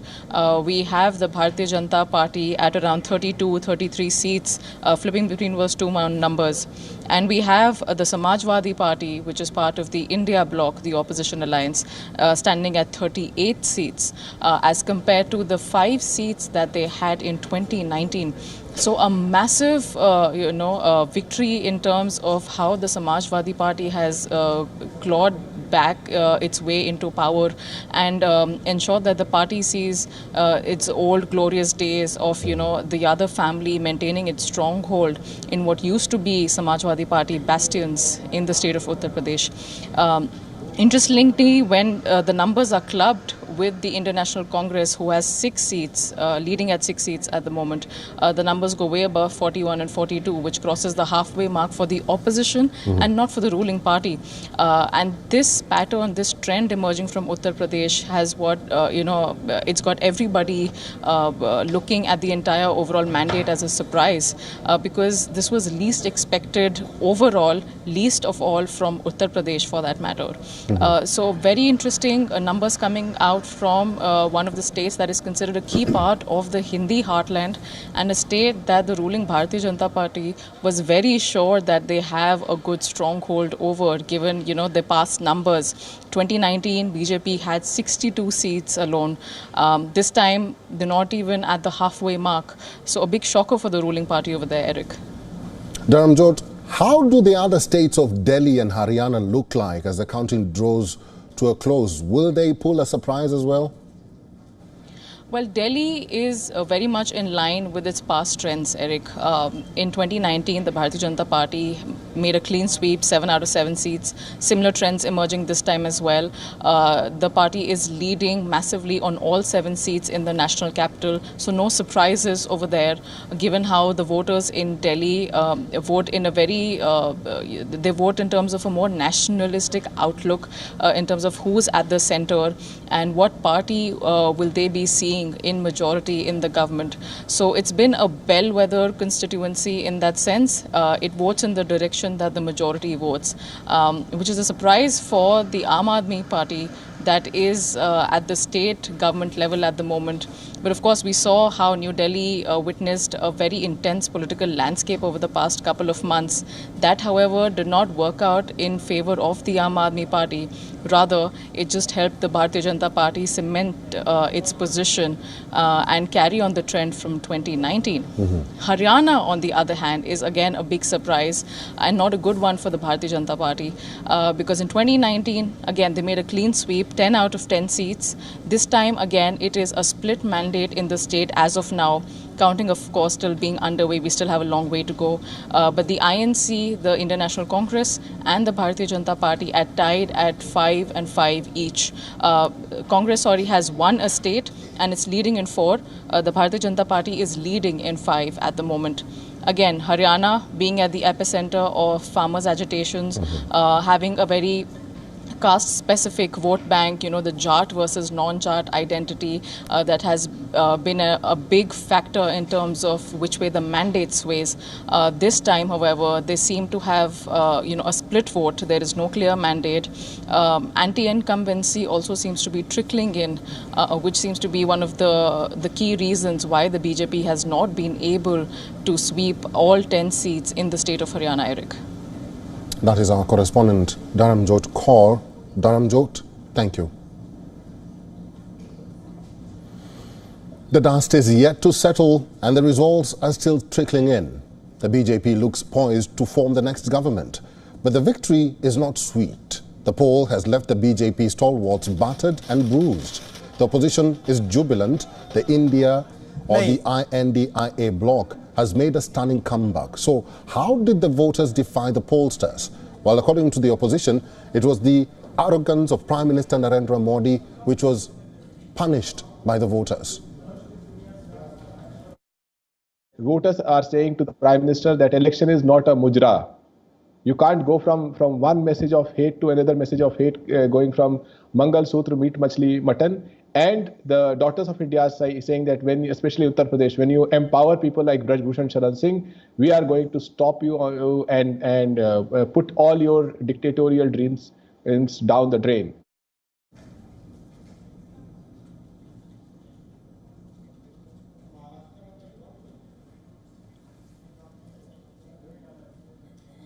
Let's now take a look at the big political faces who have either considered defeat or are trailing in their constituencies. BJP's Union Minister Smriti Irani has lost in Uttar Pradesh's Amethi constituency. Congress candidate Kishori Lal Sharma defeats Irani by over 1.67 lakh votes. In the 2019 Lok Sabha Election, Smriti Irani secured victory in Amethi, which is considered a bastion of Gandhi family, by defeating Rahul Gandhi, who held the seat for 15 years. BJP Member of Parliament Manika Gandhi is trailing from Uttar Pradesh's Sultanpur. The sitting Member of Parliament is behind Samajwadi Party's Rambual Nishad. Since independence, no single party has dominated this parliamentary seat, with Congress winning the constituency 8 times, while BSP and BJP won it twice and 4 times respectively. 7% as I understand today. BJP Minister Rajiv Chandrasekhar is trailing behind Congress politician Shashi Tharoor. Tharoor has won 3 straight terms from this seat earlier. However, BJP candidate Chandrasekhar is still hopeful. National Conference Vice President Omar Abdullah has considered defeat from the Baramulla Lok Sabha seat after he was trailing by over 1.2 lakh votes to jailed former MLA Sheikh Abdul Rashid. In a post on X, he said, and I quote, "I think it's time to accept the inevitable. Congratulations to Engineer Rashid for his victory in North Kashmir." Jammu and Kashmir's former Chief Minister Mufti has also considered defeat from the Anantnag Rajouri Lok Sabha seat as National Conference Gujar leader Mian Altaf is leading from the seat by over 2.29 lakh votes. Taken to X, she wrote, and I quote, "Respecting the verdict of the people, I thank my PDP workers and leaders for their hard work and support despite all the odds."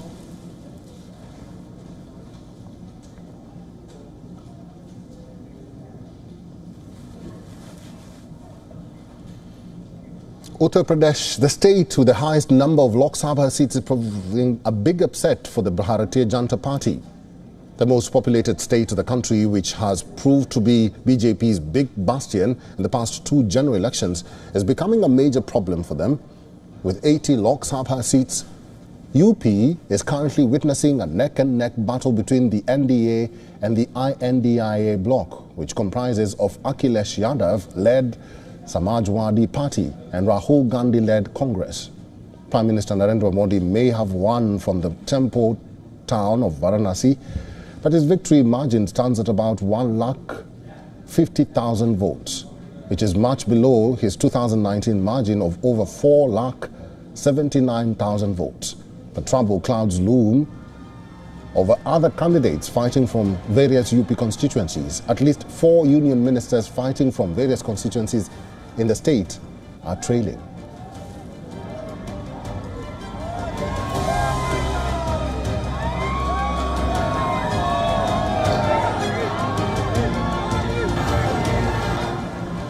Now, it is interesting to note how Priyanka Gandhi led the campaign for Sharma in Amity, a seat which was once held by prominent Gandhi family members like Sanjay Gandhi, Rajiv Gandhi, Sonia Gandhi and Rahul Gandhi. Another shocker for BJP is the Faizabad constituency. The constituency which is at the center of the temple politics, courtesy Ayodhya, has given an edge to the Samajwadi Party in the Lok Sabha election results. BJP, who was aiming for a hat-trick from this key Uttar Pradesh seat, faces a setback even after Prime Minister Narendra Modi inaugurated the Ram Mandir in the temple city of Ayodhya, which falls within the Faizabad Lok Sabha constituency.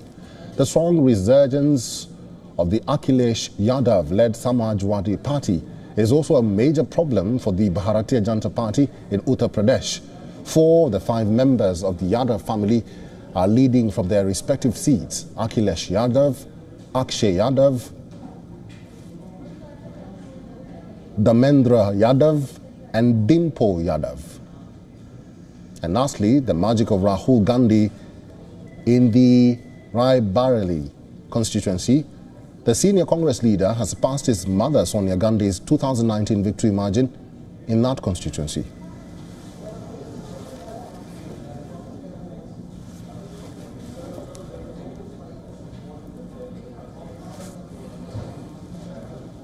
Let's now turn our attention to the western state of India, Maharashtra, which sprung quite a surprise. Ahead of the elections, the BJP-led alliance, which is in power in the state, was tipped to win, but the people have reposed their faith in the opposition parties.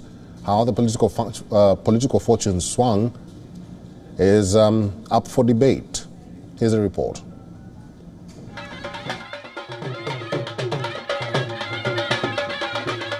The drums are beating again. The mood is jubilant at the Shiv Sena Bhavan in Mumbai. The Mahavikas Aghadi, comprising Sharad Pawar's NCP, Uddhav Thackeray-led Shiv Sena and the Congress, are back in the spotlight. Uddhav and Pawar both witnessed quite an upheaval, with their parties split and election symbols snatched, while the breakaway factions claimed that they were the real Shiv Sena and the real NCP. It was the literal rock bottom. But results in Maharashtra come as a shock for the BJP and its allies. The Uddhav-Pawar Congress trio had managed to do what was unthinkable for even political pundits. After their parties were split, Team Thackeray and Team Pawar regrouped and along with the Congress launched a spirited campaign. In the 2019 Lok Sabha elections, BJP and Shiv Sena fought together and won 41 out of 48 seats. The NCP won 4 seats while the Congress bagged 1 seat. This time around, the general election results are a big boost to the Maha Vikas Aghadi ahead of the state polls next year. Bureau Report, WION World is One. Now, whatever the final results of the Indian general elections, one thing is for sure, all exit polls got it horribly wrong. To say that the exit polls were exaggerated or off the mark is an understatement. They were simply wrong. Take a look at the numbers that were predicted by the exit polls just a few days back. Not only did they predict that Prime Minister Narendra Modi will retain power for a third straight term, they predicted a resounding win with a big majority for the BJP-led NDA alliance. Most exit polls projected the NDA winning a whopping 355 to 380 seats, far exceeding the 272 needed to form a majority.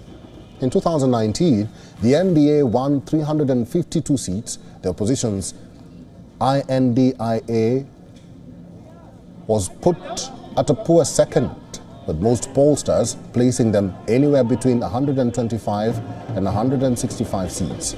Fast forward to the 4th of June, and it is a completely different picture, a massive jolt to the BJP, well below the majority mark. The NDA will just about scrape through, while the INDIA bloc is making it competitive and is on course to win 230 odd seats, a huge gain for them over the 2019 elections. Now, in the critical state of Uttar Pradesh, which has 80 seats, the exit polls predicted that it would be a no contest, with the NDA winning over 65 seats. That figure too has turned out to be completely wrong. The Samajwadi party, that is part of the INDIA bloc, has dealt the BJP a body blow. In West Bengal, the prediction was the BJP would get more votes than the ruling party in the state, the Trinamool Congress.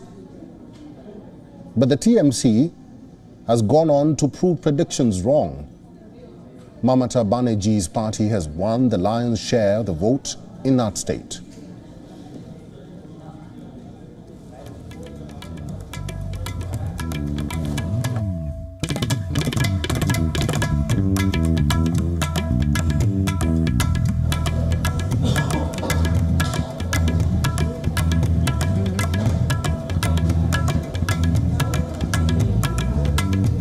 We still await the final declaration and the final counting to be completed.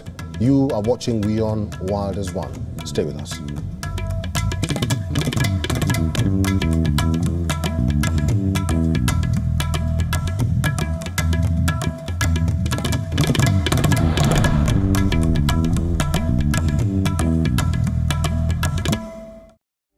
Namaste. Hello, friends. We did Dr. Subash Chandra show, popularly known as DSC show, for 4 years, from August 2014 to August 2018. 28 states of Bharat. Of course, we reached out to all of you in 190 countries across the world. The show was very successful. Each episode was being watched by almost 25 million people every week. For past 6 years, the demand of the show has never died down. People write to us, people ask for the show to restart again. Hence, we are beginning the show once again on All Z Network, also on WION, which is the global network channel from India. Again, thank you for your love and affection. See you soon at Subash Chandra Show.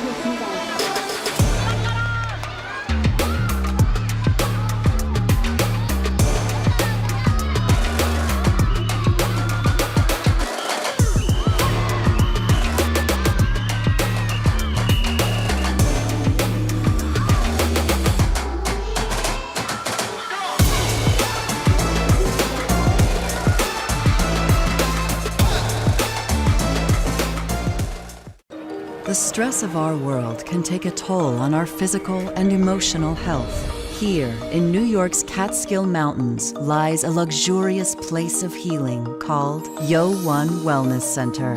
The WION Wellness Center provides 500,000 square feet of natural methods to manage diabetes, hypertension, chronic pain, obesity, depression, anxiety, and other conditions. We use the traditions of centuries-old natural science from India, yoga, Ayurveda, acupuncture, and naturopathy in personalized programs that help you take charge of your own health. A minimum 5-day stay is recommended for best results. Book now at yo1.com.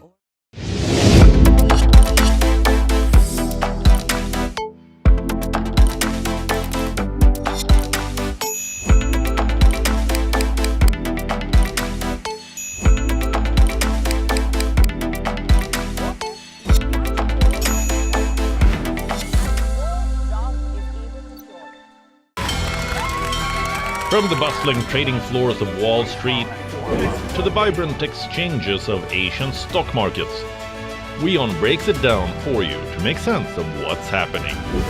As we reveal the key factors behind events, strategic battles, and the game-changing business decisions that shape the world. We bring you all of this and more on World Business Watch.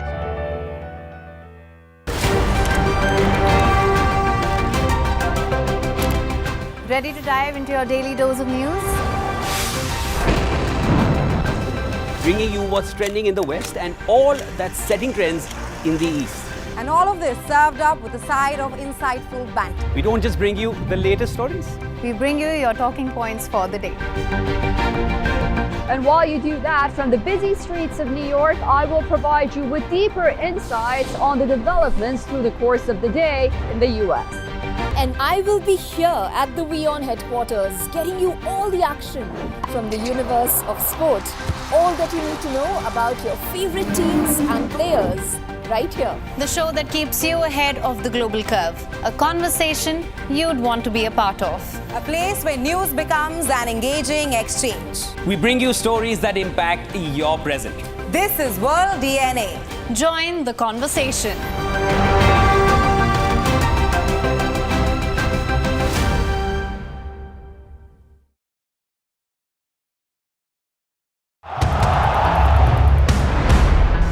Everyone loves a contest.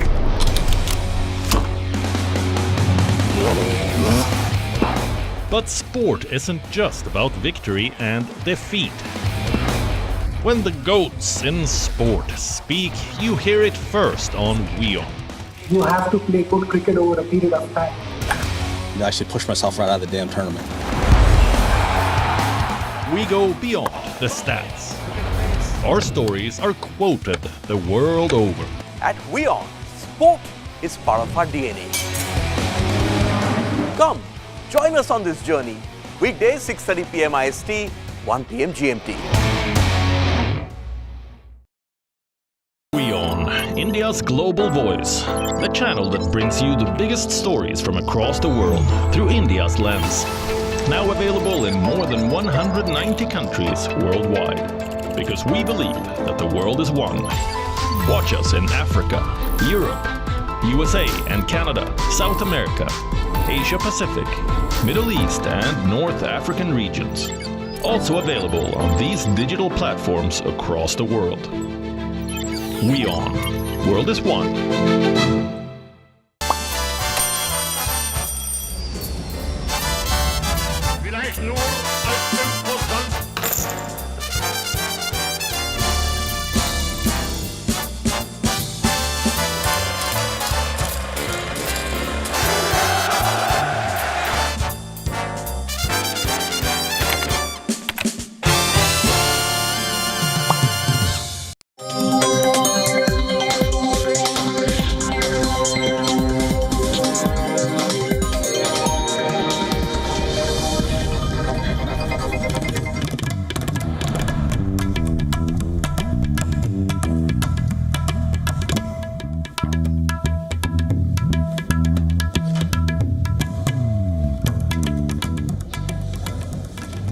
Hello and welcome. You're watching WION World is One with me, Ananya Datta, and it is the big day here in India where the counting is underway as we speak for the general elections 2024. Here are the headlines at this hour. Indian Prime Minister claims victory in the general elections. Thanks the people for electing NDA for a third consecutive time.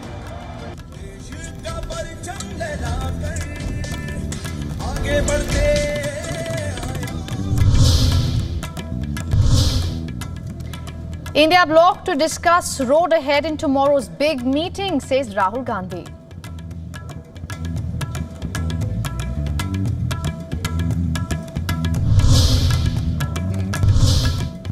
Rahul Gandhi hails election results, says they reflect that the people do not want Modi and Shah to run the country, calls the results a victory in the Congress fight to save the constitution.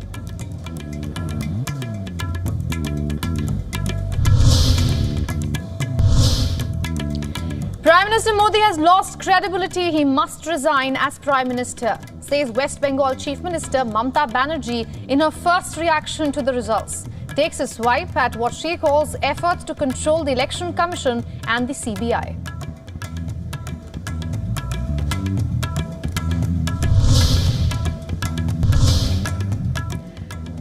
Setback for the BJP in Ayodhya. The party loses the key Faizabad constituency with candidate Lalu Singh conceding defeat. This comes 4 months after consecration ceremony of the Ram Mandir.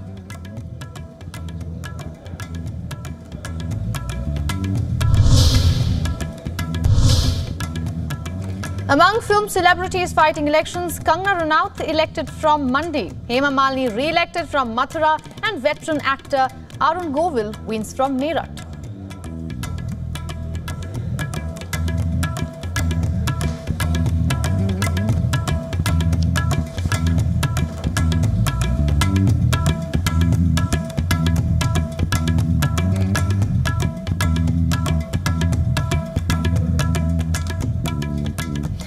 It has been a long day for voters, politicians and us journalists alike. After 7 phases of general elections, the counting day has brought a lot of surprises with it for both the spectrums. First and foremost, the credibility of exit polls have come under question. The pollsters got almost everything upside down. It does look like the BJP-led NDA government is coming back to power, but definitely not with the kind of mandate that they were eyeing for. The Prime Minister reacted for the first time on social media. He said, and I'm quoting from his tweet, "People have placed their faith in NDA for a third consecutive time. This is a historical feat in India's history." We're also being told that the Indian Prime Minister is shortly going to address a rally. The India bloc that was constantly called fractured ahead of elections and during elections is celebrating as we speak. Just moments ago, Congress's senior leaders Mallikarjun Kharge, Rahul Gandhi, Priyanka Gandhi Vadra and Sonia Gandhi held a press conference. They thanked the India bloc members of saving the democracy. Rahul Gandhi waved a copy of the constitution, saying it was the poor people who saved the constitution of India. I'd like to thank everybody who has participated in this election. I am extremely proud of the people of India. I'm extremely proud of the people who have resisted this onslaught on the constitution. और अंत में मैं आपको कह दूं कि इसको बचाने का काम हिंदुस्तान के सबसे गरीब लोगों ने किया है. Let's now turn our focus to the western state of India of Maharashtra, which sprang quite a surprise. Ahead of the elections, the BJP-led alliance, which is in power in the state, was tipped to win. But the people have reposed their faith in the opposition parties. How the political fortune swung is what our next report decodes.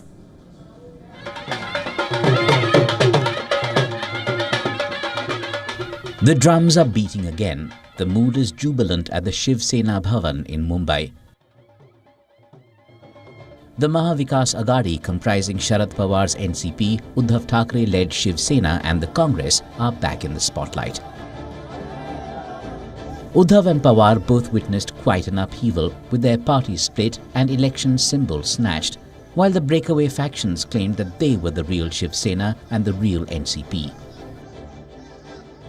It was the literal rock bottom. But results in Maharashtra come as a shock for the BJP and its allies. The Uddhav-Pawar Congress trio had managed to do what was unthinkable for even political pundits. After their parties were split, Team Thackeray and Team Pawar regrouped and along with the Congress launched a spirited campaign. In the 2019 Lok Sabha elections, BJP and Shiv Sena fought together and won 41 out of 48 seats. The NCP won 4 seats while the Congress bagged 1 seat. This time around, the general election results are a big boost to the Maha Vikas Aghadi ahead of the state polls next year. Bureau Report, WION World is One. Let's now go to another state that sprung a surprise, in fact is the bastion of the BJP party. Uttar Pradesh, the state with the highest number of Lok Sabha seats, is proving a big upset for the Bharatiya Janata Party. The most populated state of the country, which has proved to be BJP's big bastion in the past 2 general elections, is becoming a major problem for them. With 80 Lok Sabha seats, Uttar Pradesh is currently witnessing a neck-and-neck battle between the NDA and India bloc, which comprises of Akhilesh Yadav-led Samajwadi Party and Rahul Gandhi-led Congress. Prime Minister Narendra Modi may have won from the temple town of Varanasi, his bastion, but his victory margin stands at about 1,50,000 votes, which is much below his 2019 margin. That was over 4,79,000 votes, close to 5 lakhs actually. But trouble clouds loom over other candidates fighting from various UP constituencies. At least 4 union ministers fighting from various constituencies in the states are trailing.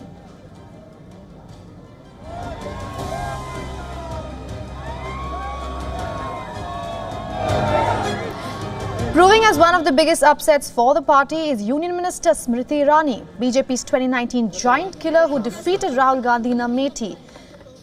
She is poised to lose to Congress party's Kishori Lal Sharma, and this is one battle which is extremely important and was seen to be important because, remember, Smriti Irani had thrown a lot of flack against Rahul Gandhi for not contesting from this very seat of Amethi in Uttar Pradesh, because Rahul Gandhi, remember, lost to Smriti Irani for 2 consecutive elections, that was in 2014 and 2019.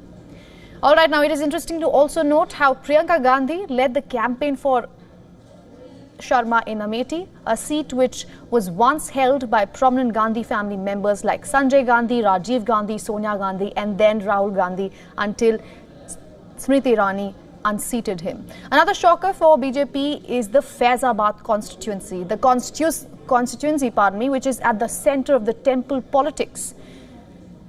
Courtesy Ayodhya was given an edge to the Samajwadi Party in the Lok Sabha election result, and BJP, who was aiming for a hat-trick from the key Uttar Pradesh seat, faced a setback even after Prime Minister Narendra Modi inaugurated the Ram Mandir in the temple city of Ayodhya, which falls within the Faizabad Lok Sabha constituency. And remember, this was also seen as a key election issue, given that it happened in January, just months before the general elections in India.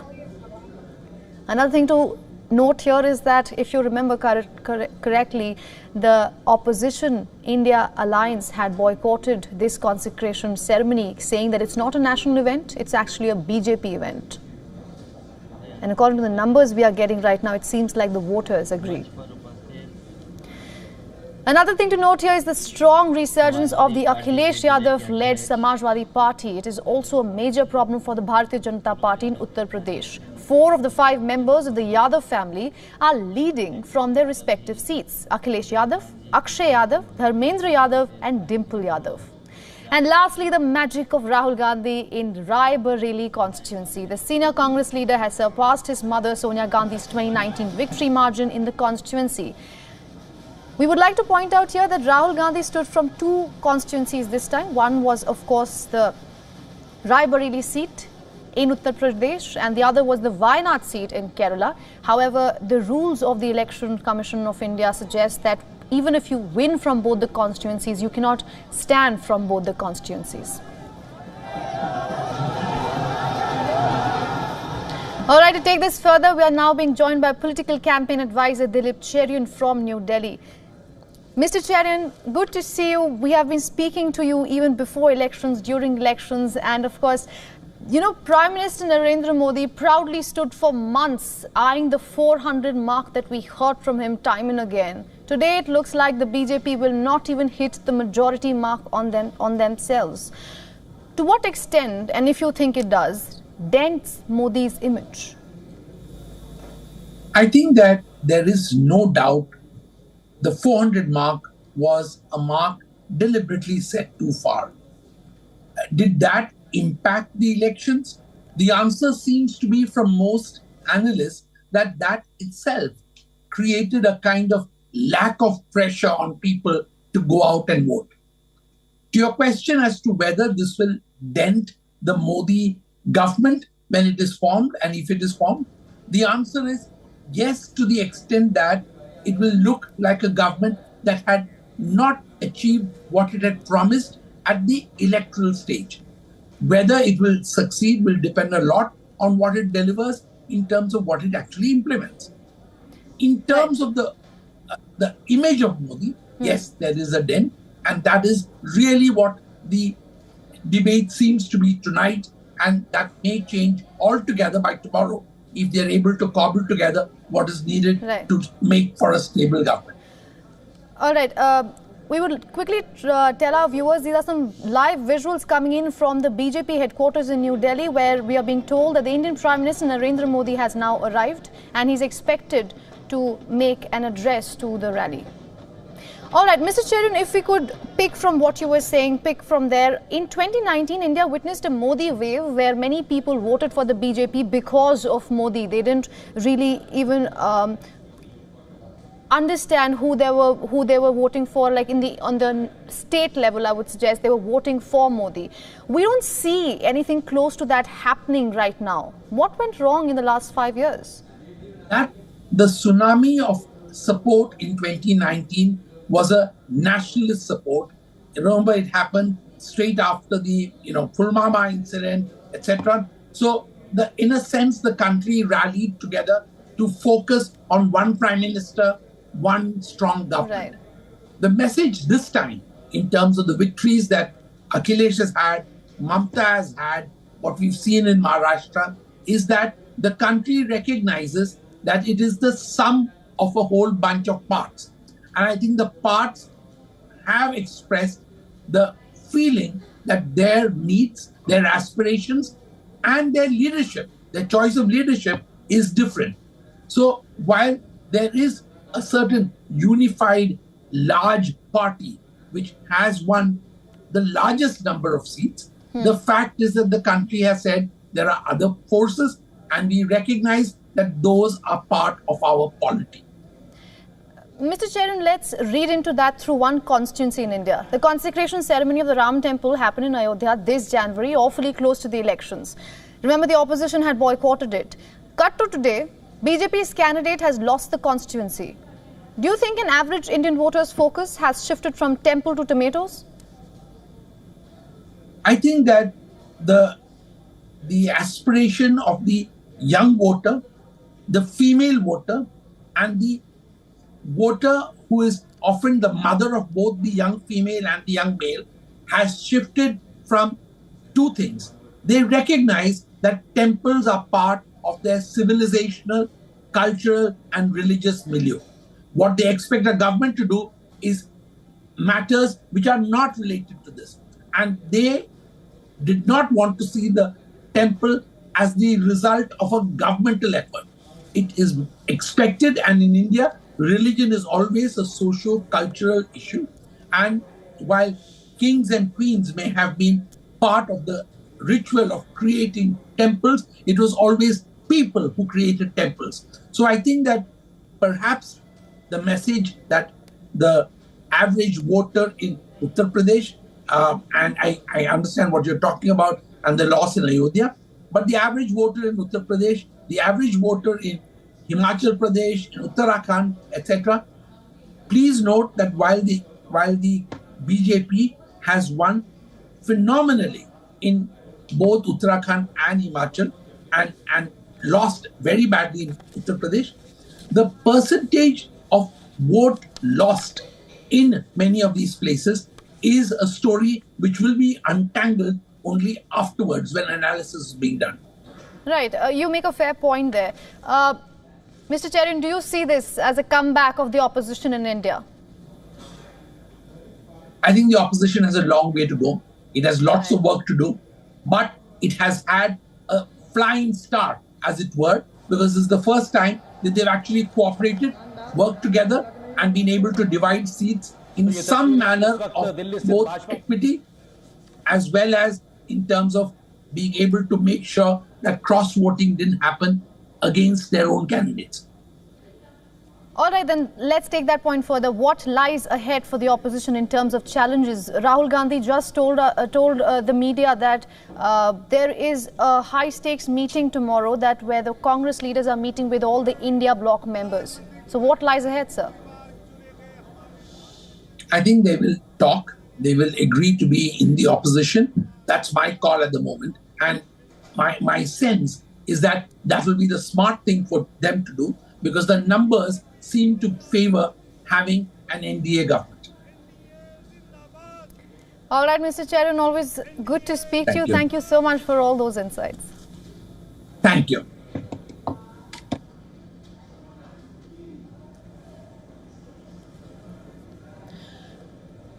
All right, now those are some visuals coming in from the BJP headquarters in New Delhi. We can see Amit Shah as well as Rajnath Singh sitting at the podium, and where we are also being told the Indian Prime Minister Narendra Modi has reached the scene, and this of course comes just moments after Indian Prime Minister claimed victory in the 2024 general elections.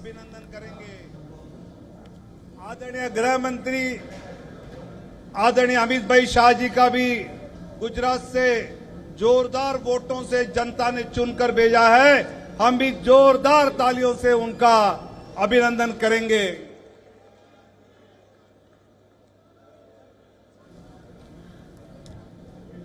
All right, we are tracking the developments that are coming in from the BJP headquarters. This comes moments after the Prime Minister had taken to his social media account on the platform X, and he had tweeted, and I'm quoting from that, he said, "People have placed their faith in NDA for a third consecutive time, and this is a historical feat in India's history."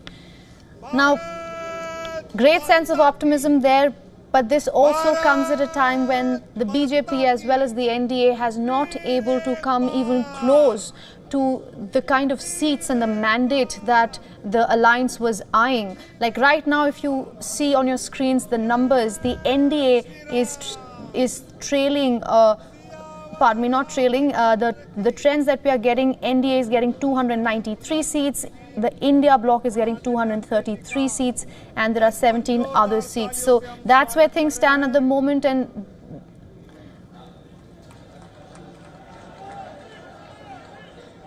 all right, that's the Indian Prime Minister Narendra Modi waving to his supporters at the BJP headquarters in New Delhi. I would like to remind our viewers, counting is still underway. Experts say that we could hear a final result maybe tomorrow. But as of now, these are the visuals coming in, as well as the tally that we are bringing you from the Election Commission of India. NDA at 293, the India bloc at 233, both springing up extreme surprises. चुनाव हमने सभी देश भर के कार्यकर्ताओं ने लड़ा। ऐसे आदरणीय नड्डा जी को मैं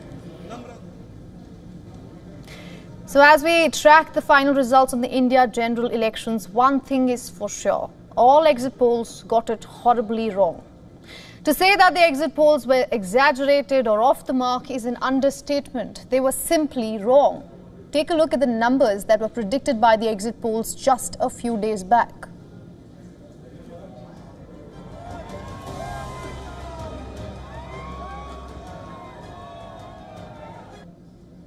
Not only did they predict that Prime Minister Narendra Modi will retain power for a third straight term, they predicted a resounding win with a big majority for the BJP-led NDA alliance. Most exit polls projected the NDA winning a whopping 355 to 380 seats, far exceeding the 272 needed to form a majority. We would like to clarify here, according to the numbers we are getting from the Election Commission of India, the BJP alone has not able to cross the majority mark of 272. Back in 2019, the NDA won 352 seats. The opposition's India alliance was put at a poor second, with most pollsters placing them anywhere between 125 and 165 seats. Fast forward to the 4th of June and it is a completely different picture. Massive jolt to the BJP as well as the NDA, well below the majority mark. The NDA will just about scrape through, while the India bloc is making it competitive and is on course to win 230 odd seats. At the moment, they have exactly 233 seats and a huge gain for them over the 2019 elections, of course. In the critical state of Uttar Pradesh, which has 80 seats and contributes the maximum number of seats across India, the exit polls predicted that it would be a no contest, with the NDA winning over 65 seats. Now that figure too has turned out to be completely wrong. The Samajwadi party, that is part of the India alliance, has dealt the BJP a bloody blow in West Bengal. The prediction was the BJP would get more votes than the ruling party in the state, the Trinamool Congress, but the TMC has gone on to prove predictions wrong. In fact, Mamata Banerjee's party has won the lion's share of the vote in the state. Beyond the realization that exit polls cannot be trusted, it's the extent of how off the mark they turned out. Now this, of course, raises big questions. The mismatch also has shades of the 2004 elections, when pollsters predicted a comfortable win for the NDA, but the Congress ended up coming back to power. And that's something the pollsters did not see. Now the question arises, what kind of an impact do exit polls really have? For one, the consequences for the stock markets. Indian markets hit record highs after exit polls forecast landslide wins for the NDA. The rupee gained and investors were wooed by the prospect of sustained economic growth, and that changed as early trends started coming in on Tuesday.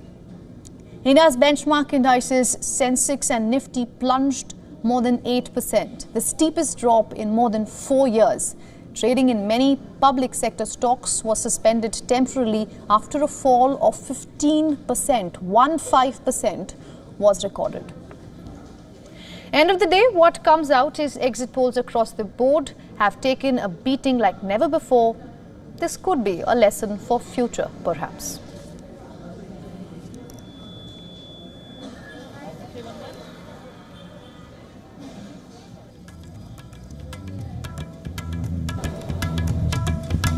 And with that, we are wrapping up this edition of the broadcast. But don't go too far. I will be back and I will get you the latest numbers from the India General Elections 2024.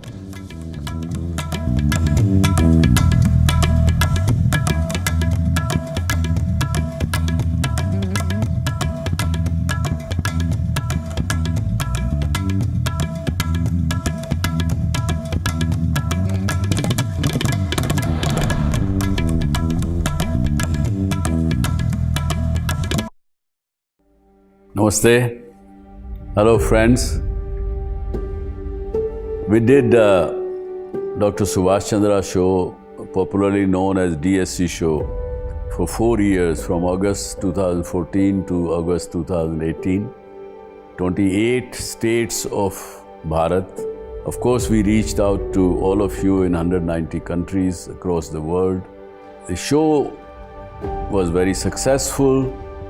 Each episode was being watched by almost 25 million people every week. For past 6 years, the demand of the show has never died down. People write to us, people ask for the show to restart again. Hence, we are beginning the show once again on All Z Network, also on WION, which is the global network channel from India. Again, thank you for your love and affection. See you soon at Subash Chandra Show.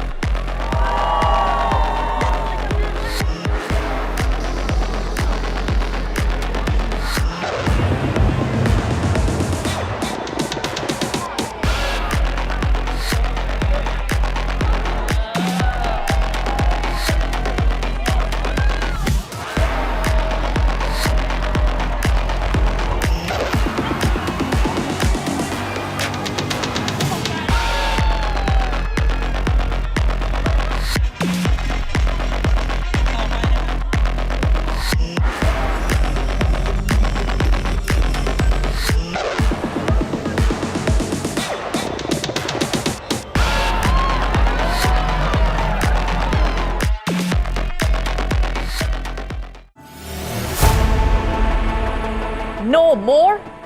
Understand better? Think ahead. Hello and a very warm welcome. You are watching Gravitas with me, Molly Gambhir.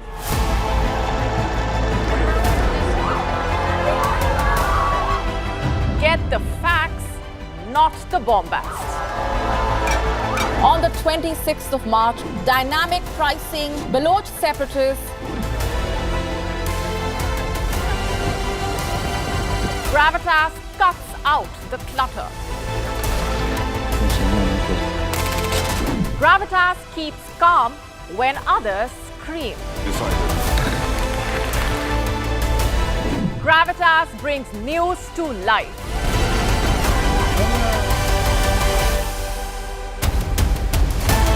Weekdays, 9 p.m. IST, 3:30 p.m. GMT. Gravitas. Seeing is believing. YO1 Health Resort is unique, the only one of its kind. Experience the 4 paths of natural wellness: yoga, Ayurveda, acupuncture, and naturopathy. Each uniquely customized program improves the whole person to make every person whole. Come to YO1 Health Resort. Make your reservation at yo1.com.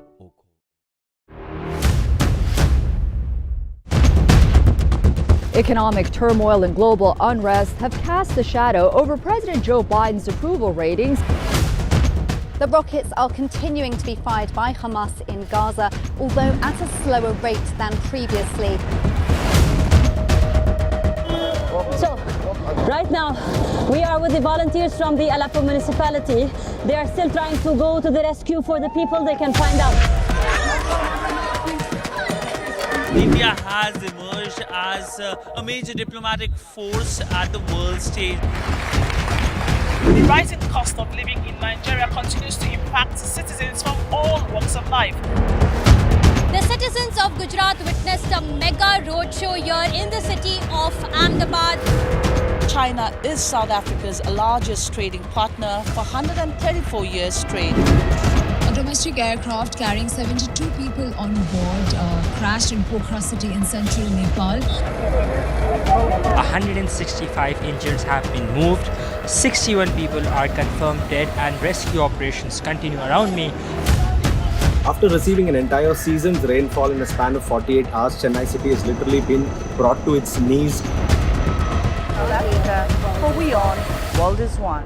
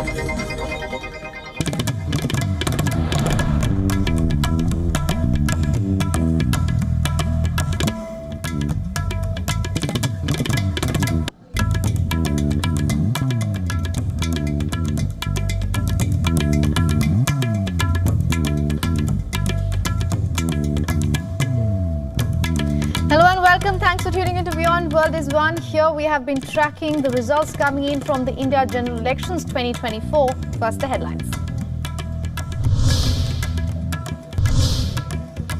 Indian Prime Minister claims victory in general elections, thanks the people for electing the NDA for a third consecutive term.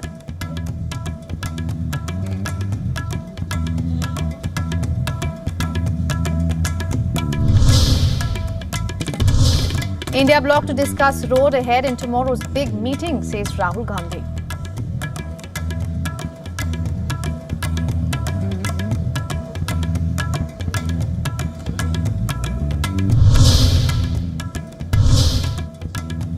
Rahul Gandhi hails election results, says they reflect that the people do not want Modi and Shah to run the country, calls the results a victory in the Congress fight to save the constitution.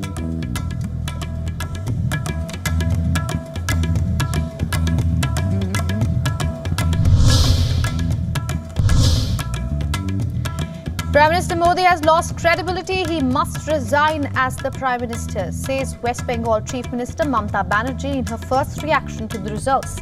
Takes a swipe at what she calls efforts to control the Election Commission and the CBI.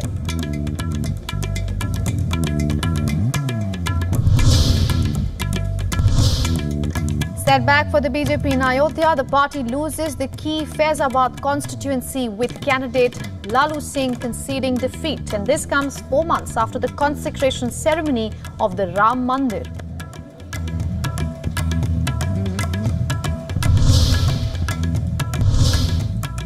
Among film celebrities fighting elections, Kangana Ranaut elected from Mandi, Hema Malini re-elected from Mathura, and veteran actor Arun Govil wins from Meerut.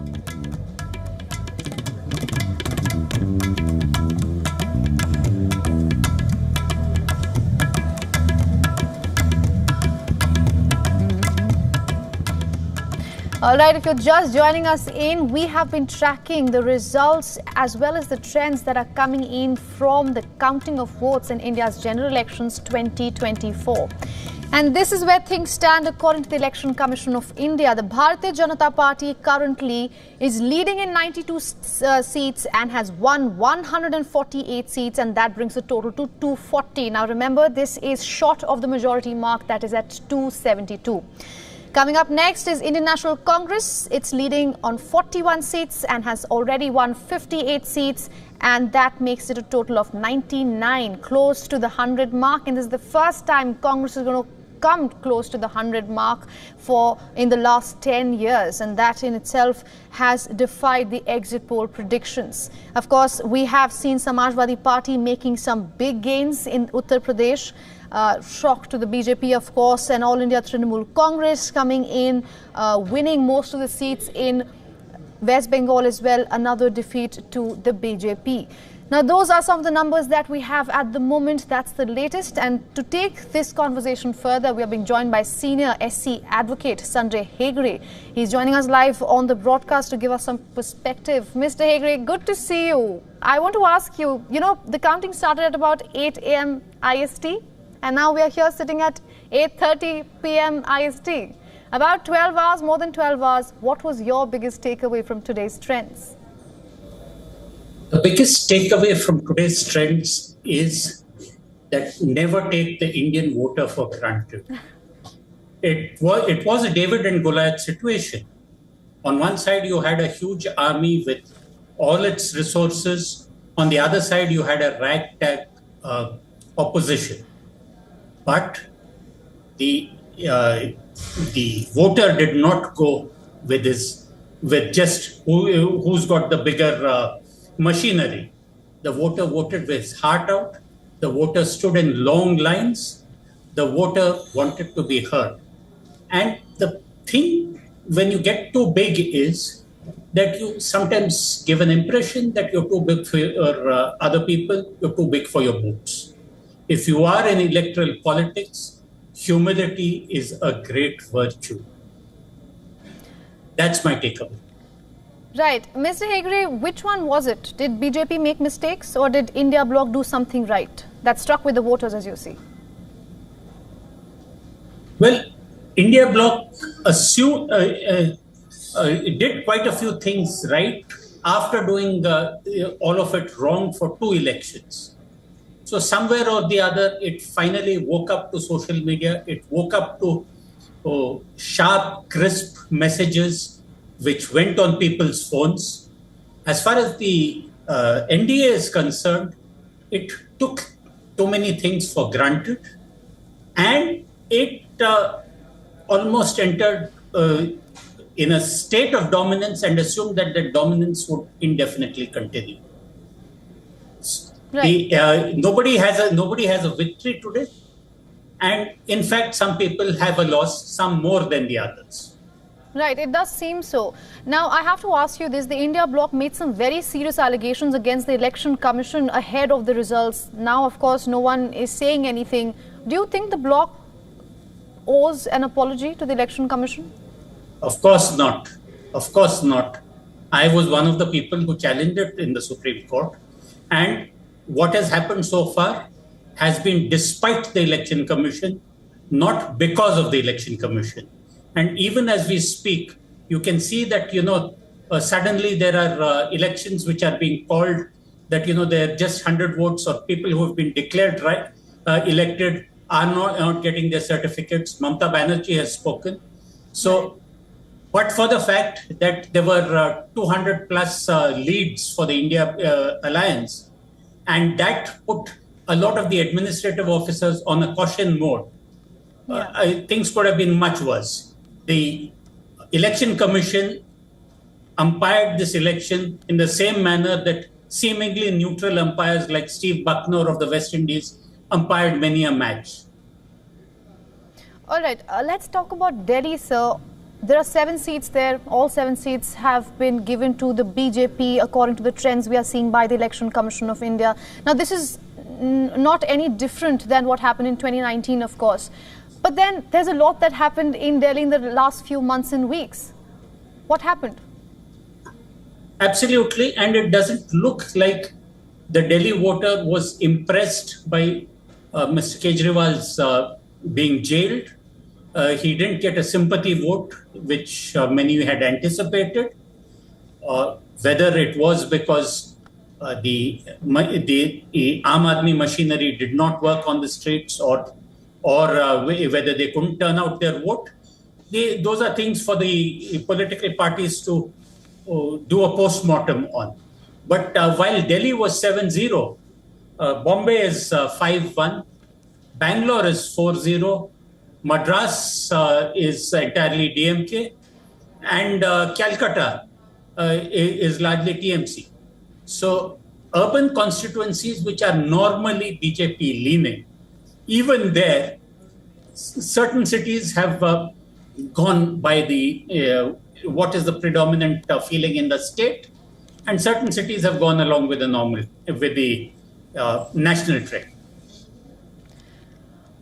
All right, Mr. Hegde, the trends that we are getting, it does seem like the BJP might not be able to hit the majority mark, which is of 272. Right now, as we are showing on our screens as well, the NDA has, of course, crossed the threshold of 272 with 292 votes, 292 seats rather, but the BJP alone is not able to. I want to ask you, it does seem like the BJP is coming to power with its NDA alliance. In fact, just moments back, Narendra Modi has also claimed victory and thanked the voters for a 3rd straight term for the NDA, calling it and hailing it as a victory in general elections.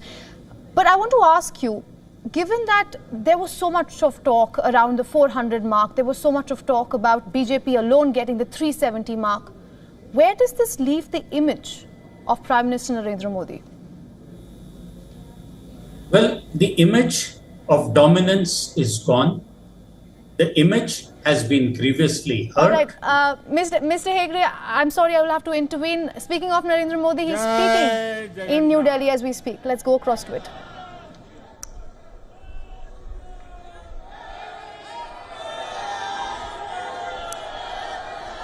आपका ये स्नेह, आपका ये प्यार, इस आशीर्वाद के लिए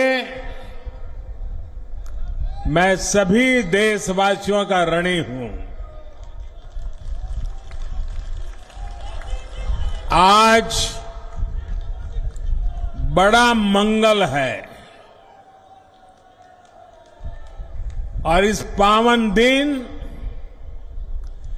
एनडीए की लगातार तीसरी बार सरकार बननी तय है।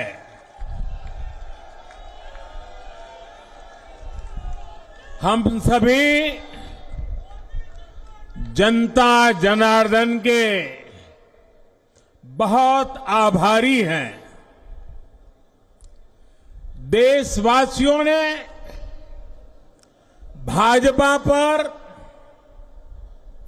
एनडीए पर पूर्ण विश्वास जताया है।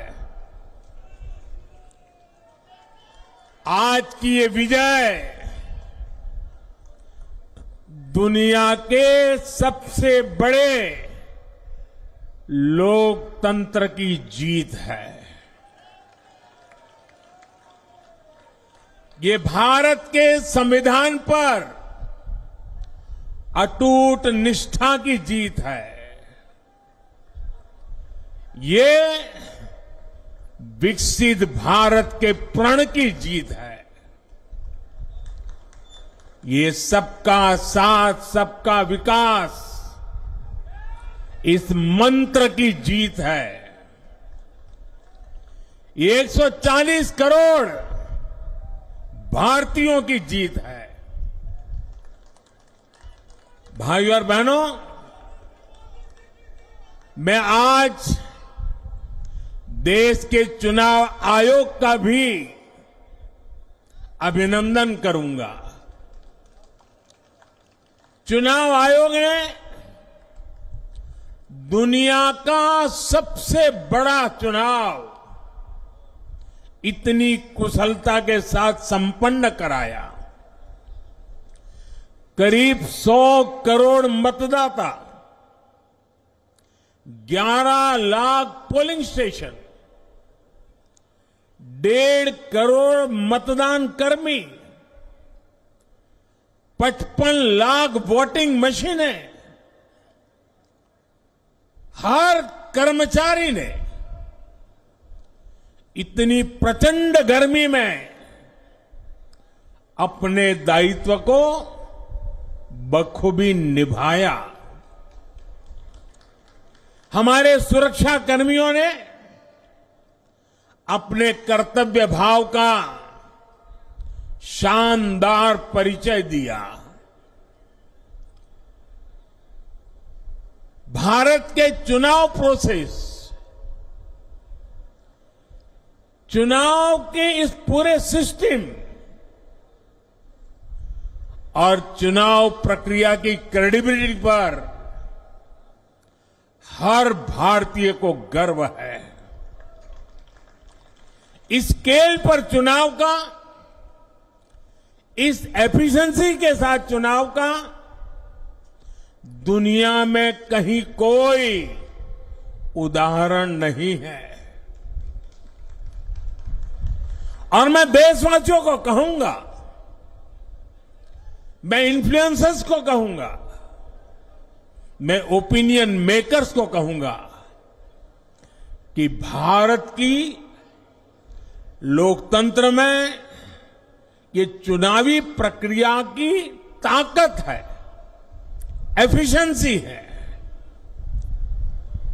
ये अपने आप में बहुत बड़ा गौरव का विषय है। भारत की पहचान को 4 चांद लगाने वाली बात है।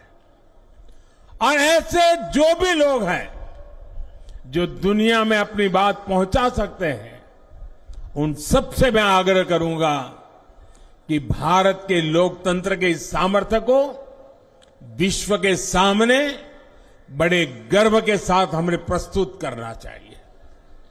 इस बार भी भारत में जितने लोगों ने मतदान किया, वो अनेक बड़े लोकतांत्रिक देशों की कुल आबादी से भी ज्यादा है। जम्मू कश्मीर के मतदाताओं ने इस चुनाव में रिकॉर्ड वोटिंग कर अभूतपूर्व उत्साह दिखाया है और दुनिया भर में भारत को बदनाम करने वाली जो ताकतें हैं, उनको आईना दिखा दिया है। मैं देश के हर मतदाता को, जनता जनार्दन को विजय के इस पावन पर्व पर आदरपूर्वक नमन करता हूं। मैं देश भर के सभी दलों सभी उम्मीदवारों का भी अभिनंदन करता हूं। सभी की सक्रिय भागीदारी के बिना लोकतंत्र की ये विराट सफलता संभव नहीं थी। भाजपा के, एनडीए के हर कार्यकर्ता साथी को भी मैं हृदय से धन्यवाद करता हूं। साथियों, इस चुनाव के, इस जनादेश के कई पहलू हैं। 1962 के बाद पहली बार कोई सरकार अपने 2 कार्यकाल पूरे करने के बाद तीसरी बार वापस आई है।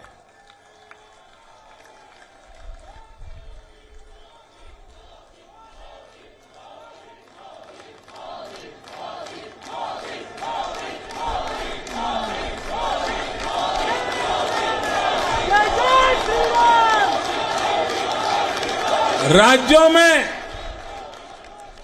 जहां भी विधानसभा के चुनाव हुए, वहां पर एनडीए को भव्य विजय मिली है। चाहे वो अरुणाचल प्रदेश हो, आंध्र प्रदेश हो, ओडिशा हो या फिर सिक्किम। और इन राज्यों में कांग्रेस का सुपड़ा साफ हो गया है।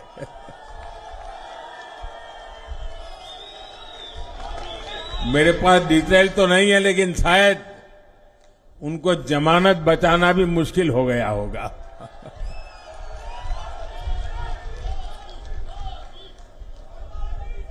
भाजपा उड़ीसा में सरकार बनाने जा रही है और लोकसभा चुनाव में भी उड़ीसा ने बेहतरीन प्रदर्शन किया है। ये पहली बार होगा जब महाप्रभु जगन्नाथ की धरती पर बीजेपी का मुख्यमंत्री होगा।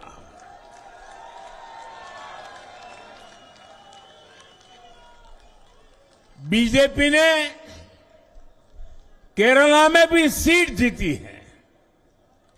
हमारे केरल के कार्यकर्ताओं ने बहुत बलिदान दिए हैं। कई पीढ़ियों से वो संघर्ष भी करते रहे, जन सामान्य की सेवा भी करते रहे। और पीढ़ियों से, मैं सालों से नहीं कह रहा हूं, पीढ़ियों से जिस क्षण का इंतजार किया, वो आज सफलता को चूमने लगी है।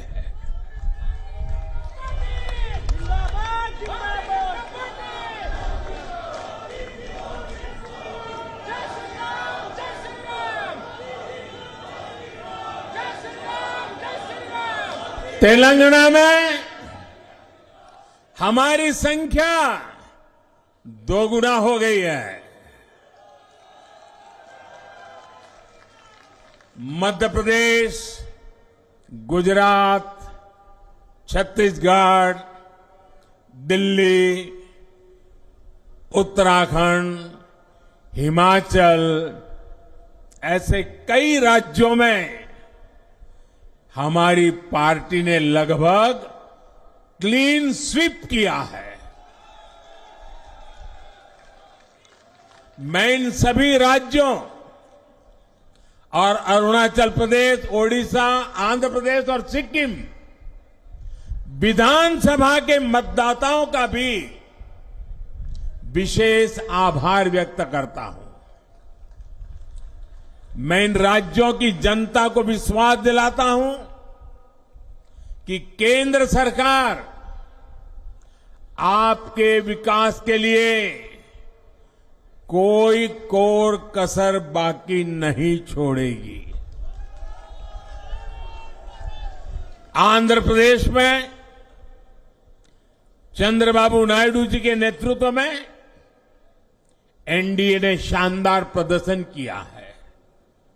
बिहार में नीतीश बाबू के नेतृत्व में भी एनडीए ने शानदार प्रदर्शन किया है। साथियों, 10 वर्ष पहले देश ने बदलाव के लिए जनादेश दिया था। तब देश ने हमें, क्योंकि वो समय था देश निराशा की गर्त में डूब चुका था। 2013-14 का कालखंड देखिए, देश निराशा की गर्त में डूब चुका था। फ्रेजाइल 5 शब्दों से मैं नवाजा जाता था। हर दिन अखबारों की हेडलाइन घोटालों से भरी रहती थी। देश की युवा पीढ़ी अपने भविष्य के संबंध में आशंकित हो गई थी।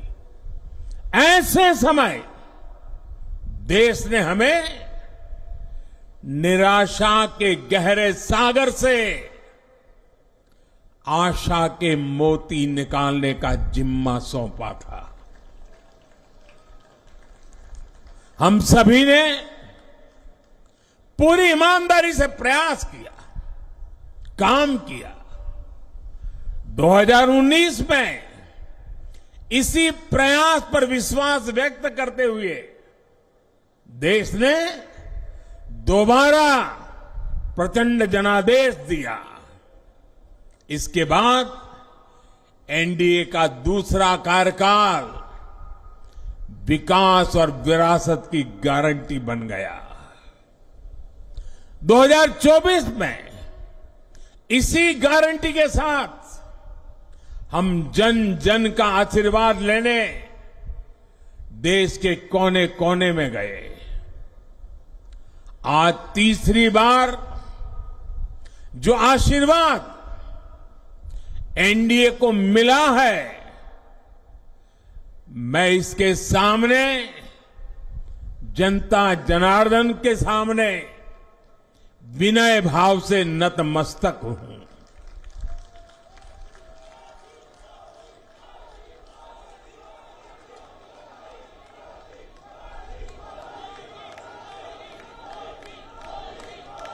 साथियों, आज का यह पल निजी तौर पर मेरे लिए भी भावुक करने वाला पल है।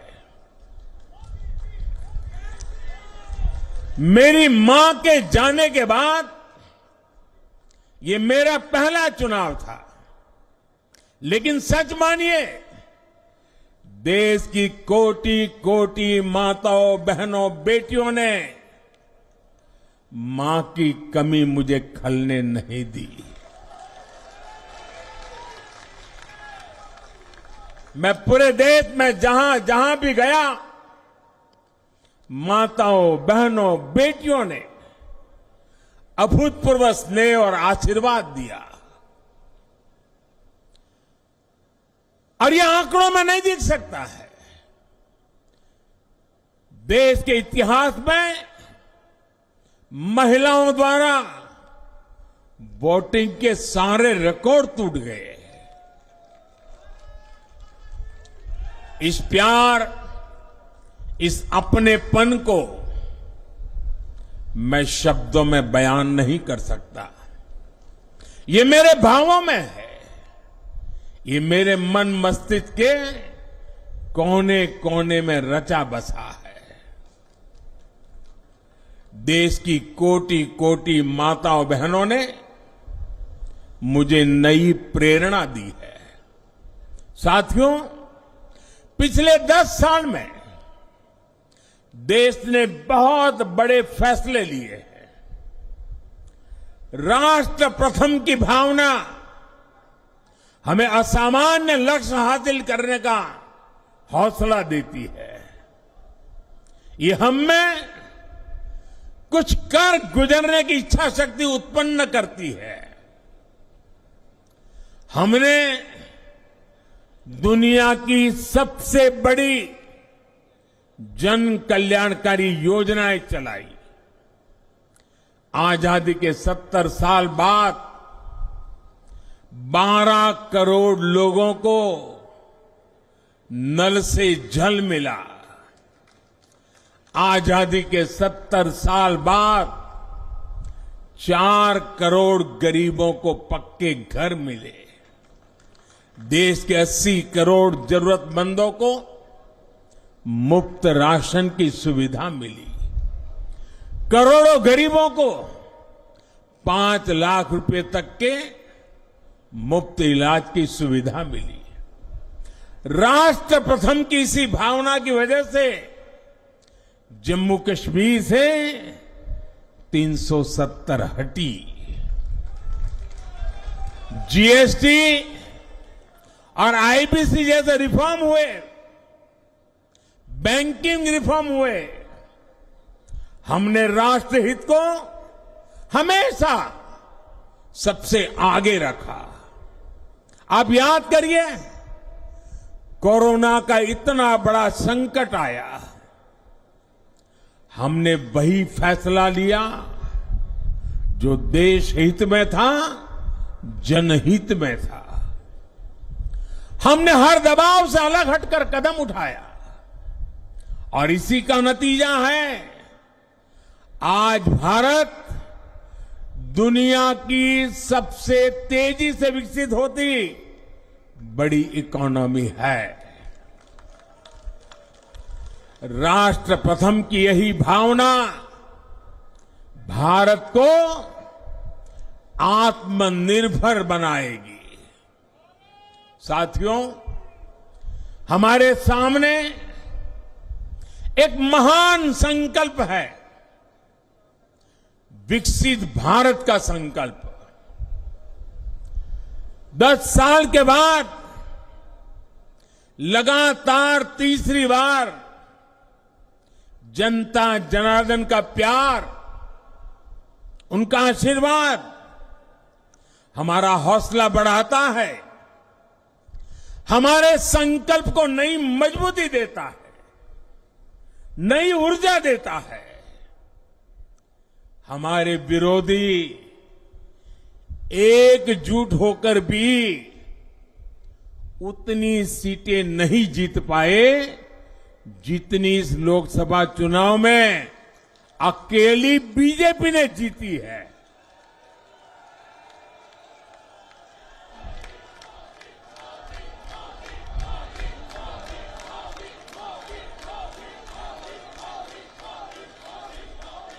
मैं देश के कोने कोने में उपस्थित बीजेपी के कार्यकर्ताओं को कहूंगा, देशवासियों को कहूंगा, आपकी मेहनत, इतनी गर्मी में आपका बहाया पसीना, ये मोदी को निरंतर काम करने की प्रेरणा देता है।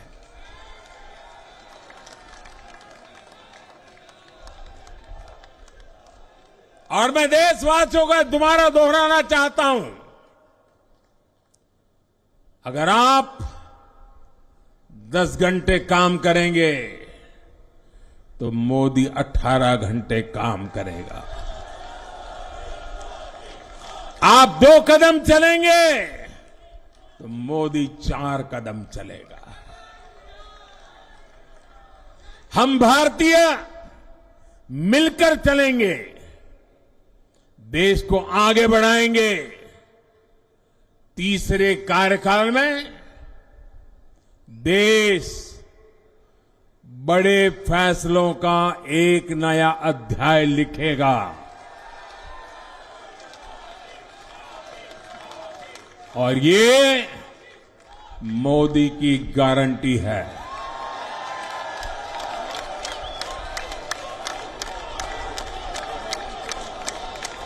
साथियों, एनडीए सरकार की प्रतिबद्धता हमेशा ही समाज के हर क्षेत्र और हर वर्ग के विकास की रही है। बीते 10 वर्षों में हमने 25 करोड़ लोगों को गरीबी से बाहर निकाला है और इसमें एक बड़ी संख्या एसटी, एसटी, ओबीसी की है। हम तब तक नहीं रुकेंगे जब तक गरीबी देश के अतीत का हिस्सा न हो जाए।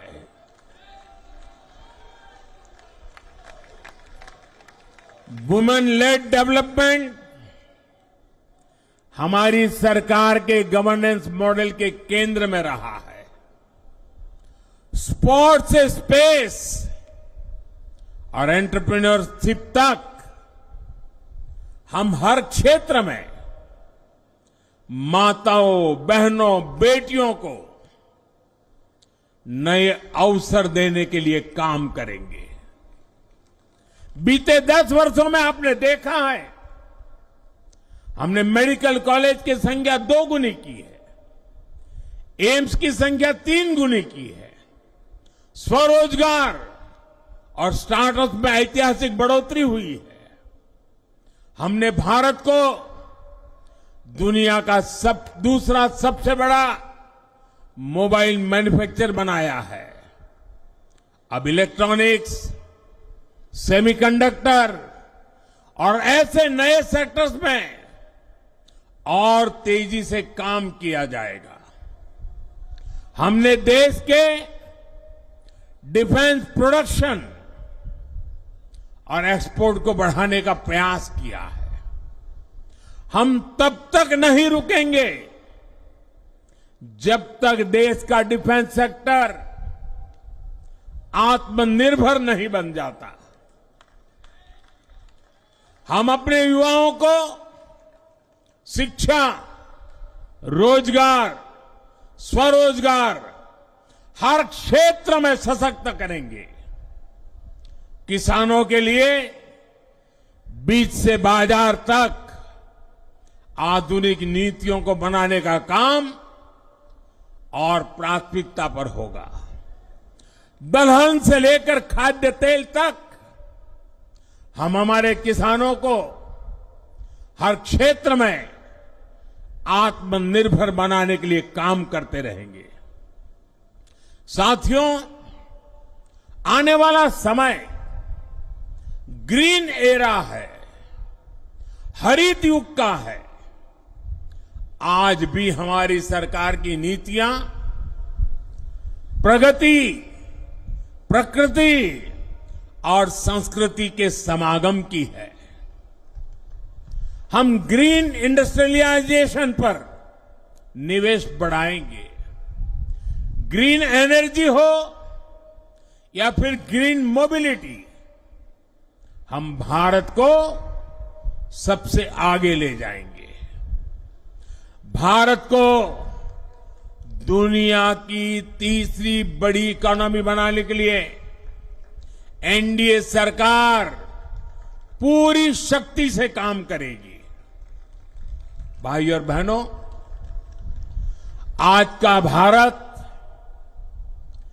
वैश्विक समाधान का हिस्सा भी बन रहा है। हमने कोरोना के दौरान देखा है कि कैसे भारत की वैक्सीन कैपेसिटी ने दुनिया को संकट से बचाने में मदद की। हमारे चंद्रयान ने चंद्रमा के साउथ पोल पर लैंडिंग करके स्पेस एक्सप्लोरेशन के नए रास्ते खोले हैं। क्लाइमेट चेंज से लेकर फूड सिक्योरिटी तक जो भी विषय दुनिया के सामने है, भारत उनके लिए काम करना अपनी जिम्मेदारी समझता है। भारत ग्लोबल सप्लाई चेन को स्टेबिलिटी और डायवर्सिटी देना भी अपना दायित्व समझता है।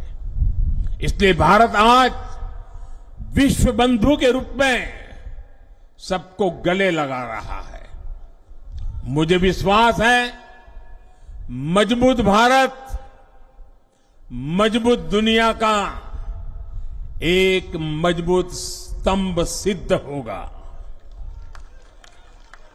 साथियों, 21वीं सदी के भारत को आगे बढ़ना है तो उसे करप्शन पर भी लगातार तेज प्रहार करना ही होगा। डिजिटल इंडिया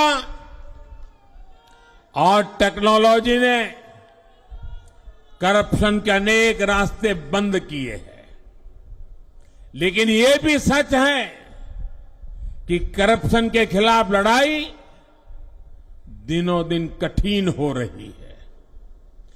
राजनीतिक स्वार्थ के लिए जब करप्शन का महिमा मंडन शुरू हो जाए और इसमें निर्लज्जता की सारी हदें पार हो जाए, तब करप्शन को बहुत ताकत मिल जाती है। इसलिए तीसरे कार्यकाल में एनडीए सरकार का बहुत ज्यादा जोर हर तरह के करप्शन को जड़ से उखाड़ फेंकने का होगा। भाइयों और बहनों, भाजपा के हर कार्यकर्ता के लिए हमेशा से दल से बड़ा देश रहा है। सेवा भाव से बड़ी राजनीति कोई नहीं हो सकती। इसलिए हमें सेवा भाव को सर्वोपरि रखने की परंपरा को निरंतर मजबूत करना है। भाजपा का कार्यकर्ता जन आकांक्षाओं, जन भावनाओं और जन अपेक्षाओं का प्रतिनिधित्व करता है और ये हम कभी भूल नहीं सकते हैं। जरूरी है कि समाज के हर वर्ग से और हर व्यक्ति से हम निरंतर संवाद करते रहे। साथियों, कुछ ही दिनों में देश छत्रपति शिवाजी महाराज के राज्याभिषेक की 350वीं वर्षगांठ मनाएगा। उनका जीवन अपने आप में इस बात की प्रेरणा है कि ध्येय पथ पर अड़ी कैसे रहा जाता है। अपने ध्येय पथ में भी हमारी मेहनत में कोई कमी ना रहे। हम पूरी निष्ठा से, पूरी ईमानदारी से देश की सेवा करते रहे। हमारे जीवन की बहुत बड़ी कसौटी होनी चाहिए। हम सभी मिलकर देश के लिए काम करें, हम देश हित को सर्वोपरि रखें, तभी हम अपने लक्ष्यों को हासिल कर पाएंगे। हमारा संविधान हमारी गाइडिंग लाइट है। इसी साल हमारे संविधान के 75 वर्ष पूरे होने जा रहे हैं। केंद्र की एनडीए सरकार सभी राज्यों के साथ, चाहे वो किसी भी दल की क्यों ना हो, मिलकर काम करेगी। विकसित भारत के लक्ष्य के लिए हम खूब मेहनत करेंगे, जमकर मेहनत करेंगे। हमारे पास रुकने का, थमने का समय नहीं है। ये राष्ट्र नीति के लिए एकजुट होकर आगे बढ़ने का समय है। विकसित भारत के हमें निरंतर बड़े फैसले लेने हैं। भारत के उज्जवल भविष्य के लिए उत्तम फैसले भी लेने हैं। 6 दशक के बाद देश के मतदाताओं ने एक नया इतिहास रचा है। 6 दशक बाद किसी गठबंधन को एनडीए को लगातार तीसरी बार देश की सेवा करने का अवसर दिया है। जनता जनार्दन के साथ विश्वास का ये अटूट रिश्ता, ये लोकतंत्र की बहुत बड़ी शक्ति है।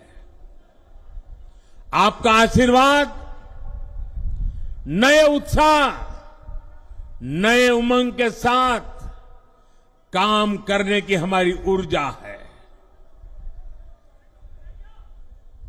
मैं हमारे अध्यक्ष श्रीमान नड्डा जी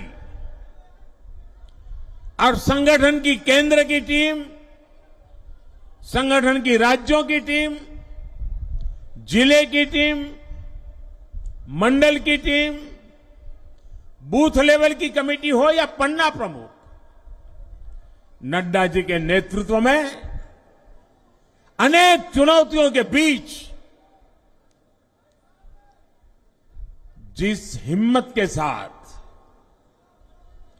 जिस समर्पण भाव से राष्ट्र प्रथम के मंत्र को जीते हुए इस चुनावी जंग में एनडीए को विजय दिलाई है, वे सबके सब अनेक अनेक अभिनंदन के पात्र हैं।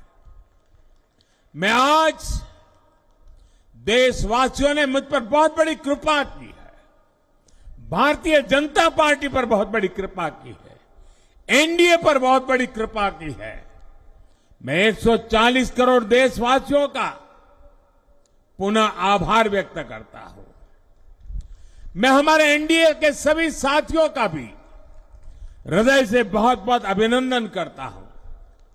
मैं इस देश के महान लोकतंत्र को, महान संविधान को फिर श्रद्धापूर्वक नमन करता हूं।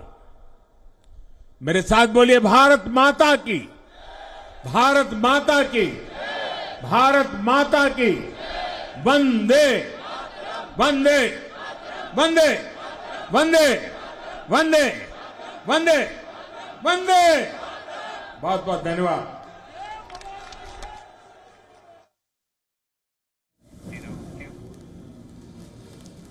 That was Indian Prime Minister Narendra Modi speaking at the BJP headquarters, talking about how it's a victory of Sabka Saath, Sabka Vikas, saying that Indians are proud of the credibility of the country's election system and calling it a victory of Viksit Bharat or developed India.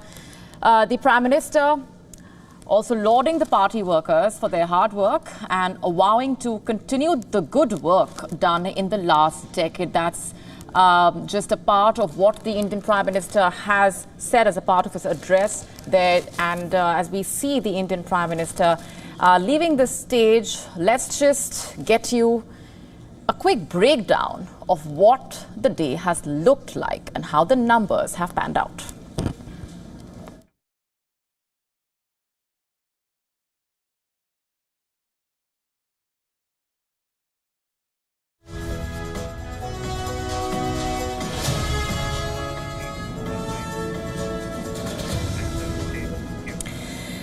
So if you're just joining us, the results of India's Lok Sabha elections, the general elections are still coming in. Let's just get you the key takeaways over the next few minutes. The trends from the counting of votes through our disappointing results for the BJP-led NDA, which appears to be losing heavily in its strongholds of Uttar Pradesh, Haryana, Rajasthan. The exit polls got it wrong as of now.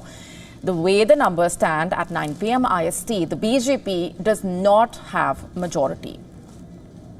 Prime Minister Narendra Modi has won the Varanasi Lok Sabha seat for a third time, even as his National Democratic Alliance, NDA, stared at the shocking result in the politically significant state of Uttar Pradesh. It has been the BJP's big bastion, remember, in the past two general elections. The Indian Prime Minister said this while thanking the people of India. Listen in. हम सभी जनता जनार्दन के बहुत आभारी हैं। देशवासियों ने भाजपा पर, NDA पर पूर्ण विश्वास जताया है। आज की ये विजय दुनिया के सबसे बड़े लोकतंत्र की जीत है। ये भारत के संविधान पर अटूट निष्ठा की जीत है।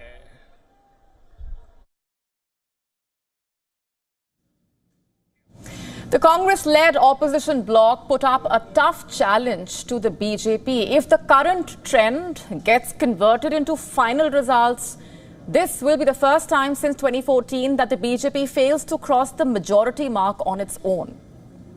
Prime Minister Modi's ruling party will need help from the partners to form a government. So what happens next? The opposition is asking Prime Minister Modi to step down. Listen in. I am happy that PM Modi's BJP is not the single largest party. PM Modi has lost his credibility and he should step down. He had said that BJP will win over 400 seats. And the Congress says it has the people's mandate. Let's play out that reaction for you. I'd like to thank everybody who has participated in this election. I am extremely proud of the people of India. I'm extremely proud of the people who have resisted this onslaught on the Constitution. What about the BJP? Here's what the party president had to say. हम जानते हैं कि 2014 के बाद मोदी जी के नेतृत्व में एक मजबूत सरकार बनकर के आई, मजबूत सरकार। और हमने देखा कि इस मजबूत सरकार को 2019 में फिर से भारत की जनता का आशीर्वाद मिला और देश के चाहे कोई आपदा आई, चाहे समस्याएं आई, चाहे गरीबों के उत्थान के विषय थे, प्रधानमंत्री मोदी जी की नीतियों को फिर से 2024 में आशीर्वाद देते हुए इस ऐतिहासिक घड़ी को हम देख रहे हैं जब प्रधानमंत्री मोदी जी तीसरी बार लगातार प्रधानमंत्री बन रहे हैं। इस बात को भी हमने देखा, ये भी हम इसके अभी हम साक्षी हैं।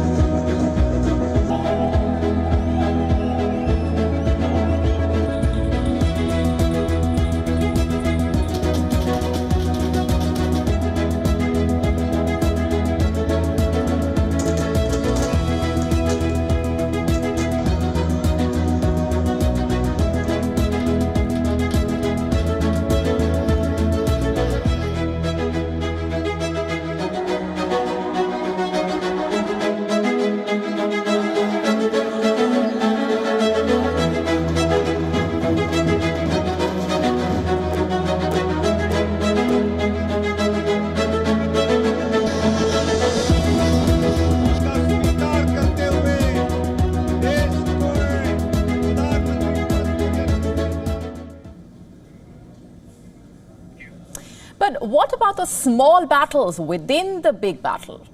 As the results started coming in, we witnessed several stalwarts biting the dust. And here's a look at some of the big leaders for whom the results came as a big upset.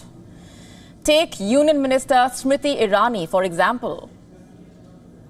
Smriti Irani has conceded defeat after trailing behind her closest rival, Congress Party's Kishori Lal Sharma, in the seat of Amethi. A big setback since Amethi is a constituency in the key battleground state of Uttar Pradesh.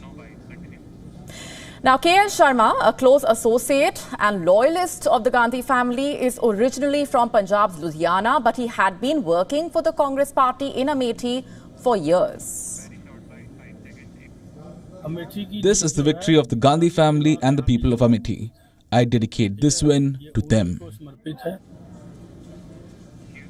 And after Rahul Gandhi was named by the Congress as its candidate for the Rai Bareilly Lok Sabha seat. Smriti Irani had said that the Congress had conceded defeat from the constituency even before a vote was cast. She claimed that the opposition party, in her words, would not have fielded a proxy candidate had they been hopeful about the outcome of the polls. That statement did not age well, it seems, because Smriti Irani, who had emerged as a giant killer in the last election after defeating the then Congress President Rahul Gandhi, has conceded defeat in her constituency. And it's a big setback for the BJP. As a party member, Irani has held several key positions in the BJP, including National General Secretary, Vice President of the BJP's Maharashtra Youth Wing, as well as the National President of the BJP's Mahila Morcha. Between 2014 and 2016, she served as the Union Minister of Human Resource Development. And from 2017 to 2018, she managed the Ministry of Information and Broadcasting. And as the situation stands right now, there are several other political stalwarts who could bite the dust. One such prominent face is Maneka Gandhi. BJP MP Maneka Gandhi is also trailing.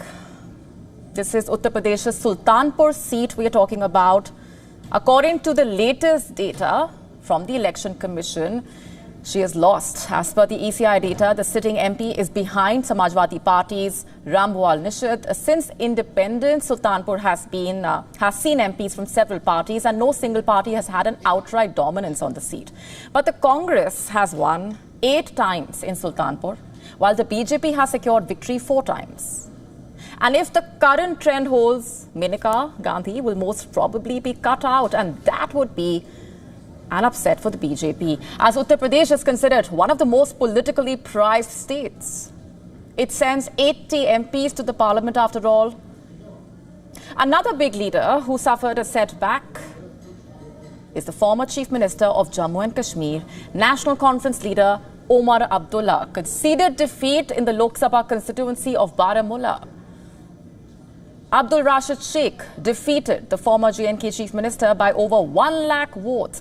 And taking to the platform X, Abdullah said that it was, quoting, time to accept the inevitable. Displaying good sportsmanship, Abdullah congratulated Engineer Rashid for the victory. He said, and I'm quoting, "I think it's time to accept the inevitable. Congratulations to Engineer Rashid for his victory in North Kashmir. I don't believe his victory will hasten his release from prison, nor will the people of North Kashmir get the representation they have a right to. But the voters have spoken, and in a democracy, that's all that matters," quote unquote. Now, the win for Engineer Rashid, who has been lodged in Tihar jail for the past 5 years, facing charges under the Unlawful Activities Prevention Act, also comes as a big surprise. He contested the polls as an independent candidate from the confines of the prison. And since he was in jail, his 2 sons led his campaign, which, by the way, started just 2 weeks before the Baramulla constituency voted in the 5th phase on the 20th of May. And speaking of Jammu and Kashmir, another key leader who was defeated today was Mehbooba Mufti.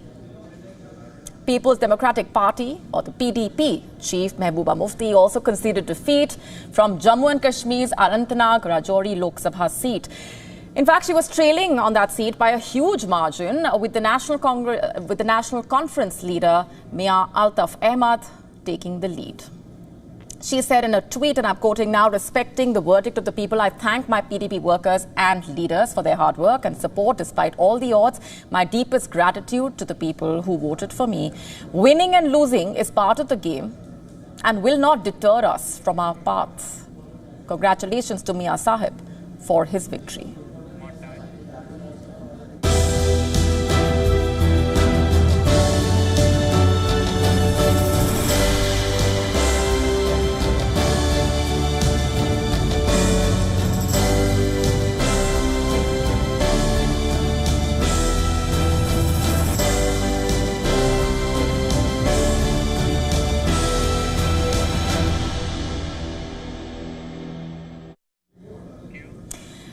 So what are these numbers indicating really? What's the message coming out from the Indian electorate? Now, here are the key takeaways from today's election results, like promised. Number 1, the BJP has not been able to reach its 400-seat mark target. For this year's polls, the BJP's war cry, remember, was 400 plus seats. For the National Democratic Alliance, the NDA, the BJP also aimed to secure 370 seats on its own. However, hours after counting started, the trends showed the BJP falling short of achieving its own target. In fact, forget about crossing the ambitious target. The BJP failed to touch the magic figure of 272. Most exit polls, remember, also predicted a thumping win for the BJP-led NDA. They predicted that the BJP will have 370 to 401 seats in the Lok Sabha elections. However, the NDA is hovering at 290 so far, with the opposition alliance leading on 235 seats. That's as per the latest numbers. And what's behind the downslide of the numbers for the BJP? Experts saying that there are a number of reasons here. The disappointing number for the BJP is being seen as a defeat of arrogance, according to them. You see, during one of his interviews with an Indian news channel, Prime Minister Modi claimed he had divine origins. He had said, and I'm quoting, "God has sent me." And this statement from the Prime Minister came before he filed his nomination papers from his Varanasi constituency. He repeated that he was a leader chosen by God once again while campaigning in Uttar Pradesh's Basti. He said, and I'm quoting, "Those who will vote will earn punya from good deeds I do." Punya is Sanskrit for merit. Political experts saying that this comparison with divinity did not quite sit down well with a lot of voters. And what's more, key issues like high unemployment, the farmers' protests, according to them, prompted the voters to turn away. The opposition also gained through its promises of creating employment and scrapping the Agnipath scheme, as per them. That, remember, was a scheme that upset several army aspirants. Now, it's important to note here, while the BJP has not seen a major depletion in its seat share, it has failed to register the big gains it was expecting, and a lot of that has to do with the opposition party, the Congress. Which brings us to takeaway number 2. The Congress party is seeing a revival. Its vote share has seen a significant jump after a long time. With vote counting still underway, the grand old party's vote share standing at 22.34%. That is nearly 3 percentage points more than what it was in 2019. And the Congress has also improved its performance this time in terms of seat share, by the way. While the party won only 52 seats in the 2019 Lok Sabha elections, it seems to be moving past 100 this time around. So the immediate question is, what helped the Congress? Maybe it was the fact that it put up a spirited fight. Remember, it made unemployment, price rise, Agnipath scheme's failure, according to it. Also, the issue of electoral bonds, what it called the threat to the threat of constitutional amendments, among others, as the key poll issues. And this marked a significant departure from the last election season, by the way, in which the Congress struggled to come up with any concrete strategy to counter the BJP and the Modi juggernaut. Thanks to its leader, Rahul Gandhi's concerted efforts to win voters back with his 2 cross-country marches, the Congress was able to draw support from various sections of the society, and it helped the regional parties as well as the Congress rebuild itself in the states where it had essentially been wiped out. And it would not be an exaggeration to say that we could be witnessing a revival of the Congress party. And this revival has allayed talks of a Congress-free Bharat that the BJP, remember, had made its campaign. The question is, will it be a game changer in the upcoming state election polls? We'll have to see. And that brings us to takeaway number 3. The people of India have voted for a strong opposition. With the results still coming in, the overwhelming sentiment across India was that the opposition is alive. Over 10 years in power, Prime Minister Modi's popularity outstripped that of his parties and turned the parliamentary election into one that started looking like a presidential-style campaign. What that resulted in was a party relying more and more on the Modi brand to both come to power and stay in power. The opposition leaders receding into the background even in the state elections. The opposition made efforts to move the focus of the campaign to issues of distribution, social justice, and that seems to have yielded limited results. But it set in motion something even more telling.